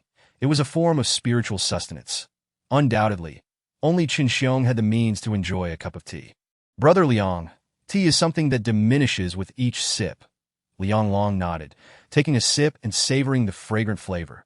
After a moment, Chen Xiong asked, "Brother Liang, what business do you intend to attend to that requires assistance from Tung Long?" "I'm looking for someone." "A woman?" "Yes, a very beautiful woman." "Where?" "Jichuan City." "What?" "That's in the northeast." Chen Xiong nearly spat out his tea, his eyes widening in terror. Chapter 58. The Beastlord. I will help you settle this. Chen Xiong's eyes widened, fixating on Liang Long, exclaiming in astonishment, "Brother, That northeastern area is not simple at all, that I've heard that the number of bizarre beasts there is greater, and there has already been a third-tier beast king sighted. The situation there is far more dire than in Blue Sea City, including over 50 mercenaries and more than 20 ability users. The outcome was unexpected. All those individuals had perished there. Liang Long couldn't help but furrow his brow. The four great families? What could be their intention in assembling such a large contingent to enter Jichuan City?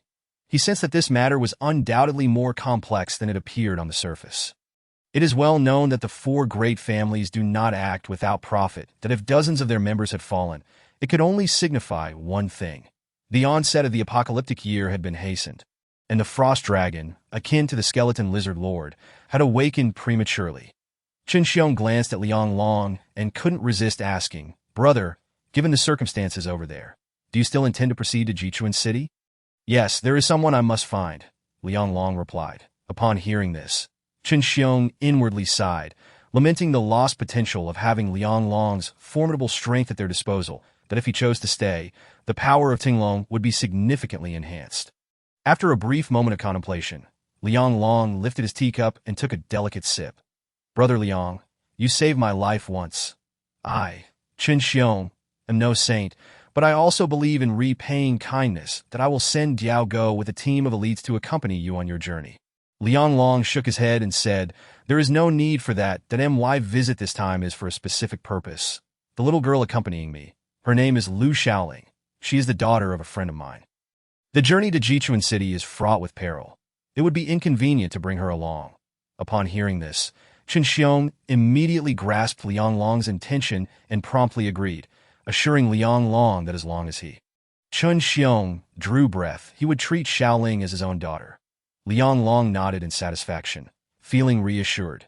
There were two more matters to discuss. The first, in the coming days a tide of aberrant beasts would erupt, resulting in countless casualties in Lanhai City.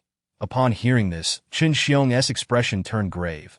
Although they at Tinglong were strong and well-armed, they would still be unable to withstand the onslaught of the aberrant beasts.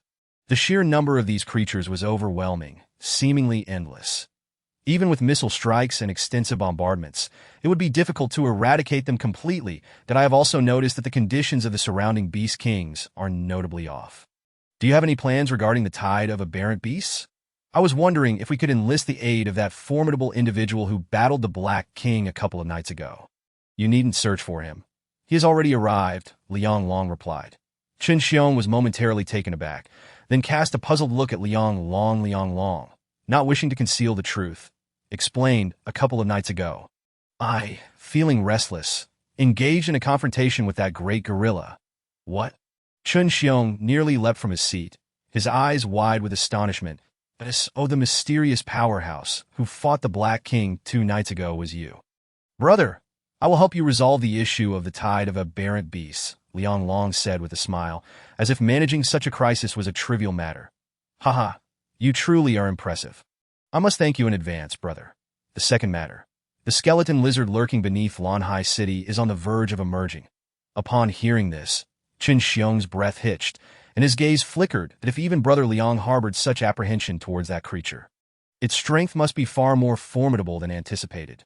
Brother Liang, do you believe that Tinglong would stand a chance against that aberrant beast? Liang Long shook his head and replied nonchalantly, You would be utterly annihilated. What? Chen Xiong gasped in shock, his eyes wide with disbelief, his body turning cold. It was important to note that Tinglong had several hundred elite members, fully equipped with diverse weaponry and numerous ability users. The notion that they would face total obliteration against the skeleton lizard lord seemed far-fetched. Yet he found it impossible to dismiss this warning, as it came from Liang Long, a man capable of foreseeing the apocalypse itself. Such a divine being had no need to deceive him. Rest assured, before I depart, I will ensure that the aberrant beast lord is dealt with as for the Snow Moon Wolf King. I will leave it behind as a safeguard for Shaoling and to contribute to the development of Tinglong. Really? Chen Xiong exclaimed, excitement causing his hands to tremble as he held the teacup. That was a second-tier aberrant beast king. With its presence at the base, no one within a 300-mile radius would dare provoke Tinglong. Brother, I truly thank you for this. Should you require anything, as long as it is within my means, I will gladly provide it. Chen Xiong vowed. Upon hearing this, Liang Long fell in a deep thought. His willingness to confront the skeleton lizard lord stemmed from the knowledge that this colossal beast had just awakened. According to records from his previous life, the newly awakened skeleton lizard lord would possess strength equivalent to that of a fourth-tier aberrant beast. After consuming a significant number of zombies and aberrant beasts, it would reach its peak as a sixth-tier aberrant beast lord. Thus, Liang Long resolved to eliminate the skeleton lizard lord while it was still vulnerable. Otherwise, once it matured and attained its pinnacle, who would dare to challenge such a behemoth? Even a fourth-tier aberrant beast would be a formidable adversary. Moreover, this creature was inherently a giant beast, stronger than a fourth-tier aberrant beast, and far more troublesome. Liang Long refrained from acting impulsively, instead pondering deeply, his gaze flickering that he possessed not only the gluttonous hunger of Taotie, but also the Snow Moon Wolf King, that if he could enhance to a third-tier ability user and simultaneously bolster all his abilities, he might genuinely have a chance to slay this giant beast. Even if he could not defeat it, he could escape, for the skeleton lizard lord would find him no easy target. With this in mind, Liang Long stated solemnly, "I require crystal cores. Many crystal cores. Crystal cores. What are those?" Chen Xiong looked at Liang Long with a bemused expression. Liang Long produced a crystal core, explaining this is the substance extracted from the brains of zombies and aberrant beasts. Upon seeing the crystal core, Chen Xiong's realization dawned that so it's this thing. The stones found within the brains of zombies. Though I am uncertain of its purpose, I have instructed others to collect these items. And we have amassed quite a quantity that if you need these, brother, feel free to take as many as you wish. Hearing this, Liang Long's heart soared with joy. It seemed that seeking out Chen Xiong had indeed been a wise decision. True to his memories, Chen Xiong was a reliable ally. In that case, brother, let's head to the warehouse. Take as many as you need. Moments later, the two arrived at Tung Long's warehouse. It was vast, with over a dozen members fully armed, standing guard outside. Upon seeing Chen Xiong approach, they greeted him with fervent enthusiasm. "Master Xiong." Chen Xiong nodded. "This is Brother Liang Long. From now on, treat him as you would treat me." The dozen or so members were taken aback and widened their eyes in disbelief. It was evident that someone who garnered such esteem from Master Xiong could not be an ordinary individual, and they hastily bowed. "Master Long." Liang Long nodded in acknowledgement and followed Chen Xiong into the warehouse. Inside, they found a significant amount of supplies, but what stood out were the heaps of crystal cores piled on the floor, resembling small hills. Even Liang Long couldn't help but gape at the sight. There were 7 or 8 mounds of crystal cores, carelessly discarded as if they were refuse. It was astonishing to think that such a quantity of crystal cores could facilitate multiple enhancements. Especially after the onset of the apocalyptic year, the true value of crystal cores would gradually be recognized by survivors, transforming them into the currency of the apocalypse.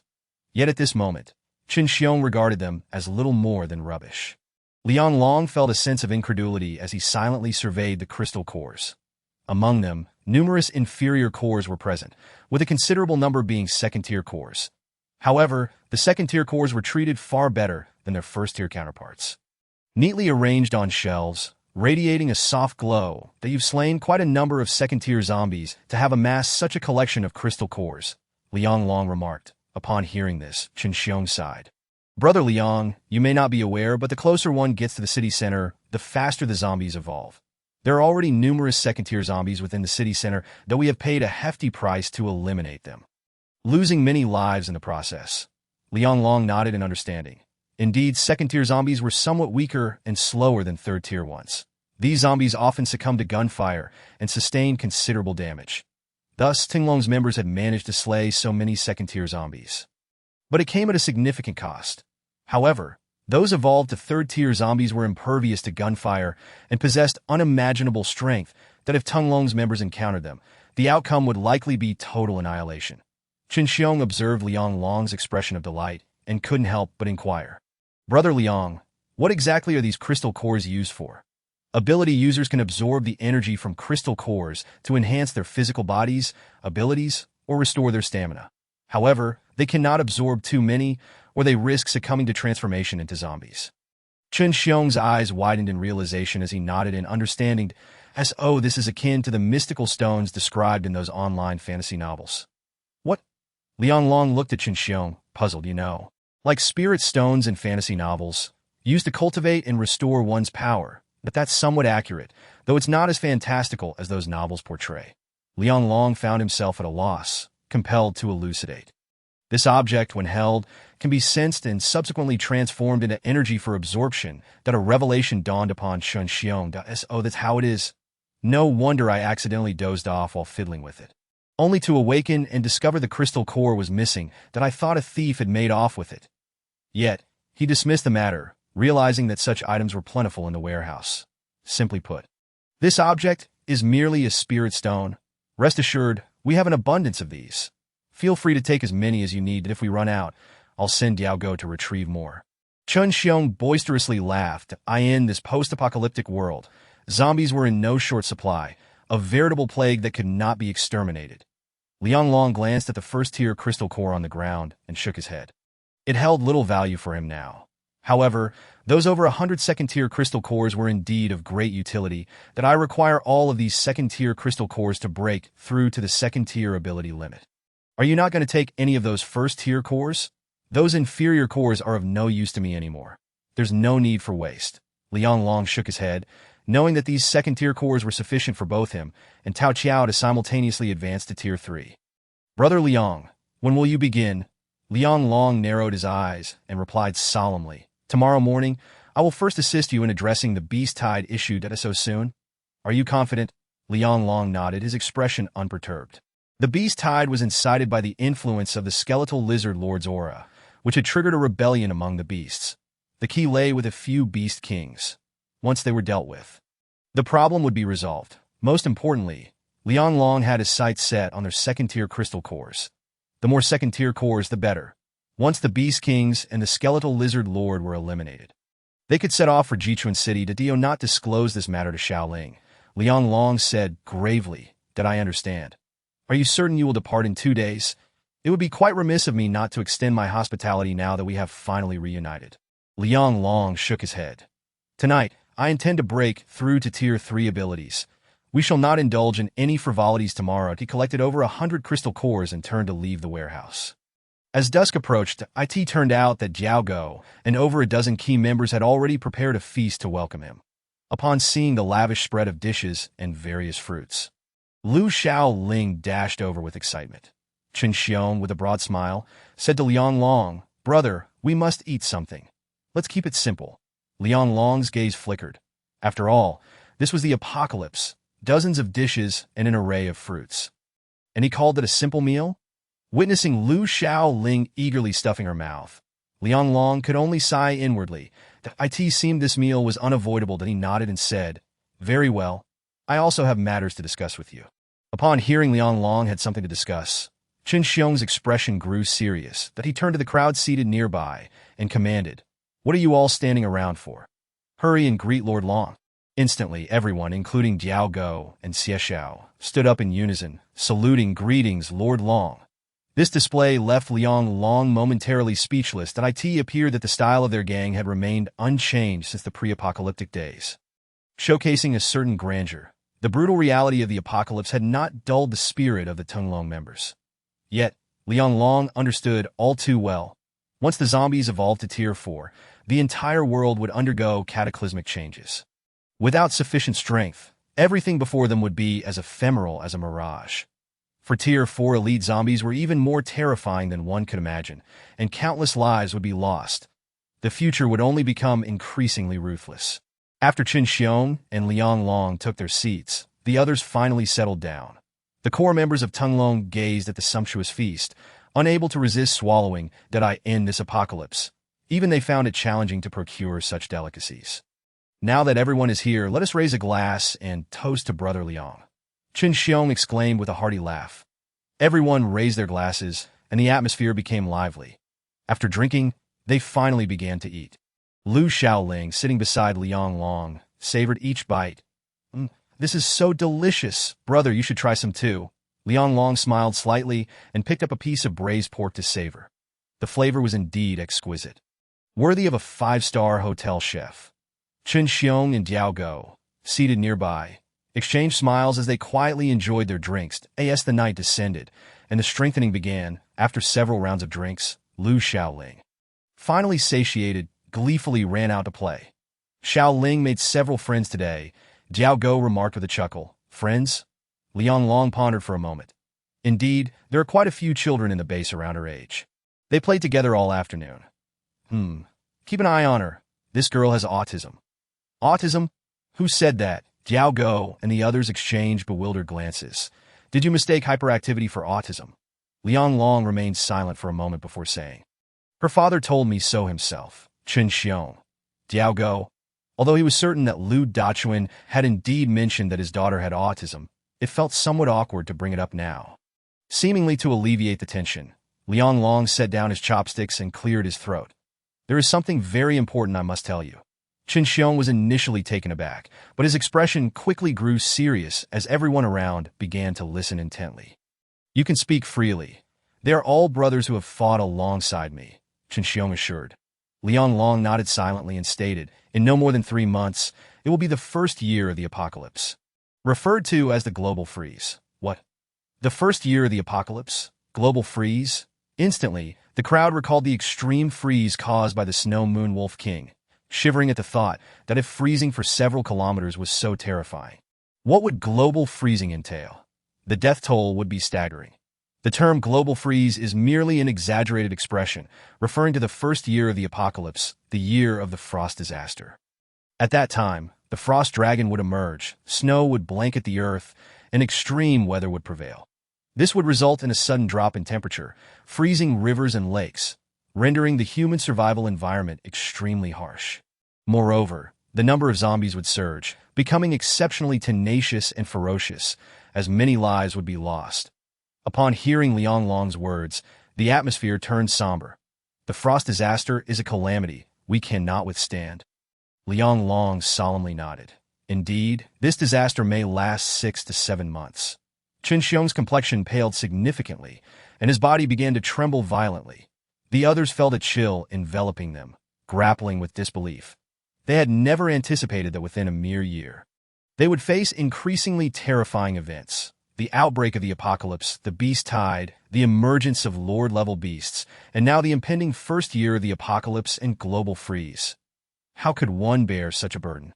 This apocalyptic reality was utterly insane. Even they, hardened men, felt an icy dread creeping into their minds that if this continued, humanity would face extinction within a few short years. What do you suggest we do? Brother, Chen Xiong asked with a furrowed brow. This damned apocalypse truly offers no respite. The first year of the apocalypse would usher in yet another catastrophic calamity. Liang Long paused before calmly stating. There are 2 solutions. First, stockpile winter supplies to survive the first year of the apocalypse. Then, Liang Long's tone shifted, filled with a murderous intent. Second, organize a large number of ability users to slay the frost dragon and thwart the first year of the apocalypse. This, Chen Xiong's face displayed shock as he questioned. If I'm not mistaken, the frost dragon is also a 6th-tier lord-level beast, correct? Liang Long nodded and explained. Unlike the skeletal lizard lord, the frost dragon is a peak-level lord. Stronger than the skeletal lord. Upon hearing this, everyone's faces turned ashen. Given their current strength, even a single beast king could annihilate them, let alone a 6th-tier peak-level beast lord. Liang Long remained silent for a moment before producing a rolled-up piece of paper and handing it to Chen Xiong. Upon opening it, Chen Xiong trembled with excitement, his gaze igniting with fervor as he asked in a quivering voice, "These are?" Liang Long nodded silently, offering no further words. The paper contained the names, abilities, and addresses of numerous ability users. If these individuals were to join Tinglong, it would undoubtedly bolster their strength significantly that I end the past life. These ability users had crossed paths with Liang Long, forming good relationships, only to meet their demise within the bellies of beasts. In this life, he hoped to keep them from being ensnared in the vortex of the 4 major families. Enlisting Chen Xiong to invite them was the best choice. Furthermore, gathering these individuals would enhance their chances of surviving the first year of the apocalypse. Brother Liang, your kindness is beyond words, and should you ever require assistance in the future, do not hesitate to ask. Chen Xiong stood up excitedly, clasping his fists in a gesture of respect. Witnessing Chen Xiong's solemn demeanor, those around him were filled with curiosity, flocking closer to discern what he was holding. You all get lost. This is not something you can view for free. Chen Xiong playfully scolded, turning back to Liang Long. I swear, if Brother Liang ever needs help, I, Tung Long, will go through fire and water without hesitation. Observing the gravity with which this fellow spoke, Liang Long couldn't suppress a smile. With these, we should be sufficiently prepared to withstand the trials of the first year of the apocalypse. Yes, indeed, more than enough. Even slaying the frost dragon may not be beyond reach. This item is truly priceless. You see, the individuals on this list possess abilities that far exceed my imagination. If we gather them all, we would be capable of contending with any superpower. Upon hearing these words, the group, including the eccentric dog, felt an insatiable itch of curiosity. Brother Xiong, let me see what it is. Yes, you've got us all itching with curiosity. It wouldn't happen to be a horde of mutated women you're planning to bring back as a harem, would it? Get lost. What nonsense. Am I that kind of person? Ahem, Brother Xiong. After all these years, I realize you may not have a profound enough understanding of yourself to speak fairly. Brother Xiong, you are undoubtedly that sort of person. 2 hours later, as dusk fell, the meal concluded with guests in high spirits. After everyone had dined to their satisfaction, it was already night. Liang Long tucked Lu Shaoling into bed and quietly stepped outside, snapping his fingers as both the glutton and the Snow Moon Wolf King appeared instantly. In a flash, they departed from the Tung Long base, reappearing in a secluded valley. Liang Long produced 22nd-tier crystal nuclei, tossing them to both the glutton and the Snow Moon Wolf King. Consume these. They are beyond what any zombie can compare with. Ow. Oh. The two beasts tilted their heads, their eyes alight with excitement upon seeing the 22nd-tier crystal nuclei. Unlike humans, who can only absorb one crystal at a time due to physical and mental limitations, these beasts, particularly the glutton and the Snow Moon Wolf King, possess an affinity for crystal nuclei without any apparent limit. The two beasts immediately opened their massive jaws, greedily consuming the nuclei, their eyes narrowing in pleasure as they chewed. The sound was reminiscent of glass being crushed, sending shivers down the spine. Chapter 61. Radiant Glory, a divine existence. All pathways leading to the valley were sealed off by dozens of Tung Long members. Keep watch. Not even a fly is to be let through. The eccentric dog, fully armed and wielding a submachine gun, stood sternly at the forefront, flanked by equally formidable companions.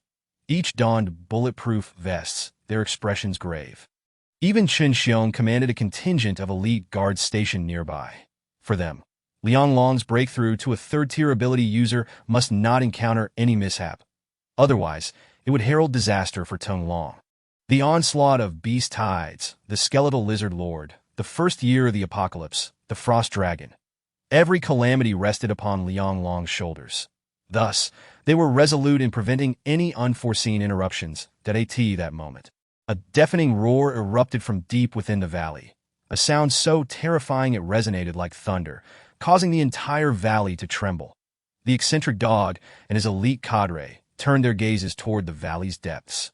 Is the Dragon Lord finally beginning his breakthrough? Within the valley, after consuming the crystal nuclei, the two beasts emitted low, rumbling growls, their auras becoming increasingly violent.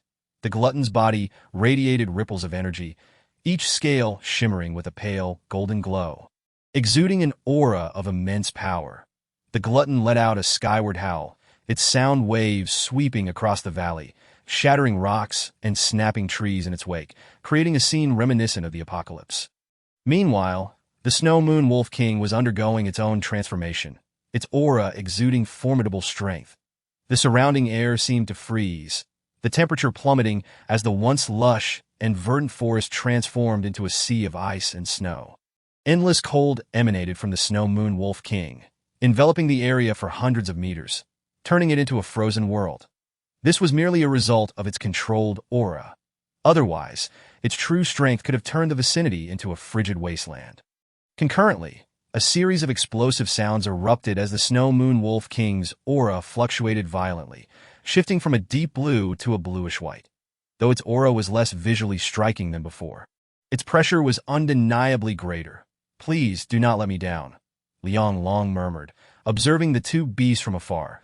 His confidence in slaying the skeletal lizard lord was significantly anchored in the capabilities of these creatures.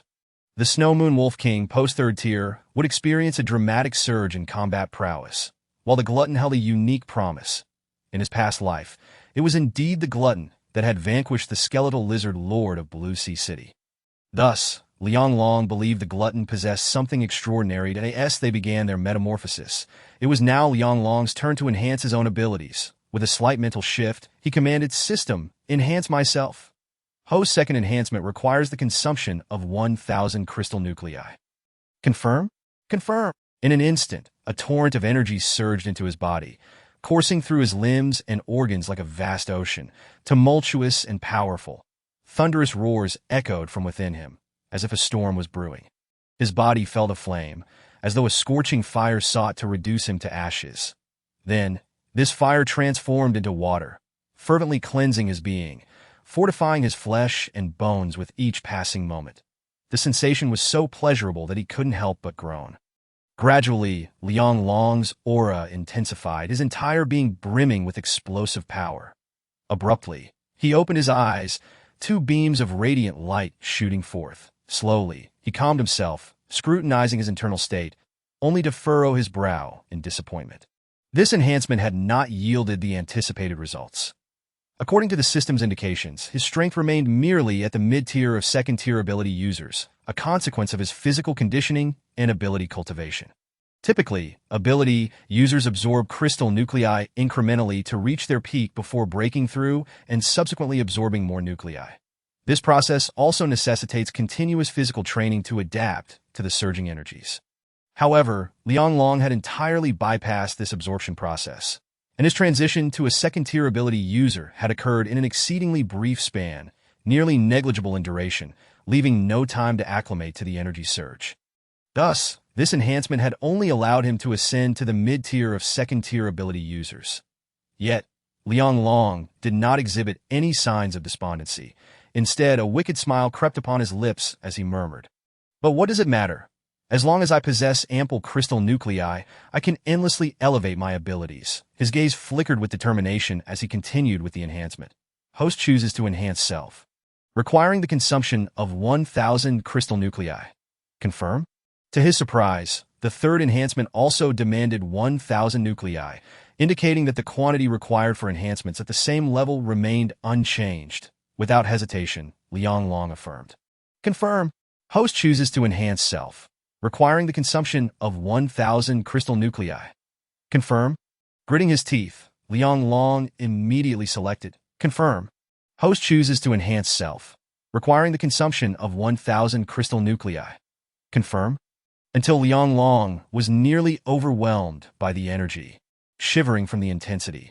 After completing the fifth enhancement, a thunderous roar echoed from his body, akin to the crack of thunder. While his aura surged rapidly, in the blink of an eye, his presence reached a terrifying magnitude. Boom! A dazzling beam of light shot into the heavens, piercing the void. All withered branches and leaves floated into the air. Liang Long ascended, enveloped in boundless energy, resembling a deity from the heavens. The space within a 10-mile radius began to warp strangely. By this time, it was late into the night, the entire realm shrouded in eerie, blood-red moonlight. The eccentric dog and dozens of Tongue Long members still stood guard outside the valley, uncertain of the Dragon Lord's progress in his breakthrough.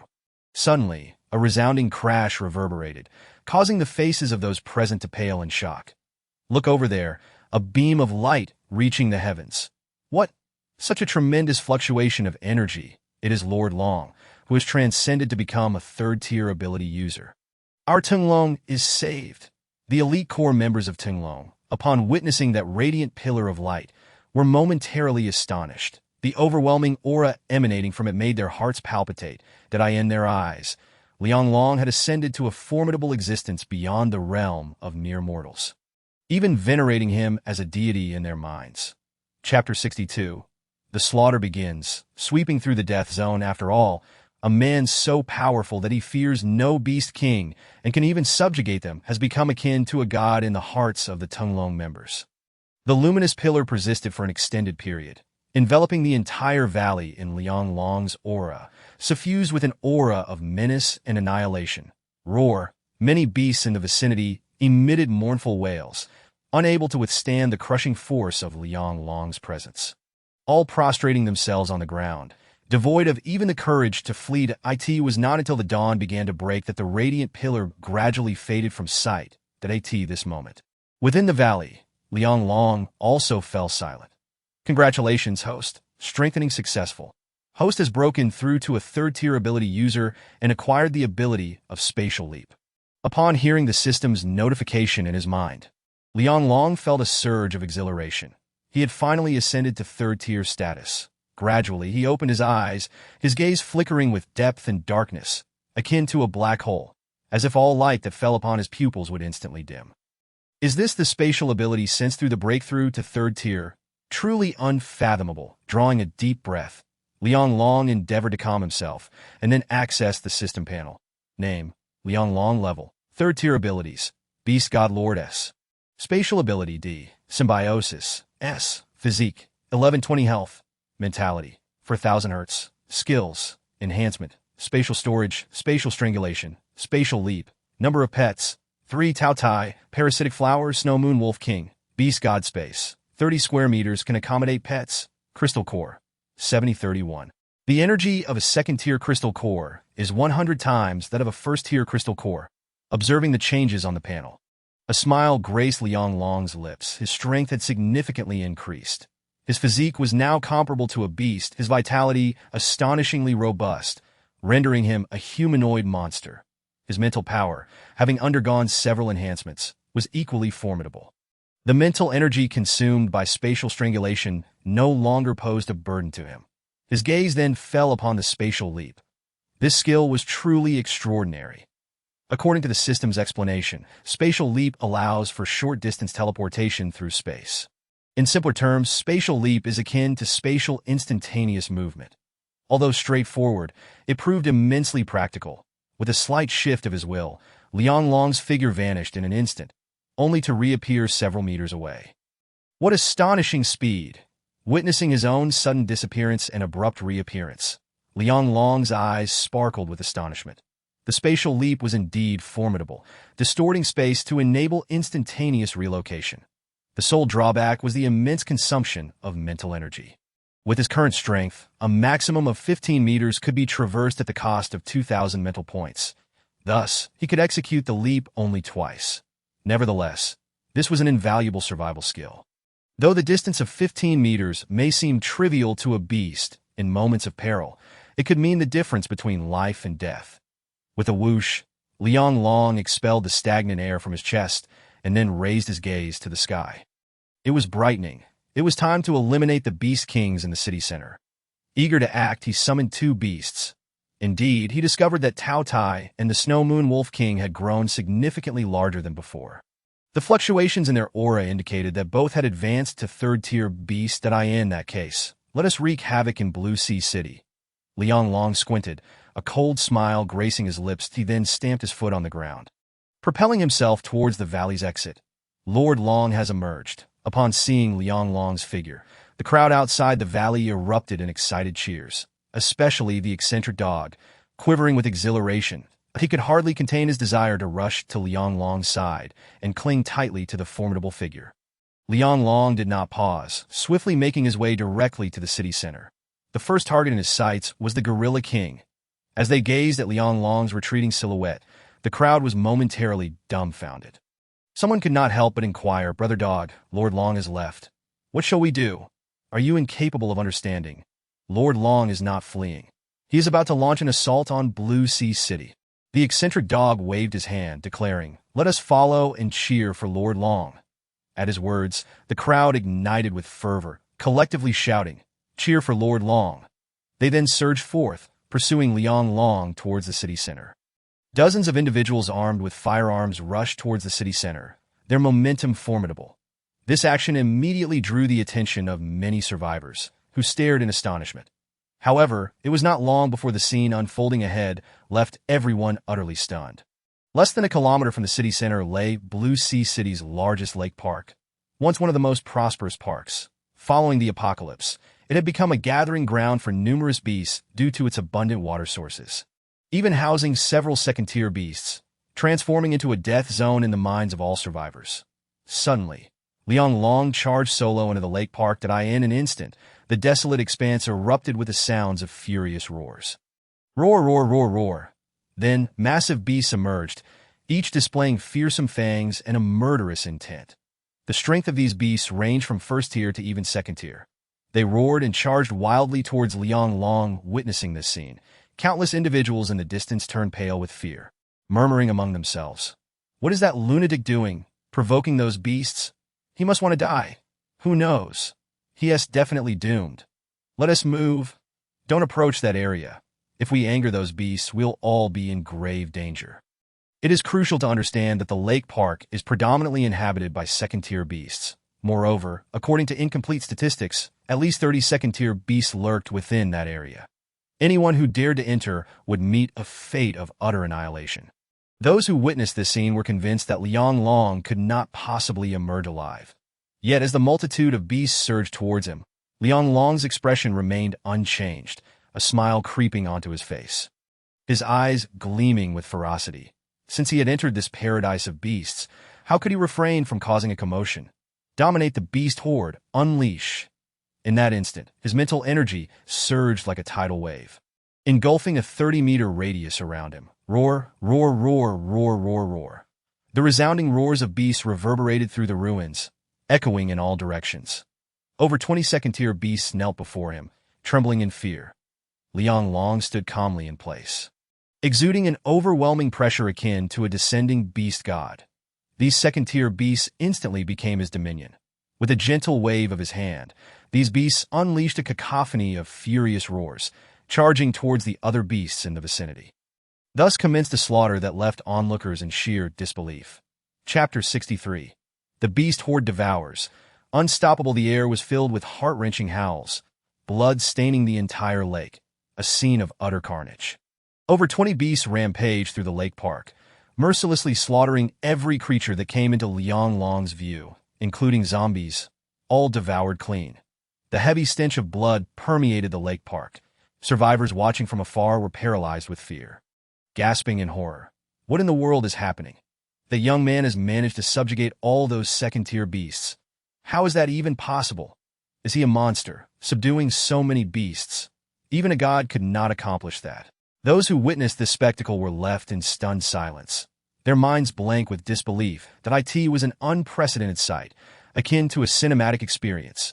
Such an astonishing scene would forever remain etched in their memories, an indelible mark upon their lives. Even decades later, when the apocalypse was but a distant memory, they would likely find it impossible to forget everything that transpired today. Ha ha!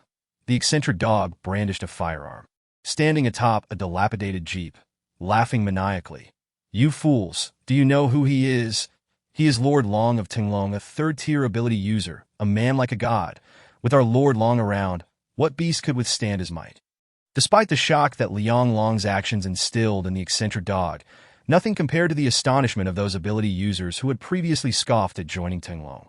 Liang Long stood there, like a beast god descending from the heavens, commanding all, ruling supreme, at long last. He had regained a significant amount of ability.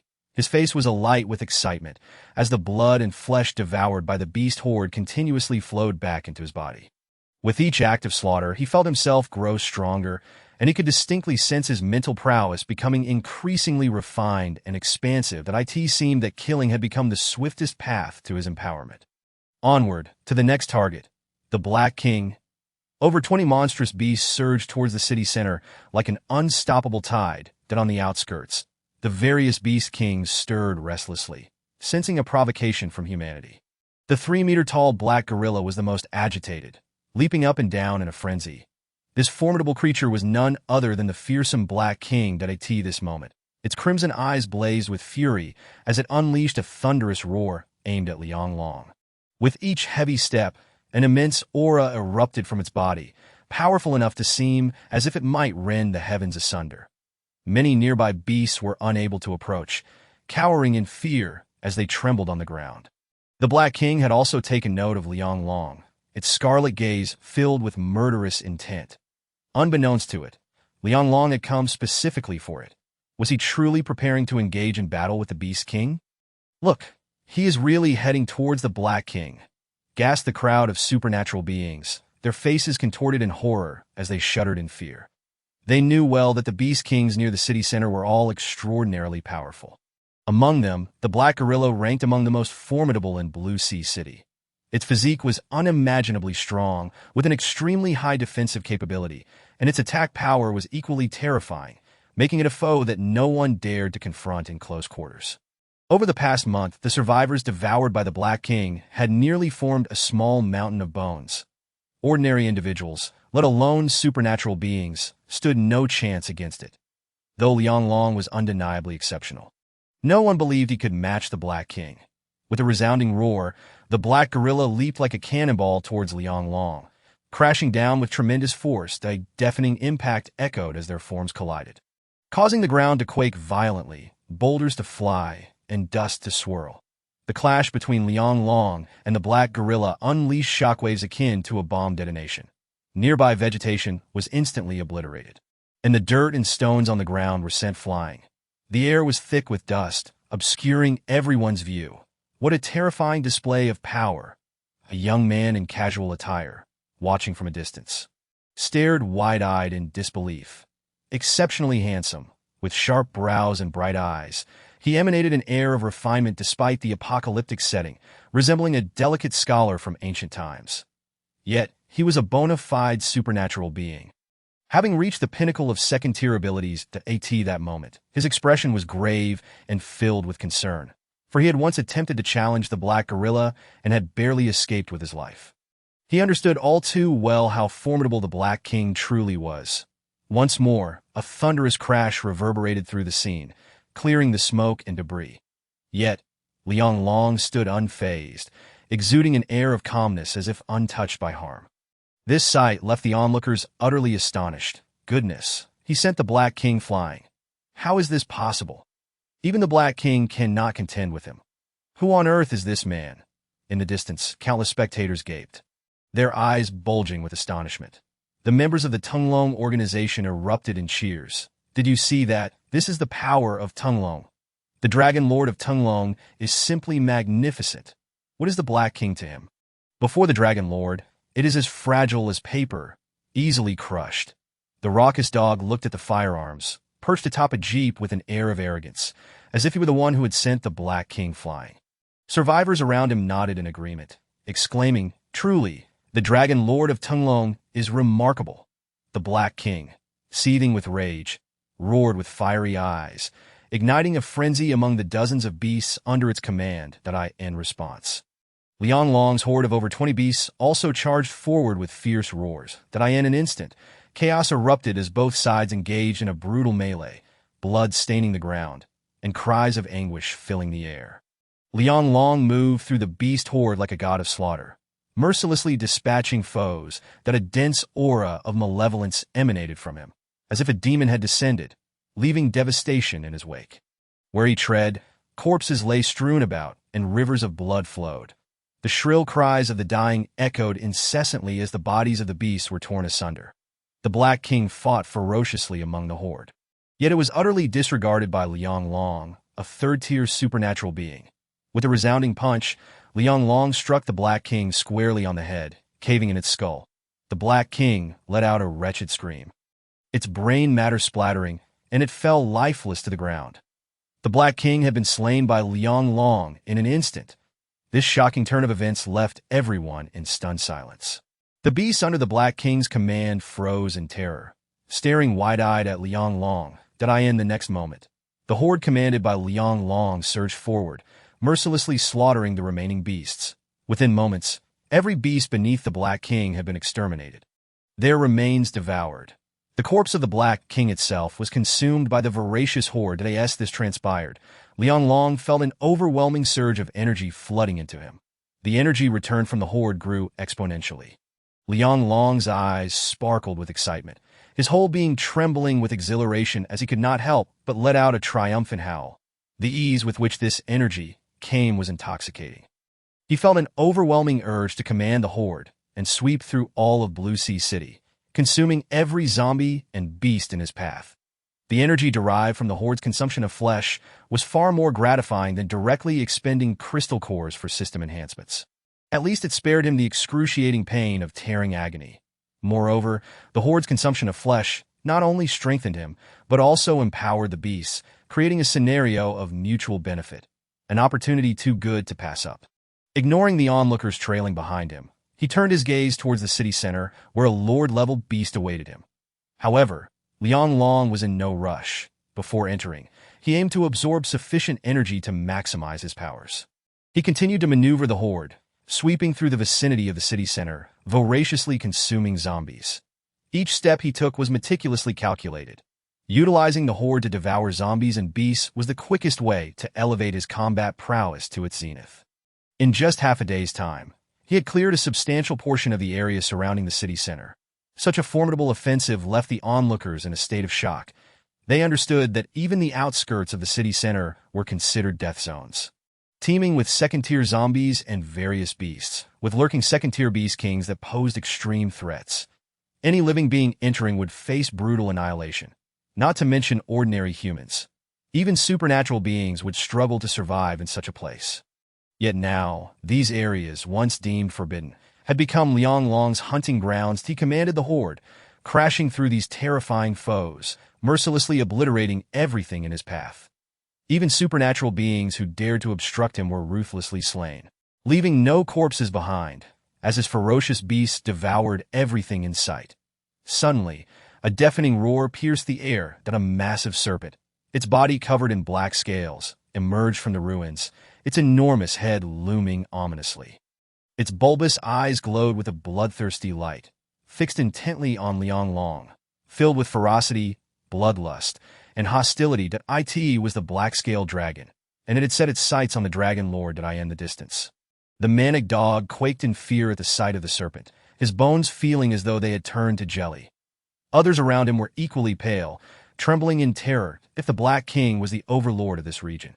Then the black-scaled dragon was its sovereign. This third-tier beast was nearly invincible within this territory. No human had ever lived to leave its domain. At this moment, the massive body of the black-scaled dragon coiled up, resembling a small hill. Its scales glistened ominously, exuding an acrid stench that was nauseating. Nevertheless, in the face of this monstrous serpent, Liang Long remained unperturbed, his expression icy as he withdrew the yin-chi knife from his spatial storage. With a roar, the black-scaled dragon charged at Liang Long, its aura of malevolence palpable. Liang Long's demeanor grew, increasingly frigid as he coldly declared, "Beast, you seek death." With a clash of steel, Liang Long raised the yin-chi knife, swiftly unleashing 3 strikes, each imbued with the power of spatial annihilation. In an instant, a multitude of ethereal blades emerged ahead, cascading down upon the black-scaled dragon like a torrential flood, with a series of muffled thuds. The massive body of the dragon appeared to be subjected to 1,000 cuts, leaving behind countless gashes and splattering blood. Its colossal form was hurled away, crashing into more than 10 towering buildings. The scene was filled with the resonating sounds of destruction. Dust billowed, and debris flew through the air, rendering the area reminiscent of an earthquake. The black-scaled dragon reappeared before the onlookers, now marred by numerous wounds, many deep enough to expose bone, blood gushing profusely. Yet, none of these injuries seemed to strike at its vital points. The intense pain, however, kept it alert and conscious. Endure this triple spatial strangulation, Liang Long thought, astounded that the black-scaled dragon appeared unfazed, his pupils constricted. This creature, a third-tier beast, indeed possessed formidable strength. Despite lacking any cultivated techniques, its innate abilities granted it exceptional defense. Such resilience posed a significant challenge. However, fate had intertwined their paths, sealing the black-scaled dragon's tragic fate. With swift gestures, Liang Long unleashed another series of spatial strangulations. These attacks sliced through the air with remarkable speed, producing a sharp, whistling sound. Yet this time, the black-scaled dragon managed to block 2 of the spatial assaults, while the remaining 1 inflicted only minor harm. The dragon roared in anger, seemingly recognizing its inferiority against Liang Long, and promptly attempted to flee. "Escape, dream on," Liang Long exclaimed, swiftly closing the distance and executing a spatial leap, appearing directly above the dragon's vulnerable point. With a resonant clang, another spatial strangulation surged forth like a tempest in an instant. A large patch of flesh was torn from the black-scaled dragon, eliciting a chilling scream from the creature. Nevertheless, it dared not pause, instead accelerating towards the outskirts of the city center. Taotie, finish it, Liang Long commanded coldly. As the black-scaled dragon sped away, it was abruptly confronted by a colossal being blocking its path, that a thunderous roar reverberated through the air, its crimson eyes radiating a chilling indifference and ferocity that sent shivers through all living beings. This was Taotie, the fearsome beast destined to be known as the king of the sky-eating beasts. Despite being merely a third-tier beast, Taotie was notoriously fierce, its combat prowess capable of annihilating cities. With a heavy paw, it descended upon the black-scaled dragon, smashing into it with such force that the dragon's skull fractured. It howled in a frenzy, yet it was futile. Taotie's assault intensified, its claws rending the air and leaving deep gashes that spanned over 10 meters. In a mere moment, the black-scaled dragon was brutally torn apart, its foul blood staining the earth. That on another front, the Snow Moon Wolf King was not to be outdone.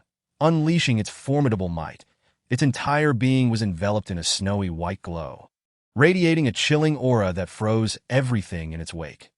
Zombies and beasts alike fell before it. With a single roar, the surrounding area transformed into an Arctic wasteland.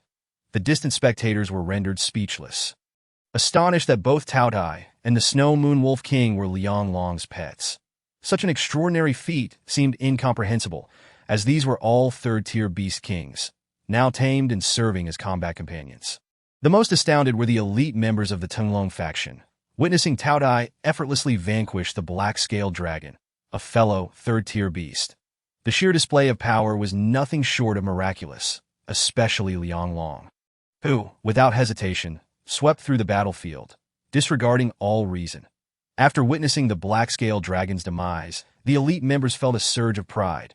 Our dragon master is indeed a godlike figure. At this moment, the 20-plus beasts under Liang Long's command feasted upon the remains of the black-scaled dragon. Taotie, not to be outdone, joined in the ravenous consumption. As it devoured more flesh. Taotie's terror intensified, its presence more intimidating than ever. Meanwhile, Liang Long's own vitality emanated a fearsome pressure. His gaze fell upon the gathered beasts, deepening in contemplation, that he noticed that among them, a few were growing at an astonishing rate, their physiques remarkably strong. Though they could not compare to the Black King, they still held great potential. It seemed prudent to nurture these select beasts for future endeavors. Liang Long's eyes glimmered as he mused to himself. Commanding a horde of beasts was not the same as binding them through contracts. The range of his mental influence dictated their obedience. Beyond this range, he held no sway over them. These beasts, hastily assembled, bore no loyalty to him. Yet as he led them through this conquest, he sensed a burgeoning loyalty in several of the creatures. This realization sparked an idea in Liang Long's mind. If he could tame these beasts, he could cultivate a powerful, cohesive force that would yield unimaginable benefits in the future. That a smile crept across his lips as he set his sights on several promising candidates for nurturing. Meanwhile, the blood and flesh of the black-scaled dragon were soon devoured, restoring tranquility to the surroundings. The onlookers could not help but whisper among themselves, "That person is simply monstrous." Indeed, even a creature as massive as the black-scaled dragon was entirely consumed by his horde. Is he a demon? Liang Long squinted as he turned his gaze toward the city center. Memories of the skeletal lizard lord devouring over 100,000 survivors flooded his mind, that in the early days of the apocalypse. That lizard was barely a fourth-tier creature, but its terrifying innate ability to spew corrosive acid could engulf an area of 200 meters. Anything caught in its path would instantaneously dissolve, be it skyscrapers or hills. All would collapse in an instant. Such a monster was not to be trifled with. As these thoughts coursed through him, Liang Long's pupils involuntarily constricted. Yet, fortunately, he possessed a trump card with his symbiotic abilities. Coupled with Taotie and the Snow Moon Wolf King's freezing powers, he could confront the skeletal lizard lord without issue. Excitement bubbled within Liang Long as he contemplated the prospect of slaying a lord-level beast. This was something he had not dared to imagine prior to his rebirth. Yet here he was, leading his pets directly to the lair of the skeletal lizard lord. In that moment, Liang Long felt the very blood within him boil with anticipation. Divine beasts? I am coming. Simultaneously, within the Tunglong underground stronghold, Chen Xiong sat on the sofa, staring blankly at the elite members before him. Boss, Xiaoling is still throwing a tantrum, insisting on finding Dragon Master. The rugged men exchanged glances. Their expressions filled with helplessness. Before the apocalypse, they had been men of the streets, skilled at fighting but utterly clueless when it came to pacifying children. The nearby women watched with amusement, especially relishing the sight of the burly men being bested by a mere child. Boss, why don't you go and talk to her yourself? Chen Xiong immediately shook his head, sighing that I can't handle women, let alone children. You understand. At this, the group burst into laughter. The beautiful women nearby chimed in. You men are so foolish. She's just a child throwing a fit, that a little coaxing will do the trick, that if all else fails, just bring some of the kids from the base to keep her company. Who understands kids better than other kids? She'll tire of it soon enough. And maybe bring some snacks to sweeten the deal. The women discussed this with growing enthusiasm. Their excitement was palpable. As if the idea of calming a child was more thrilling than any daring escapade with Chen Xiong.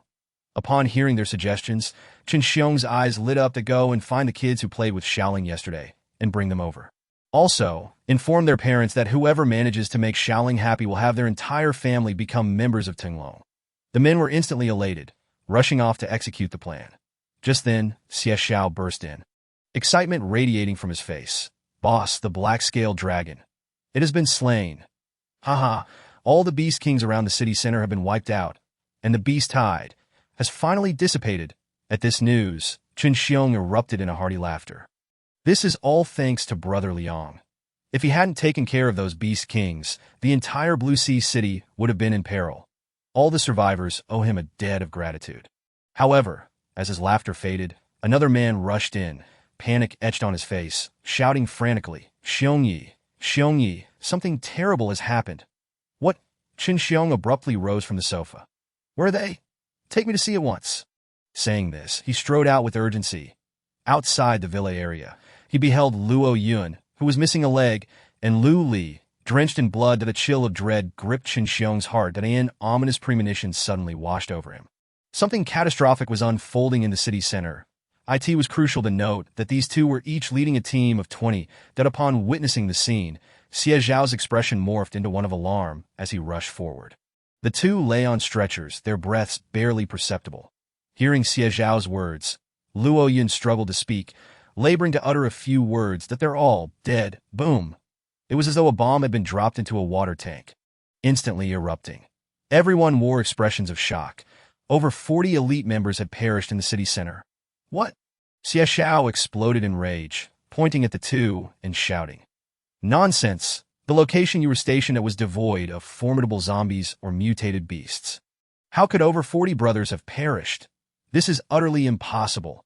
A hint of pain crossed Luo Yun's pale face as he managed to articulate. Xiaogu, they are truly dead, and their bodies have turned to ashes.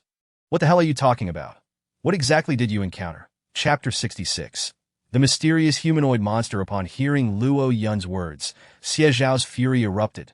This is impossible. Our 40-plus brothers are elite fighters. How could they all have perished? At that moment, Chen Xiong approached. He placed a reassuring hand on Xie Zhao's shoulder, signaling him to calm down. Then he moved closer to Luo Yun and Lu Li, examining their injuries, his brow furrowing in concern. Though their wounds were severe, they had at least survived. However, he noted that their injuries were peculiar, not resembling typical claw marks. Rather, they appeared as if they had vanished abruptly. Luo Yun, clarify what happened. Upon Chen Xiong's inquiry, the previously chaotic scene fell silent. According to their account, they had dispatched several teams to monitor the skeleton lizard lord lurking in the city center. One of the teams had already witnessed the skeleton lizard lord emerging from the ground. However, the area overseen by Luo Yun and Lu Li fell into a dire crisis. Suddenly, a cloaked monster had appeared nearby. It was a humanoid creature, roughly a meter tall, shrouded in a black robe, rendering its face indistinguishable. The creature startled them all, prompting them to attack. And then, a sense of foreboding washed over Chen Xiong. The man's body trembled, fear etched across his features, as he vacantly stated, "Then we were all annihilated, turned to dust. How were you obliterated? Speak clearly." It was, the monster merely raised its hand, and in an instant, several of our teams, over 40 individuals, evaporated. The sight was too horrific. I watched their bodies disintegrate into ashes before my eyes. Hiss. Chen Xiong inhaled sharply. Such a bizarre entity exists in this world. It is utterly unfathomable. But in the next moment, a shiver coursed through Chen Xiong. This is bad. If such a monster has emerged in the city center and encounters Liang Laodi, it could spell disaster. Where is Liang Laodi now? Damn it, Xie Xiao, summon all the brothers, equip them well, and head to Liang Laodi's aid. If Liang Laodi encounters that monster, it would be catastrophic. In an instant, the elite members of the entire Tenglong base sprang into action. Meanwhile, Liang Long was already seated atop the back of Taotie, slowly entering the city center. Not far ahead lay the site of the Blue Ocean International Building. Surrounding it were skyscrapers, once bustling with office workers, now reduced to ruins.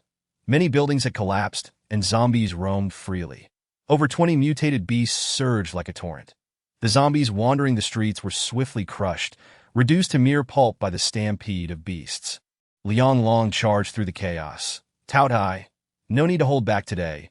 Devour as much as you can. Roar. Upon hearing Liang Long's command, Taotie emitted an excited roar.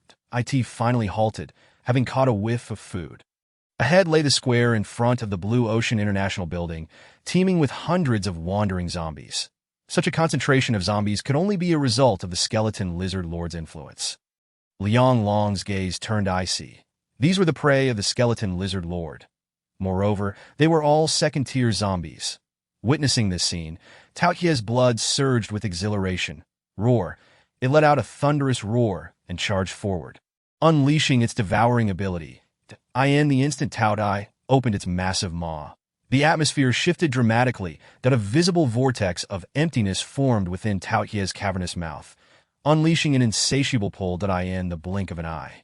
Dozens of zombies were sucked in without a sound. Liang Long watched, wide-eyed, astonished by Taotie's prowess.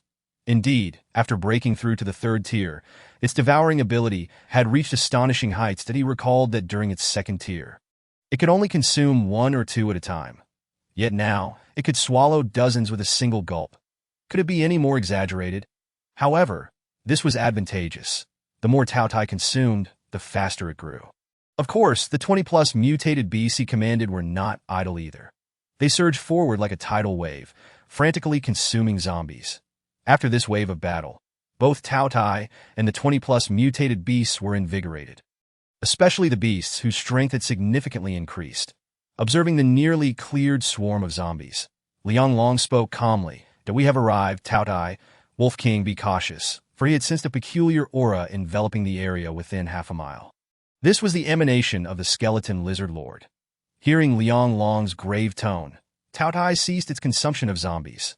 Liang Long then leapt down from Taotie's back, surveying the surroundings with furrowed brows. There was no trace of the skeleton lizard lord. He then turned to gaze at the surrounding buildings. Roar! Suddenly, a ferocious roar erupted ahead. Liang Long beheld a colossal lizard perched atop a skyscraper. The lizard then leaped from the heights, crashing down onto the street hundreds of meters away. Boom! With a violent explosion, a deep crater formed in the ground. Dust billowed, surging like a tide. The surrounding buildings trembled from the shockwave. Collapsing with a deafening roar, Liang Long was momentarily stunned before narrowing his eyes. The skeleton lizard lord. He patted Taotie's neck and coldly commanded, Taotie, let's move forward. It's time for battle. Taotie let out a low growl, its hind legs crouching before it leapt forward with force. Hoo hoo hoo! The 20-plus mutated beasts roared in unison, closely trailing in the blink of an eye. Liang Long found himself several hundred meters away. This area, once a bustling commercial street filled with upscale shops and towering buildings, had now been transformed into a wasteland. Liang Long stood not far off, his pupils narrowing in shock at the scene before him. In the midst of the ruins lay a massive pit, over 10 meters deep, carved out by terrifying force. Beneath the blood-red sky, dust swirled about. The sounds of explosions, the crumbling buildings, and the roars of beasts intertwined. A densely packed horde of zombies rushed toward the pit. There, a gigantic lizard lay, its head and back covered in bones, emitting a chilling glow.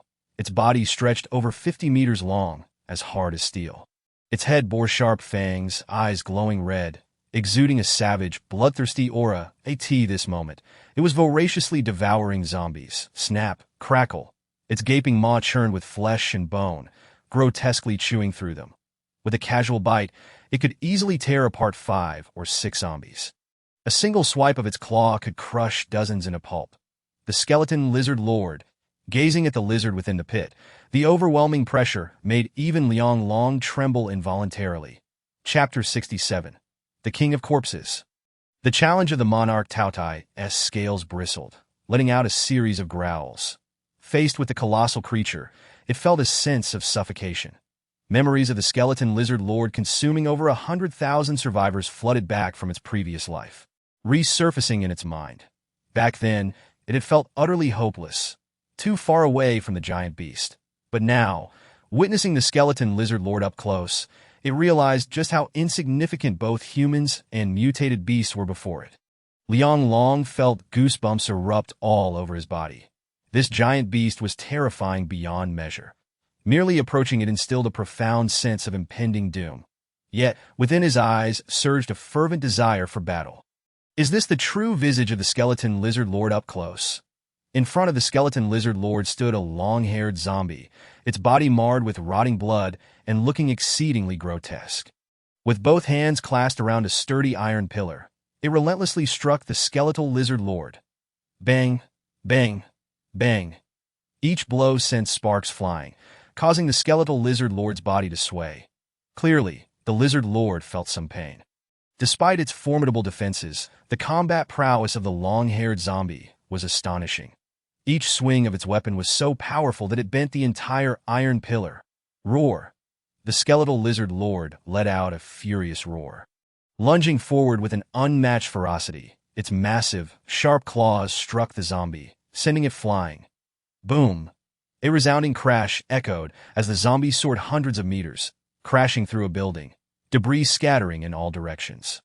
The long-haired zombie also roared in anger, inciting the surrounding zombies into a frenzy. Almost all the zombies began to howl, recklessly charging at the skeletal lizard lord. Gazing at the long-haired zombie, Liang Long felt a profound sense of danger. This was a Tier 3 Corpse King.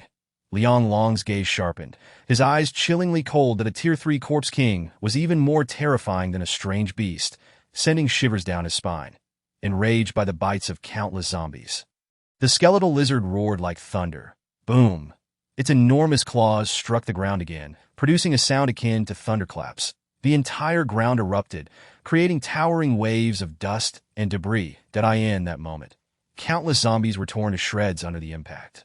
Roar! With a mighty roar, the long-haired zombie moved like a phantom. In an instant, it lunged beside the skeletal lizard lord, raising the iron rod high and striking down fiercely.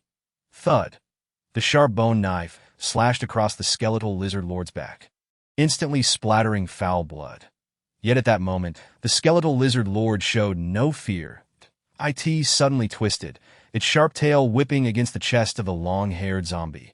The two immediately engaged in a frenzied battle. Liang Long, however, stared wide-eyed, fixated on the long-haired zombie. Now he could finally see her face clearly. Ming Lan, the woman he had shared a hot pot with in the cabin, had actually transformed into a corpse king. Staring at the long-haired zombie, Liang Long was filled with incredulity, struggling to believe it. After all, he had only been apart from Ma Minglan for a few days that he could not fathom how she could have transformed into a Tier 3 Corpse King in such a short time. Meanwhile, the skeletal lizard lord and the long-haired zombie fought with increasing fervor, their battle escalating wildly. Eventually, they clashed into the heavy rain, stirring up relentless winds. The scene was utterly breathtaking. Several buildings collapsed under their fierce combat. The two battled for a long time, seemingly unable to separate. Roar!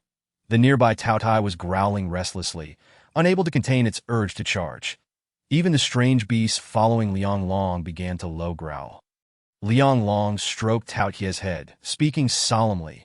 Don't rush. We will strike in due time. The key was that the long-haired zombie was still challenging the skeletal lizard lord, that he also wanted to take this opportunity to discern the true strength of the skeletal lizard lord. Moreover, this bizarre beast inherently possessed high defense and thick blood, that was not easily slain. The most perilous aspect was its ability to spray acidic liquid, which could potentially dissolve even bones. Liang Long stood with over 20 strange beasts not far away, observing. Yet he soon found himself frowning. The long-haired corpse king seemed to be in poor condition, her movements significantly slower than before. Although surrounded by thousands of zombies, their attacks had no effect on the skeletal lizard lord. Its tough skin and thick flesh rendered ordinary zombies incapable of inflicting harm. In contrast, the skeletal lizard lord merely had to swipe down with its claws, causing the ground to explode. Soil and stones erupted like towering waves. In an instant, countless zombies were smashed to pieces, utterly annihilated. The scene was grotesquely bloody. Killing Tier 2 zombies was as easy as swatting flies. However, the long-haired zombie was not faring much better. Her left arm had been shredded, revealing ghastly white bones with green blood oozing out. Yet she had evidently not allowed the skeletal lizard lord to escape unscathed either. Clutching the massive iron rod, she leaped into the air. Then, with a thud, the rod plunged violently into the lizard's back. Roar! The skeletal lizard lord cried out in pain. Emitting a fierce roar, it opened its gaping maw, unleashing a torrent of dark green acidic liquid in an instant. The long-haired corpse king was faster than the skeletal lizard lord. She transformed into a phantom, swiftly retreating to evade the acid, but still managed to get splashed with a small amount. Immediately, thick green smoke billowed from her body. Clearly corroded by the acid, boom! The acid rained down like a torrential downpour, instantly melting the ground. Countless zombies screamed as their flesh dissolved, collapsing on the spot. Even the surrounding ruins and stones quickly melted away. The entire scene was engulfed in a foul stench, the acid rapidly spreading outward. This was a dire situation. Liang Long, witnessing this, cursed under his breath. His gaze fell upon the long-haired corpse king. Indeed, he saw her retreating quickly, her aura gradually diminishing. Clearly, she had also sustained severe injuries. Suddenly, she turned to look at Liang Long, and for a moment, she appeared stunned upon seeing him. Then, she let out a low growl and fled rapidly. Liang Long couldn't help but furrow his brows. The long-haired corpse king seemed to remember him, but he had no time for further contemplation. Raising his hand, Shuyue Wolf King, it's your turn in the next moment. The snow-white figure of the Shuyue Wolf King appeared. Roar! It let out a roar, its entire body radiating a bluish glow that rapidly expanded, enveloping the area for miles. In an instant, everything within that radius was frozen. Even the spraying acid was immediately frozen into solid ice. The skeletal lizard was now encased in ice as well. Chapter 68. Spatial Jump. Absolute kill. The skeletal lizard lord's power was overwhelming.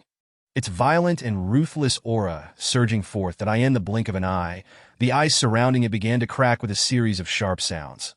Although the extreme cold of Shuyue Wolf King's ice seal was formidable, it was still insufficient against the skeletal lizard lord. In an instant, the skeletal lizard lord broke free.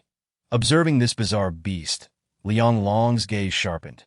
Taotie, it's our turn now, Buzz. The symbiosis ability was unleashed. Scales sprouted from his body as he rapidly grew larger, and he transformed into a dragon man form, his eyes glowing with a bloodthirsty red. Then, step by step, he approached the skeletal lizard lord, exuding an utterly ferocious aura. The skeletal lizard lord immediately sensed the danger emanating from Liang Long and let out a furious roar. The deep sound wave rolled like thunder, shaking the air, creating a scene of utter terror. The roar of a beast of this caliber contained a powerful energy impact. Boom, boom, boom. In that instant, the 20 or so strange beasts under Liang Long's command were all injured and sent flying. Even the Shuyue Wolf King faced slight resistance, struggling to approach. Only Taotie and Liang Long remained unaffected, swiftly closing in. Roar! Seeing this, the skeletal lizard lord was utterly enraged. It raised its front claws and brought them crashing down, generating a fierce wind. Taotie did not engage directly, instead leading Liang Long to evade. The sharp claws struck the ground, producing a thunderous rumble, and at that moment, Liang Long finally made his move, leaping from Taotie's back. His figure became a streak of lightning as he lunged at the skeletal lizard. Liang Long's sharp claws struck like 5 bolts of lightning, creating explosive sounds as they hit the skeletal lizard's forelimb. The bones on the lizard's limbs splintered, sending sparks flying, and 5 terrifying wounds were brutally torn open. Roar! The skeletal lizard was infuriated, roaring madly as it raised its claws for another sweep. However, this time, Liang Long did not evade. He swung his fist directly toward the skeletal lizard's claw, the collision producing a tremendous sound as the surrounding air seemed to explode. The terrifying power and aura clashed, unleashing a series of blazing lightning strikes. This spectacle left countless survivors in the distance utterly stunned, their eyes bulging in disbelief. Such a scene felt like a dream to them. After all, that was a Tier 4 beast. How could a mere human face off against a Tier 4 beast? Yet this was just the beginning. Even more terrifying events awaited. Boom! Boom boom! The two engaged in relentless collisions, each impact resonating like thunder. The surrounding air warped violently, with lightning and thunder constantly crackling. This was the result of their fierce clash, the pressure causing a terrifying phenomenon that left onlookers aghast. Moreover, Liang Long's speed increased, his attack striking with the force of thunder. Gradually, the skeletal lizard began to falter. Liang Long's symbiotic ability allowed him to harness part of Taotie's power, making his combat style exceedingly swift. Strength, agility, speed, and flexibility all reached their pinnacle. In contrast, the skeletal lizard relied solely on instinct and brute force, fighting wildly against Liang Long. Boom! With the final clash, the skeletal lizard emitted a pained shriek, its body staggering back several meters to this moment. His body was already riddled with scars. Yet, due to his immense size and astonishing defensive capabilities, these wounds were not fatal. Suddenly, the skeleton lizard lord let out a frenzied roar. Its claws swept through the air once more, striking towards Liang Long with a whoosh. The claws tore through the void like the scythe of death, creating a cacophony of sonic booms in the atmosphere. Liang Long's expression changed dramatically as he swiftly retreated. Although he evaded the skeleton lizard lord's attack, a sense of dread filled his heart. As expected, it opened its cavernous mouth again, releasing a torrent of venomous, ink-green liquid that shot forth in an instant. This was a caustic acid capable of overcoming even the Corpse King. A mere drop would likely dissolve his very bones. Liang Long's complexion paled. Realizing it was too late to flee in that moment, he instantaneously executed a spatial leap. With a ripple, he vanished from his original position. The acid splashed onto the ground, instantly corroding a fissure over 100 meters long, filling the air with a pungent odor. That moment, Liang Long's figure reappeared above the skeleton lizard lord. He swung his claws down with ferocity. Spatial slaughter. His claws unleashed wave after wave of spatial ripples. Accompanied by piercing sonic blasts, like an unmatched blade, it descended fiercely upon the skeleton lizard lord's neck. With a sickening squelch, blood gushed forth, mingled with the sound of shattering bones. The skeleton lizard lord let out a chilling wail, sent flying several dozen meters by the overwhelming force. All of this transpired in the blink of an eye. The onlookers barely had time to react before the skeleton lizard lord was sent hurtling away. This spectacle left everyone in stunned silence, their eyes wide with terror. How powerful! He has sent that lizard flying. Could he truly be a Tier 3 mutant? Is that even possible? Many gaped in disbelief, trembling in shock. Such combat prowess was akin to that of a divine being. Amidst the chaos, Liang Long pressed his advantage. Leaping into the air, his claws striking with relentless fury, he seemed to have fallen into a frenzy, unleashing spatial slaughter in rapid succession. Clang, clang, clang! The void twisted as ripples expanded, enveloping the skeleton lizard lord. The air was filled with its anguished cries as it endured the unrelenting onslaught of spatial strikes. Its claws shattered, blood pouring from its body, which was marred by countless gruesome wounds that writhed on the ground, struggling in a pool of its own blood. Meanwhile, the Taotie also joined the fray, charging forward to rend a sizable chunk of flesh from it. The skeleton lizard lord, in agony, began to scream. Entered a berserk state, its eyes bloodshot with fury, and immediately turned to clash with the Taotie. However, the Taotie's assault was even more direct and ferocious than Liang Long's. It relied solely on brute strength, unleashing its bloodblade claws in a wild frenzy. The sounds of impact echoed like rain upon a pipa, intensifying in frequency. The two beasts engaged in a frenzied melee, transforming the area into a chaotic battleground. Crack, crack! It must be said, after breaking through to Tier 3, the Taotie's attack power had increased dramatically. Its blood-blade claws could easily tear through the opponent's bone armor. In the blink of an eye, the skeleton lizard lord was covered in countless wounds, blood gushing uncontrollably.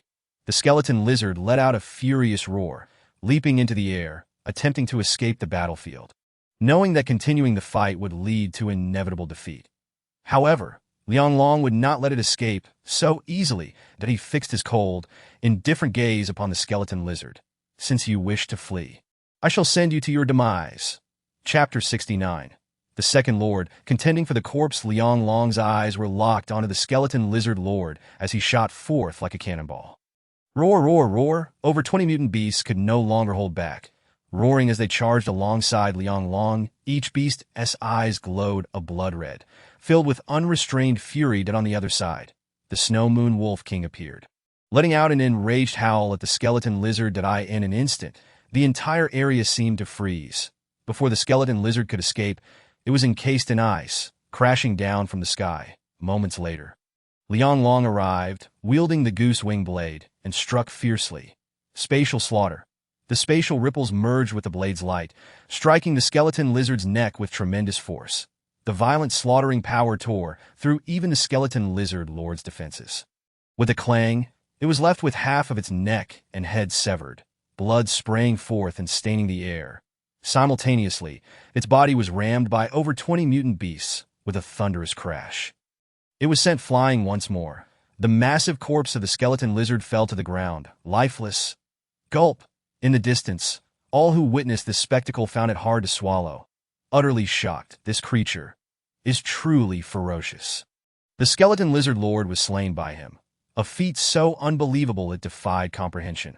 Although this mutant lord was not at its peak, its combat prowess was sufficient to crush all mutants. Yet it still fell to Liang Long's hands that is he truly a Tier 3 mutant? Is he even still human? In that moment, the gazes of the crowd towards Liang Long were filled with awe and fear. Green blood rained from the sky, resembling a shower of blood. The Taotie roared and lunged forward, seizing the severed half of the neck, devouring it ravenously. It was exhilarated, its eyes glowing red, continuously emitting low growls. This was the flesh and blood of a lord-level mutant, containing energy far surpassing that of a Tier 2 beast king. Meanwhile, the over 20 mutant beasts under Liang Long's command also began to roar, eager to charge forward. However, Liang Long restrained them, forbidding their approach. The corpse of the skeleton lizard lord was not for them to consume and evolve. It served another purpose, and no sooner had he spoken than the ground beneath began to tremble violently. A booming sound echoed, as if something beneath was unleashing chaos. Boom, boom. The earth suddenly split open, revealing a fissure hundreds of meters long, billowing clouds of dust into the sky. Surrounding buildings crumbled, and countless cracks appeared on the ground, as though the very planet were on the verge of collapse, creating a terrifying scene. Liang Long's pupils constricted, sensing that something was amiss. He swiftly reined in his aura. He sensed a violent energy surging from the fissure, shaking the very heavens and earth. Roar, roar, roar! The surrounding mutants were all terrified, screaming as they fled into the distance. Liang Long, clutching the Taotie, retreated rapidly. Boom! At that moment, a massive, pitch-black claw emerged from the fissure, grabbing the corpse of the skeleton lizard lord and pulling it into the abyss. It was another skeleton lizard lord. Liang Long's eyes blazed with fury. The second skeleton lizard lord was the very monster from his memories. That was the one that had killed Tang Shuiying and devoured over 100,000 survivors. Had this monster also awakened early? Clearly, this skeleton lizard lord was far more cunning than the first, hiding underground to seize the lord-level corpse and complete its metamorphosis. Yet, regardless of its awakening, Liang Long could not allow it to take away the corpse of the lizard lord. Otherwise, if it consumed the body of a lord-level mutant and evolved into a Tier 7 beast, it would spell certain doom for him. Liang Long, wielding the goose wing blade, shot forth like lightning, reaching the fissure in an instant. "Damn it, don't you dare steal my spoils," he roared, swinging the goose wing blade, delivering 7 or 8 strikes, each infused with spatial slaughter. Clang, clang, clang! The ripples of the void surged, the blade's light dazzling like a silken ribbon slicing through the sky. The next moment, explosive sounds erupted from the ground. resembling a violent collision, dust flying everywhere, and the earth cracking in a terrifying display that in a fit of rage, Liang Long unleashed the full extent of his spatial slaughter. Moreover, bolstered by symbiotic enhancements, its destructive power was enough to make even Tier 4 mutants tremble. Not to mention, the skeleton lizard lord underground had not yet fully revived, its strength merely exceeding that of a Tier 4 mutant by a small margin. At that moment, the second skeleton lizard lord was already wounded and weary, yet it remained undeterred, trying to claw its way out of the ground to seize the corpse of the first lizard lord. After all, the corpse of a lord-level beast was a treasure for it, but if it could consume a beast of the same tier, it would break through its limits and ascend in rank. However, Liang Long would never allow it to succeed. Damn it, you still wish to steal my spoils? Even if I am drained, I will see you dead, seeing the other party shamelessly attempting to drag away the corpse. Liang Long went berserk once more. Clang, clang, clang. He swung the goose-wing blade in a frenzy, dazzling blades of light filling the air, intertwined with the ripples of the void, descending upon the creature in that moment. He seemed transformed, enveloped in an overwhelming aura of slaughter. Without regard for consequences, he plunged from the air into the depths, engaging the second skeleton lizard lord in fierce combat. The two clashed wildly underground, their fierce collision sending shockwaves rippling outward. The explosive sounds reverberated, deafening all who heard. The entire earth trembled violently, as if the apocalypse had descended, instilling an extreme sense of terror in the distance. All onlookers stood transfixed, their eyes wide with shock, as if shaken by an earthquake, overwhelmed to the utmost degree. The magnitude of this force surpassed their comprehension, leaving them too fearful to even contemplate it seemed as though the very ground beneath had been shattered. The surface was filled with the ominous crackling sounds of fractures widening, culminating in a thunderous collapse of the ground that a cloud of dust enveloped the area, revealing a gaping chasm several hundred meters wide. At the bottom of this abyss lay a scene of carnage, a grotesque mass of flesh. The skeletal lizard lord, attempting to claw its way up to seize the spoils, was reduced to a slurry of pulp. Liang Long was not faring any better. Seated there, his complexion was as pale as parchment, and his forehead glistened with beads of sweat. He had lost count of how many times he had unleashed spatial strangulation. His mental energy felt utterly drained. His head throbbed as if pierced by needles, threatening to split apart. Moreover, he sensed every bone in his body groaning in agony. Yet fortune smiled upon him. He had triumphed.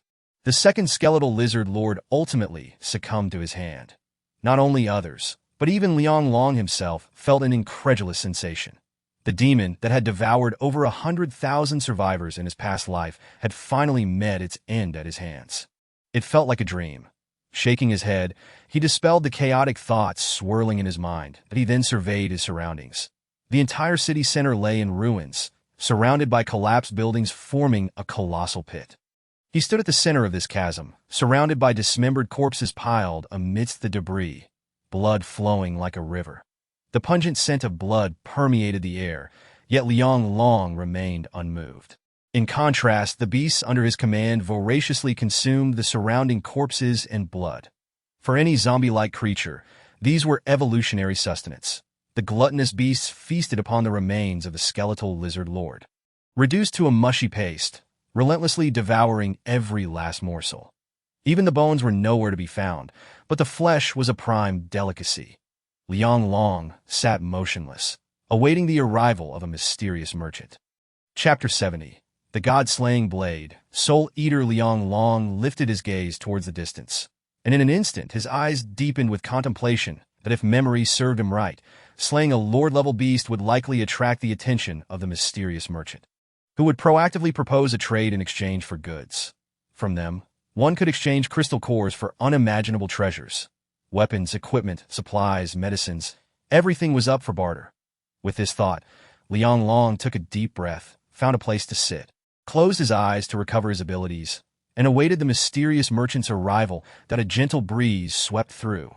Suddenly, a rustling sound echoed from the bottom of the chasm. Tap, tap. Amidst the ruins, a figure draped in a black cloak, standing about a meter tall, approached slowly. The gluttonous beasts, the Wolf King, and numerous other creatures immediately sensed the anomaly. They turned sharply, their fur bristling, emitting low growls. Liang Long, meditating with his eyes closed, opened them upon hearing the commotion.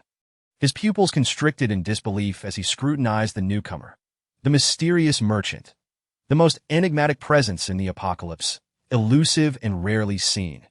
In his previous life, he had spent a decade without ever encountering the mysterious merchant. Many had expended great efforts to seek out such a figure, yet only a select few ever laid eyes upon him, let alone engaged in trade. It was said that the mysterious merchant possessed an abundance of treasures, each worth a fortune. His appearances were a boon to survivors, for with sufficient crystal cores, one could exchange for anything desired. Thus, the arrival of the mysterious merchant would incite a fervent pursuit by various factions. However, those who ultimately encountered him and conducted transactions were almost exclusively the leaders of major powers or top-tier abilities in this bleak world.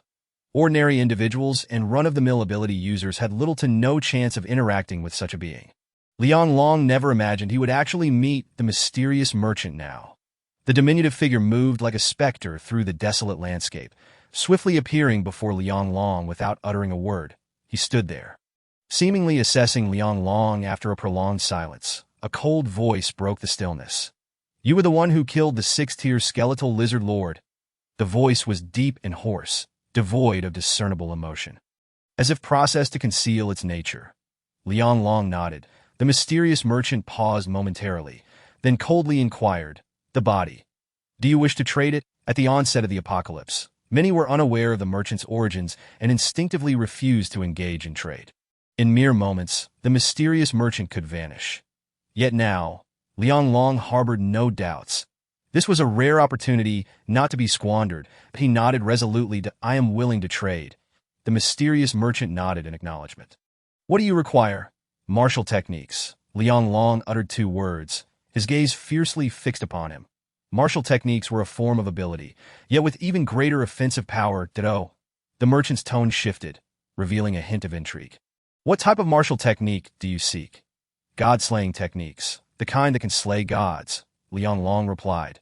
Upon hearing this, the mysterious merchant trembled slightly, his cloak swirling as if caught in an unseen wind.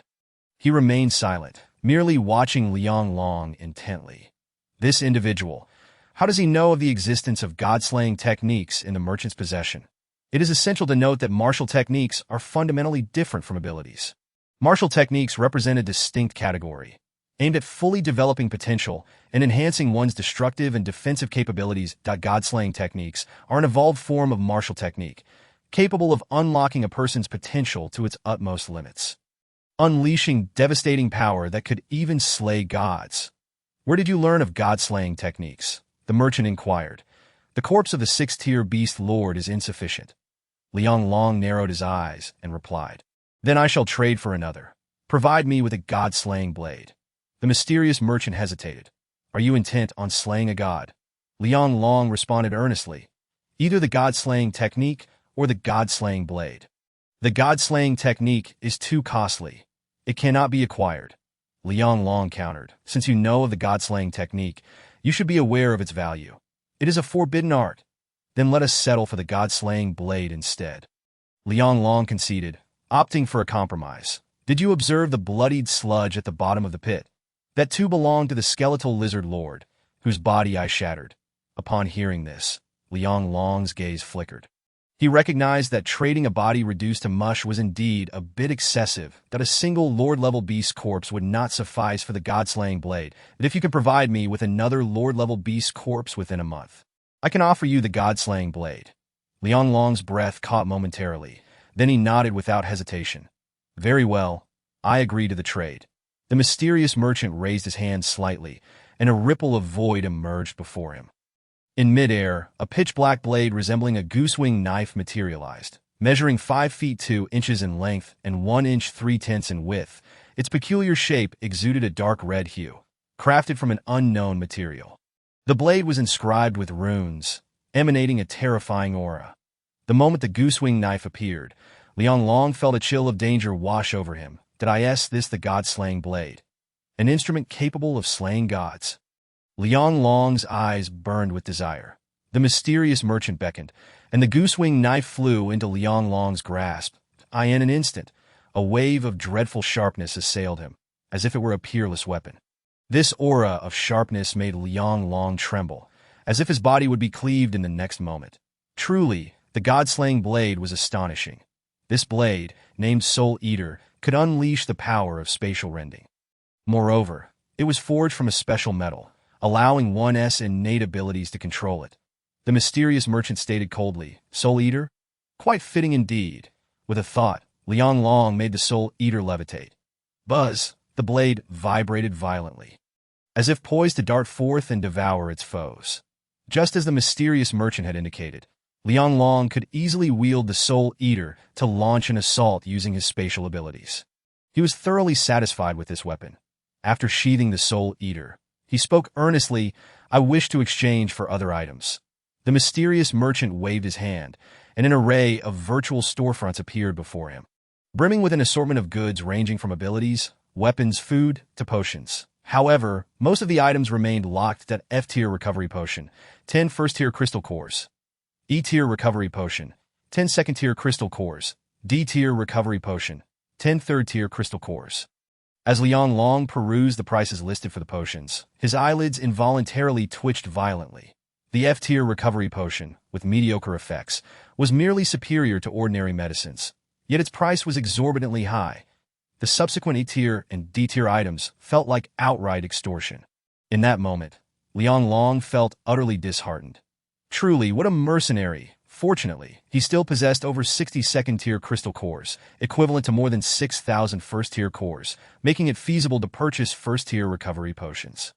Ultimately, he acquired 2 bottles of E-tier recovery potions and over 40 bottles of F-tier recovery potions, most of which were intended for his beast horde to recover from injuries. The E-tier recovery potion was for his personal use, as it not only swiftly restored stamina but also possessed the ability to purify corpse poison, a life-saving elixir that would undoubtedly prove invaluable in due time. Chapter 71. The Blood of Titans. Giants Chun Xiong drove a 9-handed van, accompanied by hundreds of fully armed members, rushing towards the scene. Xiongyi, the streets ahead lay in ruins, obstructed by the collapsed buildings. Just then, a cacophony of urgent shouts pierced the air. "Can't you find a way around?" Chun Xiong, trembling with rage, leapt from the vehicle, approaching the scene. His expression shifted dramatically. The surroundings were utterly devastated, the traces of the city center long erased. The once towering edifices had been reduced to mere rubble. A vast wasteland of desolation that in the center. A colossal sinkhole had formed, surrounded by a chaotic pile of debris. It was evident that any attempt to enter the central area would be thwarted by these obstacles. "Damn it!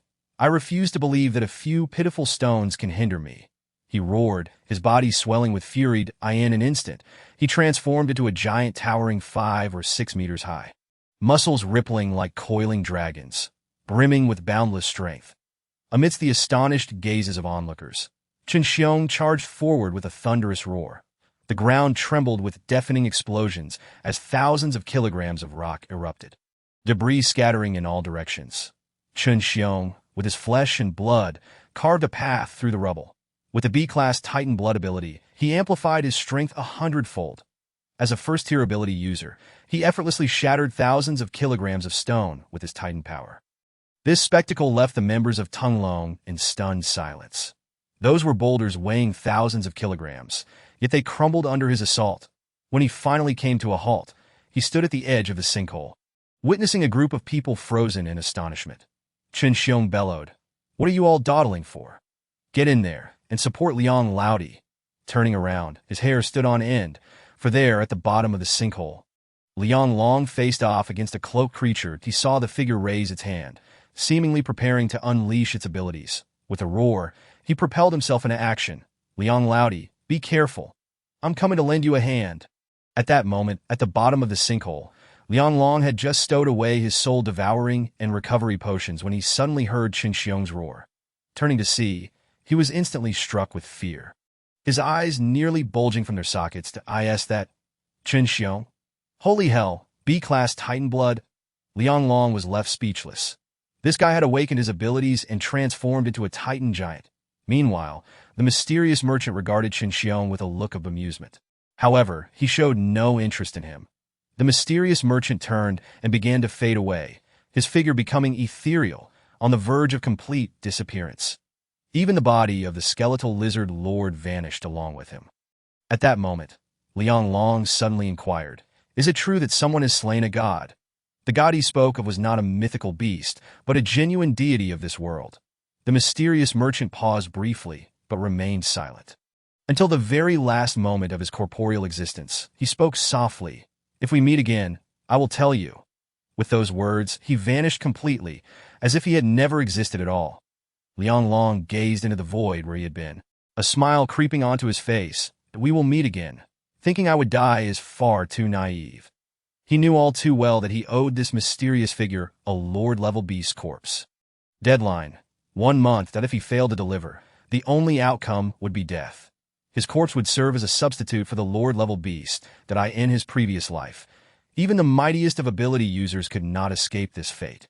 Boom! Just then, Chen Xiong finally landed with a tremendous crash. The ground shook violently. The sinkhole, already a desolate ruin, was further deepened by several meters from Chen Xiong's impact. Watching this fierce figure approach, Liang Long felt speechless. "Liang Laodi, what about that creature? Haven't you confronted it?" "What creature?" Liang Long looked at Chen Xiong with a grave expression. "Are you referring to the cloaked figure?" "Indeed, it's a humanoid monster, terrifyingly powerful." "How do you know?" "2 of our Tenglong squads encountered him previously." And then, Liang Long couldn't help but raise an eyebrow. "They engaged him?" "Well, over 40 armed members fired upon him." "And what happened next?" Liang Long pressed, unable to contain his curiosity. "The entire squad was annihilated. I heard that the creature merely raised a hand, and over 40 individuals were instantly reduced to ashes." Liang Long gasped in shock, feeling a chill run down his spine. The rumors were evidently true. These mysterious merchants possessed strength akin to gods that I in his past life. There were reports of ability users attempting to rob a mysterious merchant. The result, more than 10 4th-tier ability users were obliterated in an instant. Since then, no one dared to provoke these enigmatic figures. Yet he never anticipated it would be real. "Xiong Yi, Long Yi, what about that humanoid monster? Didn't you engage him?" At that moment, Xie Xiao and the others arrived. Liang Long glanced at them, then at Chen Xiong. Chen Xiong immediately understood. "You all retreat for now. Maintain a perimeter that I have some matters to discuss privately with Liang Laodi." Once everyone had withdrawn, Liang Long began, "The cloaked figure you saw is actually the mysterious merchant." "The mysterious merchant?" Chen Xiong was taken aback. Under normal circumstances, these merchants would not appear until 3 months into the apocalypse. They were a unique breed, possessing special abilities to appear silently anywhere. But rest assured, they harbor no malice towards humanity. You can exchange crystal cores for unimaginable items from them, including weapons, equipment, supplies, medicines, and even women. Each item has a specific price that in the future. If you encounter them, bring plenty of crystal cores to procure what you need. Upon hearing this, Chen Xiong was left dumbfounded. His mouth agape, that a merchant that can exchange for anything? He paused, a peculiar expression crossing his face. What if someone were to attack him? Liang Long chuckled. "What do you think they are? Humans or beasts? Some speculate they are gods, that if someone harbors ill intent and attacks them, all it takes is a mere flick of their finger." Liang Long extended a finger. The attacker would be instantly obliterated. Hearing this, Chen Xiong gulped audibly, cold sweat breaking out all over him, but no wonder. No wonder that over 40 individuals had turned to ash. Damn it, they actually attacked a deity. Thankfully, I was too slow just now. Had I been a fraction quicker and struck the mysterious merchant. He shuddered at the thought, not daring to imagine the consequences. He would likely have been reduced to nothing before he could even reach the merchant. Observing Chen Xiong's expression, Liang Long shook his head. "The skeletal lizard lord is dead, and my task is complete. From now on, I entrust Xiao Ling to your care." Chen Xiong finally reacted, nodding in agreement. Chapter 72. My wife is giving birth. Liang Long swiftly consumed a recovery potion. And in an instant, his previously exhausted energy and mental fortitude were completely restored. The efficacy of the recovery potion was undeniably remarkable. Subsequently, the two emerged from the sinkhole together. Xie Xiao and the other members of Tenglong awaited them at the exit. Xiong Yi, Long Yi. Upon seeing Chen Xiong and Liang Long, they respectfully called out in unison. Their gazes towards Liang Long were filled with awe. They had witnessed him commanding a horde of beasts, sweeping through the city center, leaving destruction in his wake. Whether it was zombies or beasts, they had all fallen before him. This was the true embodiment of strength. For a moment, Liang Long's prestige reached its zenith among the members of Tinglong. Liang Long nodded at Chen Xiong, stating, "From now on, there will be no Lord-level beasts in Blue Sea City. As long as you develop properly, Tinglong will undoubtedly flourish rapidly." We owe this to Liang Laodi, which has led us to this day. By the way, there's also a corpse king you should be aware of. A corpse king. Chen Xiong furrowed his brow. Yes, a third-tier corpse king that it appears. Quite special. Special male. The eyes of the nearby Diaogo turned peculiar. Long Yi has taken a liking to zombies? No, it's a female corpse king. Oh, Long Yi. Please continue. She is exceptionally strong. Although she is merely a third-tier corpse king, she has long hair and oval face, and wields a hefty iron rod. She can engage in combat with the skeletal lizard lord, and before leaving, she deliberately cast a glance at me, resembling a woman I once knew. Suddenly, Diaogo erupted into laughter. Liang Long frowned. What are you laughing at? Diaogo's face turned serious, struggling to suppress his amusement. I just thought of something joyous. What joyous thing? Diaogo replied with utmost seriousness. My wife is giving birth. At that moment, Xie Xiao burst into laughter as well. Liang Long looked on in astonishment. What are you laughing at now? Xie Xiao wore a sincere expression. My wife has also given birth. Liang Long narrowed his eyes, a dangerous glint in his gaze. Are your wives the same person? Dian Go promptly nodded. Yes, yes. Yet before he could finish a sentence, Xie Xiao couldn't help but cover his face and laugh. No, it's not like that. We had our children on the same day. Liang Long's expression grew increasingly perilous. In this apocalyptic world, who would believe that your wives gave birth? Wait a minute, do you rascals even have wives? Dian Go quickly asked with utmost seriousness. Is the female corpse king beautiful? It's not a matter of beauty. She is truly, exceptionally rare as a zombie. Her eyes resemble green beans, her nose like garlic, with sharp teeth. She is quite unique and seems to remember me. Unfortunately, I was busy battling the skeletal lizard lord at the time, so I couldn't see her clearly. Dian Go burst into laughter, nearly choking. Liang Long coldly fixed his gaze on Dian Go. You have gone too far. I have tolerated you for long enough, Dian Go replied.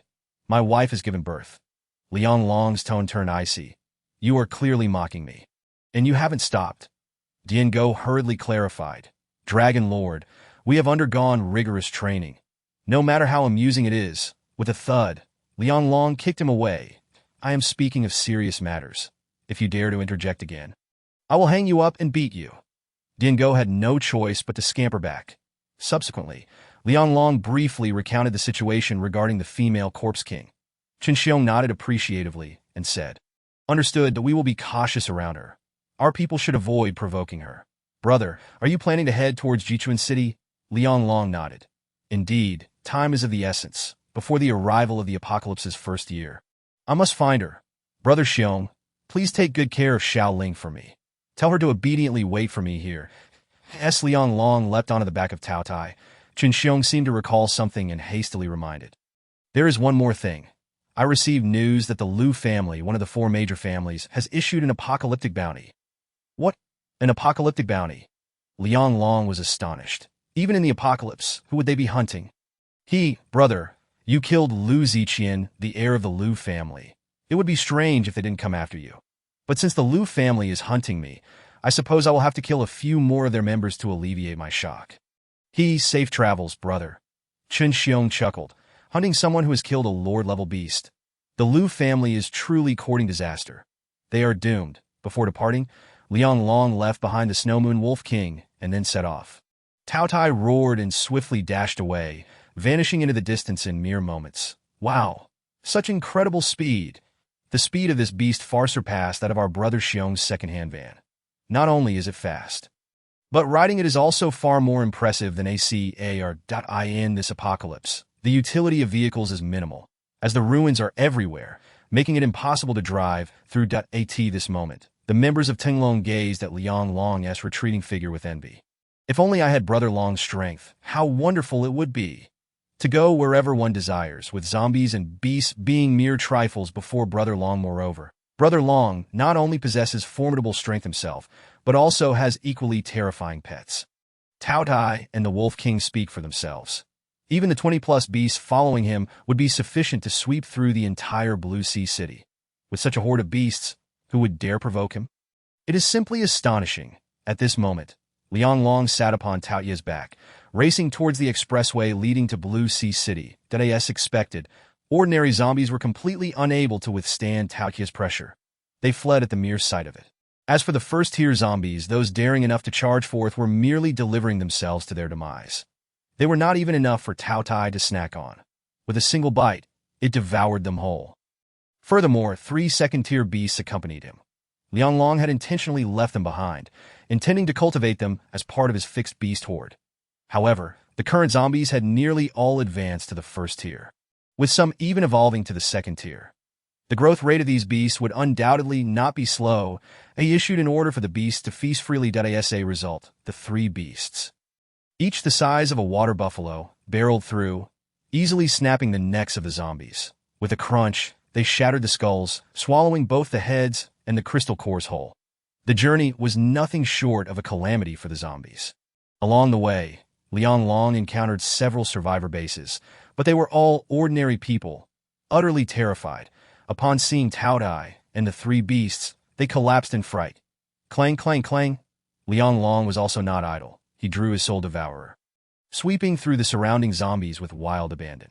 However, when the soul devourer severed a zombie's head, something incredible occurred. That a strange and faint energy began to emanate from the soul devourer. Then, a surge of energy merged into his mental power, causing a violent increase. Damn! Liang Long exclaimed in delight, finally understanding why this blade was called the Soul Devourer. Chapter 73. Soul Devourer. Absorbing mental power. The Soul Devourer. Slaying zombies actually allows me to absorb their energy, replenishing my mental power. Liang Long's eyes sparkled with excitement as he gazed at the Soul Devourer, overwhelmed with joy. This truly is a stroke of good fortune. It is said that weapons exchanged from the mysterious merchant are never of inferior quality. Now, it seems unbelievable. In the future, when I encounter that mysterious merchant again, I must prepare plenty of crystal cores, for these are treasures. With this thought, Liang Long's heart burned with fervor. After all, his ability to command a beast horde and his spatial powers both require mental energy. Without a means to replenish it quickly, he would become half a waste if his mental energy were to deplete. Now that he possesses the Soul Devourer, he should endeavor to slay more zombies and accumulate crystal cores for exchanges. Liang Long promptly altered his course, riding Taotie towards the train station in Blue Sea City. After the outbreak, high-speed trains ceased operations, leaving the train station teeming with zombies. As anticipated, the once bustling train station had now collapsed, with piles of concrete and debris creating an impassable wasteland. That on the other side of the ruins lay the waiting hall, swarming with a dense mass of zombies. The sheer number was staggering, likely totaling 5,000 to 6,000, but these zombies continuously surged towards the ruins, seemingly intent on breaking free. The quantity was beyond imagination, with zombies densely packed everywhere to end the early days of the apocalypse. Countless people flocked to the train station, hoping to escape the city via high-speed rail. Little did they know, the train station had also succumbed to a zombie outbreak, resulting in a scene of utter chaos. With zombies everywhere, it remains unknown who detonated the exit of the train station, sealing it off from Blue Sea City and turning it into a breeding ground for zombies. Here, not only were there numerous first-tier zombies, but many had also advanced to the second tier, emitting low growls. Upon witnessing this, Liang Long trembled with excitement. The vast number of zombies appeared to him as glimmering crystal cores. Damn, this is a jackpot. Not a single one shall escape. Liang Long urged Taotie to charge towards the ruins. Roar, roar, roar. Upon hearing Liang Long's voice, countless zombies raised their heads and began to shriek at him. Roar all you want. This is your final roar, Liang Long declared, leaping off Taotie's back, wielding the Soul Devourer and charging forward. With a swift slash of the Soul Devourer, blood erupted as massive heads tumbled to the ground with a thunderous sound. One slash, one head. In a second, he felled dozens of zombies. The exhilarating feeling of harvesting crystal cores sent Liang Long soaring with joy. Meanwhile, Taotie showed no mercy, trampling through the densely packed zombies, its gaping maw devouring everything in sight. It operated like a meat grinder, spinning wildly. A delightful slaughter. Liang Long howled to the heavens, engulfed in an inexplicable euphoria. Symbiotic ability. Activate. In an instant, Liang Long's body was enveloped in a dense layer of scales, transforming him into a dragon man that he then roared and charged forth like a bolt of lightning. With razor-sharp claws gleaming, he sent zombie heads flying in his symbiotic state. Liang Long's combat prowess far surpassed that of ordinary zombies. Furthermore, with his entire body covered in scales, he no longer needed to divide his attention for defense. His combat ability became even more ferocious. With a swift motion, he seized a zombie, tearing it in half with his bare hands, blood spraying everywhere. However, this place had never been cleaned, and the number of zombies was overwhelming. Even though Liang Long was a third-tier ability user, facing an endless tide of zombies was exhausting. After 2 hours of continuous slaughter, Liang Long had lost count of how many zombies he had killed. Corpses piled up like mountains. He glanced into the distance, where yet another massive wave of zombies roared and surged forth. Liang Long muttered under his breath, "Damn it, how many zombies are there in this train station?" On the other side, the voracious beast rampaged uncontrollably, devouring with wild abandon. The thunderous roars echoed like distant thunderclaps, as dozens of zombies were instantly consumed within its belly. After voraciously devouring over 1,000 zombies, even the beast found it somewhat overwhelming. Its body had swelled significantly. Ultimately, it ceased its relentless consumption and swung its massive claws with a sudden ferocity. An explosive sound akin to firecrackers filled the air as its enormous claws swept through, instantly shattering an unknown number of zombies into pieces. Liang Long gazed at the sea of corpses strewn across the waiting hall, inhaling deeply. The sheer number of zombies gathered would yield enough crystal cores to elevate him to a fourth-tier supernatural being that, of course, Liang Long had no intention of forcibly enhancing his abilities. His hunt for zombies was purely motivated by the need for a substantial quantity of crystal cores to exchange for goods with a mysterious merchant. Meanwhile, within a secluded estate in Jichuan City, the atmosphere was palpably tense. Patrol teams clad in bulletproof vests surrounded the area. However, they were not soldiers. They were merely survivors from the Liu family base, having undergone professional training. The entire estate was encircled by thick, towering walls, resembling an impregnable fortress.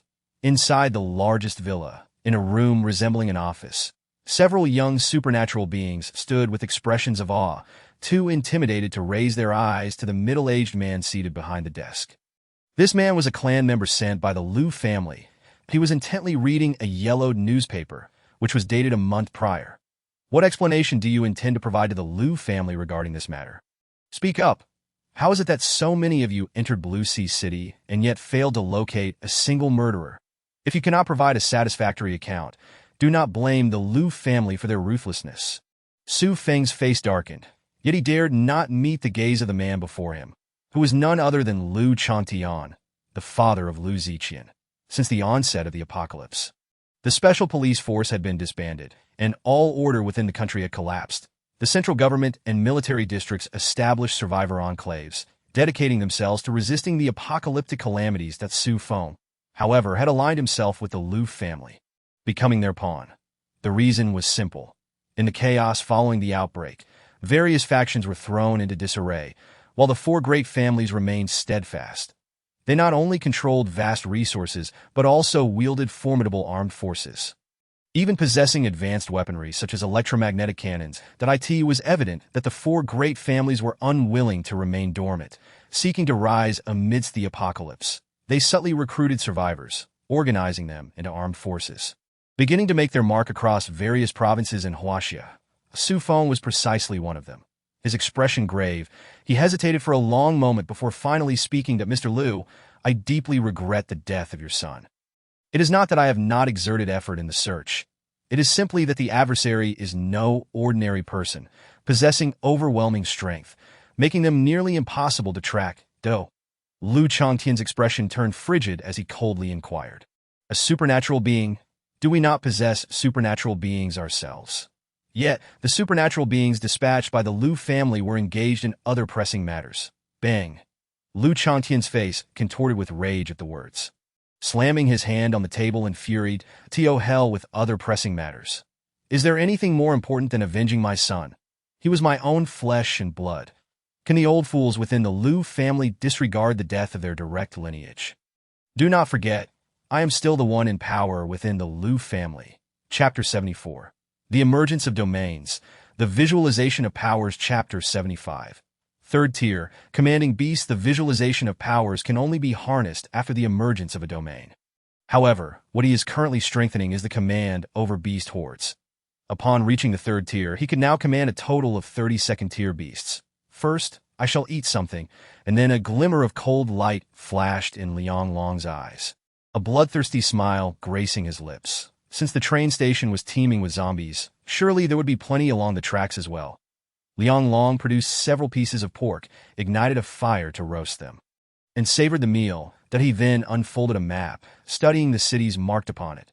Blue Sea City, Guangzhou City, Liaolian City, Jichuan City, Heibin City. The map was densely covered with dozens of cities, outlining the routes he intended to traverse. Liang Long narrowed his eyes, his gaze flickering with intensity. That I end the year of the apocalypse. A violent snowstorm ravaged the globe, and the Frost Dragon unleashed chaos in all directions. That I asked for the exact location of the Frost Dragon's initial appearance.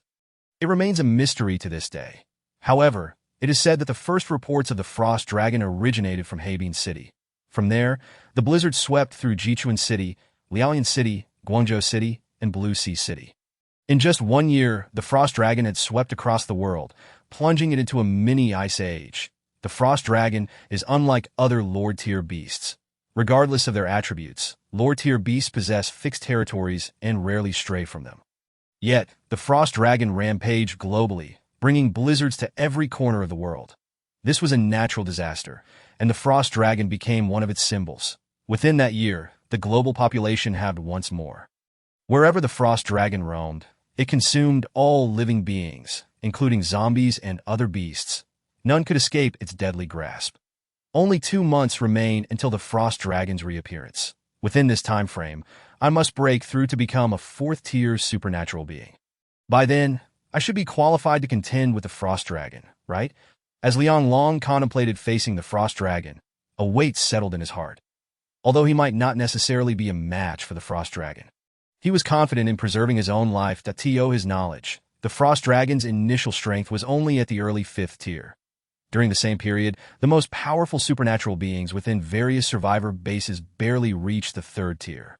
A 3rd-tier supernatural being stood no chance against an existence like the Frost Dragon. Thus, the survivor bases could only watch helplessly as the Frost Dragon wreaked havoc. Utterly powerless to intervene, that it was not until a year later, when the Frost Dragon reached its peak at the 6th tier, that it vanished from existence. However, this time may be different. Having been reborn, Liang Long's strength and insight far surpassed that of the survivors. It is likely that they have only just begun to comprehend the utility of crystal cores. Of course, their understanding of crystal cores is limited to the notion that supernatural beings can absorb them to restore their powers. Moreover, most supernatural beings remained in a state of awakening. Liang Long, on the other hand, had already transcended to the 3rd tier. The disparity in their capabilities was abundantly clear. After finishing his dinner, Liang Long found a vantage point to rest and sleep. Following the high-speed rail tracks would likely lead him most directly to Jichuan City. Tomorrow, the true slaughter would commence. The following day, Liang Long was abruptly awakened by a cacophony of roars upon rising. He noticed a massive throng of zombies had gathered below, howling and surging against the ruins. Had they regrouped so quickly? Liang Long's expression hardened. It seemed the train station truly was an excellent location for farming these creatures, as they had come right to his doorstep. However, he refrained from engaging, instead vanishing from the train station in a blink. Moments later, he reappeared in a nearby park. While the number of zombies in such places was sparse, they were indeed ideal for gathering beasts. In an instant, the park erupted with the furious roars of numerous ferocious beasts. Roar, roar, roar. Immediately, colossal beasts emerged from the surroundings, each more fearsome than the last, brimming with murderous intent. Liang Long surveyed the area, his face lighting up with delight. Among these beasts, there were quite a few skeletal lizards, each one overwhelmingly massive. Liang Long was well aware of the destructive power of these native aberrations. Roar! In an instant, they charged, roaring and lunging towards Liang Long. Command the beast horde, unleash! A terrifying mental force surged forth like a tidal wave, flooding into the minds of the beasts that I in the next moment. The eyes of the many beasts glowed a fierce crimson. Almost immediately, they fell silent, kneeling to the ground, trembling uncontrollably. Liang Long beamed with joy, waving his hand. Target, the train station. The slaughter begins in earnest from this moment. Then, mounting the voracious beast, he led the 30-strong horde of beasts towards the Blue Sea train station. Upon his return to the station, he was met with countless grotesque, clawing zombies, roaring and charging towards him. Roar! The 30 beasts unleashed their fury, opening their gaping maws to assault the zombies. The speed at which they dispatched the zombies was astonishingly swifter than that of the voracious beast itself. Any zombie that appeared within Liang Long's mental coverage was mercilessly slaughtered without exception, their flesh and blood devoured entirely. That don't swallow the heads too. Liang Long felt a mix of joy and distress. For these beasts were voraciously consuming the crystal cores as well, especially the skeletal lizards. Their lethality was off the charts. Their sharp forelimbs skewered 3 or 5 zombies at once, lifting them like shish kebabs before devouring them whole. At this rate, they were almost matching the voracious beast's own devouring abilities, that if one of these creatures bit him, he would likely be left with nothing but bone fragments, with the beast horde at his command. Liang Long grew too lazy to act personally, but he settled atop the voracious beast's back, closing his eyes, utilizing his mental power to scan for all second-tier zombies within 100 meters, amidst the dense throng of zombies. The emergence of the Corpse King was a foreboding spectacle. Upon discovery, he swiftly severed the heads of the undead to prevent the crystal cores from being devoured by the beast horde. This revelation rendered Liang Long's task considerably easier. He merely needed to command the beast army, while the extraordinary creatures eliminated the zombies with little effort. In scarcely half an hour, the zombies in the train station waiting area were decisively dispatched. The beast horde he commanded had suffered the loss of over 10 extraordinary beasts. Yet this was a trivial matter, for the multitude of beasts outside was virtually inexhaustible. After such brutal carnage, only the elite would survive. Following the railway's direction, he advanced relentlessly towards Jichuan City. Moreover, in his pursuit to ascend to a 4th-tier ability user, Liang Long exerted every effort to enhance his powers as swiftly as possible. With more than 30 extraordinary beasts at his disposal, nothing could impede his progress. Before long, he arrived at the next station. Upon glimpsing the station's name, his eyes momentarily sparkled with interest that he patted Taotie and spoke. Taotie, let us pause for a moment.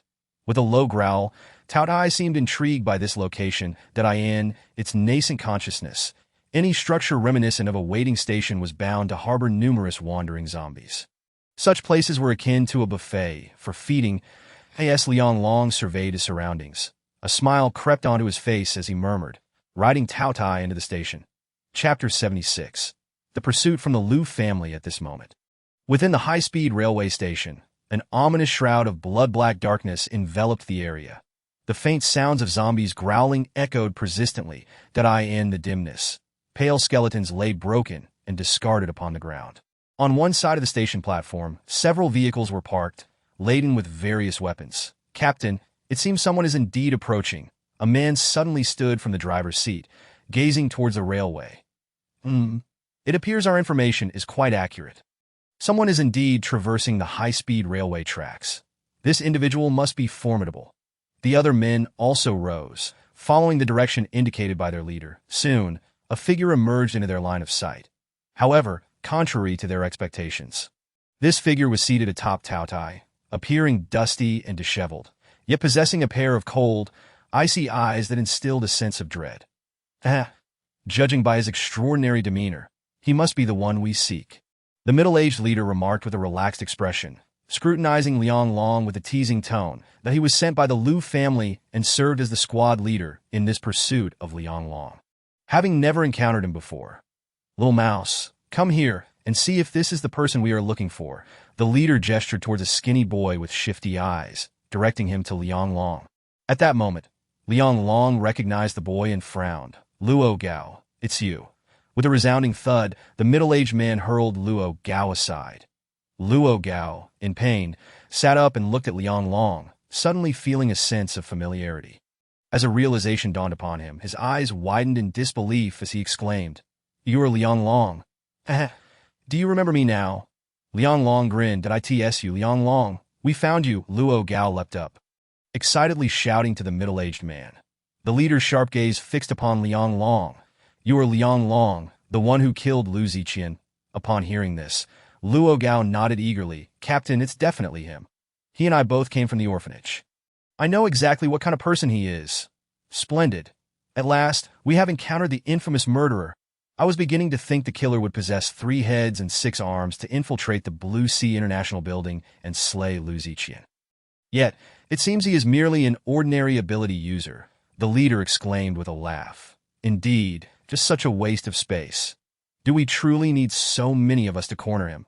the captain declared, leading the charge forward. Luo Gao followed closely behind, a sinister smile creeping across his face. Today, Liang Long would have nowhere to escape. As the approaching figures drew nearer, Liang Long's pupils narrowed to pinpricks, and the air around him seemed to freeze. "You may have misunderstood. I did not come alone," Liang Long stated coldly, waving his hand dismissively. Suddenly, a furious roar erupted, and colossal shadows of extraordinary beasts surged forth from all directions. Each beast exuded an overwhelming aura of murderous intent, their grotesque forms and blood-red eyes filled with madness and bloodlust. They advanced like demons, claws bared, growling ferociously. These are extraordinary beasts, saber-toothed tigers, skeletal lizards, black-scaled giant pythons, and even mutated crocodiles. This scene left the captain pale with fear, instinctively retreating several meters. How is this possible?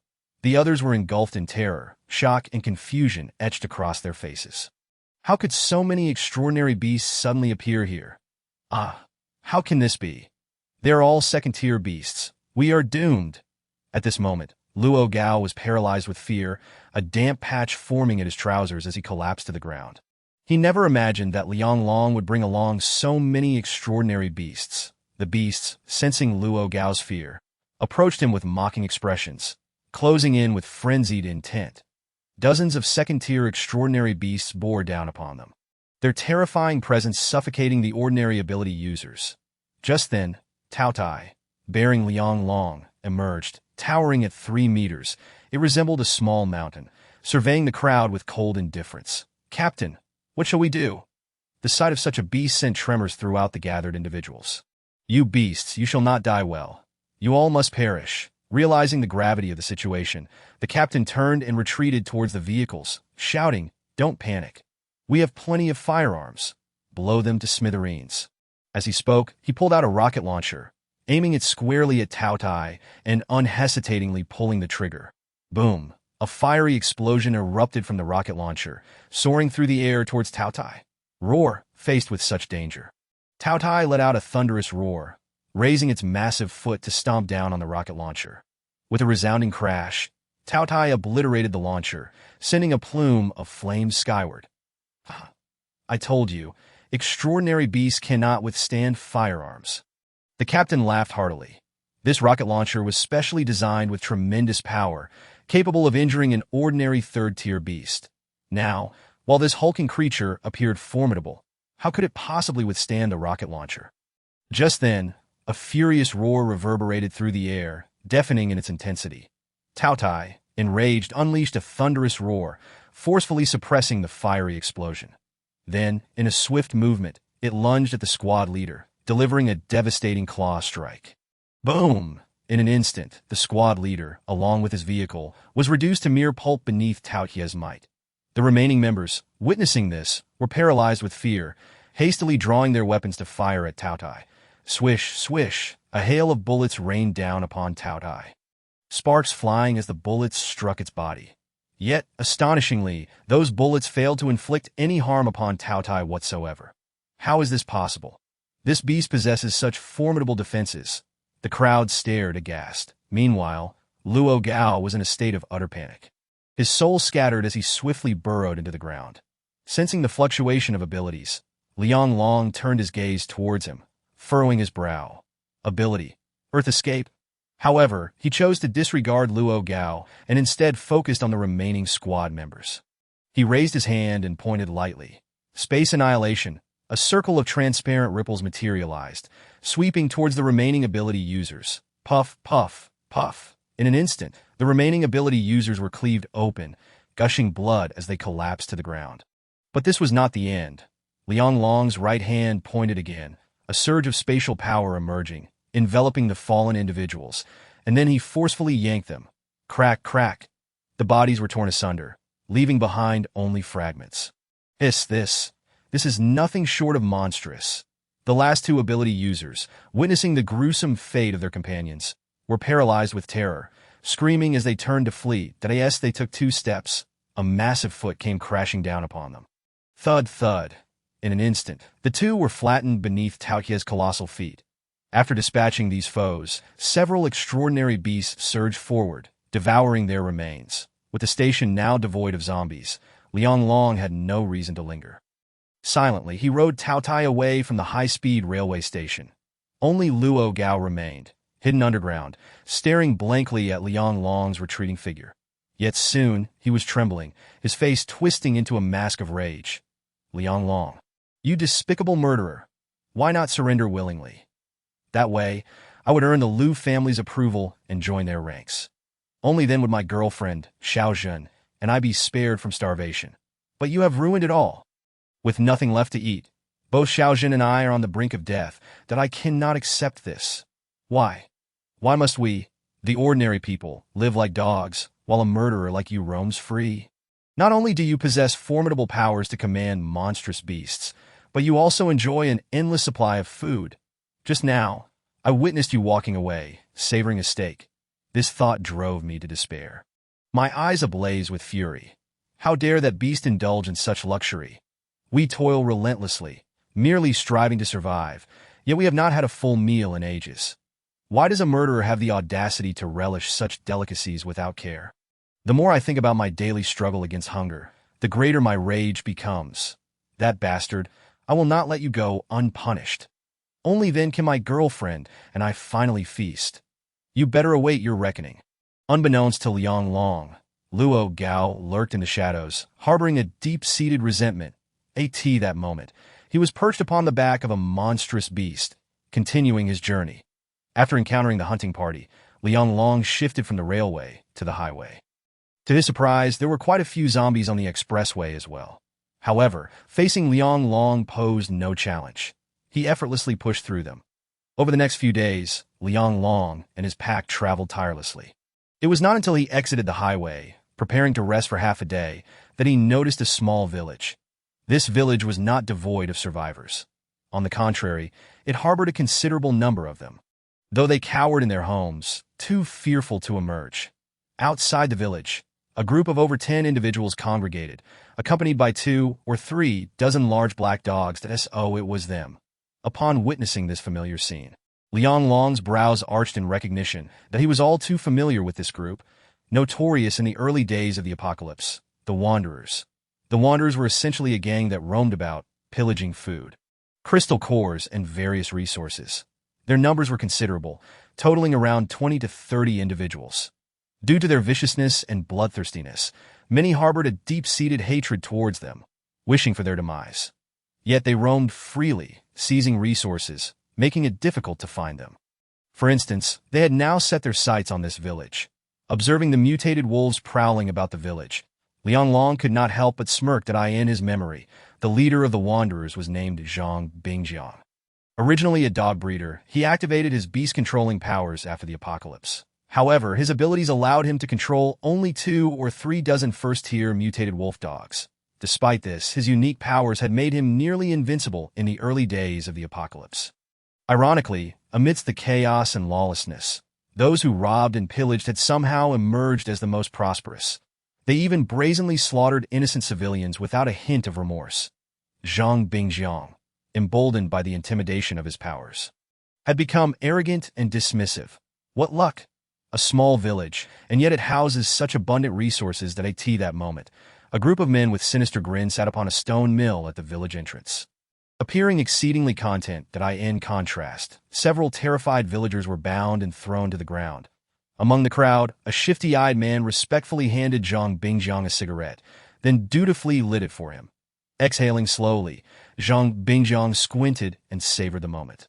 Ah, this is delightful. It seems our visit to this village has proven fruitful. The city is teeming with zombies, and resources are scarce. Who would have thought we could gather so many supplies and dozens of crystal cores here? Moreover, there are several beautiful women that I never imagined the village girls could be so stunning. Just thinking about it excites me. His lecherous eyes fixated on the trembling village beauty, Lin Shuer, the sole daughter of the village chief. Approaching her, he brazenly slid his hand beneath her clothing, groping without restraint. "Let go!"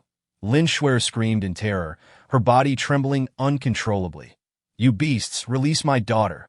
An elderly man, his hair white as snow, roared with bloodshot eyes upon witnessing this. "Who are you calling a beast?" Zhang Bingjiang exploded with fury, delivering a brutal kick to the old man's abdomen. With a resounding thud, the old man was sent flying over 10 meters, crashing to the ground. Blood spewing from his mouth. "You beast!" The old man struggled to rise, trembling as he pointed at Zhang Bingjiang, cursing him vehemently. Despite his age, he was filled with righteous indignation, his eyes aflame with fury, resembling a man ready to devour his foe. "You old fool, do you really think you matter?" Zhang Bingjiang sneered, slapping the old man across the face, then delivering another vicious blow to the opposite cheek. With each slap, several of the old man's teeth flew out. Blood trickling from the corners of his mouth, his gaze filled with hatred. "Dad!" Lin Shuer cried out, struggling against her bonds, but unable to free herself. Witnessing her father's pitiful state plunged her into despair. "Zhang Bingjiang, please, don't harm my father any further," Lin Shuer pleaded, tears streaming down her cheeks. She feared not for her own life, but for her father's safety. "Not harm him," Zhang Bingjiang mocked, looking at Lin Shuer with a lewd grin. "Fine, you entertain me instead. Ha ha ha." Upon hearing this, Lin Shuer turned pale, her body going rigid. Seeing her stunned expression, Zhang Bingjiang's eyes gleamed with depravity as he sneered. "What? Didn't you hear me?" You're clever enough to understand." As he pressed his foot against the old man's back, he leaned closer to Lin Shuer and whispered, "Otherwise, don't blame me for being ruthless." Chapter 78. Next, it's your turn. Lin Shuer suddenly jolted awake, her entire body trembling as she let out a frantic scream, shaking her head in rejection that "No, please, spare us. Don't hurt my father any further." Zhang Bingjiang gazed at Lin Shuer, who was in tears and appeared utterly pitiful. Unable to suppress his saliva, that he pulled Lin Shuer into his embrace, her soft, fragrant body nearly making him lose his senses. Immediately, Zhang Bingjiang's face morphed into a lecherous grin. "Rest assured, as long as you obediently comply, I promise your family will live well." "No, you're lying. You won't help us. You'll only humiliate us." Lin Shuer struggled desperately, but as a frail woman, she was no match for Zhang Bingjiang's strength. "Ha ha, you guessed right. I love to toy with little girls like you." Zhang Bingjiang chuckled, ripping Lin Shuer's collar apart, that in an instant, her modesty was exposed. Zhang Bingjiang's eyes widened in astonishment, saliva nearly cascading down his chin. "You little vixen, so tender."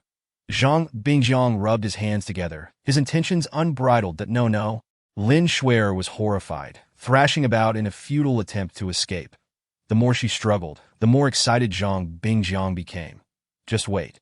I'll make your father watch as you scream in ecstasy on the bed. Ha ha ha."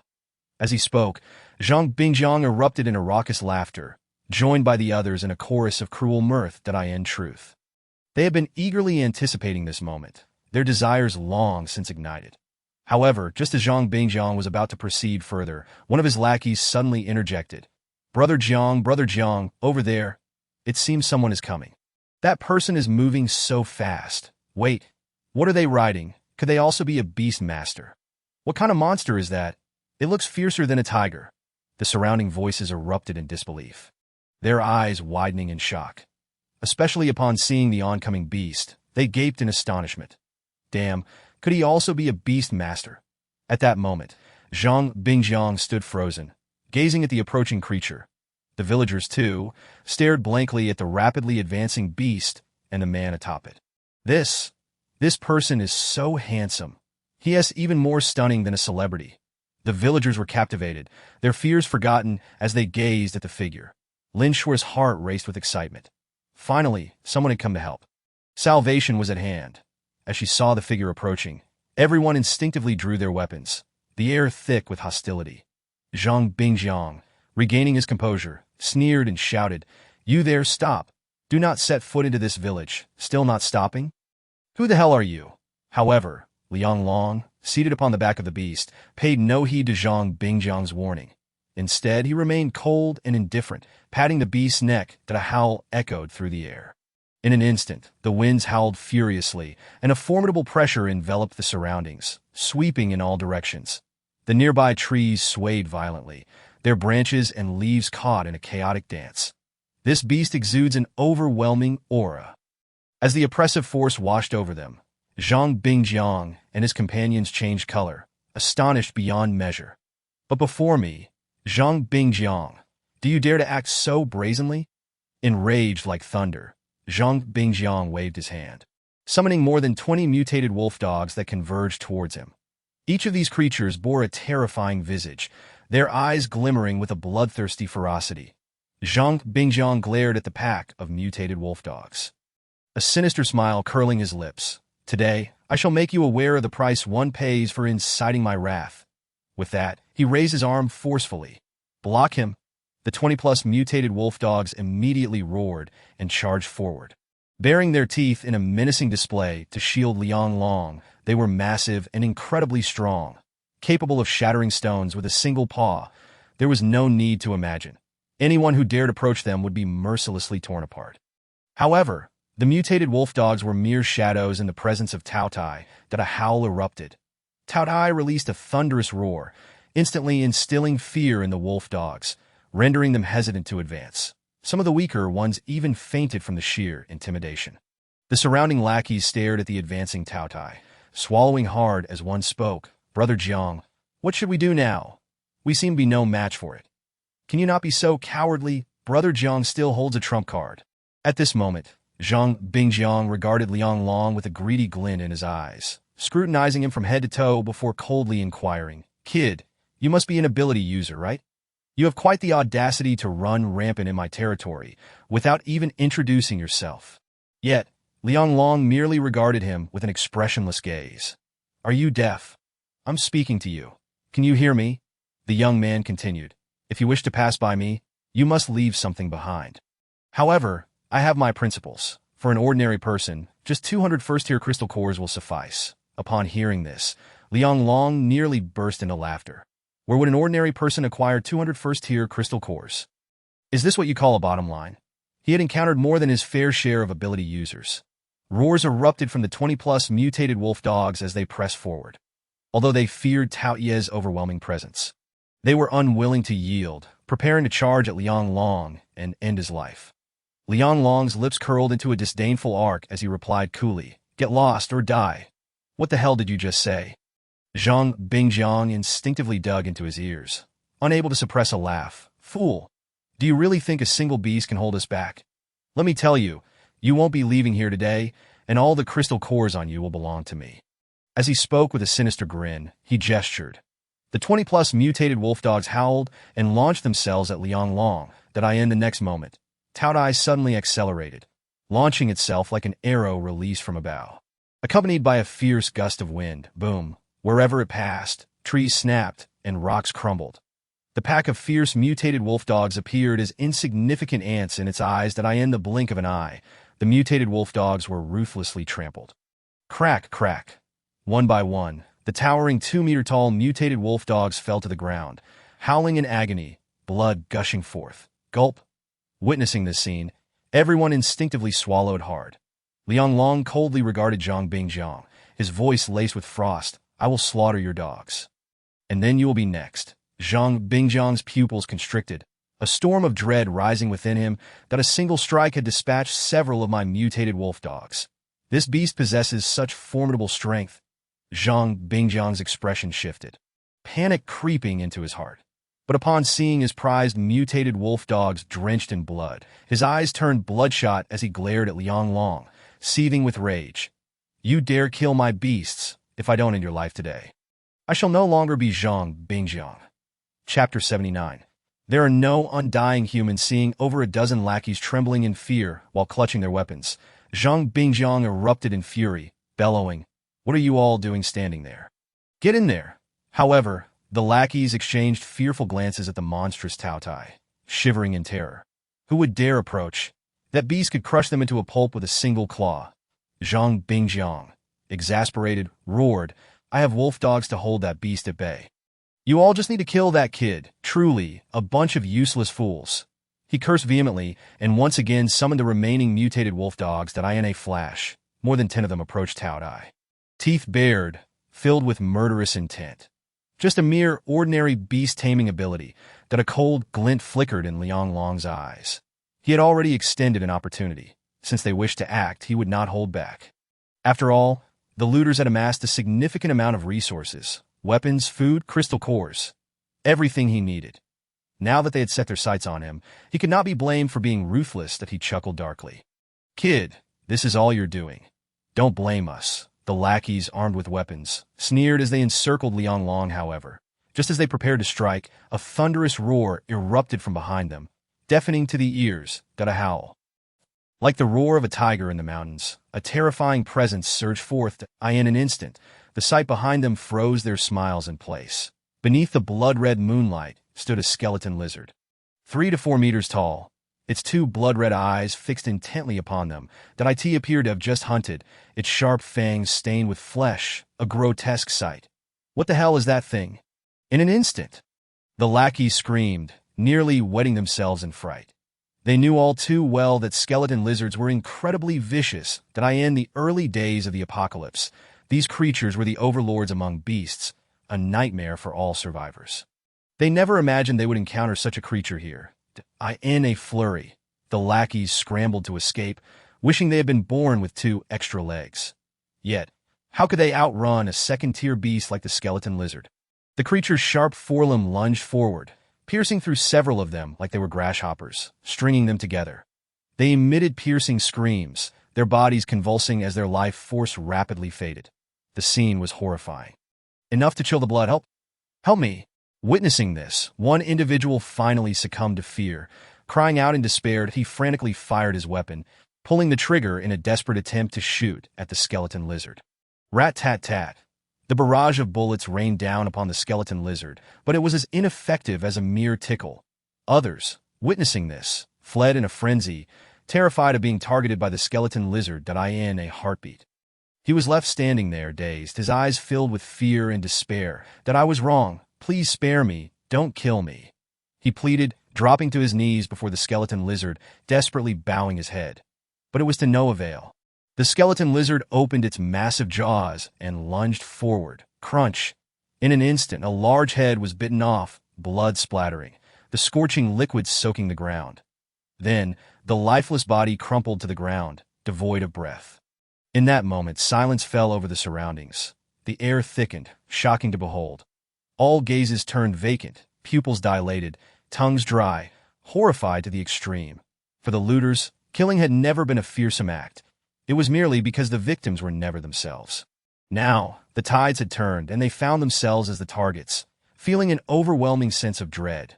They stood frozen, as if turned to stone, forgetting to escape, until Taotie suddenly stepped forward once more. Ultimately, it was Zhang Bingjiang who took a stand. His face a mask of murderous intent as he fixed his gaze upon Liang Long. If Liang Long remained alive, his reputation would be utterly destroyed. Thus, he intended to use the dozen lackeys to draw the skeleton lizard's attention. Leaving himself to eliminate the man before him, he resolutely raised his firearm, defiantly positioning himself in front of Taotie. "You all run. I will hold them off for you. Good boss, take care." The dozen or so lackeys wasted no time hesitating and immediately fled in panic. Their only thought was to escape this place as quickly as possible. "Ha! Come on, beast!" At this moment, Zhang Bingjiang laughed heartily, raising his submachine gun and unleashing a hail of bullets at Liang Long. In his eyes, this time, Liang Long was doomed. Because whether Liang Long was an ability user or not, to him, he was still just a human. As long as he was human, made of flesh and blood. There was no one who could not be killed. Bang, bang, bang. Bullets tore through the air, bursting forth in brilliant flashes of fire. The bullet detonated directly in front of Liang Long, producing a deafening explosion. At that moment, an expression of exhilaration appeared on Zhang Bingjiang's face. Yet, in the blink of an eye, his smile froze abruptly. How could it be that Liang Long remained unscathed? This was inconceivable. Zhang Bingjiang found himself utterly bewildered. Was this man even human? Meanwhile, those fleeing for their lives witnessed the once composed Zhang Bingjiang being engulfed by the rampaging Taotie, its gaping maw swallowing him whole. The entire ordeal transpired so swiftly that he barely had time to let out a scream before being devoured. Ah! Run! The beast is eating people? What on earth is happening? More than a dozen individuals scrambled away from the village, tumbling and crawling. Though it was merely a short distance of a few dozen meters, it felt as though they had traversed a century, as they could hear the ominous thudding of the skeletal lizard pursuing them. That moment, none dared to pause. Even a moment's delay could lead to certain death. Chapter 80. Oh God! It's a pack of beasts. After much effort, they finally escaped the village and felt a sense of relief upon realizing that the skeletal lizard had not followed them. It should not venture outside. At last, they had survived. Surely, it must have set its sights on the villagers instead. Fortunately, with the villagers as prey, it would not relentlessly pursue them. Once they calmed down, they noticed the grim reality. They had lost a significant number of their group. Originally a band of over 20, only about 15 or 16 remained in a mere 2 minutes. The skeletal lizard had decimated more than 10 of their companions, including their leader, Zhang Bingjiang, who had been swallowed whole by the Taotie. The enormity of their losses left them trembling in horror. Let us go. Hurry, I don't want to die here. One among them mumbled, struggling to move away, consumed by a singular thought, to escape this place and find a safe haven, without even contemplating avenging their leader. However, before they could get far, a series of low growls erupted around them. Instantly, the group was gripped by terror, and they looked up to see a flickering glow of eerie green light amidst the trees under the blood-red moon. Soon, colossal shadows, several meters in height, emerged from the forest. Dozens of grotesque beasts appeared, each radiating a terrifying and savage aura, their crimson eyes glinting with bloodlust. The sight sent shivers down their spines. Mother, a pack of beasts. The group, paralyzed with fear, collapsed to the ground, some wetting themselves in sheer terror. No, don't come closer. They screamed in panic, scrambling to escape.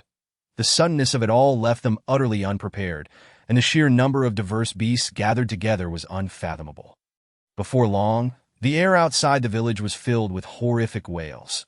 The group barely had time to react before they were besieged by the multitude of beasts, who overwhelmed them in an instant. Inside the village, Liang Long waved his hand, using spatial strangulation to sever the ropes binding the villagers. The village chief, accompanied by Lin Shuer and the surviving villagers, approached to express their gratitude. Brother, thank you. Thank you for saving us. That I thought we were doomed. If it weren't for you, perhaps, indeed, we survived, but it was truly perilous. The survivors, filled with relief and excitement, incessantly thanked him. Liang Long glanced at them briefly before speaking. This village is no longer safe. You should find another place to shelter as quickly as possible. Alas, everywhere is teeming with zombies and monsters. Where can we go? Even the cities and military zones have become ruins.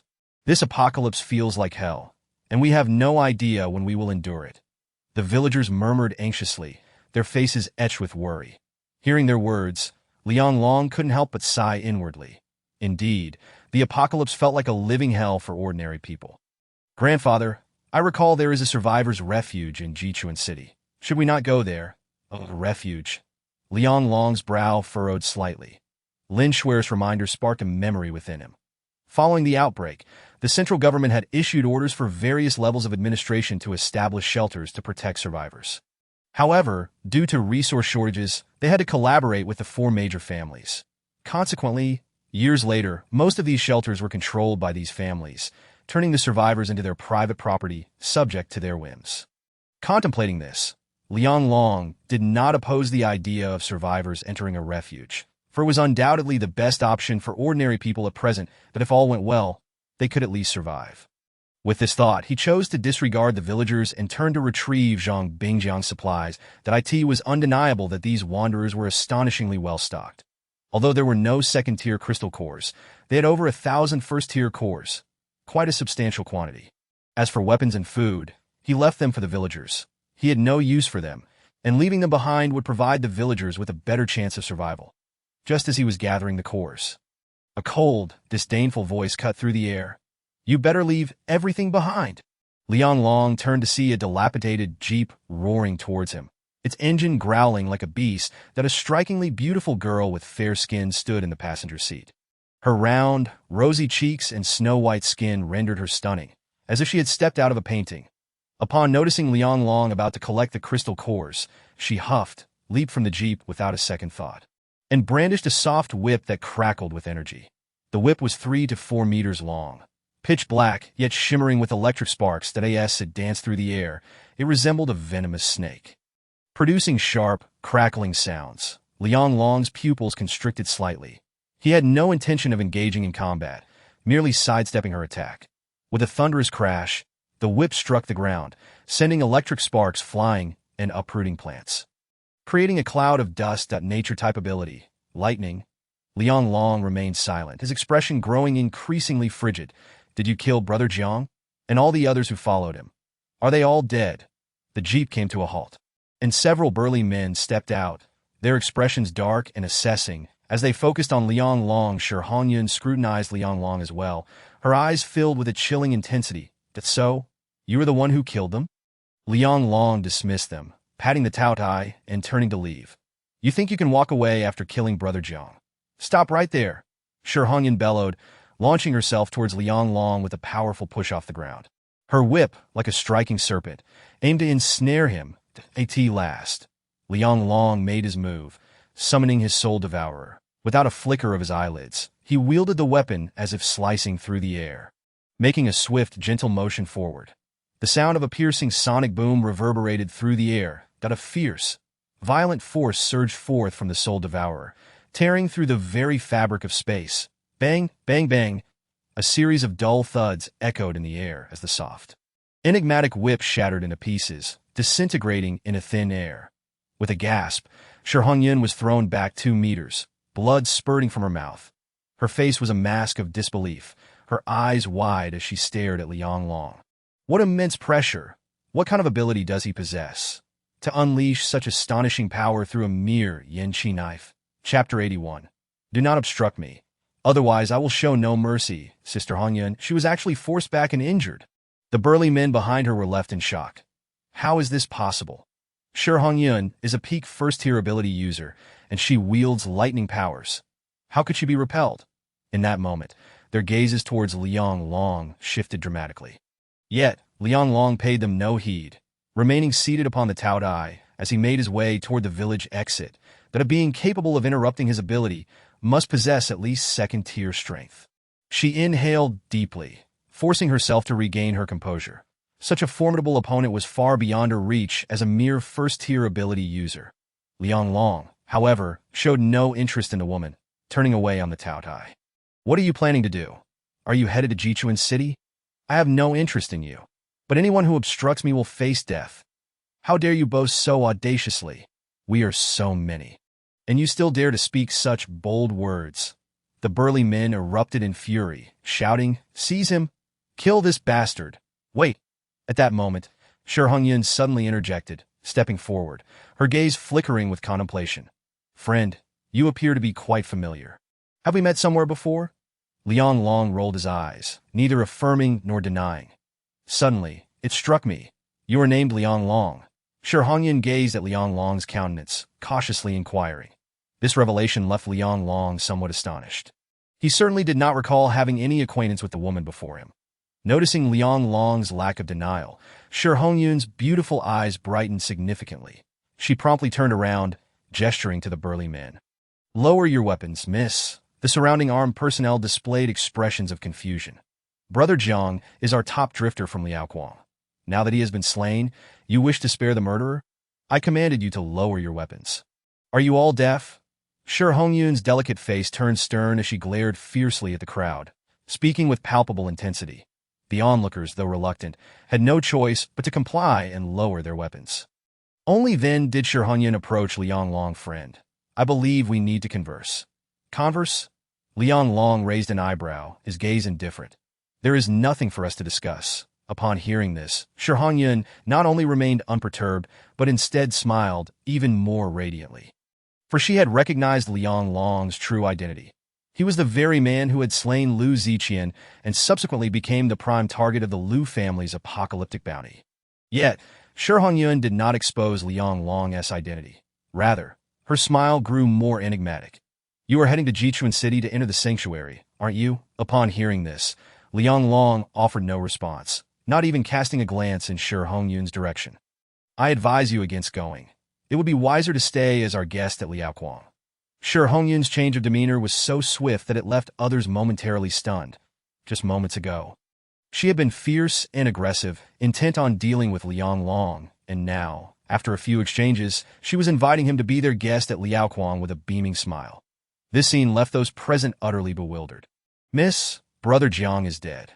Are you serious?" The burly men expressed disbelief. Could it be that the young lady has developed an infatuation with him? After all, it was a similar sentiment that led to Zhang Bingjiang being recruited to Liaoquang. Yet now, in the wake of Zhang's death, she was so quick to abandon him, showing no mercy whatsoever. However, this tactic had no effect on Liang Long, who merely stated flatly, "You look truly unappealing when you force a smile." "What?" Shi Hongyun's expression froze instantly. The others, infuriated, raised their weapons towards Liang Long, shouting angrily, "You fool! How dare you insult the young lady? Are you seeking death?" They knew full well that Shi Hongyun was regarded as a noble and graceful goddess in their eyes, deserving of utmost respect. Yet Liang Long, unfazed by the dark muzzles aimed at him, did not even spare them a glance. He wielded his weapon, Shi Han, and with a swift motion, unleashed a devastating strike that I in an instant. A torrent of violent energy surged forth, emanating an aura of annihilation towards the burly men. This was Liang Long's spatial obliteration, diffused through Shi Han, creating an overwhelming pressure. Boom! The next moment, their firearms erupted, reduced to mere scrap metal. The ground beneath them was violently torn apart, leaving deep chasms several meters wide. What kind of supernatural ability is this? The burly men were left wide-eyed in shock, witnessing the scene before her. Shi Hongyun trembled, not from fear, but from exhilaration. The power Liang Long had displayed was terrifying. No wonder she had felt utterly powerless moments before. Thankfully, from beginning to end, Liang Long had not truly aimed at her. Otherwise, had he struck with intent, none of them would have left this place alive. Shi Hongyun hurriedly hopped into the jeep, catching up to Liang Long. "The deal, you know how many drifters are in this vicinity? Our people are everywhere." "Your people? All drifters?" Liang Long cast a detached glance at Shi Hongyun, his eyes as cold as ice, devoid of warmth. Then he broke into a grin and calmly replied, "It would be wise to advise your people not to interfere with me. Otherwise, there will be no mercy." Liang Long's voice was eerily calm, devoid of emotional fluctuation. Yet, those words sent a chill coursing through Shi Hongyun, for she understood that Liang Long was not jesting. However, he offered her no opportunity to respond. He patted the back of Taotie, which let out a low growl, and, in an instant, took off at a sprint that in the blink of an eye, they vanished down the road ahead. "Miss, are we truly letting him go?" The burly men beside her gritted their teeth and asked, "What other option do you propose?" Shi Hongyun replied with a faint smile that he has killed Zhang Bingjiang. "Naturally, we must seek retribution, or how will our authority at Liaoquang remain intact?" "Retribution? That falls to others. Those ahead have already received word and will surely take action against him, that we need only wait and see." Shi Hongyun cast a scornful glance at the man who spoke and replied coolly, "Even if he escapes today, he will meet his end sooner or later. Moreover, the four great families are not to be trifled with. Do you really think they are collaborating with us? In truth, in the eyes of the four great families, they were merely pawns." Shi Hongyun's once beautiful countenance darkened, her gaze sharpening. For since aligning with the four great families, their Liaoquang had been heavily infiltrated. Zhang Bingjiang had been one of those infiltrators that it is worth noting that prior to the apocalypse, they had been one of the largest coal mining conglomerates in Jichuan City, and Shi Hongyun was the daughter of the chairman of Liaoquang Group. Now the true ruler of Liaoquang since the outbreak. Chapter 82. Wanting to recruit me. You are not qualified, but miss, if we are perceived as opposing the four great families, it could spell trouble. I know what you are thinking, but you are overestimating the situation that I never said I wanted to oppose the four great families. I merely disagree with their policies. Moreover, our Liaoquang group is not an ordinary survivor group. Even if the four great families hold disdain for us, they cannot do anything given our scale. Shi Hongyun scoffed, her face filled with disdain. She had long wished to operate independently of the four great families and had been seeking an opportunity to eliminate the infiltrators within Liaoquang group. Liang Long's emergence provided the perfect chance to deal with these pawns. The as for the four great families' stance, Shi Hongyun had long ceased to care. She waved her hand and said coolly, "Let us follow him and watch the spectacle." Upon hearing Shi Hongyun's directive, the group hesitated no longer, quickly hopping into their vehicles to pursue Liang Long that moment. In the wilderness, Liang Long and Taotie ambled slowly onward. After walking several miles, Liang Long encountered another group of drifters not far ahead. This group, however, was better equipped, each member clad in weapons, bulletproof vests, helmets, and more. Clearly, these were supplies typically reserved for a regular army. Yet, how such military-grade equipment had fallen into the hands of these drifters remained a mystery. As Liang Long approached, all of them leveled their firearms at him, shouting, "Halt!" Liang Long responded with a cold smile, charging directly at the group. Their weapons posed no barrier to Taotie, which dispatched them in mere seconds. With a ferocious leap, it tore several men apart, blood spraying and staining the grass beneath. Upon witnessing their comrades' demise, the remaining members turned tail and fled, panicked and desperate. Observing their chaotic retreat, Liang Long remained expressionless. Continuing to ride Taotie forward, "Miss, he truly dares to unleash a massacre." The burly men in the jeep behind stared in astonishment, their spines tingling with dread. Only now did they grasp the vast chasm in strength that separated them from Liang Long. The sheer force of that assault was more shocking than any cinematic special effect. Taotie's single charge had effortlessly torn apart more than a dozen men, a display so chilling it felt almost playful. It was difficult to fathom that had Liang Long treated them similarly, they would likely have perished long ago. "What are you all staring at?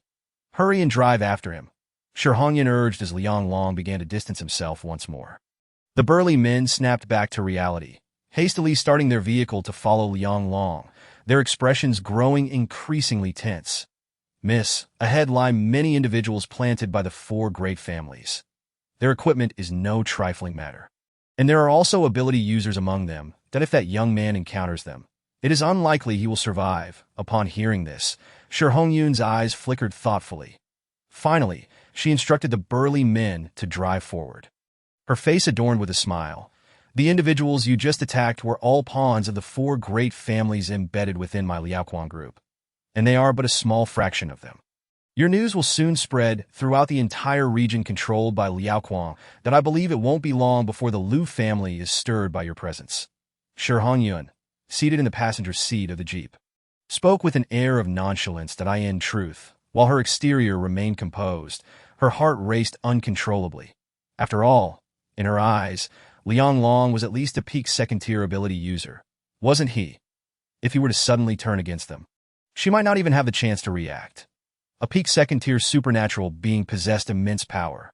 Yet, Liang Long merely turned his head slightly, gazing at her as if she were nothing more than air. His expression revealed no hint of emotion. Even her self-proclaimed beauty seemed to him as dull as lifeless bones. Such a detached gaze wounded her heart. Was her allure insufficient? Or perhaps she lacked the desired sensuality? This man regarded her without the slightest flicker of feeling. Shi Hongyun found herself engulfed in profound self-doubt. Nevertheless, she quickly inhaled deeply, steadied her mind, and spoke again. "Liang Long, what I mean to convey is that you are a wanted criminal of the four great families, and naturally you would not seek to curry favor with them. Furthermore, we at Liao Mining have no desire to become their pawns, that if we could collaborate, I can assure you that what transpired today will not be divulged. The four great families will remain oblivious to your arrival in Jichuan City." Shi Hongyun wasted no time in presenting her value.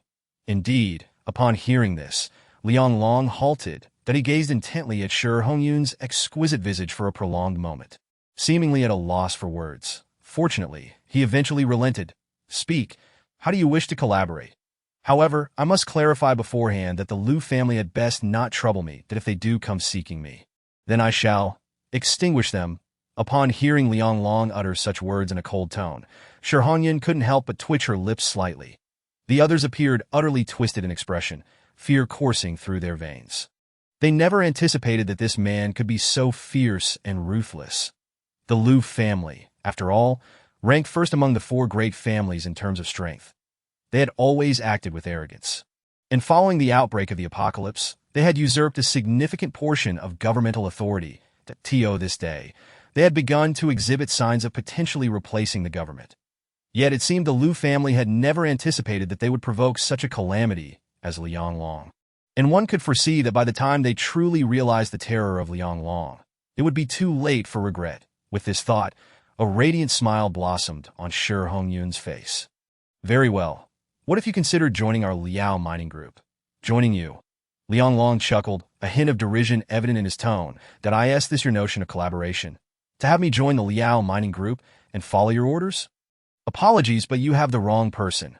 I have no interest in becoming anyone's pawn.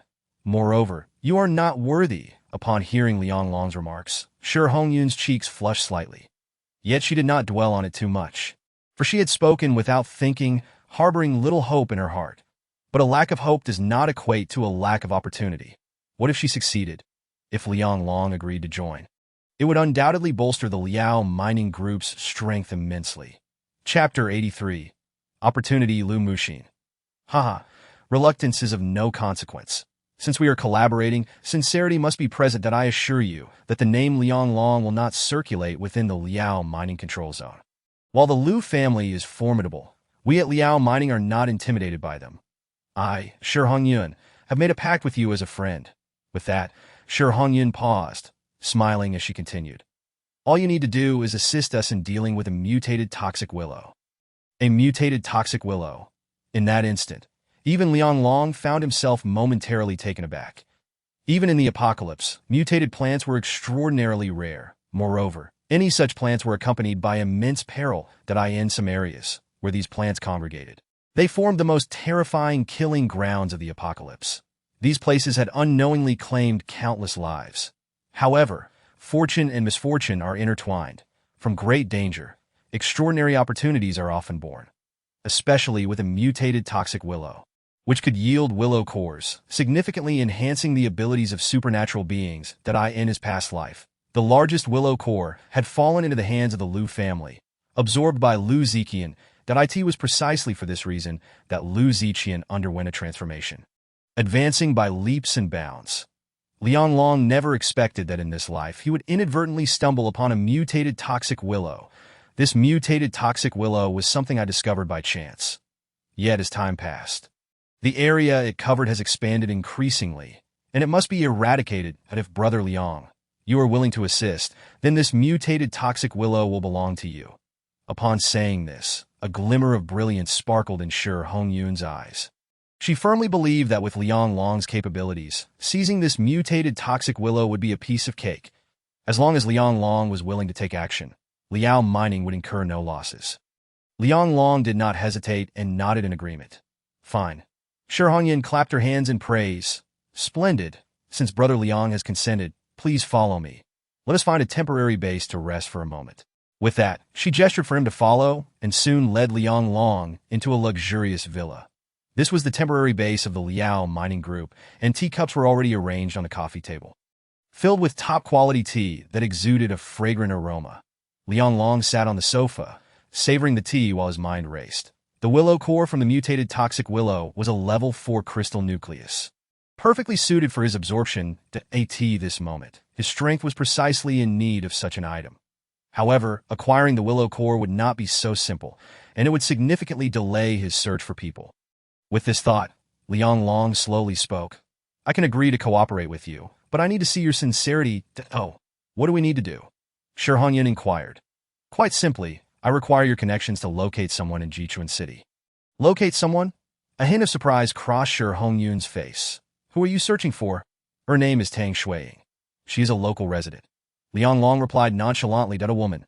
Shi Hongyun's expression shifted to one of sudden realization. Is she your little lover? Liang Long rolled his eyes and remained silent. Shi Hongyun, with a smile that was half amused, half curious, asked, Do you have any idea where she might be and what her background is? I truly do not know. Liang Long couldn't help but chuckle ruefully, for by the time they met, the apocalypse had already erupted for 3 years. And before the apocalypse, Tang Shuiying rarely mentioned her identity or background. If he guessed correctly, she should be a student, right? Liang Long felt somewhat uncertain, causing Shi Hongyun to frown slightly to an online romance. Did that mean rushing to the scene during the apocalypse? However, she did not dwell on it further and nodded. I will send someone to search all the universities in Jichuan City for her clues. I will also have people check for information at the shelters. But with the outbreak of the apocalypse, anything could happen. Whether or not we find the woman you seek is left to fate. Upon hearing this, Liang Long's gaze flickered momentarily before he nodded in agreement. Rather than aimlessly searching without direction, it was far better to leverage Shi Hongyun's local connections to find her. Also, your current identity is quite sensitive. Entering Jichuan City at this time is rather improbable. However, it matters not. You can blend in with our group to enter Jichuan City. .as for the pet you brought. At this point, Shi Hongyun couldn't help but let out a groan. That beast truly gave her a headache. Its size was too imposing, and its appearance clearly indicated it was a supernatural creature. It was anything but ordinary. To simply stride into Jichuan City with such a creature would surely cause chaos. You need not worry about the beast. It can conceal itself. Upon hearing Liang Long's explanation, Shi Hongyun immediately felt relieved, donning a smile of understanding. In that case, let us wait at the temporary base. The time is nearly upon us. My people should arrive shortly to escort you into Jichuan City. As she spoke, she seated herself in the jeep and nodded at the others. The burly man in charge of driving immediately started the engine. In an instant, the jeep emitted a low rumble as it sped away into the distance. Liang Long mounted the beast's back and said calmly, Taotie, let us depart. Moments later, they halted at a crossroads. It was evident that this area had been thoroughly cleared by the Liao mining personnel. There were no zombies or supernatural beasts in sight. The jeep came to a screeching halt, its tires screeching against the ground. Before it came to a steady stop, she then turned her gaze to the Taotie, chasing from behind, and laughed lightly. I must say, your pet is indeed quite large, but it cannot match my jeep in terms of speed. Roar, her words instantly provoked the Taotie's displeasure, eliciting a low growl. Liang Long, however, remained unfazed, turning his attention to the surroundings. They were positioned at the entrance of a bridge spanning a river, with the shimmering waters of the Songjiang flowing around the city. Do you see? As long as we cross this bridge, we will reach the true Jichuan City, that we shall wait here for a moment. They should arrive shortly. Shi Hongyun leapt from the vehicle, followed by several burly men who also jumped down. With a tearing sound, they all retrieved a packet of chocolate from their pockets.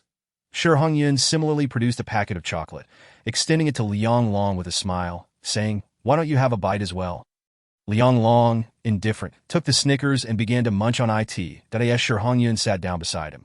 She remarked, Liang Long, I have heard that the current head of the Lu family is nearly driven mad by your killing of Lu Ziqian.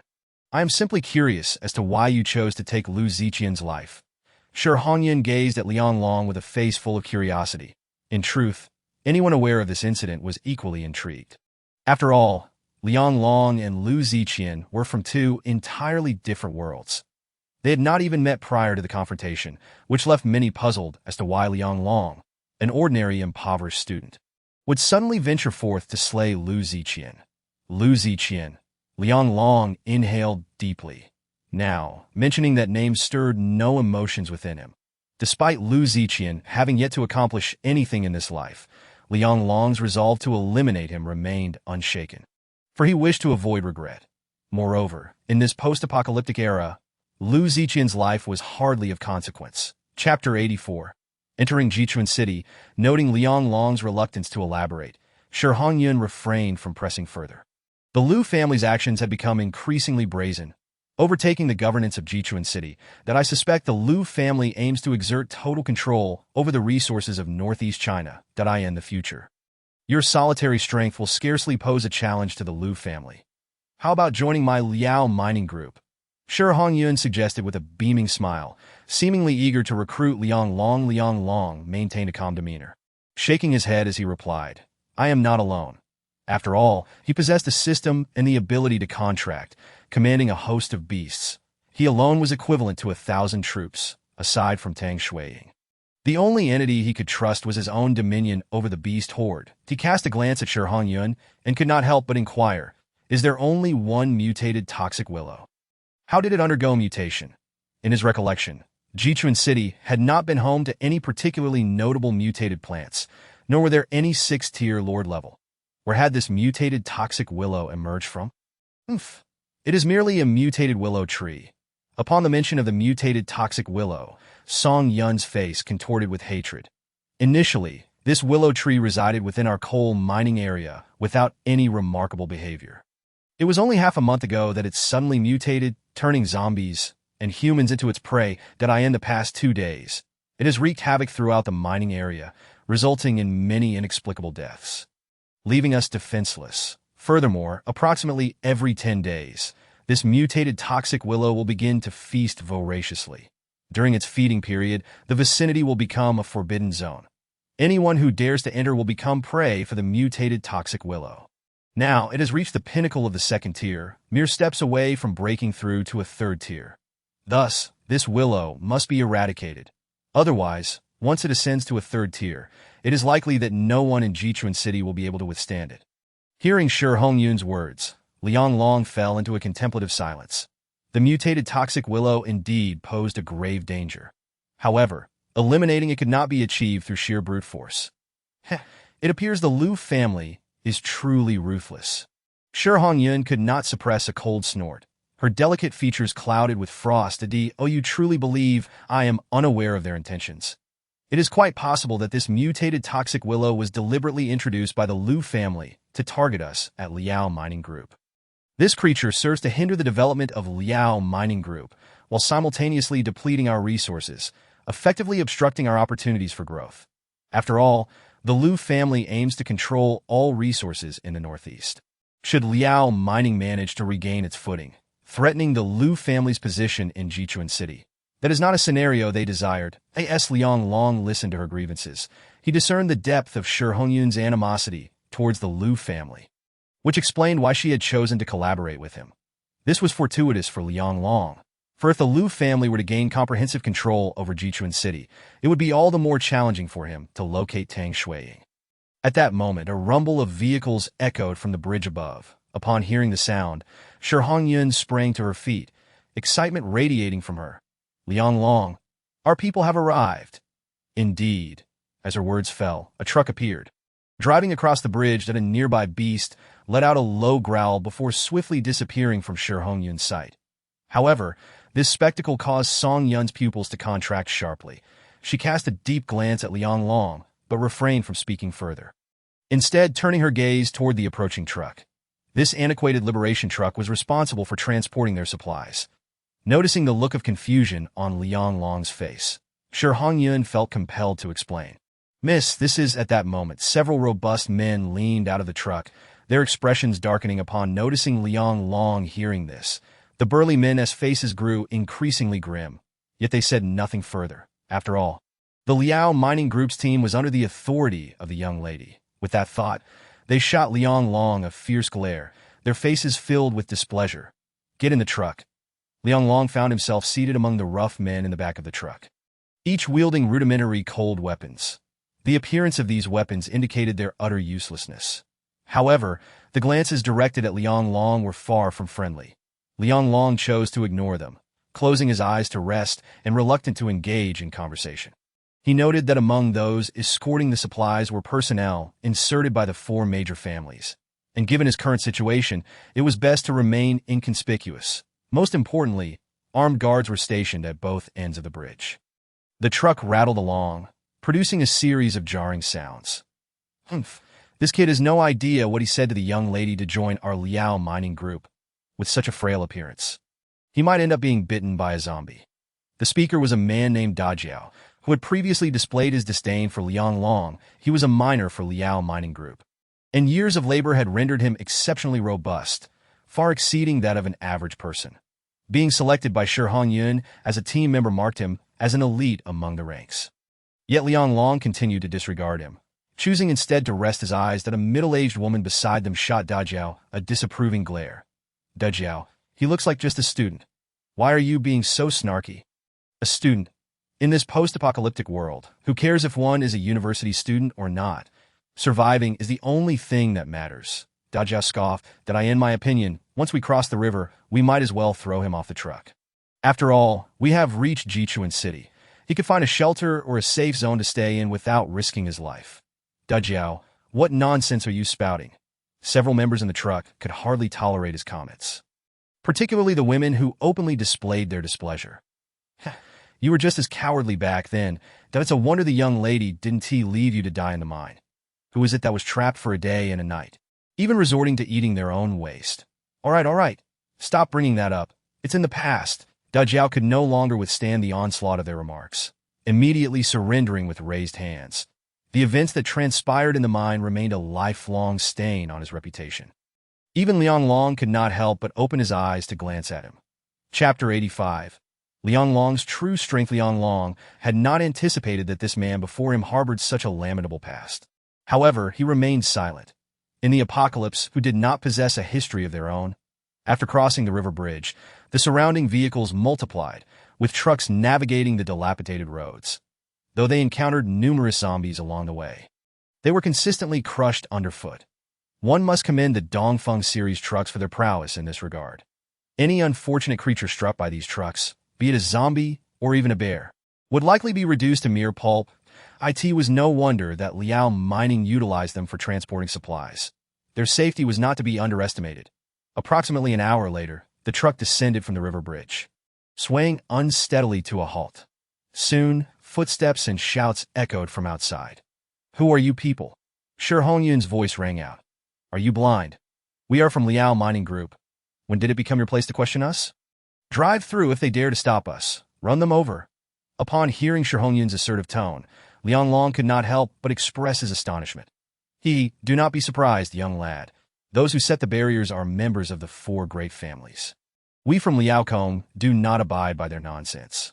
Observing the perplexed expression on Liang Long's face, Dajiao chuckled as he explained. Indeed, the vehicle soon roared back to life, continuing its journey forward. It was uncertain how much time had passed when suddenly the rear door was flung open, light streaming in, rendering the surroundings visible. They had arrived in a desolate ruin, the area appearing remarkably barren. The ground was strewn with the corpses of numerous zombies, a putrid stench and various foul odors assaulting their senses. Liang Long raised an eyebrow. This was a scene he had become all too familiar with in the apocalyptic world. It seemed they had reached their destination. That moment, Shi Hongyun, with a smile, remarked, "All right, we have arrived. Everyone, please disembark." Liang Long and a group of men promptly exited the vehicle, only to discover they had stopped by the roadside, surrounded by numerous individuals brandishing weapons. Clearly, the nearby zombies had been cleared away. However, in this world of the apocalypse, zombies are inexhaustible. Occasionally, one might suddenly emerge to bite. Thus, even during moments of respite, they had to remain vigilant. Shi Hongyun beamed at Liang Long. This is the city of Jichuan, and we are still over 20 kilometers from our base. There are far more zombies within the city than outside, and there might even be a zombie king. However, with your formidable strength, encountering zombies should pose no issue. Right? In response, Liang Long merely nodded nonchalantly, stating, I am fine. But if I encounter zombies of the second tier or above, I will require their cores. Shi Hongyun smiled and replied, that is not a problem. As long as you can assist me in resolving the issue with a mutated poisonous willow, I can provide you with as many cores as you desire. Liang Long nodded, saying, you just need to help me locate the person. Everything else is negotiable. Rest assured, I will expedite this matter with utmost urgency, Shi Hongyun assured confidently, patting her chest. Just then, Dajiao approached, asking, Miss, those brats from the four great families did not trouble you, did they? They only let me pass in hopes of receiving food, but I did not comply. How dare that trash think they can impose fees on us just because they set up a barrier? Ha. If they truly dared to confront me, I would have rammed them to death long ago. They may fool others, but they are not qualified to bully us from Liaocong. Hearing this, Liang Long exhibited a hint of surprise. It appeared that Shi Hongyun's Liaokong group had significant conflicts with the four great families at this moment. Shi Hongyun approached, smiling. Liang Long, I have not mentioned this before, but since you were able to kill Zhang Bingjiang, dealing with some zombies should be no trouble for you, right? What? This guy killed Zhang Bingjiang. Da Jiao was dumbfounded, staring at Liang Long as if he had seen a ghost, filled with disbelief. Miss, are you certain they killed Zhang Bingjiang? Shi Hongyun smiled and said, Show me your true strength. Liang Long, uninterested in further conversation, turned to survey the surroundings. Soon, he noticed several zombies in the distance, low growls emanating from them as they approached. He raised his hand, gently pointing. Spatial strangulation. Clang, clang, clang. In an instant, a deafening sonic explosion erupted. Subsequently, under the astonished gazes of the crowd, the few zombies that had yet to reach them were instantly torn apart. Reduced to a pile of minced flesh, thick, fresh blood flowed from the remnants, staining the ground. This scene made the onlookers' pupils constrict in shock. Da Jiao's eyes widened, staring at Liang Long in disbelief. Shi Hongyun, too, was astonished. Covering her mouth in disbelief, it was worth noting that those were second-tier zombies, effortlessly dispatched by Liang Long, a display of strength that left her incredulous. What ability did you just employ? Shi Hongyun asked in astonishment. Just a regular spatial ability. Liang Long replied with a smile that he refrained from elaborating, as that was a spatial strangulation ability that had undergone several enhancements. Its potency was undeniable. The zombies you have cleared are merely the visible ones. However, there are many more lurking in the shadows, and numerous mutated beasts may also be hiding nearby. Liang Long stated coldly. With his current mental power, any zombies or beasts within a 100-meter radius were utterly exposed. He could sense the number of hidden zombies and beasts nearby. Although their numbers were not yet overwhelming, they could potentially cause greater destruction at any moment. Liang Long was compelled to advise. It would be best to leave here as soon as possible. With that, he casually clenched his hand once more. Clang, clang, clang. Everyone felt a slight ripple in the air, followed by a series of sonic booms. Before their eyes, zombies exploded one after another, their bodies sliced into chunks of flesh. Besides the zombies, hidden beasts also let out piercing cries as they leaped from their concealed spots, roaring as they were torn apart. In that fleeting moment, 3 or 4 mutated beasts met their demise.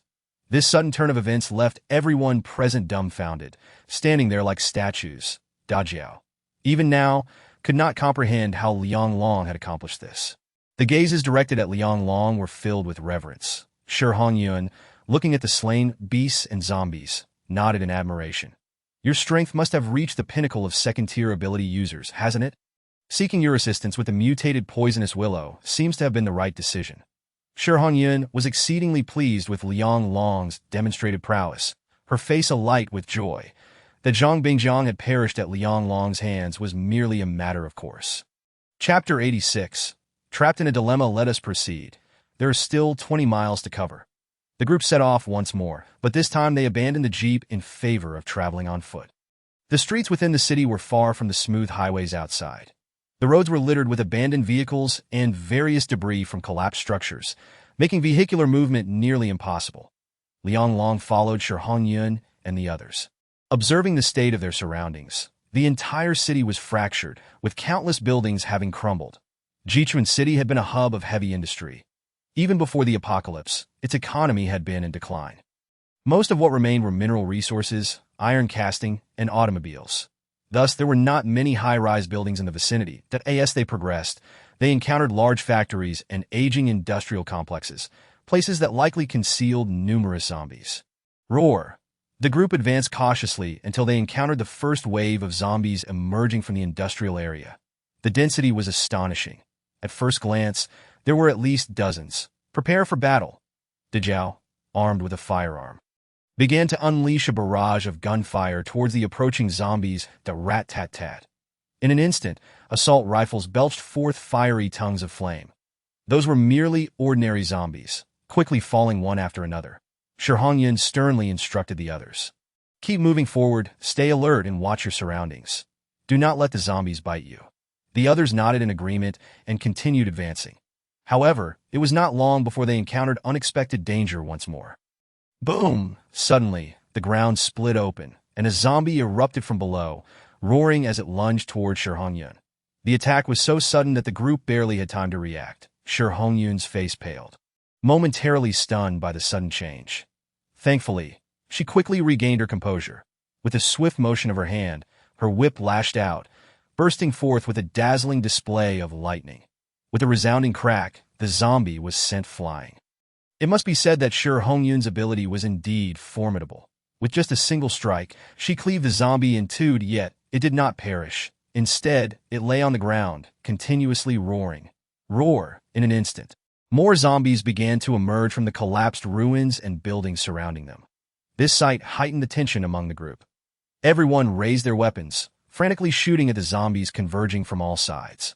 Those without firearms wielded sticks, knives, or various sharp implements, charging forward to strike. The battle erupted into a fierce confrontation almost instantaneously. As Shi Hongyun observed the chaos unfolding, her expression turned icy. These zombies are becoming increasingly difficult to handle. Are they now capable of burrowing underground? They are zombies, naturally capable of evolution. Liang Long replied nonchalantly. It was not surprising that some zombies could develop burrowing abilities, especially since these were merely second-tier zombies, not yet reaching the third or fourth tiers. Even while contemplating this, Liang Long's actions did not falter. He summoned his soul devourer, effortlessly cleaving a lunging zombie in half. Flesh and blood flew as the corpse vanished. Given that all these were first-tier zombies, Liang Long felt little interest. First-tier cores were hardly worth his time. Thus, he had no intention of allowing these zombies to retain any intact body parts. Spatial strangulation. In an instant, the entire street was engulfed in a cascade of ripples, swiftly surging forth. At this moment, Shi Hongyun's extraordinary abilities became increasingly astonishing. Her flexible whip danced like a venomous serpent, radiating dazzling streaks of lightning, and wherever it struck, the zombies were powerless to resist. Any zombie ensnared by her lightning-infused whip was instantly torn asunder. Shi Hongyun had mastered her powers to an astonishing degree. Upon witnessing Liang Long draw his Yin Qi Dao without yet engaging, she smiled and said, "Liang Long, let us compete to see who can slay more." No sooner had the words left her lips than her graceful form surged forward. The whip moved with even greater speed, crackling with electricity, exuding an overwhelming aura. Its formidable might rendered ordinary zombies utterly helpless. Liang Long cast a glance her way, nodding to himself. The energy radiating from this woman made it clear that she had reached the pinnacle of the first tier. Surely it would not be long before she successfully ascended to the ranks of a second-tier ability user. Clang, clang, clang! In the next moment, Liang Long's spatial strangulation erupted violently from the soul devourer. Countless void ripples rapidly engulfed the surroundings. The nearby zombies were shredded to pieces, one after another, their remains falling to the ground in heaps of mangled flesh. The resounding explosions echoed incessantly, accompanied by the sickening sounds of flesh being torn apart. In the blink of an eye, an indeterminate number of zombies were obliterated, leaving no corpses behind. All present gaped in astonishment, rendered speechless for a long while. My goodness, are you serious about this speed of zombie extermination? Shi Hongyun, witnessing Liang Long's ferocity, could not help but swallow hard, her beautiful eyes wide with shock. She felt utterly dwarfed in comparison to him. Liang Long, however, paid no heed to the thoughts of those around him. His sole focus was to swiftly eliminate these zombies, lest they impede their progress. After all, this area harbored more than just a handful of zombies. Should they inadvertently rouse the undead from the entire district, they would be in grave danger. Liang Long relentlessly urged the soul devourer, cleaving the nearby zombies into fragments. "Everyone, muster your strength. Quickly move forward." Roars echoed. At that moment, a pack of towering, black-furred giant wolves suddenly emerged from the ruins.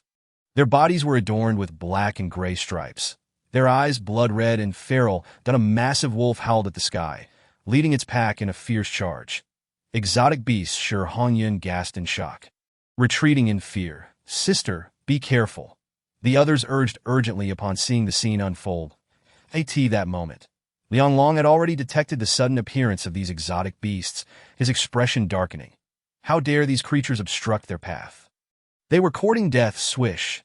A glint of cold light flashed as Liang Long swung his blade, instantly decapitating the charging beast, blood spraying forth. Chapter 87.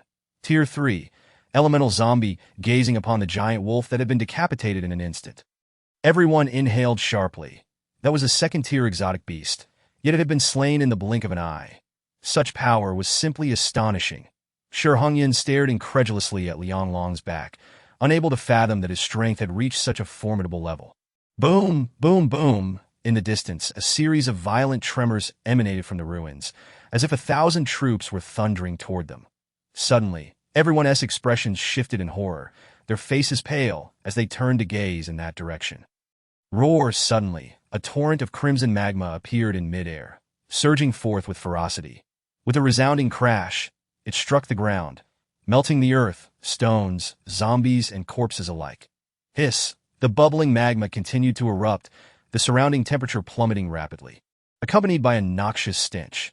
What on earth is that? The crowd squinted, warily observing the unfolding scene. Taotie this moment. Liang Long also narrowed his eyes, but he understood that with the appearance of this crimson magma, the nearby zombies began to stir restlessly. Roar! Many zombies even spun in place, growling incessantly. Shi Hongyan's complexion paled, and she quickly led the others to retreat, fearful of drawing near Taotie's ability user herself. She sensed the terrifying nature of the magma. Roar! Just then, another roar reverberated through the air. Following that, a figure darted swiftly from the distance. Racing toward them at breakneck speed, Taotie leapt high into the air. Crashing down onto the street like a burning rock, Taotie was a grotesque, corpulent zombie, its abdomen resembling a massive barrel, its skin rotting and steaming, with its mouth split from ear to ear, magma dripping incessantly from its maw. What is that abomination? The crowd stood in stunned silence, their eyes wide with disbelief. Liang Long calmly stated, a Tier 3 zombie, Taotie is a natural elemental zombie. In truth, Liang Long had not anticipated encountering such a type of zombie in Jichuan City.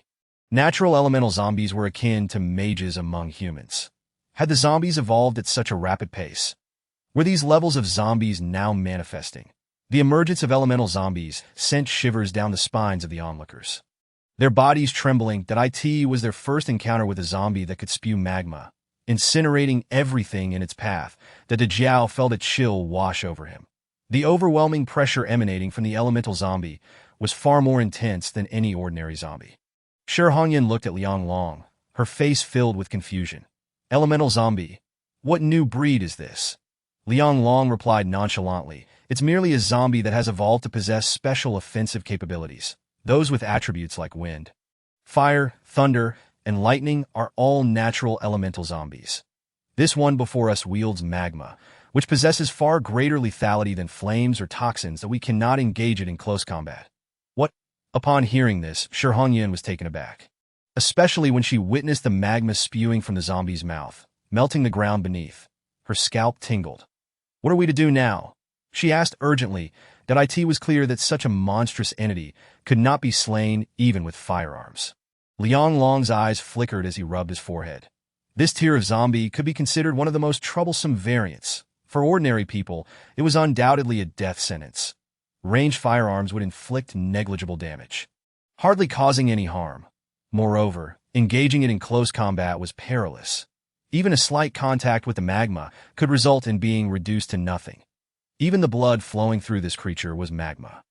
Under such circumstances, any normal person would be reluctant to confront such a zombie, and without a doubt, such zombies were the least favored by ability users. Ordinary individuals, even armed, would find it impossible to contend with this type of zombie. Holding the soul devourer, Liang Long stepped forward, fixing his gaze on the zombie. Leave this one to me. Shi Hongyan promptly stepped up, wielding her whip. Let me join as well, that I no need. Just don't get in my way. Liang Long replied, disregarding her as he charged forward with the soul devourer. Whoosh! A glimmer of cold light sliced through the air, cleaving toward the zombie, producing a sound reminiscent of metal clashing. The soul devourer struck the zombie's neck with tremendous force. Yet it inflicted not even a scratch. Liang Long's pupils constricted in disbelief. Taotie was known that he was a Tier 3 ability user, his combat prowess inherently formidable, though he utilized spatial strangulation in this strike. His innate strength, coupled with the soul devourer's uniqueness, could easily cleave through iron. Yet this zombie left no mark whatsoever, demonstrating its formidable defense. Roar! At that moment, the Tier 3 zombie emitted a furious roar. It opened its gaping maw, and a torrent of searing magma erupted forth. Bang! The scorching flames instantaneously engulfed the entire street, collapsing structures in their wake. The intense heat caused the surrounding temperature to surge. Run for your lives!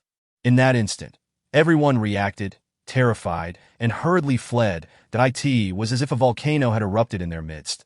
The sight was nothing short of horrifying, with buildings melting and collapsing all around them. Amidst the torrid magma, Liang Long deftly maneuvered, dodging the molten torrents while swiftly closing in on the zombie. Simultaneously, he activated his spatial strangulation ability. Rip! At last, with a sound akin to tearing fabric, the crowd looked up to see a massive sword mark appear across the zombie's chest. A terrifying energy radiated from it, nearly ripping its entire body apart. Moreover, in the instant Liang Long struck, he could not recall how many blows he had delivered. The zombie bore numerous injuries, yet the substance oozing from them was not blood, but boiling magma. Roar! The zombie emitted a wretched howl, charging forward with reckless abandon. Upon witnessing the scene, Liang Long couldn't help but curse inwardly, realizing the dire situation. This zombie, it's going to self-destruct. Without hesitation, he seized Shi Hongyun's hand and swiftly retreated. The others, already in a state of panic, frantically fled as well. The continuously injured zombie, now driven to the brink of fury, extended its arms and began to pound the ground with reckless abandon. With a resounding crash, the earth shattered, creating a deep pit. Boom, boom, boom. In an instant, a torrent of mud and rocks surged upwards, obscuring the sunlight. The zombie then leapt into the chasm below, with a thunderous roar. The entire street trembled violently. Chapter 88. Zombie self-destruction. Shi Hongyun gazed at the deep pit ahead, her face a mask of astonishment. From the depths of the chasm, she could sense an unsettling aura emanating forth. The zombie's presence was becoming increasingly unstable. It was not a voluntary self-detonation. This kind of zombie would only explode post-mortem. Liang Long elucidated. Thus, the best course of action is to obliterate its body before it detonates. Upon hearing this, Shi Hongyun's eyes widened in understanding, and she cautiously peered into the depths of the pit. There, she beheld the magma roiling beneath.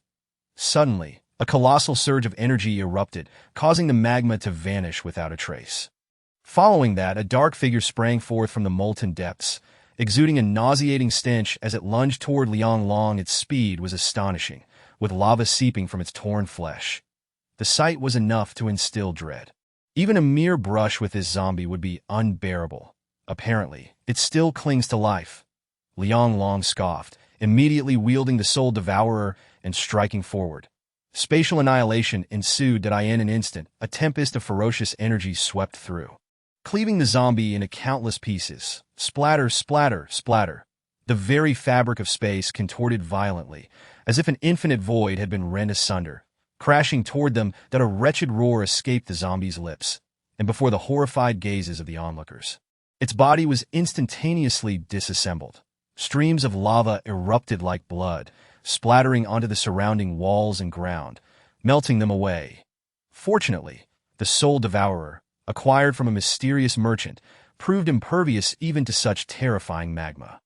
With the Soul Devourer shielding him, Liang Long finally exhaled in relief. Turning to the others behind him, he spoke in a cold tone. When this type of zombie perishes, it often self-destructs. You'd best keep your distance. Furthermore, this particular zombie was drenched in magma. Should it explode, the lava splattered would undoubtedly engulf a radius of dozens of meters. Hearing this, Shi Hongyun decisively shouted, "Everyone, stay back!" With that, she was the first to retreat from the street. Liang Long, emboldened, unleashed the full might of spatial annihilation. In an instant, countless ripples in space surged forth. Splatter, splatter, splatter. In the next moment, the zombie was torn asunder, lava spewing everywhere. A deafening explosion ensued as the zombie detonated, transforming the entire street into ruins. Everything caught in the wave of spatial annihilation was reduced to ash. Even the lava was not spared, vanishing before it could even touch the ground. Despite the devastation surrounding them, Liang Long remained unscathed. The people of Liao Mine stood in stunned silence, witnessing firsthand the horror of the splattering lava. which could even melt metal, yet they found themselves unable to approach Liang Long even slightly. Shi Hongyan looked at Liang Long in disbelief, struggling to articulate her thoughts. How is it that even the lava cannot approach him? What is he? Rumbling echoed as the surrounding structures continued to collapse. The street utterly transformed into a wasteland. The group surveyed the chaos, their expressions filled with shock. Did I ask this? The end. Is this the power of a third-tier zombie's self-detonation? It's utterly terrifying. Liang Long remained calm, his expression devoid of emotion. For him, slaying a third-tier zombie was no novelty. With his strength, such creatures posed no threat. He could have easily dealt with them long ago. However, for the people of Liao Mine, any collision could spell their doom. This was precisely why Liang Long preferred not to associate with them. Those of inferior strength only served as a burden.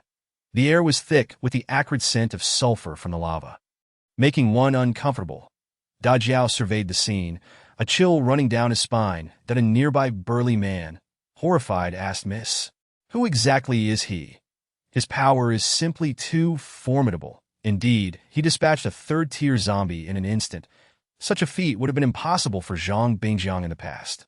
Shi Hongyun, still in a daze, assessed her surroundings. "All right, let us refrain from idle chatter and regroup. The Dio not touch the lava.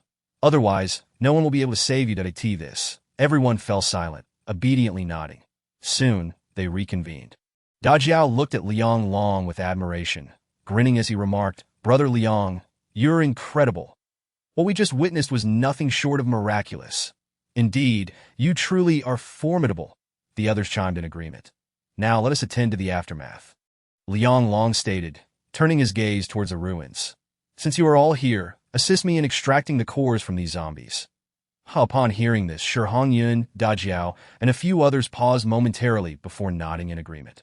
They promptly set to work, digging out the zombie cores. Though it was somewhat laborious, it was far from impossible. Before long, they had unearthed over 200 cores. Each zombie possessed strength around the second tier. Thus, the quality of the cores was naturally commendable. Additionally, they discovered 2 third-tier cores.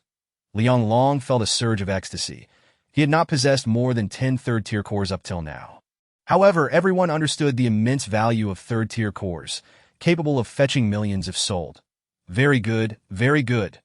The haul is quite substantial, Liang Long remarked with a satisfied smile as he surveyed the cores. Upon hearing this, the group became even more exhilarated. Meanwhile, Liang Long continued his search for even more formidable monsters. Following him, the group conducted another sweep, confirming the absence of danger. Midway, Shi Hongyan suddenly called out to Liang Long. "Liang Long," at her words, all eyes turned to Liang Long, as they unconsciously formed a tendency to view him as their leader. His strength had earned their acknowledgement. Shi Hongyun took a deep breath, her initial excitement calming. She regarded Liang Long with a gaze filled with reverence, saying, "These cores were all found nearby. Since you need them, I shall give them all to you." Shi Hongyun handed over the more than 10 cores she had collected. Liang Long nodded and accepted the cores. Shi Hongyun blinked her beautiful eyes at him, appearing to have something more to say. Liang Long furrowed his brow and urged, "All right, if you have something to say, just speak it." Shi Hongyun bit her lip, hesitating for a moment before asking, "Liang Long, how did you cultivate your abilities?" Cultivate? Liang Long was momentarily taken aback. Did Shi Hongyun really believe his powers were a result of cultivation? This misconception was quite significant. "You misunderstand. Abilities cannot be cultivated." "Really? They can't be cultivated? Then why are your abilities so formidable? Though there are ways to enhance the power of abilities, they do not involve cultivation." At this, the group could not help but widen their eyes, fixating on Liang Long, fearful of missing any vital information. Ability users can absorb cores to restore and elevate their powers. Liang Long produced a first-tier core, holding it in his palm. With a crackling sound, wisps of blue electricity surged from the first-tier core, coursing along Liang Long's arm and into his body. Feeling the immense energy fluctuation, Shi Hongyun's eyes widened in shock. Disbelief etched across her face. "I ask this. Lightning energy. Abilities can be cultivated this way." Indeed, while absorbing cores could elevate the level and power of abilities, it was not cultivation, but merely a method of energy transfer. Observing the astonishment on Shi Hongyun's face, Liang Long's lips curled into a faint smile that he then directly infused a portion of the lightning energy into Shi Hongyun's body, that in an instant, she was jolted violently, feeling a surge of powerful lightning energy rush into her. This is such a profound surge of lightning energy. As the thunderous power of lightning coalesced within her, Shi Hongyun found herself momentarily entranced. Since becoming an enhancer, she had never experienced such a peculiar sensation. It was as if, in that fleeting moment, her abilities had transcended their limits. With this thought, she concentrated and instantaneously summoned her lightning-based powers. With a resounding crash akin to thunder, a tempest erupted before Shi Hongyun, revealing gigantic serpents of shimmering purple-gold lightning that materialized in midair. Hiss! The onlookers gasped in astonishment, their eyes wide with disbelief as they beheld the extraordinary phenomenon surrounding Shi Hongyun. Rendered completely speechless, Shi Hongyun herself was taken aback. The events unfolding before her far exceeded her comprehension. I have actually broken through to a second-tier enhancer. The clarity of that realization was overwhelming, nearly causing her eyes to bulge in shock. Merely due to Liang Long's casual gesture, the energy infused into her had enabled her to achieve this remarkable breakthrough. The surrounding companions were equally dumbfounded. Goodness, this is utterly outrageous that a mere gesture, and Shi Hongyun is elevated to a second-tier enhancer. Who exactly is Liang Long to possess such extraordinary capabilities? Observing the astonished expressions of those around him, Liang Long wore a look of bemusement. He was well aware of their thoughts. However, the reality was not as they imagined, and he calmly explained, "Your strength was already on the verge of breaking through. I merely channeled the energy of the crystal core into your body, and you naturally surpassed your limits. Thank you, Liang Long. Without your assistance, I might never have achieved this breakthrough to a second-tier enhancer," Shi Hongyun expressed gratefully. Liang Long waved his hand dismissively. The misunderstanding had grown quite deep. The absorption of crystal cores has its limitations for enhancers. One must not take in too much, lest they risk becoming a zombie, he cautioned, ensuring she understood the potential consequences of reckless consumption. Understood. I will be cautious moving forward. Shi Hongyun nodded earnestly, masking the profound shock that resonated within her. Within the Liao Mind group, she had encountered numerous powerful enhancers. Yet, none possessed the depth of understanding regarding abilities as Liang Long did, especially his knowledge of absorbing the energy from crystal cores. Liang Long was undoubtedly more complex than he appeared. Casting a sidelong glance at her, Liang Long remarked coolly, "If I were utterly ignorant of the apocalypse, would I dare to eliminate Lu Ziqian before the catastrophe unfolded?" What? Instinctively, Shi Hongyun nodded, only to freeze in place suddenly. Her eyes widened once more, disbelief etched across her face. Liang Long's simple statement stirred a tempest within her mind, particularly as she grasped the implications contained within. Even for someone as seasoned as Shi Hongyun, a chill ran down her spine. That brief utterance hinted at numerous unspoken truths. Meanwhile, after the recent skirmish with the magma zombies, the imposing figures from the Liao Mind group gazed at Liang Long with newfound reverence to owe them. Strength was the ultimate currency for earning respect. Moreover, Liang Long's displayed power and his insights into the apocalypse far surpassed their understanding. This was no longer mere respect. They viewed him with the awe typically reserved for a mentor. Dajiao stepped forward, a sheepish smile on his face, exclaiming, "Master Liang, we owe you our heartfelt gratitude if it weren't for your intervention. We shudder to think how many lives would have been lost. We owe you an immense debt of gratitude. Please feel free to request anything in the future." Upon hearing Dajiao's words, Liang Long quickly waved his hand. "It was merely a trifling effort. There's no need to dwell on it or speak of debts of gratitude. Haha, the master is being modest, that we will forever remember this favor." Dajiao continued, "Moreover, my lady has invited you here, and I believe that after this event, our trust will only grow stronger." Liang Long couldn't help but roll his eyes at Dajiao's insistence on creating a sense of indebtedness. However, since he had already spoken, Liang Long chose not to be overly concerned, gesturing for them to move on. "This place is not suitable for lingering. We should depart swiftly to this." The group snapped back to reality and continued onward towards the Liao Mine. Shi Hongyun and Liang Long led the way. Clearing the path ahead as they progressed, they encountered several zombies that sprang forth unexpectedly, yet the two enhancers dealt with them effortlessly. However, contrary to Shi Hongyun's expectations. They discovered an alarming increase in the number of zombies as they advanced. Chapter 90. A gift. Too precious. Shi Hongyun couldn't help but feel perplexed, murmuring to Liang Long. Typically, we make it a point to clear the zombies in this area.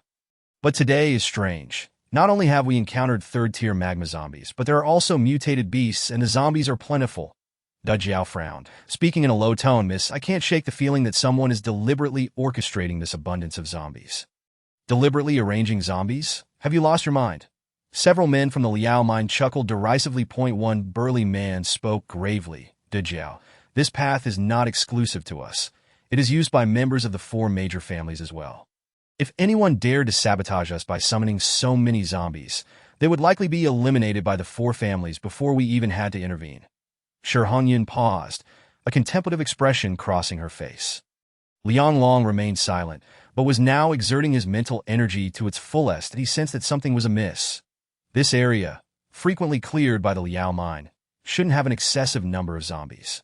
The sudden influx was alarming, especially with the appearance of third-tier magma zombies, that if this was merely a natural occurrence, Liang Long would not have believed it. Someone was surely pulling strings, from the mutated toxic willow to the third-tier zombies. It seemed as if they were all intentionally orchestrated. The Liu family had previously sent someone to negotiate with them, ostensibly to requisition the Liao mine territory for some infrastructure or research facility. This was no mere requisition. It was an attempt to seize control of the Liao mine's domain, that if they agreed to collaborate with the Liu family, it would inevitably lead to the Liao mine group falling under their control. Not only had they unleashed the mutated toxic willow upon the Liao mine group's territory, but they had also summoned third-tier zombies. This was clearly an attempt to undermine their claim to the land. However, Shi Hongyun was not one to be easily bullied. Fuming, she turned her gaze to Liang Long, only to find him remarkably composed, even somewhat indifferent. From a side angle, Liang Long appeared quite handsome, his features sharp and defined. While not exceptionally tall, he exuded an air of wildness and strength. So captivating. Goodness, what am I thinking? Shi Hongyun shook her head, asking, Liang Long, if you were in this situation, what would you do? Wait. Shi Hongyun's face contorted in confusion. Wait, for what? Liang Long smiled slightly, his tone laced with mockery. They have gone to great lengths to drive you from the Liao mine. Under normal circumstances, even the Liu family would not wish to offend a force like the Liao mine. Their urgency indicates that the Liao mine possesses something they covet. Therefore, you need not concern yourself with them. Let them reveal their intentions, and then their desires will become apparent. Upon hearing Liang Long's analysis, Shi Hongyun experienced a moment of clarity. Internally, she felt a wave of frustration. Had it not been for Liang Long's reminder, she would have continued to be led around by the nose by the Liu family. Liang Long truly was becoming increasingly remarkable in her eyes. With this thought, she beamed and said, Liang Long, would you reconsider joining us at the Liao mine? I assure you that we can provide whatever you desire. Hearing Shi Hongyun's proposition, Liang Long's lips curled into a faint smile before he shook his head, declining her offer. Shi Hongyun's expression fell in disappointment.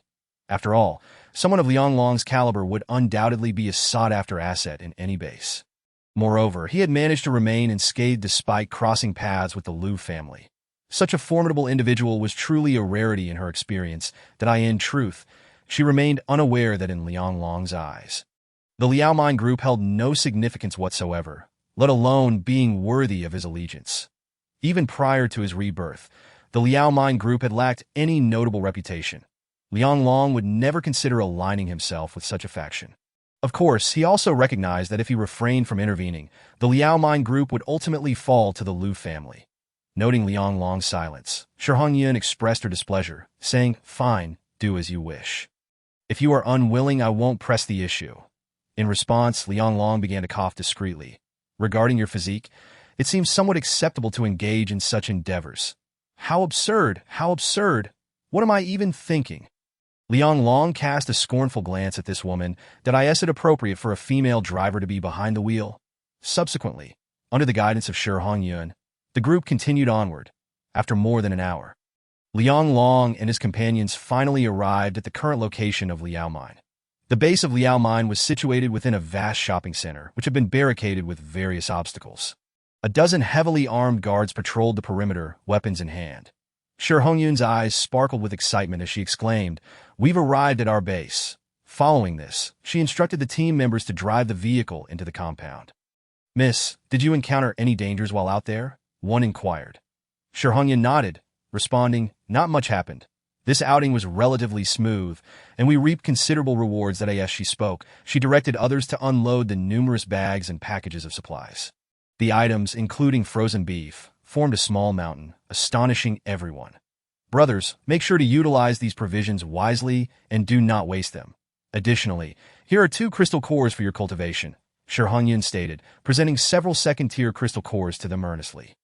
"This, miss, what is the meaning of this? We don't need such things," one protested. "Indeed, there's a plethora of them in the warehouse," another added. "They're merely disgusting items extracted from the brains of zombies. Please refrain from bringing them out to repulse us." In an instant, those surrounding Shi Hongyun scattered like startled birds. Observing the response of her veteran members, Shi Hongyun couldn't help but feel both amused and exasperated. These individuals still did not comprehend the true significance of the second-tier crystal cores, which could enhance one's abilities. After all her efforts to acquire a few, they reacted as though they had stumbled upon something repugnant. Thus, she adopted a stern expression and coldly admonished, "Are you all dismissing the gifts I have bestowed upon you?" Upon hearing this, the men stiffened visibly. Then, one weakly protested, "Isn't this rather too precious?" "Precious? You just claimed there was a vast surplus in the warehouse. How can it suddenly be deemed precious?" Shi Hongyun nearly laughed in disbelief at their ignorance. She chose to ignore the old hands and turned to Lianglong. The shopping center was originally our Liao Mine's resource collection point. After it was cleared, we moved here. Previously, we resided within the mining area itself, which was our true domain. However, it has now been overrun by mutated toxic willows, rendering it nearly a forbidden zone, with no one daring to enter. Hearing this, Lianglong turned to gaze in the direction Shi Hongyun indicated. That area was the original mining site of Liao Mine, still dotted with numerous residential buildings, but it had now transformed into a wasteland. At this moment, several veteran members approached, expressing, "Miss, we wish to eradicate that mutated toxic willow, but we're simply no match for it. Indeed, anyone who ventures there meets their demise." Another added that in recent days, the area covered by the toxic willow has expanded, making it impossible for even flies to enter. "What do you mean?" Shi Hongyun asked, her face showing confusion. "Recently, the branches of that toxic willow have been sprouting during the night, attacking nearby zombies and mutated beasts.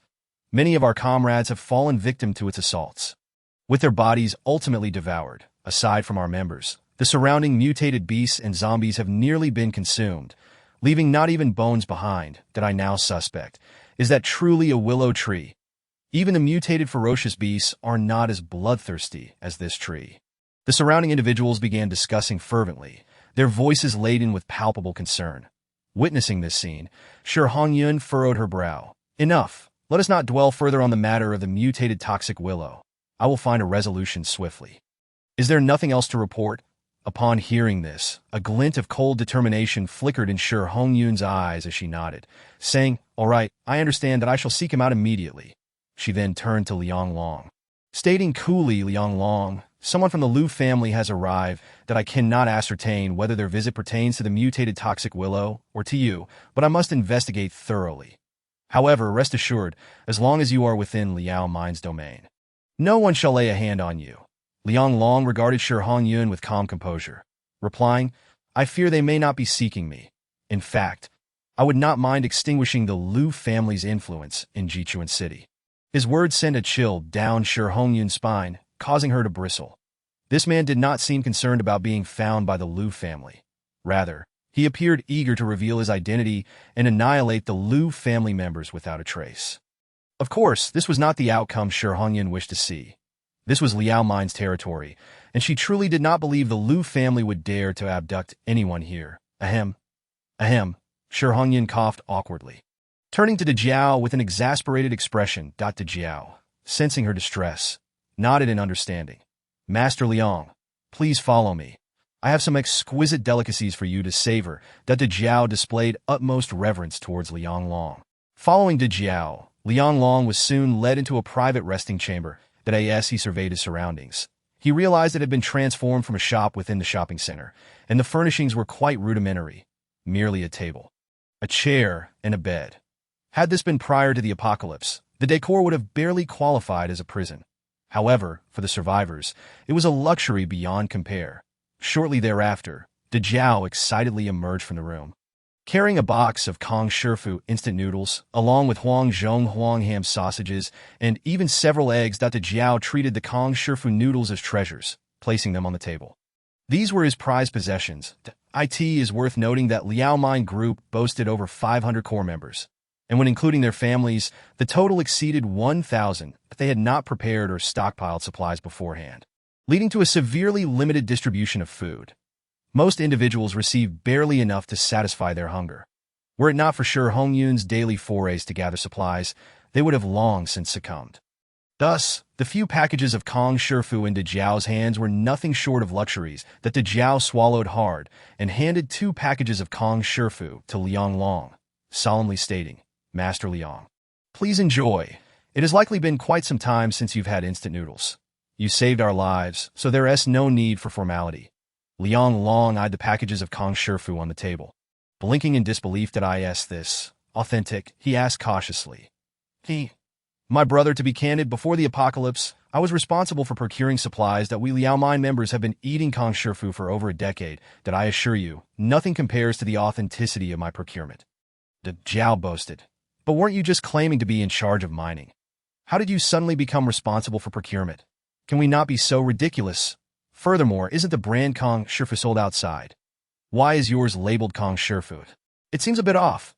Liang Long coughed. "I'm not particularly hungry. Just some water will suffice." "Water? I have that." Dejao quickly produced a bottle of Nongfu Spring and tossed it to Liang Long. Liang Long's gaze flickered as he silently twisted off the cap and drank heartily. Subsequently, in an effort to maintain his composure, he hastily took out a crystal core and pretended to absorb it. Although he had a system that rendered absorption unnecessary, he felt that absorbing the crystal core was safer than consuming Dejiao's Kong Shifu. At that moment, several team members entered one after another, their expressions shifting dramatically upon seeing Liang Long. "Dejiao, is Master Liang?" Zhao shook his head, explaining, "He is absorbing a crystal core to cultivate his abilities." "What? So this is the process of absorbing a crystal core?" "Yes, it was Master Liang who taught the young lady, enabling her to break through to the second tier." Upon hearing Zhao's explanation, the others were taken aback. They had not realized that abilities could be cultivated. No wonder the young lady's strength had progressed so rapidly that if only we could awaken our abilities as well. I suggest you abandon that thought. You lack the fate for it. Yet, we cannot ignore the fact that the zombies outside have grown increasingly powerful. Can we? Previously, a single bullet could easily take down a zombie, but now have you noticed that even a whole magazine fails to do so? Thus, in the future, we may have to rely solely on our abilities to combat the zombies. In this damned apocalypse, ordinary people like us are finding it increasingly difficult to survive. Upon overhearing the conversation of these men, Liang Long could not help but open his eyes. Chapter 92. Declassability. Flash delivery. In truth, during the early stages of the apocalypse, only a select few were truly able to awaken their abilities. However, ordinary individuals like Dejao are not entirely incapable of activating their powers later on. By forcefully absorbing crystal cores, ordinary people have the chance to awaken abilities and become supernatural beings. The higher the grade of the crystal core, the greater the likelihood of awakening. Conversely, while lower-grade cores also possess the potential for awakening, they contain more impurities. For instance, a first-tier crystal core has the capability to awaken abilities, but ordinary individuals are simply unable to withstand the impurities contained within. After absorption, they often lose their sanity before awakening and ultimately lose consciousness, transforming into zombies. In his previous life, Liang Long awakened his spatial abilities after absorbing a second-tier crystal core. Unfortunately, it was the lowest level of spatial ability, only granting him a mere 10 square meters of space. With no combat prowess, he could only be treated as a human storage unit. Of course, he never divulged the information that ordinary people could forcefully absorb crystal cores to awaken abilities to anyone, not even to his most trusted friend, Chen Xiong. After all, the temptation of awakening powers is too great for anyone. Yet, the awakening process is fraught with peril. He did not wish for these ordinary individuals to risk their lives by forcefully absorbing these cores in pursuit of becoming supernatural beings. Naturally, If one were to succeed, it would be one thing, but should they fail, they would only blame themselves. Such thankless endeavors were not worth his effort. He then lowered his head, his gaze flickering that if memory serves me correctly, Zheng Yueme, that venomous woman, should also be in Jichuan City. In his previous life, she had always lingered beside Lu Ziqian, serving as both his maid and bodyguard. Despite her enchanting beauty, her heart was as venomous as a snake. In his past life, he had been tortured by her in a basement for an extended period, feeling utterly drained, convinced he was on the brink of death, though he eventually managed to escape. He found himself powerless against her. Did I end this life? Lu Ziqian had already been slain by him, that if he were to encounter that deadly beauty again, he would certainly not let her slip away. Liang Long gazed out the window, secretly gritting his teeth, his resolve unwavering. Meanwhile, within a large conference room in the super shopping center, one of the safest places in the entire base, Shi Hongyun wore a cold expression as she regarded the two exquisitely beautiful women before her. The Lu family has sent you to assist us? Shi Hongyun's sharp gaze locked onto the two stunning girls standing in front of her. These two unmatched beauties, Zheng Yueme and Li Yulan, were dispatched by the Lu family to help them deal with the mutated poisonous willow.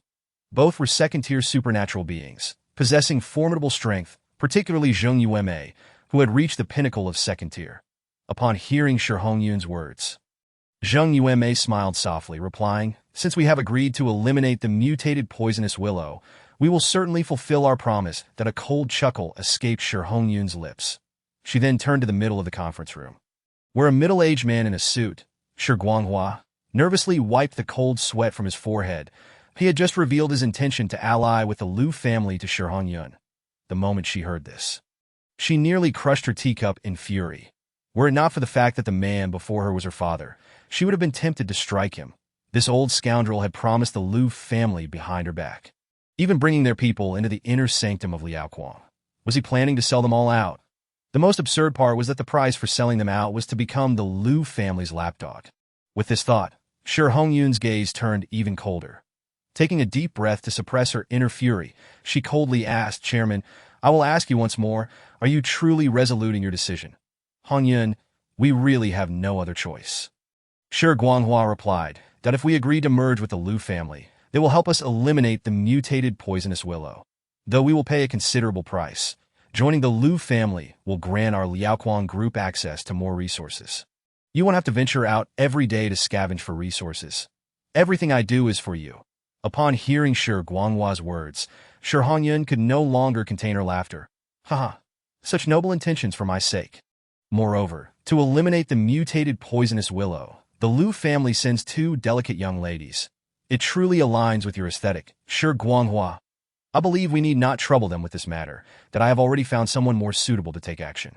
Hearing this, Shi Guanghua and the two women were momentarily stunned, while Zheng Yueme burst into laughter, her proud form quaking beneath her attire. "Miss Shi, are you doubting our strength? Do you not know that the Lu family sent us precisely because—" Before Zheng Yueme could finish her sentence, she suddenly flickered, appearing beside Shi Hongyun in an instant. Her long, delicate hand, like a serpent, reached for Shi Hongyun's neck. The speed of the entire motion was astonishing. Even reaching the speed of sound, by the time her hand clasped around Shi Hongyun's throat, Shi Guanghua's eyes widened in disbelief. Shi Hongyun remained motionless, yet her gaze towards the two became chillingly indifferent. Zheng Yueme evidently intended to showcase her powers, her face adorned with a seductive smile that do not forget.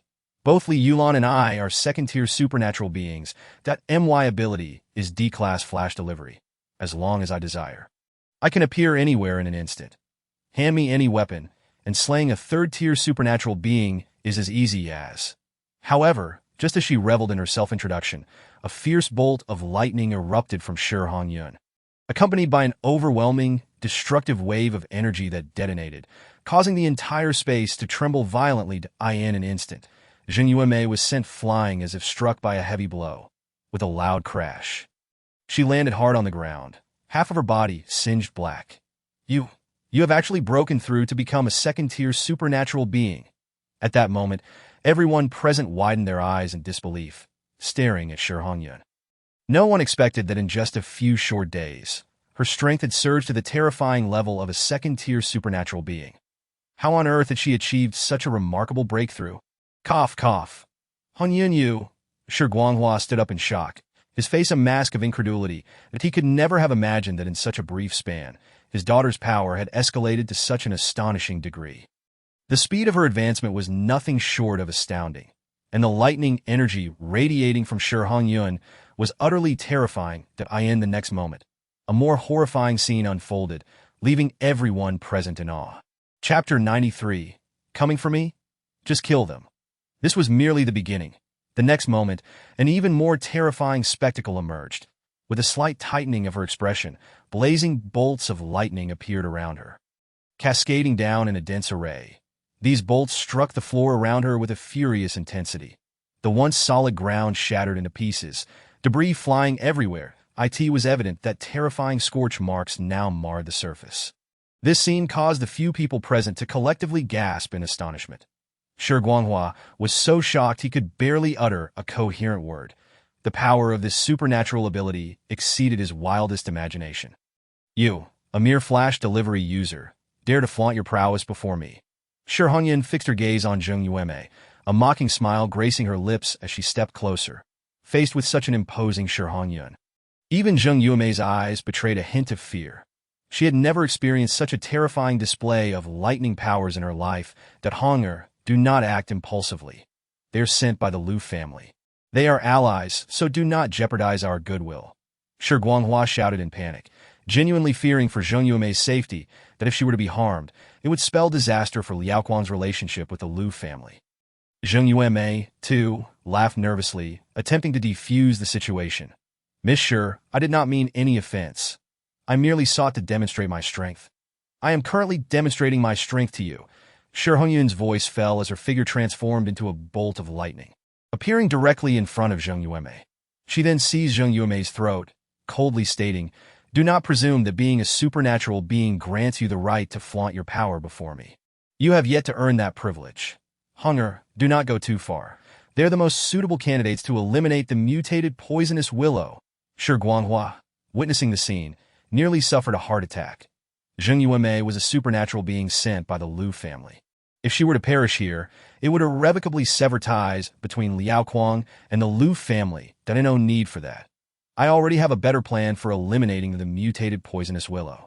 Upon hearing this, Shi Guanghua's expression turned hesitant, as he harbored great trepidation regarding the Lu family. Moreover, a portion of the resources of Liaoning mining group originates from the Lu family. Zheng Yueme let out a cold snort and remarked, since you have other arrangements, we shall wait and see how you address the issue of the mutated toxic willow. Let us hope you don't come running to us for assistance when the time comes. Upon hearing this, Shi Guanghua couldn't help but sigh inwardly. As the chairman of Liaoning Mining Group, he was acutely aware that without the Lu family's resources, the survival of Liaoning Mining would be exceedingly challenging. Enough! You all need to cease your bickering. This matter cannot be resolved by a single individual. They have been dispatched by the Lu family and undoubtedly possess their own strategies. Let them accompany you in your endeavors. He stated. Shi Hongyun's expression turned icy in response. Chairman, Shi Guanghua thundered. What? Have you now ceased to heed your father's words? Upon hearing this, Shi Hongyun's teeth clenched in frustration, yet she ultimately nodded in reluctant agreement. Recognizing the authority of her father, Shi Guanghua let out a sigh of relief and turned his gaze towards Zheng Yueme and Li Yulan. Zheng Yueme, upon hearing his words, shot a disdainful glare at Shi Hongyun, as if mocking her perceived weakness. Observing this, Shi Guanghua furrowed his brow, but refrained from reacting. Shi Hongyun scoffed, refusing to even glance at Shi Guanghua as she turned and departed, watching as the others left one after another. Shi Guanghua sank heavily into his chair, murmuring to himself, Hunger, the Lu family is not as simple as you imagine. Given their disposition, if they cannot assimilate us at Liaoning Mining, there is but one outcome: total destruction of Liaoning Mining and forceful occupation. If we expel the Lu family this time, it would mean irrevocably severing ties with them. As a seasoned veteran in the business world, Shi Guanghua had encountered countless individuals and had become astute with age. Fully aware of the Lu family's temperament, even if he was reluctant, many circumstances had to be passively accepted. After all, the current plight of Liaoning Mining Group was becoming increasingly dire that a rupture with the Lu family could spell a catastrophic blow for them. At that moment, in the lounge, Liang Long, after absorbing a second-tier crystal core, decided to cease his efforts, realizing that less than 1/10 of the energy he absorbed was truly convertible into extraordinary abilities. A significant portion was wasted. This was not absorption. It was a sheer waste of resources, better to hand them over to the system. Nonetheless, he had accumulated a fair number of second-tier and third-tier crystal cores. At this rate, he anticipated that he would soon enhance his abilities and advance to a fourth-tier extraordinary being. However, his current stock of crystal cores was still insufficient. While an immediate ascent to the fourth tier was not feasible, he could at least reach the pinnacle of the third tier, and he wondered how formidable he would become after promotion to the fourth tier. Liang Long clenched his fists, filled with anticipation yet anxiety. The pace was still too slow.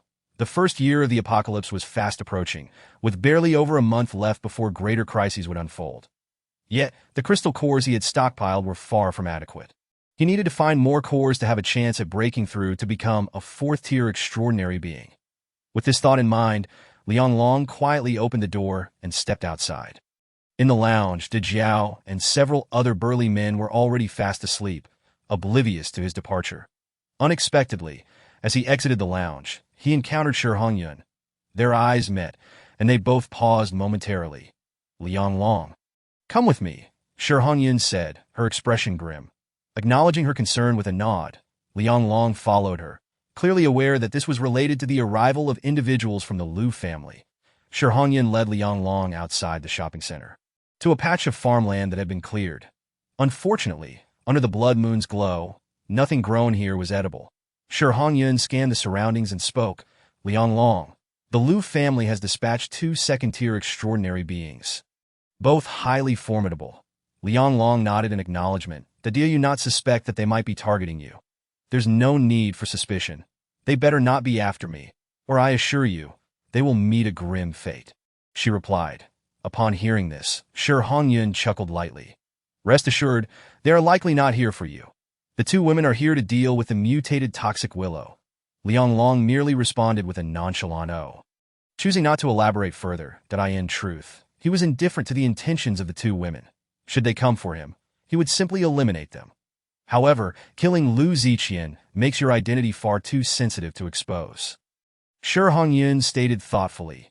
Liang Long shook his head, showing little interest in hiding his identity. "Moreover, while I did kill Lu Ziqian, no one has seen my face. Unless someone betrays me, they cannot recognize me unless under deliberate circumstances." Shi Hongyun was infuriated, stomping her foot in frustration. This stubborn man was insufferably thick-headed. But with Liang Long's refusal, she had no choice but to hope that he would not be recognized. Fortunately, the accommodations she arranged for him were quite decent. As night fell, Liang Long remained awake. "Run. That is the Froststorm giant dragon, a 6th-tier Lord-level beast. That scoundrel Lu Ziqian has sent us to confront a Lord-level beast. He is trying to ensnare us. I swear, even in death, I shall not forgive him." A thunderous roar echoed as a colossal shadow swept across the landscape beneath the blood moon. Instantly, it felt as though winter had descended. With ice enveloping the land and snow swirling in the air, the earth was blanketed in white, a true apocalypse. Hundreds of survivors trembled in fear beneath the relentless blizzard, gripped by terror. That was the 6th-tier pinnacle beast, the Froststorm giant dragon. Its massive form was unfathomable, with wings spanning dozens of meters, its body adorned with silvery scales. Under the crimson moonlight, it shimmered with a blinding radiance. Liang Long could see that the enormous figure, covered in white scales, was etched with peculiar patterns. Each flap of its wings sent snowflakes cascading for miles. Within half an hour, the temperature within a 1,000-mile radius plummeted to over 60 degrees below zero. Such conditions were unbearable for ordinary humans. Even extraordinary beings quaked in the face of such cold, teetering on the brink of freezing to death. This marked the commencement of the first year of the apocalypse. A global freeze. Survivors who dared to challenge the Froststorm giant dragon met with certain death. Even now, Liang Long could not fathom how he had survived that encounter, but he sifted through his memories, struggling to piece together the fragments of his past life. Since his rebirth, not a single complete memory had surfaced, as though some mysterious force had severed his recollections, creating a disjointed narrative. Bowing his head, a glimmer of cold light flickered in his eyes. Once again, it was Lu Ziqian at fault, or rather, his connection to the Liu family. Yet this time, it was the frost storm giant dragon. Initially, he had thought that by eliminating Lu Ziqian, he could alter the course of events from his previous life. However, Liang Long suddenly realized that it seemed nothing had changed. The Lu family. This time, I will undoubtedly alter everything, regardless of whether it is a lord-level beast or the year of the apocalypse. Anything that crosses my threshold will face the same fate that I end the year of the apocalypse, the frost storm giant dragon. What of it? The beast god lord in space. These two extraordinary abilities are my greatest sources of confidence. Liang Long lifted his head once more, gazing at the blood moon, his eyes glinting with determination. The first year of the apocalypse, the calamity of the frost storm giant dragon. We shall meet soon. The following day, Shi Hongyun arrived early at Liang Long's resting place. Liang Long casually ate a bit before following her to the hall where the operation was to convene. However, before they even entered, they could hear a chorus of discontented voices from within. Where is Shi Hongyun? Why is she taking so long? We are representatives of the Lu family. To be kept waiting like this is utterly arrogant. Our young lady has gone to fetch someone. Just be patient. Oomph. You Liaoning mining folks are all worthless. Whether or not you bring someone is irrelevant. This operation requires only Zheng Yueme and Li Yulan that if you insist on forcing useless baggage into the mix. Don't blame us if they end up dead. As soon as the words left their mouths, the hall's large door was suddenly pushed open. Shi Hongyun, accompanied by Liang Long, entered with a frigid demeanor, causing an immediate hush to fall over the room. Inside the hall stood 6 individuals, Zheng Yueme and Li Yulan, along with the Jiao and several other burly men. Their attire clearly marked them as members of the Lu family. The Jiao and the other 3 men regarded the Lu family members with evident disdain. Shi Hongyun cast a cold glance at Zheng Yueme and Li Yulan, her expression icy, as these 2 women had been nothing but trouble since yesterday. Just last night, they had the audacity to use fresh water to soak algae, a scarce resource in any survivor base. Merely for bathing, it was evident that Zheng Yueme was displeased with Shi Hongyun's attitude and was deliberately causing trouble for Liaoning mining. Shi Hongyun could hardly contain her desire to slap these 2 women into silence. Upon encountering Shi Hongyun, Zheng Yueme approached with a playful smile. Miss Shi, is this the person you were searching for? As she spoke, her captivating almond-shaped eyes gradually settled upon Liang Long. He is rather handsome, and his skin appears quite delicate that I wonder, could he be your kept man? Zheng Yueme's tone dripped with barely concealed disdain. Little did she know, at that very moment, a glint of coldness flashed in Liang Long's eyes upon recognizing her. So it is her. I hadn't anticipated encountering this woman so soon. Of course, being still within the confines of the Liao mine base. Liang Long preferred to remain composed and not make a scene, standing quietly by. Observing Liang Long's nonchalant demeanor only fueled Zheng Yueme's arrogance. Who would have thought that the usually decisive Miss Shi would take a liking to such a delicate man? However, I advise you to abandon this foolish notion sooner rather than later. Men like him do not survive long in the apocalypse, but if you truly find yourself in need of male companionship, I can introduce you to my partner, Aiming. Just look at those muscles and physique. He could keep you entertained for an entire day in bed, and I assure you, you would be utterly delighted. With that, Zheng Yueme and Li Yulan erupted into raucous laughter, for in their eyes, nothing was more gratifying than putting Shi Hongyun in an awkward position. Shi Hongyun shot them a frosty glance and coldly remarked, I advise you to silence yourselves if you wish to prolong your lives. In response, Zheng Yueme and Li Yulan only laughed harder. She cast a derisive glance at Liang Long. Could it be that my words ring true? He really is a kept man? I wouldn't even bother with such trash. His hands are too coarse for that. She stepped in front of Liang Long and coldly stated, If you leave now, I can pretend I never saw you. Chapter 95. Discontent. You can leave. You would do well to show some respect. Perhaps then you might survive a bit longer. Zheng Yueme's face flushed with indignation. She never expected that a mere individual from the Liao mine group would dare to threaten her. Yet before she could retort, Shi Hongyun had already begun to mock her. What do you mean by that? Liang Long's abilities far surpass yours. Do you truly believe you are worthy to taunt him? She continued, Let me be frank. If you have any grievances about today's events, you are welcome to leave. The atmosphere in the room immediately grew tense, all eyes turning to Liang Long, astonished by this man's apparent significance. They had never seen the Liao Mine's esteemed lady speak so highly of a man.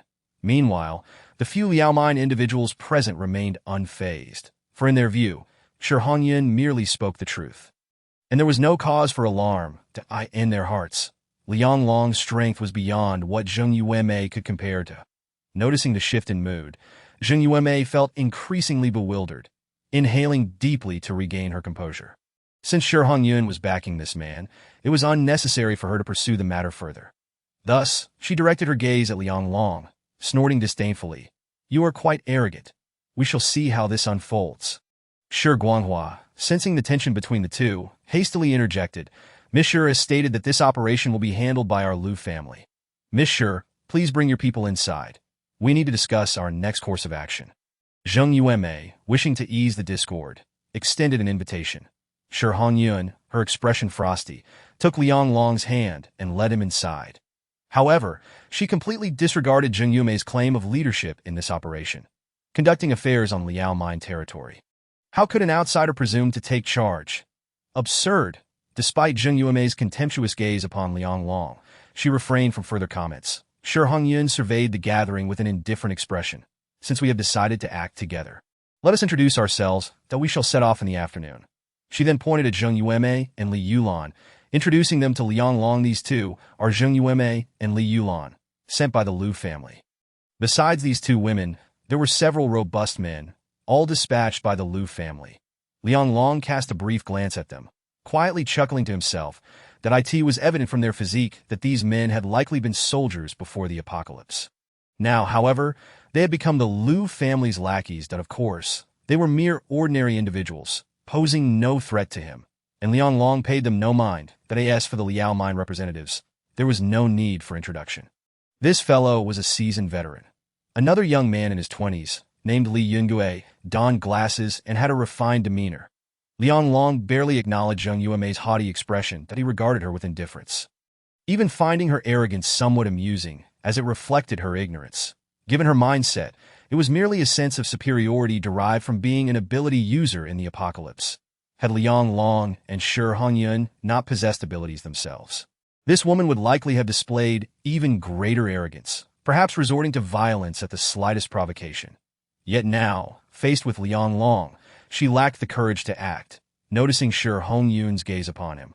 Li Yungue hastily introduced himself that "I am a second-tier ability user, with E-grade ability in surveillance, allowing me to detect any potential threats around us." Surveillance ability? So, you can see threats to us which could be done with mere eyesight? Zheng Yuemei's expression was filled with disdain as she derided him. "Indeed, your Liao Mine members are truly useless. What good is such an ability? Even as cannon fodder, they hardly qualify." Zheng Yuemei and Li Yulan exchanged taunts, their voices laced with mockery. Hearing their words, Li Yungue's expression shifted slightly, revealing his discomfort. Shi Hongyun frowned and coldly responded, "What my Liao Mine members can do has nothing to do with you. If you are dissatisfied with our personnel, you are welcome to leave. We do not require your service." Upon hearing this, Zheng Yuemei and Li Yulan's expression soured, their frustration simmering just beneath the surface. "Since you insist on tagging along, you shall follow orders during this operation. Do not complain." Shi Hongyun's outburst nearly drove Zheng Yuemei and her companion to the brink of fury. They were originally sent by the Lu family, yet they had never anticipated such a blatant dismissal from Shi Hongyun, who brazenly told them to leave in an instant. The two were trembling with rage. That moment, Shi Guanghua quickly stepped in to mediate. "All right, Honger, perhaps you should temper your words. Zheng Yuemei and Li Yulan are both second-tier ability users and will be of great assistance during this operation. You must collaborate." Although Shi Hongyun wore a look of disdain, she refrained from contradicting her father. Meanwhile, Zheng Yuemei and Li Yulan, despite their simmering anger, managed to restrain themselves. After all, they were on Liao Mine territory, and even if they were discontented, they dared not unleash their fury. "I possess D-grade ability, Blink, allowing me to appear next to an individual at incredible speed over short distances." Blink. Liang Long raised an eyebrow, surprised by Zheng Yuemei's ability. So, it is akin to spatial jumping. No wonder she was so arrogant in her previous life. She relied on this Blink ability to intimidate others while being beside Lu Ziqian, that if utilized as an assassin, such an ability could indeed be terrifying. Xiaolan has a D-grade ability, mental shock, which can inflict a degree of mental disturbance on zombies. Mental shock? What a trivial ability. Liang Long momentarily paused, then shook his head. That ability is rather useless. What did you say? Li Yulan leapt up in anger. Even Zheng Yueme could not help but narrow her eyes, a cold smile curling her lips. Given his ability to command a horde of beasts, it was unlikely anyone possessed a stronger mental force than Liang Long. That Li Yulan huffed disdainfully, fixing her gaze on Liang Long. What? Are you not satisfied? Liang Long couldn't help but chuckle. I was just imagining how amusing it would be if you unleashed mental shock against a tree. TSK, that image would surely be quite the spectacle. That tree might very well die from fright before it even had the chance to retaliate. You. Liang Long's mocking words nearly brought Li Yulan to tears from frustration. Zheng Yueme, standing nearby, was visibly infuriated, glaring at Liang Long as she scolded him. Is your supernatural ability truly so remarkable? Although Xiaolan's ability cannot combat mutated plants, at the very least, it is a D-level ability. Is it not? When did a D-level ability become a subject of ridicule for someone like you? Liang Long, however, merely chuckled dismissively. Is a D-level ability really something to boast about? What nonsense! Once others learn that crystal cores can awaken latent abilities, most will awaken B, C, D, or even E-level powers. Why then, the D-level abilities you speak of will be utterly commonplace. Only those who awaken A-level abilities will truly stand out as exceptional individuals. At that moment, Liang Long was disinclined to explain to them that a D-level ability would soon be rendered inconsequential. Shi Hongyun cast a glance at Liang Long, her eyes betraying a hint of astonishment. In truth, she still could not ascertain the level of Liang Long's abilities. However, from his demonstrated prowess, it was evident that he was no less than a B-level ability user. Shi Hongyun said softly, Liang Yun, why don't you introduce your ability to them to earn their respect? At her words, the crowd turned their gazes toward Liang Long. Even the familiar faces of De Jiao and others displaying curiosity about what Liang Long's abilities could entail. Liang Long simply smiled lightly and replied, I possess an A-level ability, the dominion over mutated beasts, allowing me to control these aberrations at will. A collective gasp echoed through the crowd, their faces reflecting shock. An A-level ability? What a concept! In the early days of the apocalypse, such a power would signify a top-tier expert, one that had never been seen before. Anyone capable of wielding such an ability would undoubtedly be a formidable figure, commanding respect and awe. After a brief silence filled with astonishment, Zheng Yueme suddenly pointed at Liang Long and erupted into laughter. What did you say? An A-level ability? The ability to command beasts? You must be joking. Commanding beasts is merely an E-level ability. How did you manage to inflate a worthless ability into an A-level one? The onlookers immediately reacted, their expressions growing peculiar as they regarded Liang Long. Even Shi Hongyun cast a perplexed glance at him, for the spatial strangulation he had previously demonstrated had been astonishing, leading her to instinctively believe that his innate ability was something akin to spatial manipulation. She never expected him to describe his powers as beast mastery. Are you referring to that ill-level ability? Liang Long smiled faintly, then released Taotie from his beast mastery space. Instantly, an overwhelming stench of blood assaulted the senses. Except for Liang Long, every face in the vicinity paled in an instant. Before them stood a colossal mutated beast, Taotie, with its blood-red eyes filled with malice and brutality, its ferocious aura sweeping through the crowd. Upon noticing the 3 dark markings on its forehead, they trembled uncontrollably. Zheng Yueme and her companions nearly fainted from fear. They knew well that this was a third-tier beast. Just its aura was enough to paralyze them with terror. With a swift motion, Taotie casually swiped a claw, tearing the ground apart and creating a long fissure. Witnessing this, Zheng Yueme and Li Yulan turned pale, their faces a mixture of disbelief as they stared at Taotie.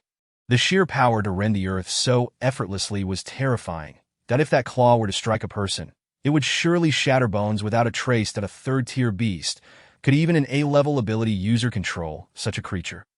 Zheng Yueme and her companions stared intently at Liang Long, their expressions filled with trepidation.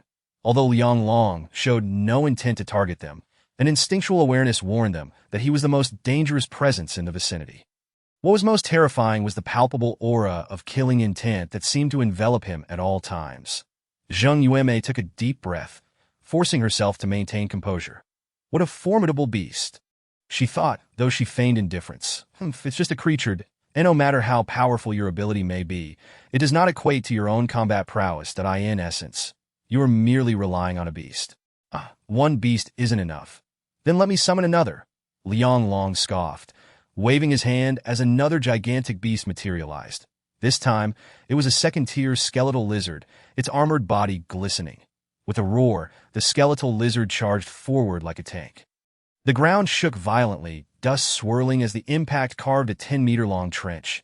Zheng Yueme, startled by this sudden display, instinctively took a step back, nearly losing her balance had it not been for Li Yulan's timely support.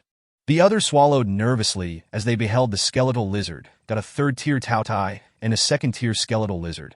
Was this what Liang Long referred to as an A-level ability? It seemed utterly absurd. Forget about an A-level ability. Even an S-level ability would struggle to control two such powerful beasts simultaneously. Who was this individual that wielded such terrifying powers? Even Shi Hongyun was left speechless, particularly as she gazed at the fearsome skeletal lizard, her body bristling with dread. Had Zheng Yueme not evaded in time, she would have surely been torn apart that moment.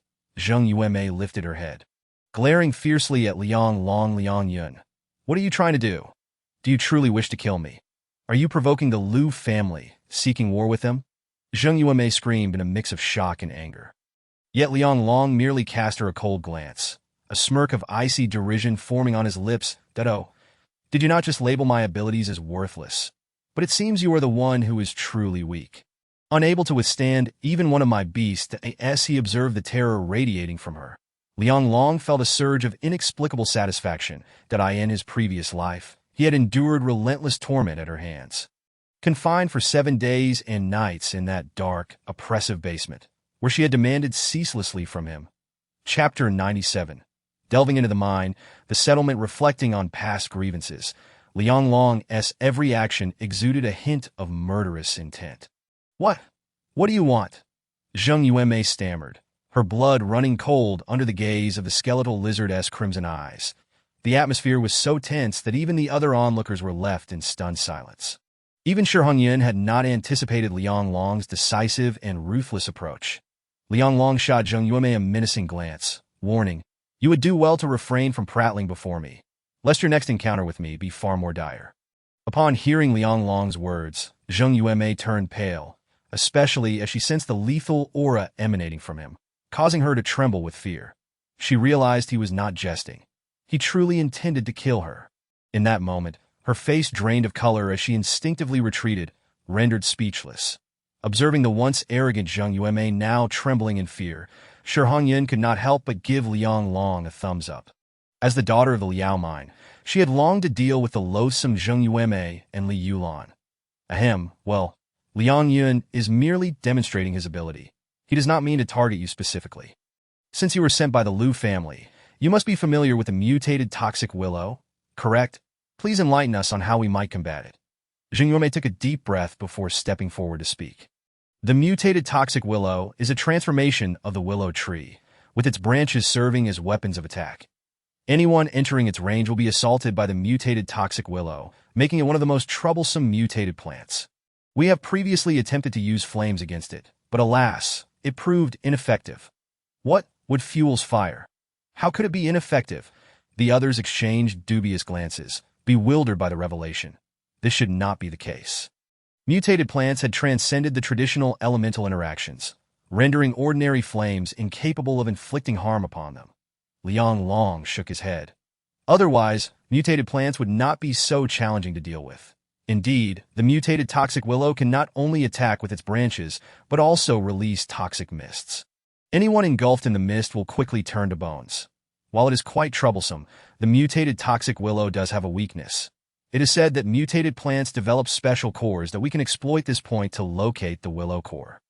Finding the willow core may reveal the weakness of the mutated toxic willow. Upon hearing Zheng Yueme's words, the crowd nodded in agreement. Even Liang Long could not help but cast a surprised glance at her. For it is he who knows that the essence of the mutated toxic willow lies within the core of the willowwood heart. This substance is not only the quintessence of mutated flora, but also a coveted treasure for all supernatural beings, capable of enhancing their powers. Given this, I, Liang Yun, along with Zheng Yueme, shall take on the responsibility of locating the willowwood heart that Li Yunge. Your ability is inspection.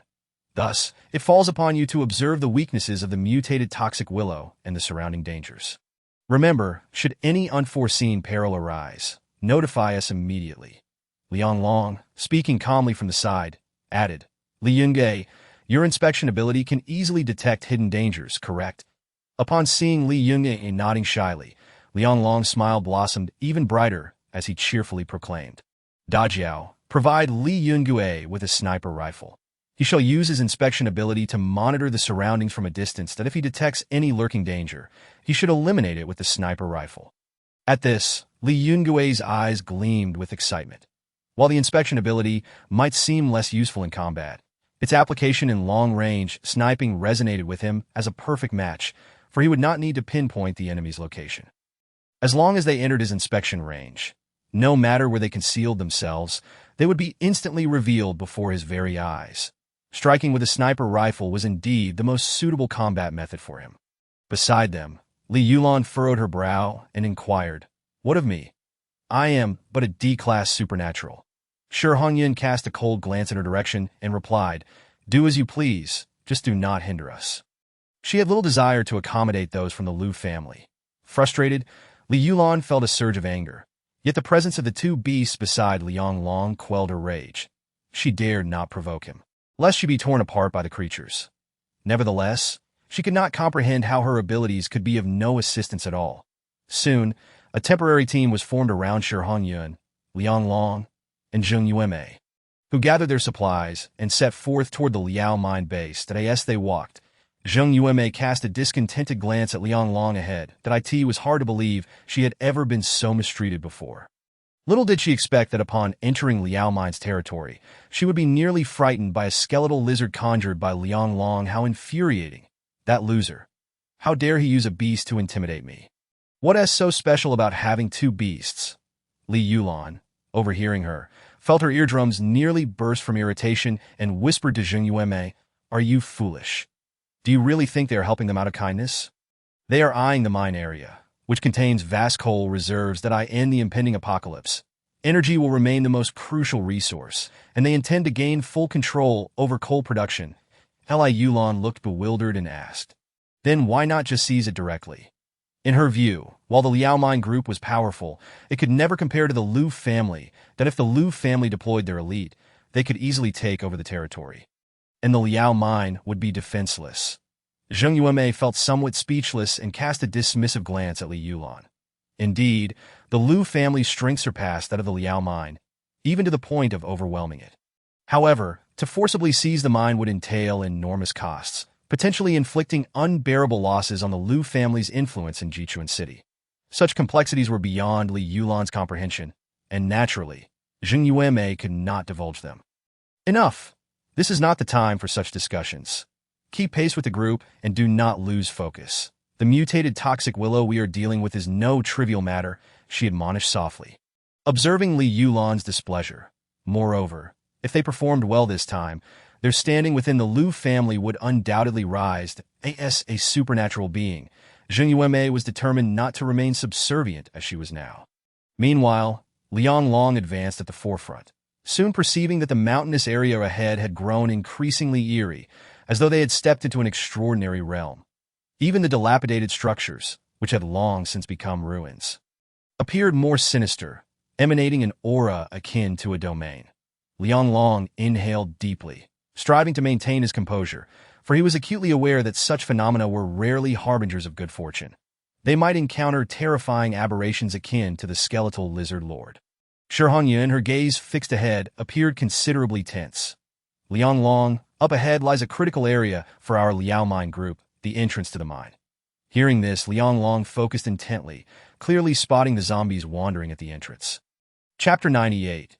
The man like a god of death. This place was originally a settlement area for the mine, now infested with at least several hundred zombies, many of which were of the second tier. A Aside from the zombies, numerous rats and dogs bred in the mine had also succumbed to the infection. Shi Hongyun explained in a hushed tone that these rats and dogs had all transformed into zombies. With over 30 zombie dogs lurking within the settlement, Li Yunge remained fixated on the scene ahead, his eyes enveloped by a strange aura, evidently engaged in continuous inspection. However, it wasn't long before his complexion turned pale, and he began to tremble. Ultimately, the disparity in strength was too great. Even the inspection ability became an immense burden for him. Although not a combat-type supernatural ability, it could prove more valuable than combat abilities under specific conditions. Shi Hongyun swiftly raised her hand, prompting the group to halt. Zheng Yuemei frowned and whispered, "Ahead lies the settlement area, with too many zombies that we must find a way to circumvent them." Indeed, aside from the zombies, there are also dozens of zombie dogs. In such an environment, even second-tier supernatural beings would find it impossible to proceed, let alone third-tier ones that it seemed they had no way around it. Shi Hongyun shook her head with a wry smile. Initially, for safety reasons, the entry point to the mine was the only route available. Li Yulan, panic-stricken, asked in a low voice, "What do we do now? Are we really going to clear a path through?" Before the apocalypse, this was a settlement point for the mine, undoubtedly teeming with zombies that in such a short time, they could not possibly eliminate them all, especially with their limited firepower. Faced with this predicament, even Shi Hongyun appeared at a loss. Liang Long narrowed his eyes and said softly, "Do not panic. Allow me to handle this. You all just follow behind me." With that, he stepped forward into the fray. Upon seeing this, Shi Hongyun's expression shifted dramatically, and she rushed to grasp Liang Long's arm. "What you are doing is exceedingly dangerous. Rest assured, they cannot harm me," Liang Long replied calmly, knowing full well that he housed over 20 second-tier beasts within his beast space. If unleashed, they could easily sweep through this area. However, he had no intention of doing so this time. Utilizing the beasts would mean they would consume all the zombies' cores, and at this moment, he sought to collect sufficient cores instead. After stating his intent, Liang Long disregarded the others and boldly advanced. Instantly, the atmosphere shifted dramatically, charged with malevolence. Countless zombies and zombie dogs were roused by Liang Long's reckless intrusion, turning their grotesque faces toward him. In the next moment, a cacophony of harsh, grating roars erupted. "Oh, a roar, roar!" The chorus of countless zombies and zombie dogs reverberated through the air, igniting the settlement into a frenzy. Then, a horde of decaying zombie dogs, their eyes a menacing crimson, let out guttural growls as they surged toward Liang Long. Witnessing this scene, Shi Hongyun and the others felt an icy chill sweep over them. Most of these were second-tier zombies and dogs, far more ferocious than any aberration. With such an overwhelming assault from the zombies and dogs, could Liang Long withstand it? Shi Hongyun's complexion drained of color, her composure shattered if they did not intervene soon. Liang Long might be torn apart in an instant. With this thought, she signaled to Da Jiao and the others to prepare their firearms to rescue Liang Long. However, in the next second, everyone was left in stunned silence.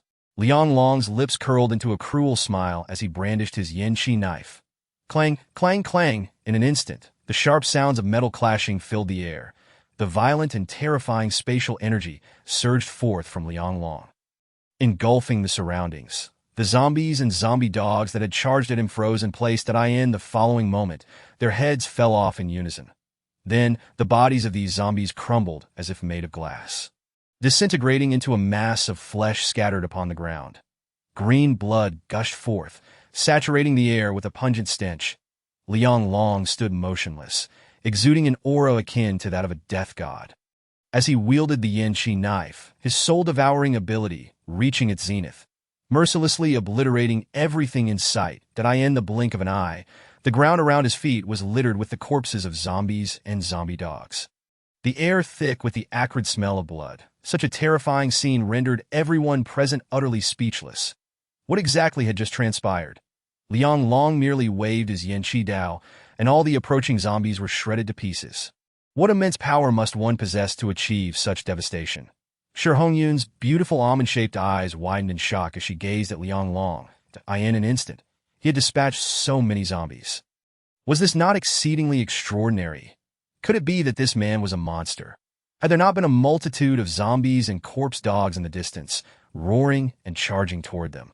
They might have thought it was merely an illusion. What should we do now? Should we go and assist him?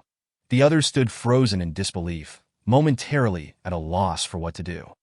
After a moment's hesitation, Shi Hongyun gritted her teeth and resolved to act. They were all prepared to engage. She could not let him face this alone. She decided to test the waters with a coordinated assault. If it proved effective, they would all join forces to eliminate the surrounding straggling zombies. Quickly, let's move. With that, she dashed toward one of the isolated zombies that Ayungui Dajiao and the others armed themselves with firearms. Aiming at the oncoming horde of zombies, Liang Long stood alone amidst the corpses, wielding his Yin Qi Dao with impenetrable precision. The sounds of slicing echoed relentlessly. Within 2 minutes, all the zombies and corpse dogs that had charged forth lay lifeless on the ground. At that moment, they noticed the pressure around them had significantly lessened. Turning around, they realized that the others had begun to take action. Liang Long cast an approving glance at Shi Hongyun. He had not anticipated that as the daughter of a prominent family, she would act so decisively. Though her lethality left much to be desired, she had certainly relieved him of considerable pressure. Having said that, he turned and left the scene. Although Shi Hongyun felt a twinge of curiosity, she refrained from stopping Liang Long's actions. After all, with his capabilities, he ought to be safe. Liang Long, of course, had no reason to fear. This time, however, he had set his sights on the surrounding corpse rats. There were far too many of them, entrenched beneath the settlement, having birthed several third-tier rat kings. Liang Long held no interest in the corpse rats themselves, but he was unwilling to let the opportunity of obtaining several third-tier crystal cores slip away. Chapter 99. A one-man battlefield. Since these corpse rats were hiding underground, he resolved to eradicate them in one fell swoop. The next moment, he unleashed his powers with fervor. Space strangulation. Instantly, boundless spatial energy surged forth like a raging tide. Wreaking havoc, he lightly tapped the void with his toes and soared into the air. With a fierce shout, he brought his Yin Qi Dao crashing down. In that instant, a brilliant golden light, akin to a comet plummeting from the sky, tore through the air and struck the ground below. The earth trembled violently at the impact. A resounding boom echoed, followed by a wave of destructive force radiating outward from Liang Long. Countless structures collapsed in an instant. Buildings teetered precariously. Shi Hongyun and the others were left in stunned terror. Yet Liang Long paid them no heed, continuing to wield his long blade. The sounds of explosive detonations reverberated from below. They soon witnessed an unforgettable sight as countless corpse rats emerged from the ground. These were all second-tier corpse rats, each one more terrifying than the last, with sharp fangs and jagged teeth.